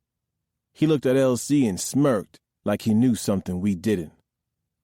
I grabbed two chairs, strolling over to where Zuniga stood motionless. I sat down, gesturing for him to sit down as well, which he did. His eyes darted over to his two men, and I saw a flash of anger. No doubt he was furious that they'd botched their job and brought the enemy right to his door. I took out a cigar, one of my favorites, and cut the tip with the cigar cutter I carried around. I had to give the guy credit. Even sitting there in his drawers, he had a presence about him that I'd only seen in a handful of men. This guy was not one to be trifled with. Larry must have sensed it too, because he had his gun aimed directly at Alejandro's head, just in case he got the idea of trying something stupid. "I take it you're Alejandro. And you, I presume, are Lou Duncan." Alejandro looked me up and down. "Yeah, that's me." I lit my cigar and took a drag while studying the man. "I'm sure you have come a long way, Mr. Duncan, and as you can see, I am rather preoccupied." He glanced in Chippy's direction. In response, she wrapped the robe tighter around her body. Alejandro turned his attention back to me. "So, how can I help you?" he asked. "Plain and simple. You can tell me why you have a problem with the Duncan brothers." Although he didn't lose it, his demeanor seemed to change right before my eyes. There was rage lurking just below the surface. I have a problem with anyone who kills my men. I moved my chair closer so that I could look him straight in the eye when I spoke. That's why I'm here. We did not kill those men. I don't believe you, he said simply. And you need to know that your life is now worthless. I will make sure that there is nowhere you can go and nowhere you can hide from the retribution for what you have done to my men I promise to protect. All of you are as good as dead. Alejandro was calm as he delivered those words, which concerned me. In our line of work, it wasn't the loud ones he worried about. It was the ones who acted like threatening a man's life was a normal, everyday occurrence. LC, who had been busily focused on Chippy, also did a double take when he heard the threat. I couldn't show any fear, so I replied with a threat of my own. You do understand that you're sitting here in your boxers, there's a gun to your head, and I could shoot you at any moment, don't you? You're our prisoner. We're the ones in charge. Alejandro sat back in his chair and laughed heartily. What you don't realize is that my men are armed and trained. The minute you stepped foot on the grounds, you were being watched and followed. He pointed at my chest. You see that red dot? I looked down and saw a red dot moving around my chest. That is a sight combining a reflecting curved mirror and a light-emitting diode, designed by Swedish optics company Aimpoint AB. It is attached to a high-powered rifle. The man holding it is very skilled. You could have been dead 5 minutes ago if I had wanted you to be. He smiled wide. If you look at your brothers, you'll see similar red dots. So yes, I'm in my boxers, and I have a gun to my head, but I'm the one in charge. Oh, shit. He ain't lying, Lou. I heard about sights like this in Nam. Larry exclaimed. He tried to move, and the red dot followed him. I took a long, hard breath to regain my composure. Well played. But you do understand that if we die, we're going to take you with us. That is quite possible, he answered. But where I come from, you kill a man, and there are two ready to take his place. My satisfaction will be that all 4 of you are dead, and the deaths of my men will be avenged. I realized that Alejandro and I could go back and forth all day, debating which one of us was in charge. But it would go nowhere until somebody felt the need to pull a trigger. It was time to take this conversation in another direction. Look, I have heard that you are a reasonable man, I said, making sure that my voice held steady and even. I am reasonable in reasonable circumstances, he roared, ready to bite my head off. This was the first time he allowed me to see him lose his cool. He was clearly someone used to having all the power. We were only doing our job, I said. And as I said before, we didn't kill those men. They were alive when we delivered them to the man who hired us. He tilted his head to the side, and although he didn't respond, I knew he was at least considering the possibility that there was someone else involved. I kept pushing forward to strengthen my argument. Look, man, think about it.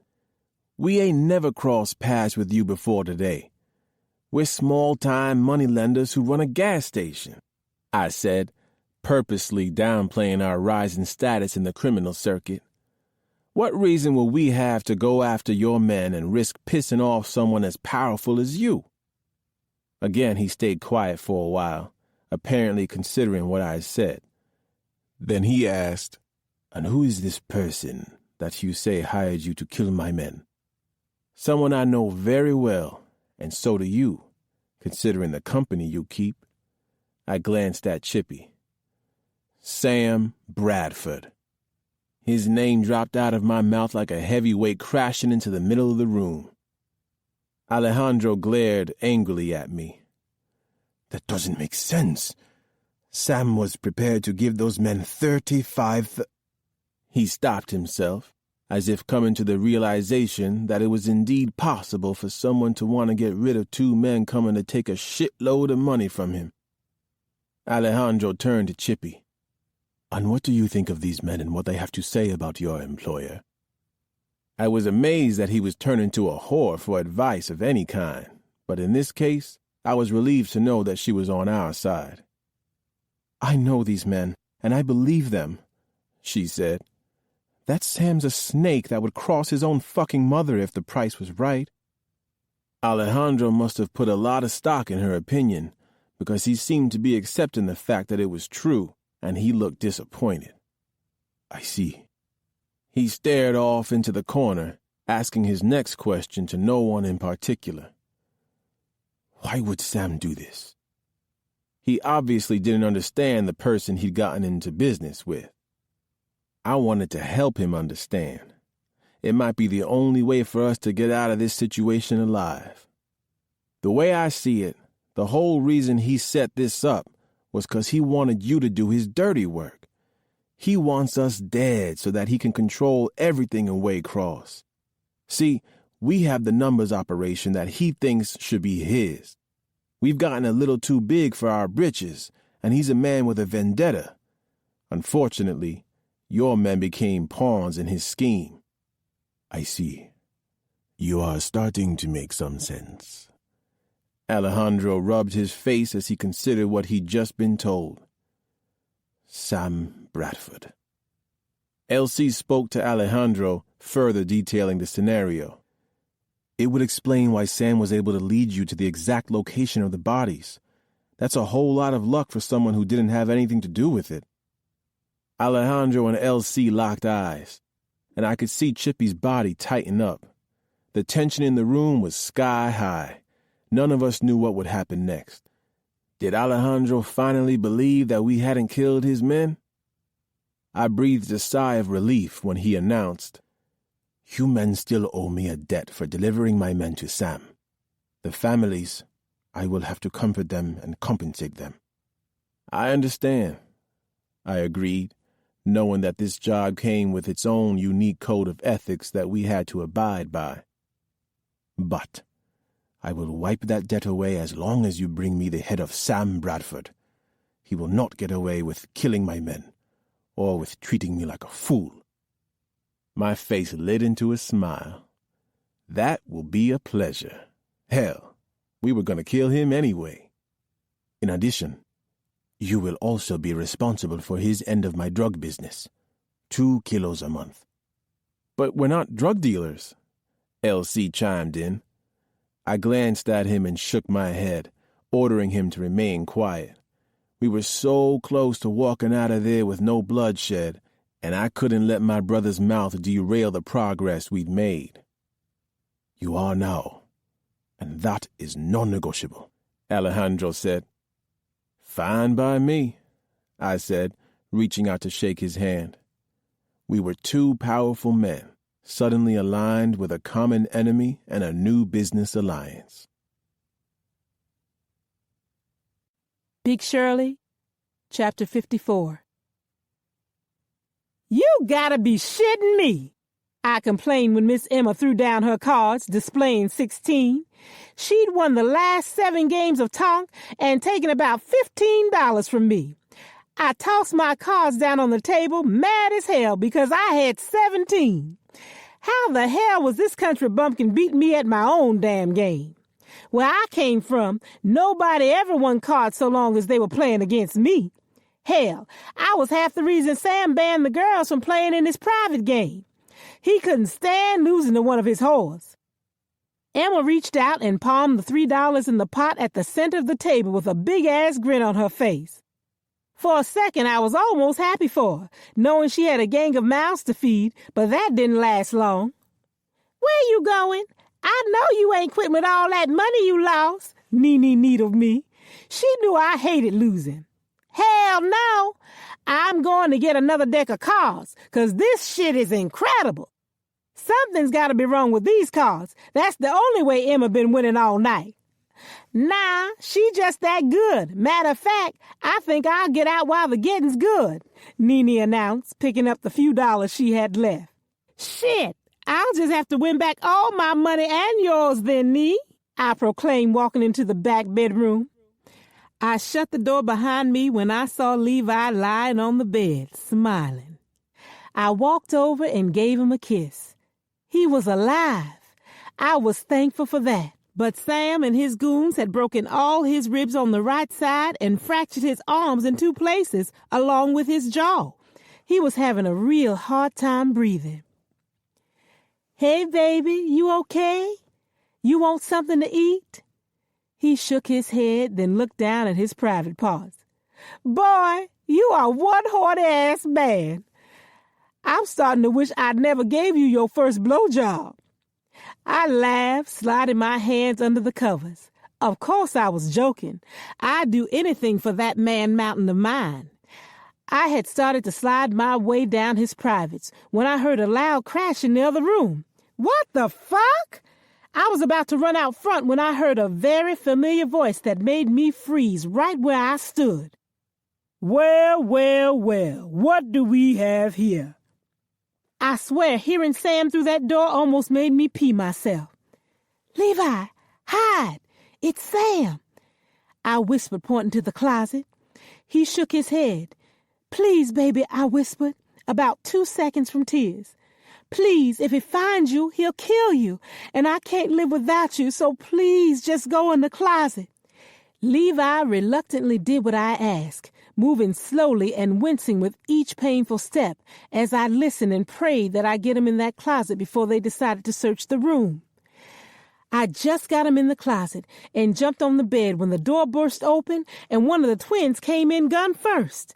He looked around quickly, but to my relief didn't go searching in the closet or under the bed.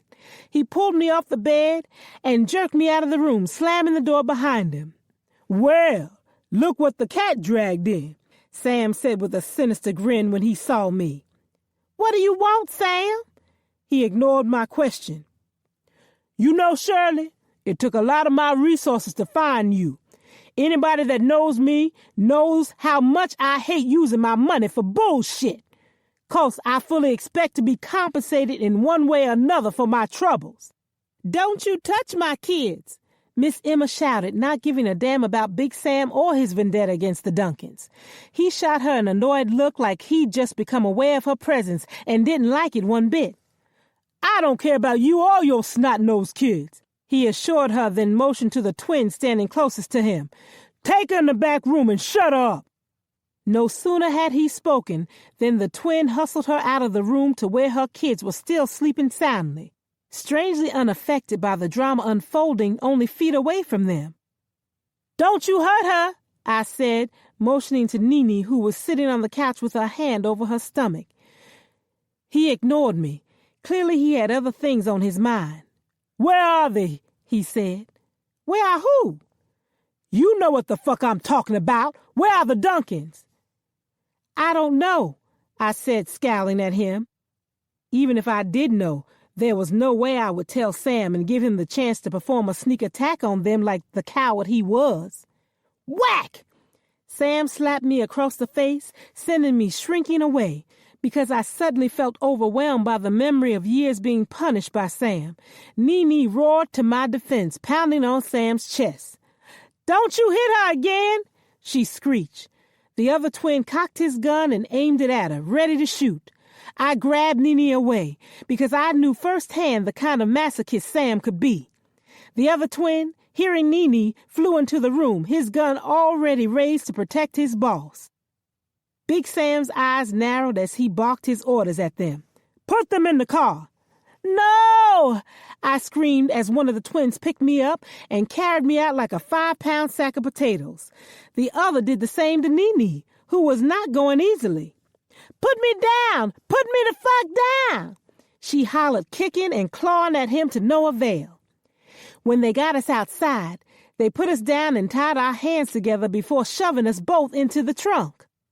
My heart thumped against my chest, as everything in me figured this was the end of the road for us.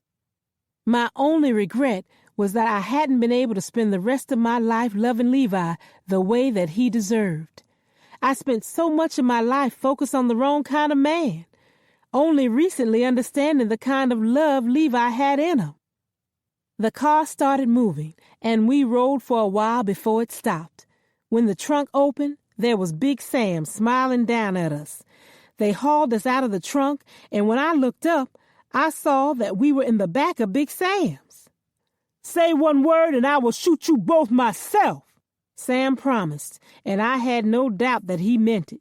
Nene and I shared a look and silently decided we had to ride this out and not test him. Maybe there would still be some way for us to escape. Nene glowered at Sam as she spat out her words. "You do understand that Larry's going to kill you, and if he doesn't, Lou and LC will." He laughed as if she had just told him a good joke. "Larry ain't going to do shit. He's going to drop to his knees and cry like a little baby when he finds out that I have you. And frankly, I'm not worried about Lou, 'cause he's always been my bitch. All I have to do is throw a few of those whores up there at him, and he'll be easy to lure into my trap." "Oh, you think that's it?" Obviously, he didn't know that to underestimate LC was a problem. "I wouldn't worry about that young buck LC," he said, as if he were reading my mind, although he clearly didn't believe in LC's strength like I did. "The college boy ain't got the balls to go up against Sam Bradford." He barked orders at the twins. "Do it!" One of them opened the cellar door, and they led us down the stairs as his voice boomed with confidence. "Besides, I got something that will bring that little punk to his knees." All my years living in this place, I'd never once been in the basement, where the biggest surprise since we'd entered the house awaited us. Standing there alone, looking scared to death, was Donna.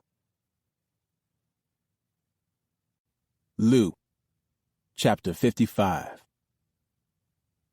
Even though it was just afternoon, I was mentally and physically exhausted from being up all night as we approached Ms. Emma's house. Thanks to Larry, we'd broken all kinds of speed laws, but luckily we weren't pulled over once.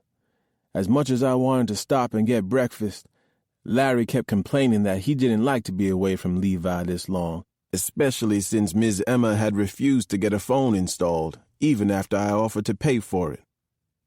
My personal opinion was that Larry's impatience had something to do with Nene. The two of them had been acting mighty strange the last day or two. Nene had been moody as hell, and Larry had been short-tempered with everyone. "Looks awfully quiet," Larry commented as we pulled up in the yard. There wasn't one of Ms. Emma's wild children in sight, which did seem strange to me. "Yeah, those kids are always around." LC, who sat next to me in the passenger seat, chimed in. He and Chippy had been avoiding each other during the entire trip, probably because of the fact that he'd found her half naked in the room with a man who put a hit out on us, so LC rode up front and she sat in back with Larry and Juan. I really didn't want to take her, but Alejandro insisted that she be the one to call him when either Sam was dead or we were. Just as we started to get out of the car, the front door flew open and Ms. Emma came running toward us like a bat out of hell. "They done got him," she hollered, breathing heavy and darting around like a chicken with its head cut off. "Slow down. What are you talking about?" I asked her, trying to get clarity. The more emotional people got, the calmer I became. "They took him. They took them both. They took Nene and Shirley." The color drained out of Larry's face as he grabbed her by the shoulders. "Who took them?" "Big Sam. He and his men came and took them. I couldn't do nothing to stop him," she said as tears rolled down her cheeks. "Damn it," Chippy cried out, a look of horror covering her face, probably because she knew Sam better than any of us. "This is not good." "We gotta go get them. If he laid one hand on Nene, I will kill him." Larry's voice was shaking with rage as he started to climb back in the car. "Wait," I stopped him. "What about Levi?" I asked Ms. Emma right before he shuffled out the door, still not 100% yet, and took a seat on the porch. I felt grateful that at least he was still there. Ms. Emma pointed to him. "Shirley hid him in the back room closet. She knew Sam might have finished the job just to prove his point. If it wasn't for her, they would have killed Levi. That was good thinking on her part. So just everybody, let's figure this out. We're not going to get off half-cocked and get ourselves and the women killed. Emma, tell me from the beginning everything that happened. Ms. Emma took a deep breath, then started to explain. Last night, Sam and his men, those twins who work for him, busted in here and took Nene and Shirley. They said you would come looking for them. And they just left you here? Larry questioned, looking at her with suspicion. She shook her head. They didn't have no use for me. They told me to go in the other room with my kids, and when I heard the door slam shut, I came out and they were gone. I didn't know how to get in touch with you, she admitted. Lou, y'all got to get those girls back. That Sam is a motherfucker, and I don't trust that they're safe. I saw how hard her words hit Larry, who usually only showed one emotion, anger. But right now all I saw was the fear of a broken man. I know, Ms. Emma, but that's how he's planning on trapping us, I said. Get in the car, Larry shouted. His eyes were filled up with tears, and I could tell from his expression he was close to losing it. Everyone get in the fucking car. Larry, calm down, bro. We're going to get them, but we need a plan. LC was trying to diffuse Larry's rage to no avail. Larry snatched him up by the collar, and I swear it looked like he was going to punch him. Larry, let him go, I shouted. I don't want to hear it, Lou. Just get the fuck in the car. I don't got time for no plan. I ain't got time to be talking. Just get in the car, 'cause that bastard's got my woman and my unborn child. Oh, shit, Nee's pregnant? LC blurted out, and just like that, Larry broke down, falling in a heap of tears into our little brother's arms. We gotta get her, LC, Larry wept. I didn't even get a chance to tell her I loved her or that I wanted the baby. We gotta go to Sam and get her. LC held him. Larry, we can't just walk into Big Sam's. Lou's right, it would be a trap. We don't even know if he's holding them there. Maybe that's not a bad idea. Chippy, who'd been relatively quiet, surprised me with that. She seemed pretty smart for a woman who made her living on her back, but what she had just said made no sense. How the hell are we going to do that? I asked. I couldn't see any way to just walk into Big Sam's that didn't end with us all dead. Chippy's face broke into a devilish smile before she answered. I said we walk right up to the front door. Or to be clear, I walk right up to the front door. LC, who clearly didn't like the sound of that, stepped in front of her. No, that would be too dangerous. But Chippy had already made up her mind. Sometimes you gotta do what you gotta do. Nene's my friend, LC, and so is Shirley. If I can help them, I'm gonna help. You know what I'm capable of when I'm mad. I ain't afraid of Sam. In fact, he should be afraid of me. Chippy, Chapter 56. Chippy! Girl, you back? Little Mama shouted as I stepped into Big Sam's, looking fly as hell in the new clothes Alejandro had bought when he took me shopping. I'd left most of the other clothing behind, though. I knew better than to bring all my new goodies up in this house, because my future plans had nothing to do with me staying longer than I needed. Yep, I'm back. I smiled and went right to Little Mama. She was just the right person to give me the lowdown on everything that was happening. Nothing, and I mean nothing, went down at Big Sam's without her knowing about it. Of course, it never took much to get information out of her, because that girl lived to hear and spread gossip. She was our very own Rona Barrett, and nobody could be mad at her, because it was just her nature. Sam's been gone all day, but I know he'll be glad to see you, she gushed, checking out my suede hot pants, matching fringe jacket, and knee-high boots. Let's get a drink, I suggested, knowing that all it would take was one rum and coke to help loosen those lips. Looking around, I noticed there were a few new faces, mostly men, the big muscle types who you could tell were packing guns underneath their jackets because it was too hot to have them on inside for any other reason. I pretended not to notice them, but their presence told me one thing immediately. Sam was worried about retaliation, or else he was trying to hide something, or both. "Dennis, could we have 2 rum and cokes?" I asked my favorite bartender, who slid 2 drinks across the bar. We clinked glasses, and before I could even get halfway through mine, she had downed her whole drink and was looking for a second. "So, where were you? And that guy must have been a big deal, because that's the only way Sam would have let you go. Hell, you make more money than 2 or 3 of us combined, so you know his greedy ass must have made that guy pay big." "Yeah, he had a whole lot of green, and he didn't mind spending some of it on me," I laughed. "Wasn't bad in bed either." Lil' Mama licked her lips. I swear she actually enjoyed the sex she had with most of the Johns who came through there. "That's what I'm talking about. Just 'cause they paying don't mean they shouldn't know what the hell they're doing. Did he put your needs first?" "Hell yeah, and he treated me like a princess," I admitted, thinking about Alejandro for the first time since I'd left him. "Then why the hell you come back here? I would have made his dick so desperate for me that he kept my ass. You would have never seen my black ass again. All you know was that I was somewhere riding that dick to the bank," she laughed, slapping herself on the knee. I figured she was good and sauce when Dennis placed the 3rd drink in front of her, and she downed it. "So, what the hell has been going on around here, besides the obvious?" I said, motioning to the bodyguards. Just like I'd hoped, she took the bait and leaned in close. "After what Sam done to Levi Duncan, he's treating this place like Fort fucking Knox." "Really? You mean the bodyguards?" She shook her head. "Nah, I'm talking everything. Some of the customers are being patted down when they come in here if we don't recognize them. And there's something else."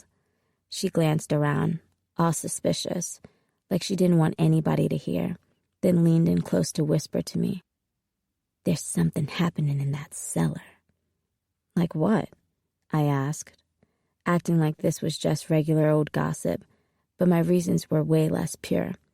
"I don't know, but Sam's been going down there a lot. Those bodyguards been taking food and other stuff when they don't think nobody is looking, but my ass sees everything." "You think maybe they're just having meetings?" I questioned her innocently. You know Sam takes all his meetings in his office. He likes people to see his fancy desk and shit. I tried to find out firsthand what was going on," she said, then lifted her sleeve to reveal a bright reddish mark on her arm. "Sam damn near took my arm off just for trying to get a peek." She stopped suddenly when the front door opened. "Ooh, I gotta go get that money. My quota is so low today, and I ain't trying to catch his temper." She downed the rest of the drink and sped over to the door to meet a new customer. Our little chat had definitely proved to be enlightening, just like I thought it would be. "Dennis," I motioned for the bartender. He grabbed the rum and came toward me. "You want me to top you off?" "Nah, I just wanted to ask you something." "What is it?" he asked. "You keep all the liquor down in the cellar, right?" He shook his head. "Not lately. Sam moved it to a hall closet and put a lock on it. That cellar is off limits." "When did that happen?" I asked, growing more convinced that Nene and Shirley were being held downstairs. "About 4 or 5 days ago. I was trying to restock, but he told me the new guys would bring whatever I needed upstairs, and then next thing I knew, he had the entire liquor locker put up here." Bingo, I thought. No telling why Sam does the things he does, right? I said innocently to Dennis. He smiled at me. "You know that's right." That night, or should I say early the next morning, I tied a scarf to the window to give the Duncans the signal that the girls were being kept in the house. I couldn't take a chance on calling them or leaving the house, so I figured I'd wait until noon and make some excuse to go into town. In the meantime, I wanted to see for myself. I opened the door and crept into the hallway and down the stairs. The house was dead silent, just as I figured it would be. Nobody rose before noon, so the coast was clear. When I saw one of the bodyguards sleeping on the sofa in the living room, I tiptoed past him into the kitchen and through the small hallway, where I could reach the door to the cellar. "What you looking for?" Big Sam's voice stopped me in my tracks. I pulled my hand away from the doorknob like it was flaming hot. He was glaring at me. His anger started to boil over. I hated that I knew him so well. "Nothing, Sam," I said as sweetly as possible, trying to put him at ease. "It wouldn't have anything to do with what's in the cellar, would it?" he asked, not taking his eyes off me. I went over and started rubbing on his leg, willing to fuck him if that was what it took to calm him down and distract him. "I was looking for you. Alejandro told me to let you know that he had taken care of the Duncans." "Oh, is that so?" he said, and I couldn't read his tone to know if he believed me. I had no choice but to continue trying to seduce him. Hell, if I could get him into bed, I could probably slit his throat in his sleep and end this whole thing. "Yeah, that's half the reason I'm back." I gave him a big smile. "Half the reason? What's the other half?" he asked, as I felt his dick growing hard beneath my touch. "I kind of missed you." "I thought it was just business between us," he said with a hint of suspicion in his tone, although he didn't stop me from stroking him through the fabric of his pants. "It is. But when a girl wants some really good dick, Big Sam Bradford is always the one to call. And I'm horny as hell." I could see him puff up his chest a little after that comment. No one had a bigger ego than Sam. "Is that right?" he chuckled, and allowed me to keep giving him a hand job while he went back to our original conversation. "So, Alejandro's guys killed the Duncans, huh?" "That's what he said." Suddenly, Sam grabbed me by the hair with one hand and used the other one to open the door to the cellar. "You a bald-faced liar, bitch. My men already told me the Duncans are back in town and that you were with them. I don't know what's going on, but I know your ass is part of it." In one swift movement, he tossed me down the stairs like a sack of dirty laundry. LC, Chapter 57. "I see 3, 4, 5 men out front," Juan said as we drove past Big Sam's in an old van, wearing baseball hats and sunglasses, hoping to get some type of reconnaissance and see a signal from Chippy. Larry had wanted to go, but Lou and I thought he was too wound up and might do something stupid. Sure enough, flapping in the upper window was a bright purple scarf, just like Chippy had promised she would leave if Nene and Shirley were in the house. I briefly wished that I could get her out of there first, before she got caught in the crossfire, but I had to remind myself that she could take care of herself. "You all right?" Juan asked, noticing the expression on my face. "Yeah, I'm okay," I said, loosening the grip on my .45 as we exited the Oak Street Strip. "Man, you're usually the most honest guy I know, but right now I can tell you're lying through your teeth. It's Chippy, isn't it? Damn guy must have been reading my mind or something, because I hadn't stopped worrying about her ever since she left Ms. Emma's house to go back to Sam's. Chippy and I are just friends. I'm worried about her, that's all." I lied, hoping he would leave it at that. Juan turned to me with a big smile on his face. "I've seen the way you look at her. I also saw the way you looked when Alejandro kissed her goodbye. You've got it bad, my friend." "Hey, I said that I care about her, and I do, but it's not an easy situation I'm in either. Of course, it's difficult when you're in love with one woman and engaged to another," he said. "You don't look at Donna the way you look at Chippy. Why is it that everyone sees this but you?"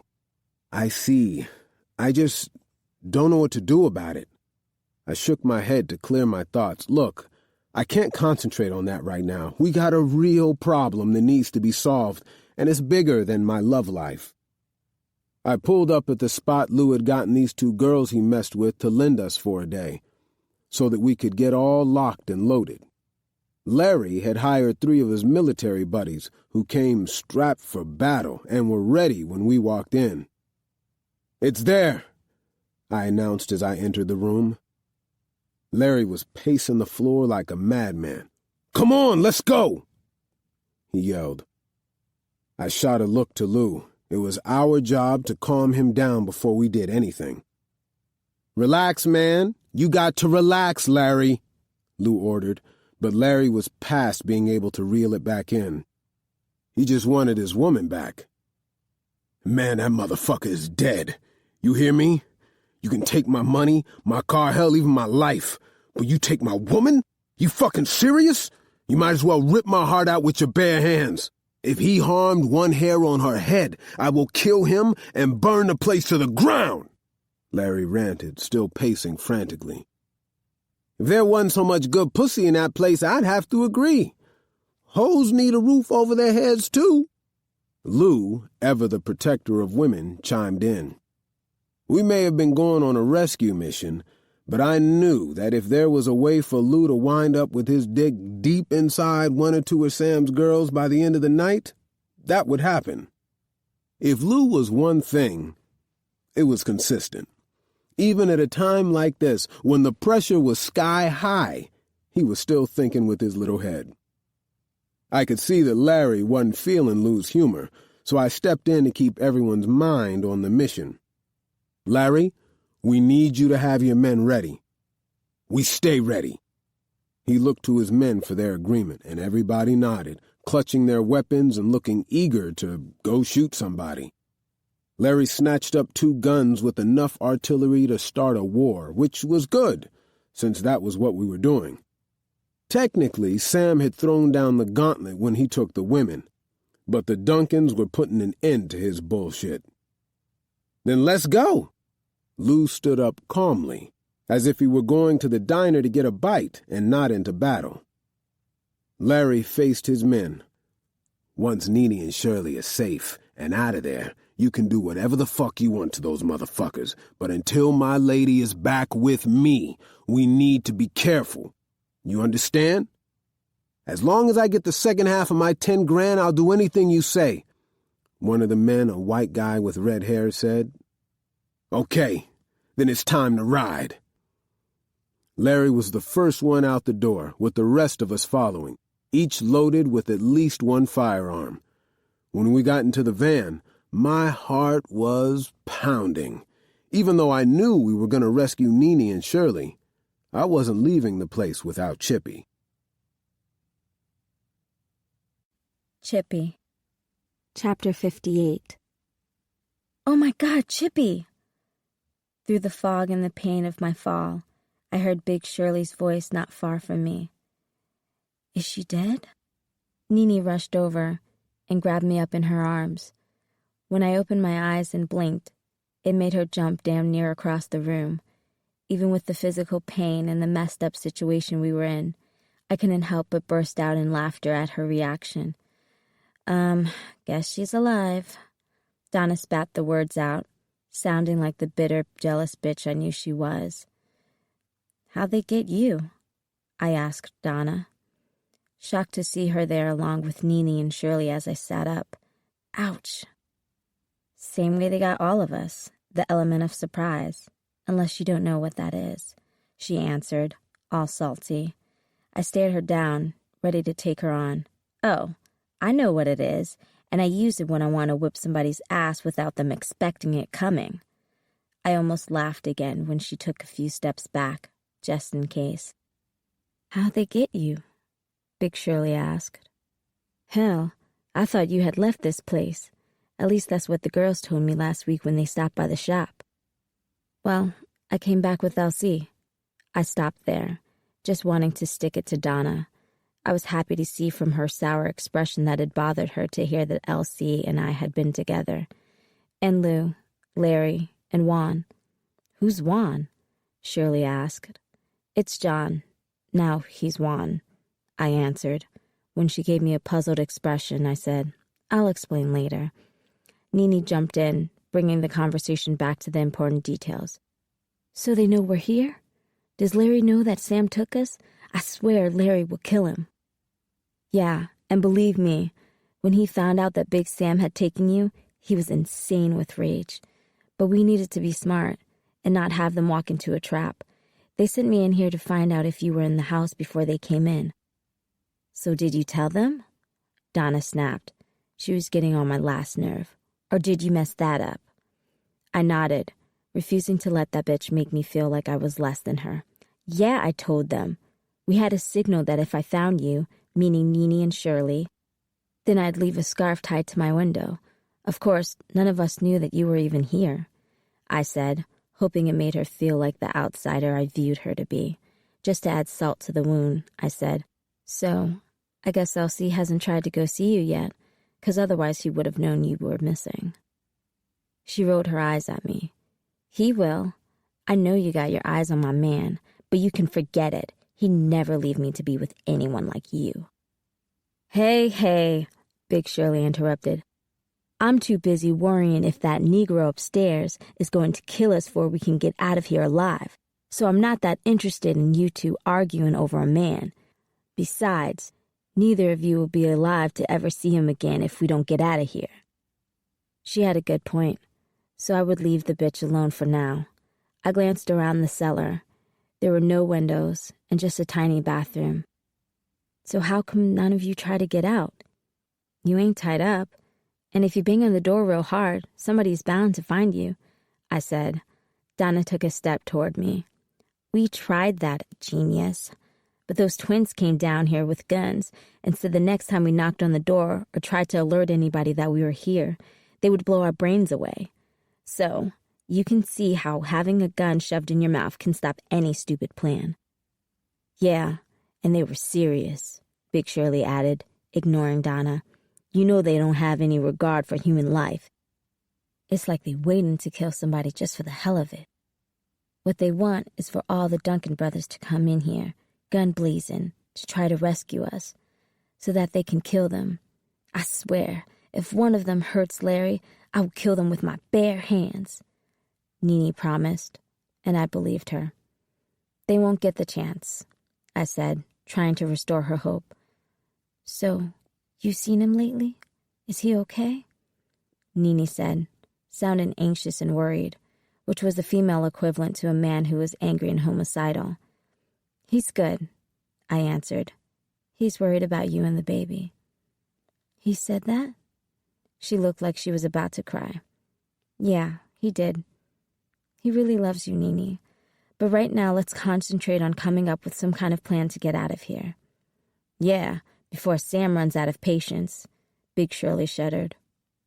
I had an idea. What we need is a gun. Donna sighed impatiently. Where are we going to get a gun from, genius? That girl is stuck on stupid. Don't mind her. Big Shirley sneered at Donna and paid close attention, waiting to hear what I said next. I glanced around in the cellar, looking for things that we could use to help us get out of there.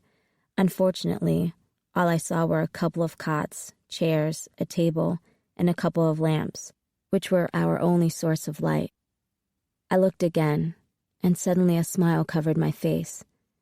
Ladies, I think I have a plan. Big Shirley, Chapter 59. We'd been sitting in the dark for at least 2 hours, maybe 3, waiting for someone to come through the door. This is taking too long, Donna complained for the umpteenth time, even though she wasn't the one holding her position in case someone showed up. No, the princess was resting comfortably on a cot pushed against the wall, while Nene, Chippy, and I did all the proverbial heavy lifting. That damn girl had been getting on everybody's nerves, and I just hoped she shut up before one of us put a hurting on her. Shh!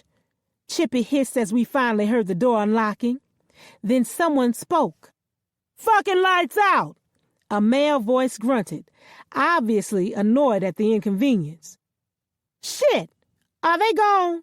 He said to himself, or that's what we were thinking as he waited to hear if someone was going to answer him. When there were no other voices, I felt the collective sigh of relief. For a second, I felt panicked. 'cause the plan Chippy had put in place could only work if there was one man. And Lord, if Big Sam was with him, it would definitely be the end of us. "Hey!" he hollered out down the stairs. "You bitches down there?" "Just like we planned," Chippy answered. "Yeah, but Nene is hurt. She's pregnant.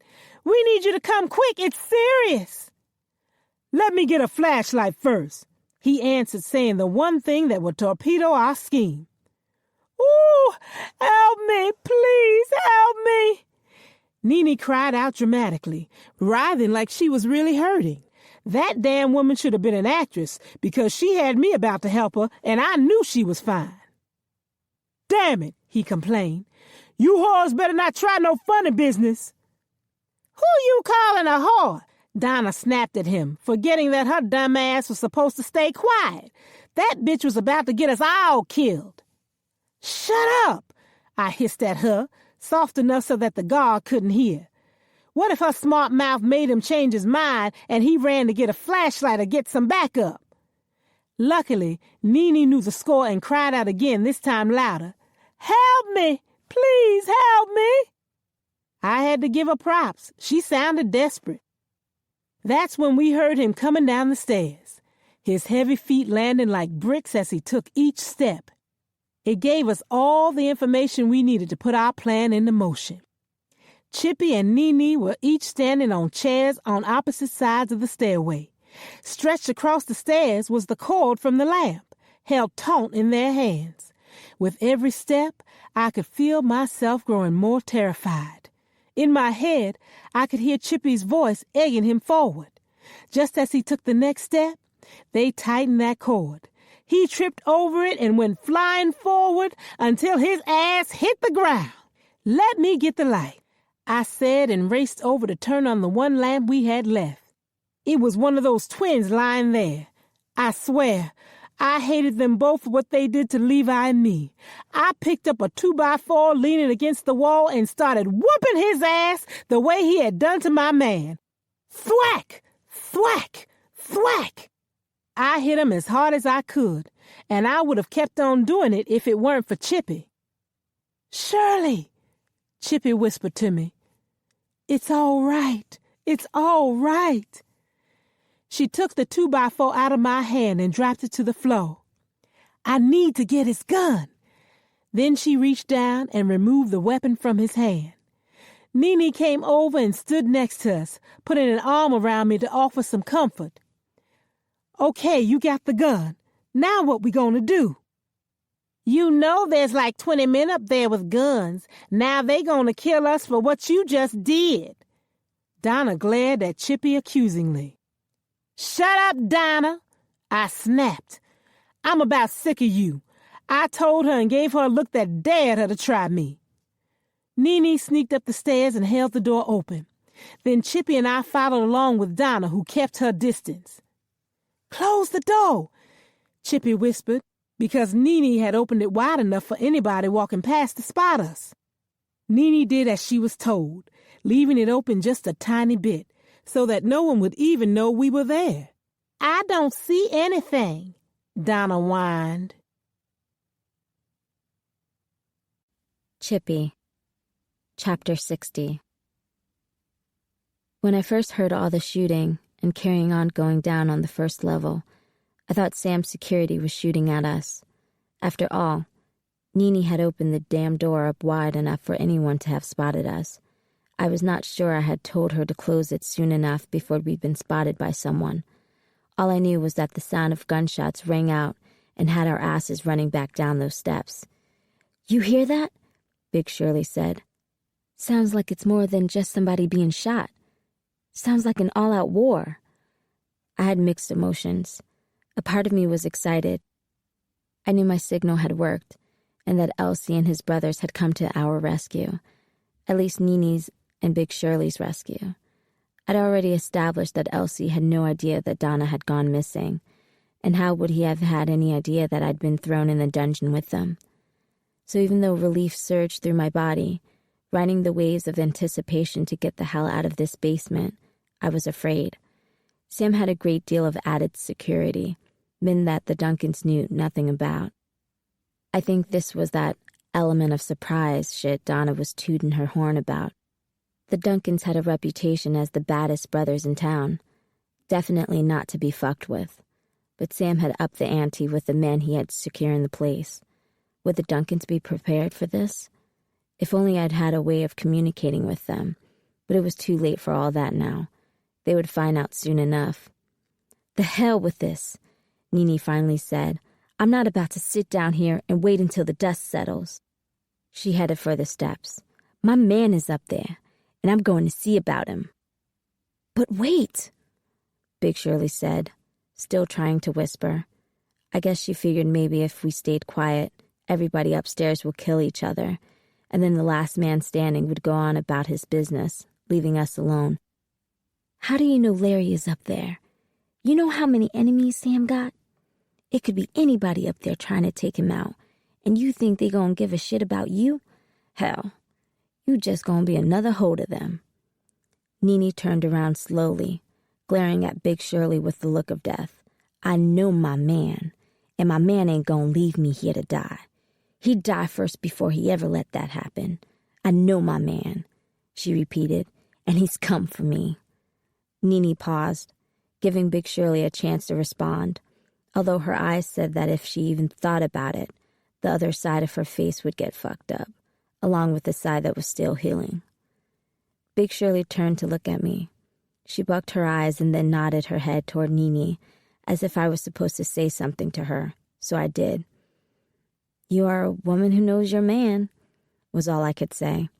Nini half smiled at me, with her eyes before she turned to go up the steps. "So, you just gonna let her jump in the line of fire for her man?" Big Shirley said to me. "You mean kind of like you did when they were beating Levi senseless?" I wasn't usually an I told you so kind of girl, but how quickly Big Shirley had forgotten about the time she risked her own life for the sake of the man she loved. The way her eyes mirrored the look Nini had just shot me before going up the stairs let me know that she needed that reminder. She watched Nini climb the steps and then took off after her. "Where are you going?" I asked Big Shirley. "With her. Where you think? If I'm getting taken out, it ain't gonna be down here in this shitty basement with you two." She pointed to Donna. "Especially her.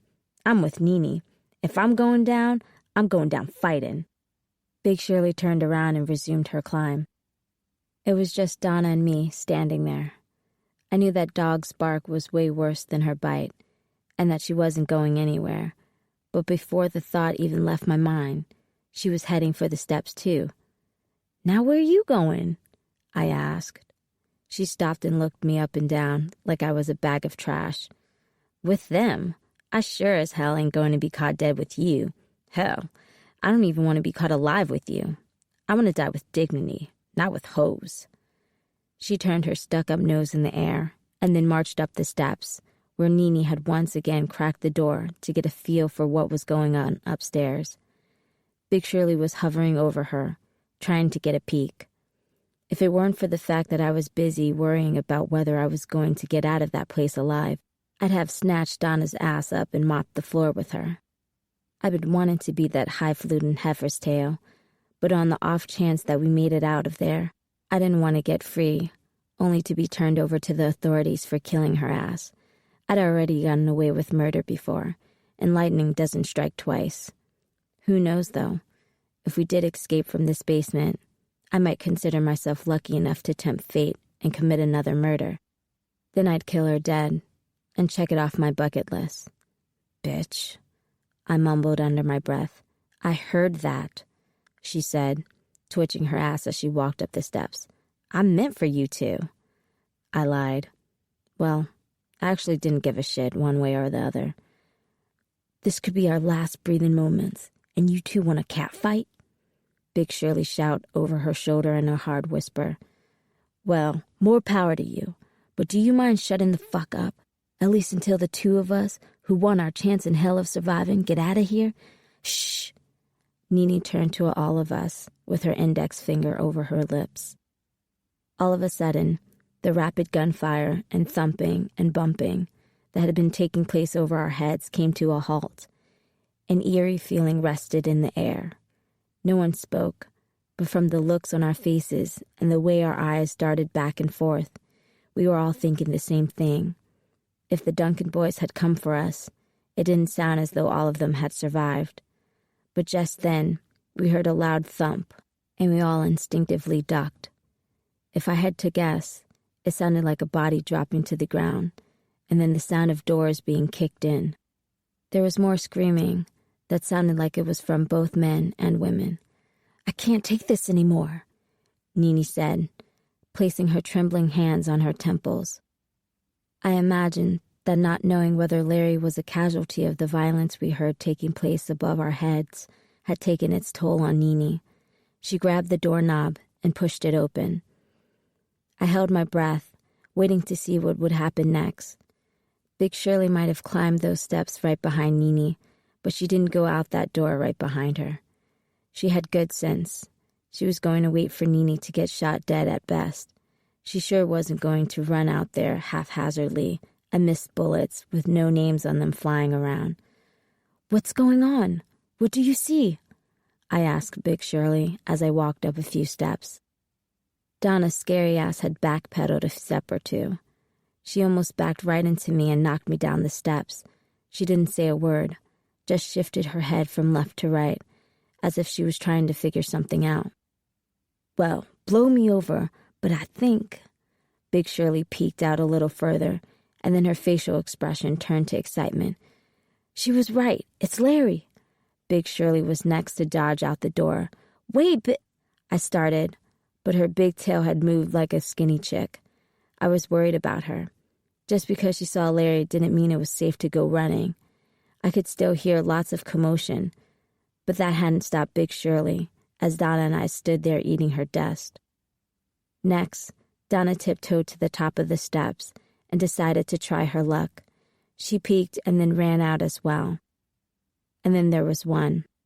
What was I waiting on? What did I expect to happen next? Perhaps deep down inside, I was expecting what Nini had expected, and apparently gotten, out of Larry. He had come for her. I wanted that same thing from Elsie. Even though Elsie had no idea that I was being held down in the basement with Nini and Big Shirley, I think a part of me had just wanted him to come for me, period. Come take me away from Sam, this house, this life. I shook my head, releasing the thoughts of the happy ending that belonged to someone else. That was not the story of my life.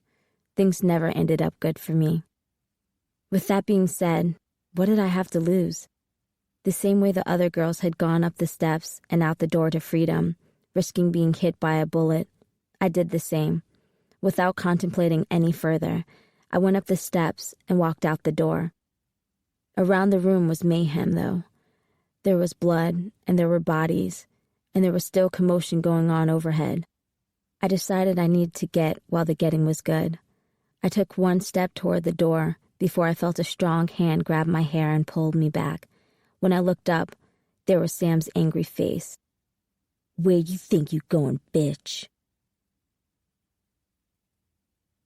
Larry. Chapter 61. The van came to a screeching halt as we pulled up to Sam's, with one of my guys tied to the roof. His job was to take out anyone standing in front of the building before we even stepped out of the van. All I can say is that he was very good at his job. Even though LC had already told us it was there, it was a relief to see Chippy's scarf tied to the window with my own eyes.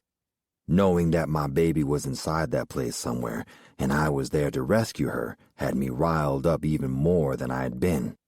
Once I entered, I'd be able to kill 2 birds with 1 stone. I'd take care of Sam and rescue Nini all in one stop. I couldn't wait to put a bullet in his head. "Let's move," I told the guys, who stepped out of the van just a half-second after I did. We were definitely in sync, just like back in Nam. We stormed the door, and our timing couldn't have been more perfect.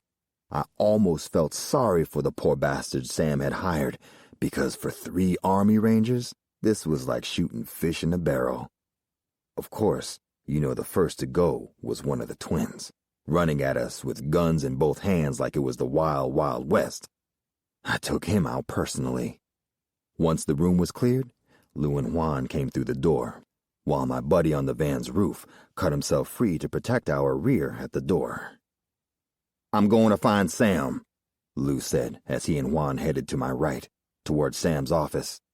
I pointed to the staircase, and my two guys moved toward it as I headed for the back. I heard shots and women screaming upstairs, and I knew my guys had found someone armed to take out. It looked like Sam had tripled his protection team. I was a little bit overwhelmed at first by all these new cats coming out of the woodwork, but it shouldn't have surprised me. The dude who ran all the pussy in town turned out to be the biggest pussy of them all. As I moved down a hallway, it was time to try door number 1. I wasn't sure if it was a closet or a basement, but it didn't matter. I went to grab the doorknob, my gun raised, but just as I went to open it, it flung open, and I cocked the gun, set on pulling the trigger next, no matter who it was. If a hoe and her John had been turning a trick, at least one of them might die happy. "Larry," she screamed. "Don't shoot, baby, it's me." I pulled back my gun instinctively, and Nene wrapped her arms around my neck, holding on so tight she nearly choked me. Her tears soaked my face. "Oh, baby, I knew you was coming for me." Staring into Nene's eyes, I could see that she had never doubted me. I wished I could have stood there and held her forever, but Sam was still in the house somewhere. The fellows were still handling some resistance throughout the house. I could hear the commotion of doors being kicked in, shots being fired, and terrified screams. But there was still some unfinished business I needed to tend to. Just then, I saw Shirley come out of the same place Nene had exited. "You get out of here," I told Nene. Shirley was already headed for the door. "I'll meet you back at the house." "Fuck that," Nene said, throwing her hands on her hips. "I ain't leaving you here. If you die, we die together, because I sure as hell can't live without you." She was safe and sound, and I needed her to get out of there so we could keep it that way. "Look, Nee, I don't have time to argue with you. And I don't have time to lose you." She placed her hands on my cheeks and looked deep into my eyes. "I believe in you. I trust you. But if you stay, I'm staying. If you want me out of here and able to live to see another day, then I want the same in return. We've got a baby to raise." I tried to push her away from me toward the exit, but she refused to budge. "So, what's it going to be?" she asked. I knew that no matter what I said, she was not going to leave Sam's place unless I did. As badly as I wanted to hang his head above a mantle as a trophy, I would have to let one of my comrades have the honor of killing Sam. I took Nene by one hand, keeping my gun raised with the other, until I could get her out of there safely. This bird in the hand was worth 2 in the bush. LC, Chapter 62.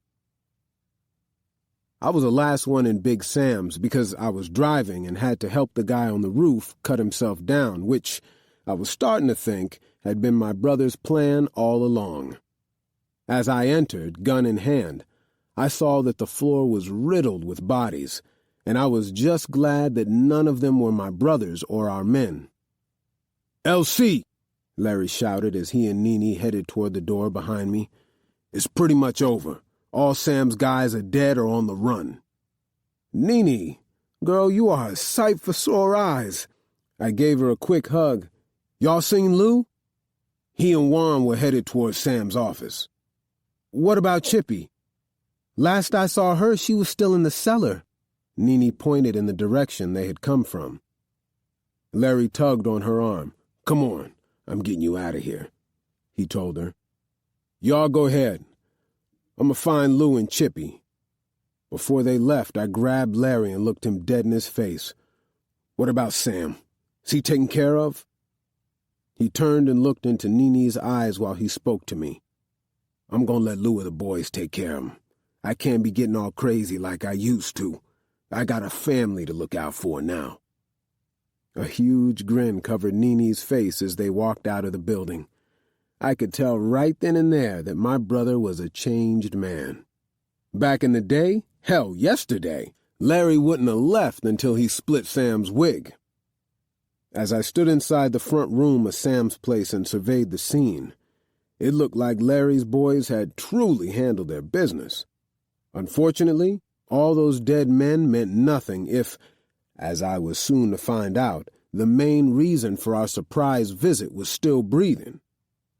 I walked in the direction that Nini had pointed, and I ran right smack into Big Sam. Even worse, he had Chippy pulled tightly against him, with a fist full of her hair. His other hand gripped the 12-inch hunting knife, which was pressed against her throat. From the way her face was scrunched up, I could see she was in pain.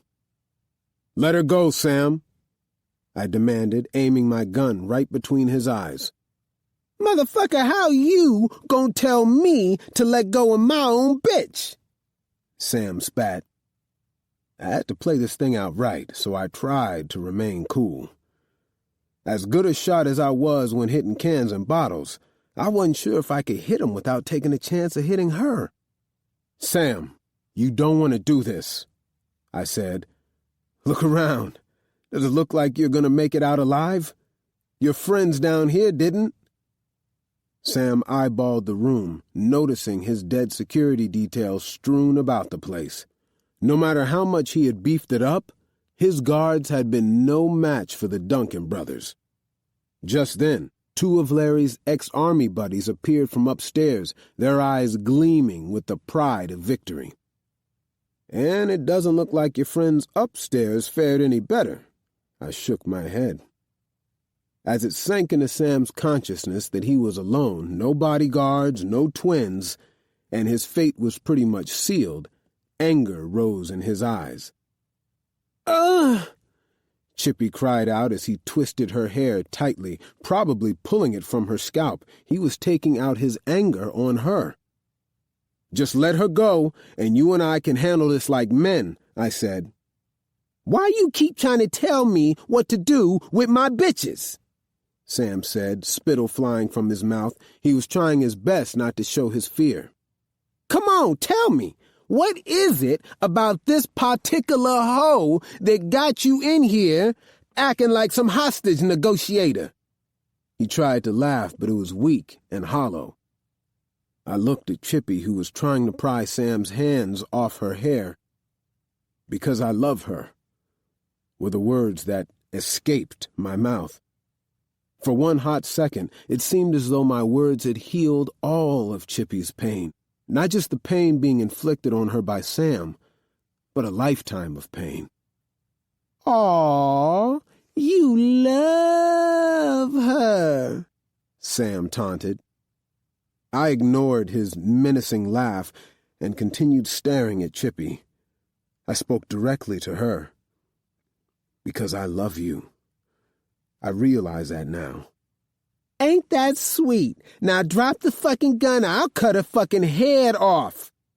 He pressed the knife against her neck just enough to draw a few drops of blood. "Do I look like I'm playing? Drop the fucking gun or you gonna be in love with a headless woman." Okay. I laid down my weapon. Sam grinned like a motherfucker. "Now, for the record, I own this pussy. I own all the pussy in this fucking state," he shouted and drooled at the same time. He had this King Kong demeanor, as if he was the biggest and baddest around. It was time for me to break his ass down. "From what I hear, you are the biggest pussy in town, too." Or was that sissy? I laughed derisively. The look in Sam's eyes was priceless. It was like he'd seen a ghost. It might not have been a ghost, but something was definitely coming back to haunt him. "That's right, Sam. Your little perverted secret is out," I said. "You motherfucker." I guess Sam wanted to hurt me the same way I just hurt him. He raised his knife in the air to bring it down on Chippy's chest. Before he could do so, I charged his ass. I could have gone for my gun, but I didn't want to take any chances of not getting to him in time. Right before his hand came down, I grabbed his arm with both of my hands. Chippy managed to slip away from him as we struggled. Sam gripped the knife tightly, trying not to lose hold of it. I used my body weight to push him down to the floor, and the two of us tussled. Finally, the knife found flesh to puncture, and within seconds, blood was covering my shirt and Sam's as it exited the deep wound. "Jesus!" Chippy cried out and turned her head away. I'd seen what her mama's place looked like when she got finished with her stepfather and mother, so I didn't think it was the blood that had her turning her head as much as it was the reminder of the scene she'd left back in the house she was raised in. I lay there, on my side, face to face with Sam. He reached his hand out to wrap around my throat in one last attempt to take out a Duncan, but he didn't have the strength to do me any harm. It wasn't long before he succumbed to the wound in his chest. He spit up a mouthful of blood, and then his eyes rolled into the back of his head. When I knew it was over, I got up off the ground. I felt something inside of me shut down and go cold. I think I was in shock after what I had done. Looking down at the body that used to belong to that evil son of a bitch but was now just a corpse with puddles of blood oozing out of it, I felt strangely removed. There'd been so many times over the last few years that I imagined killing him, but I never really thought it would come to this.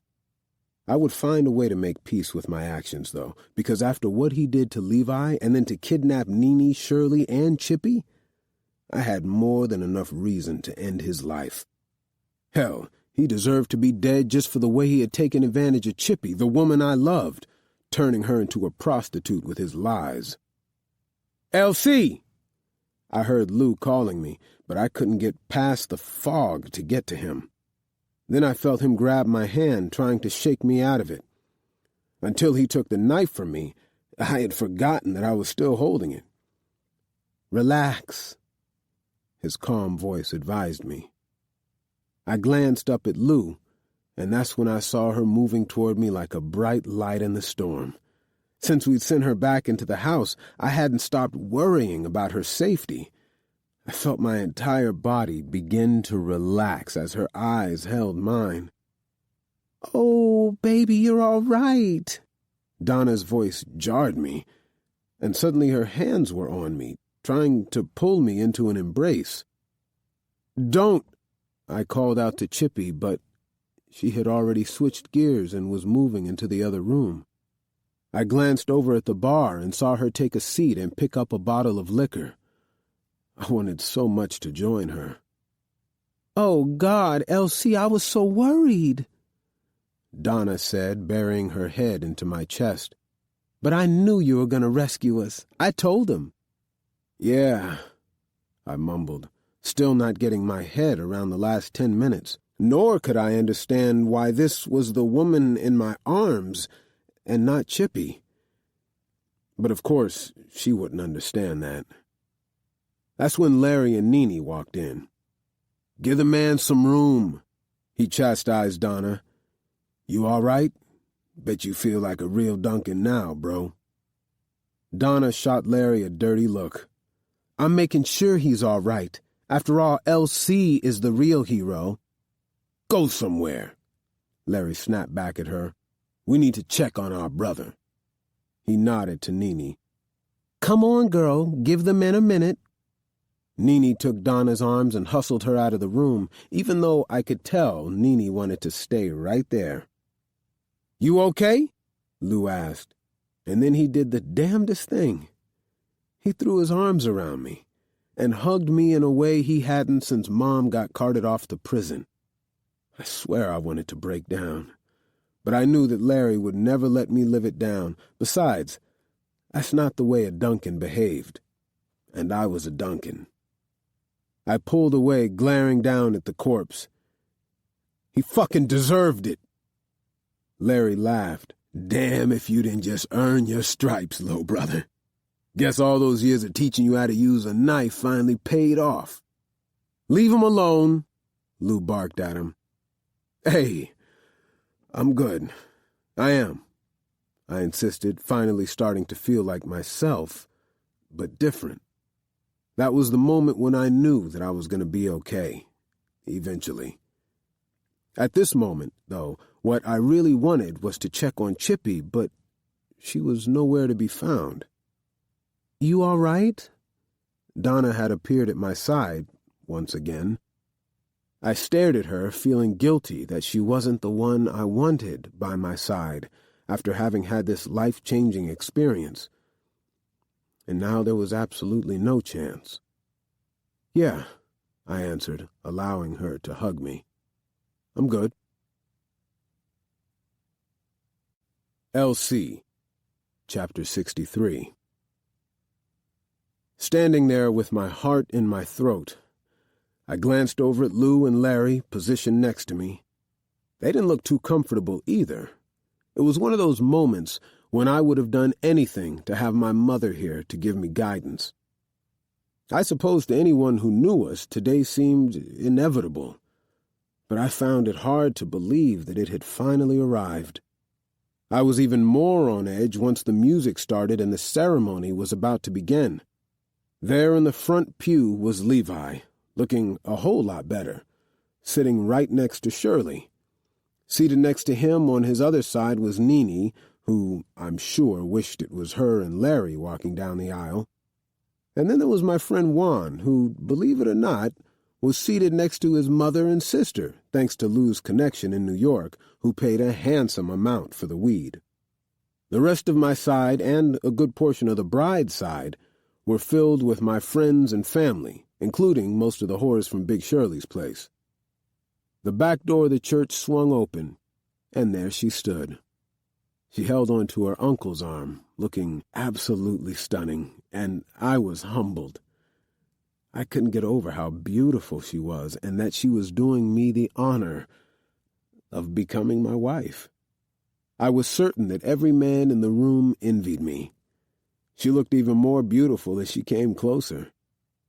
When she reached the front, her uncle placed her hand into mine, kissed her on the cheek, and then he took his seat in the front row along with what was left of her family now that her mother and father were gone. The pastor started to recite the vows, but instead of relaxing, I felt even more out of sync. My nerves were definitely getting the better of me. I looked toward Lou and Larry, my two best men, and instead of butterflies, I felt like I had bats in my stomach. "We are gathered here today to join this man and this woman together in the bonds of holy matrimony. If anyone has just cause why these two shall not be joined, speak now or forever hold your peace." Pastor Simmons paused as if he was expecting someone to object. I looked around, my eyes locking with Nene, who didn't say a peep, as hard as it must have been for her. Lou snickered, no doubt surprised. The pastor turned to her, looking sort of relieved. "Donna Marie Washington, will you take this man, Lavernius Charles Duncan, to be your lawfully wedded husband? Do you promise to love, honor, and obey him in sickness and in health from this day forward, as long as you both shall live?" She smiled up at me with a sweetness I hadn't seen much of lately. "I do." The pastor's face lit up with joy as he continued. "And do you, Lavernius Charles Duncan, take Donna Marie Washington to be your lawfully wedded wife? Do you—" "No."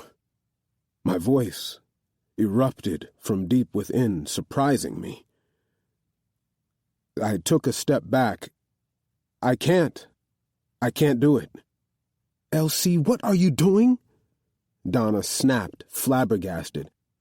I couldn't have gotten a better reaction if I had slapped her in the face. "You don't know what you're saying." "Yeah, I do, Donna. I can't marry you," I said, repeating the words that had been ringing in my mind ever since I took that long walk up there that day. I'm not in love with you. That's ridiculous. It's just cold feet, Donna said dismissively, but I shook my head, growing more resolute. I took her hand and waited until I had her full attention. It took me coming all this way to realize that I'm not in love with you, I said finally, feeling relieved. Donna reached out and whacked me across the face, but it did nothing to lessen my relief. I turned and smiled at Lou, then I nodded, and my two brothers and I stepped off the stage, slowly and intentionally making our way down the aisle. The guests on one entire side of the church stood up and began to applaud, like they had just witnessed the very thing they had hoped would happen. "Elsie Duncan, you can't do this to me!" Donna cried out, but I was too far gone to even pretend to care what she wanted anymore. "To you! I can't do this to myself," I said with finality. Nini met me as I got to the back of the church. She threw her arms around me in a celebratory motion. "Yay!" She jumped up and down, not giving a damn who knew how happy I had just made her. Chippy. Chapter 64. What you think? Essie, the best black hairdresser in Las Vegas, careened her neck to gaze in the handheld mirror along with me. I wanted to make sure that I could get a good look at the way she had styled it in the back. Her girl had already done a fantastic job on my nails. They were the perfect shade of fire engine red. I lowered the mirror, pleased by her work. "Yep, I look good," I bragged. These days I made sure to keep my hair done and my fashion updated on a fairly regular basis. This was the second time I'd been in there that week. Essie removed the apron covering my outfit and brushed off any remaining hairs from my collar before I stood up. She grinned appreciatively. "Sister, that pantsuit is happening." "Ain't it, though? I got it over at that new store out on Highway 23, the one with the big pink awning." Essie nodded, letting me know she knew exactly what I was talking about. "That place is too rich for my blood. Besides, I would never look as good as you do in it, no way. My hips done did too much birthing, and I got the badass children to prove it." She laughed, throwing her head back. "That means there's more for some lucky stud to get his hands on." I winked at her, opening my purse to pay for her services. I couldn't believe I'd managed to find the one hairdresser within miles who had skills enough to impress me. I pressed an extra 10 in her palm before strutting out into the hot sun. I glanced back at my reflection in the window and had to acknowledge again just how fine I really looked. "Baby, you miss me?" I purred as I opened the door to my brand new burgundy convertible Fiat Spider. When I slid behind the wheel, I felt a wave of jealousy for my own damn self. I had certainly come a long way from the secondhand dresses and beat-up shoes my mother used to make me wear to school.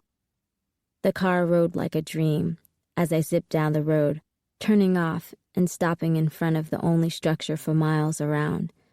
Nobody showed up here without knowing exactly where they were headed or what they were looking to do once they got here.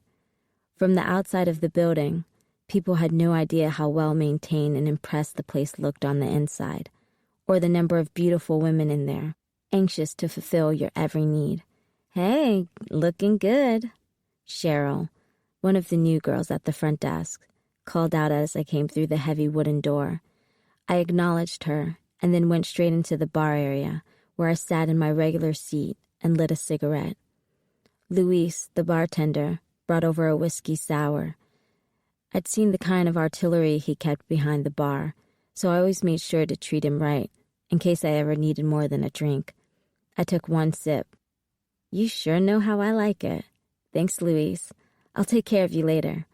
He gave me a wink and a nod and went back behind the bar. "Damn, your hair is fly," Nicole, a big titty waitress from California, exclaimed, placing a box and envelope in front of me. "This was left for you." I opened up the box and saw that it contained a beautiful diamond ring. I took a deep breath, hesitant to put it on, because I knew what that would mean. I opened up the envelope and removed its contents. 5 $100 bills, a key to one of the suites upstairs, and a first-class ticket to Paris in my name, leaving the next night. Alejandro, I laughed out loud. Gathering my things, I left a $20 bill to pay for my drink and gratuity, and then I headed for the elevator with the key to the suite in my hand. Once everything had gone down at Big Sam's and I saw Donna in Elsie's arms, I slipped out the door and made my way to the bus station. No way was I dealing with that bullshit when I had a man like Alejandro waiting for me in St. Augustine, willing to devote himself to me. I might never be in love with him, but I sure as hell could learn to love his money. At least that was what I told myself the first few months I was with him.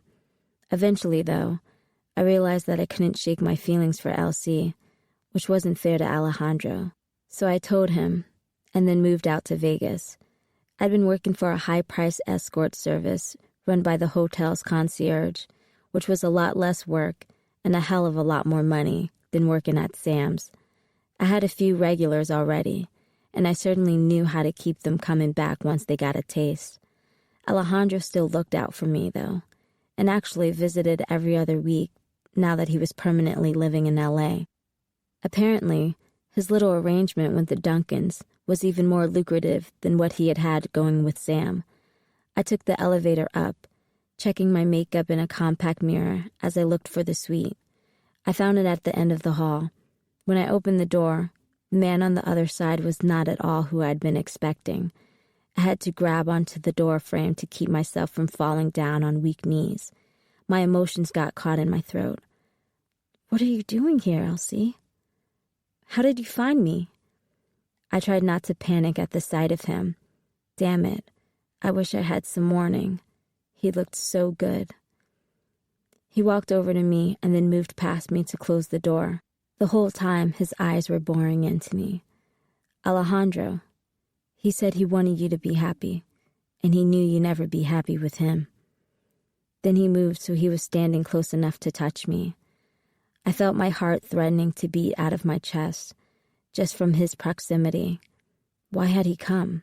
Just to torture me? I tried to turn away, but he held onto my arm. "I heard you married Donna," I snapped, hating what this was doing to me. His face lit up, and he had the nerve to smile. I wanted to slap the happiness right off his face, until he corrected my version of events. "You heard wrong. Donna and I are no more." I couldn't go through with it. I wasn't sure I had heard him correctly. What? What happened? Kinda hard to marry one woman when you're in love with another. He took the boxed ring out of my hand and dropped to one knee. "Charlotte, I love you. Will you marry me?" Tears of joy sprang from my eyes. "Yes! Elsie, I'll marry you." He slipped the ring on my finger. "Good, because I already paid for the honeymoon," he said, wrapping his arms around me and pulling me close. Then he whispered in my ear, "I'm going to pay for this one time, and one time only." And then he kissed me.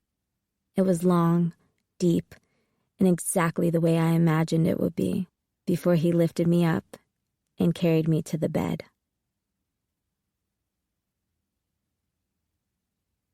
The end. Grand Opening, a family business novel by Carl Weber with Eric Peet. Narrated by B. Lipton Bennett as Larry, Nisi Bethia as Big Shirley, Julian Durant as Juan, Ebony Mendez as Chippy, Alonzo Riggs as Lou, and Jules Williamson as Elsie. Recorded Books offers a wide selection of bestsellers, mysteries, classics, histories, and more, so look for us at your public library or on download sites online. And thank you for being a Recorded Books reader.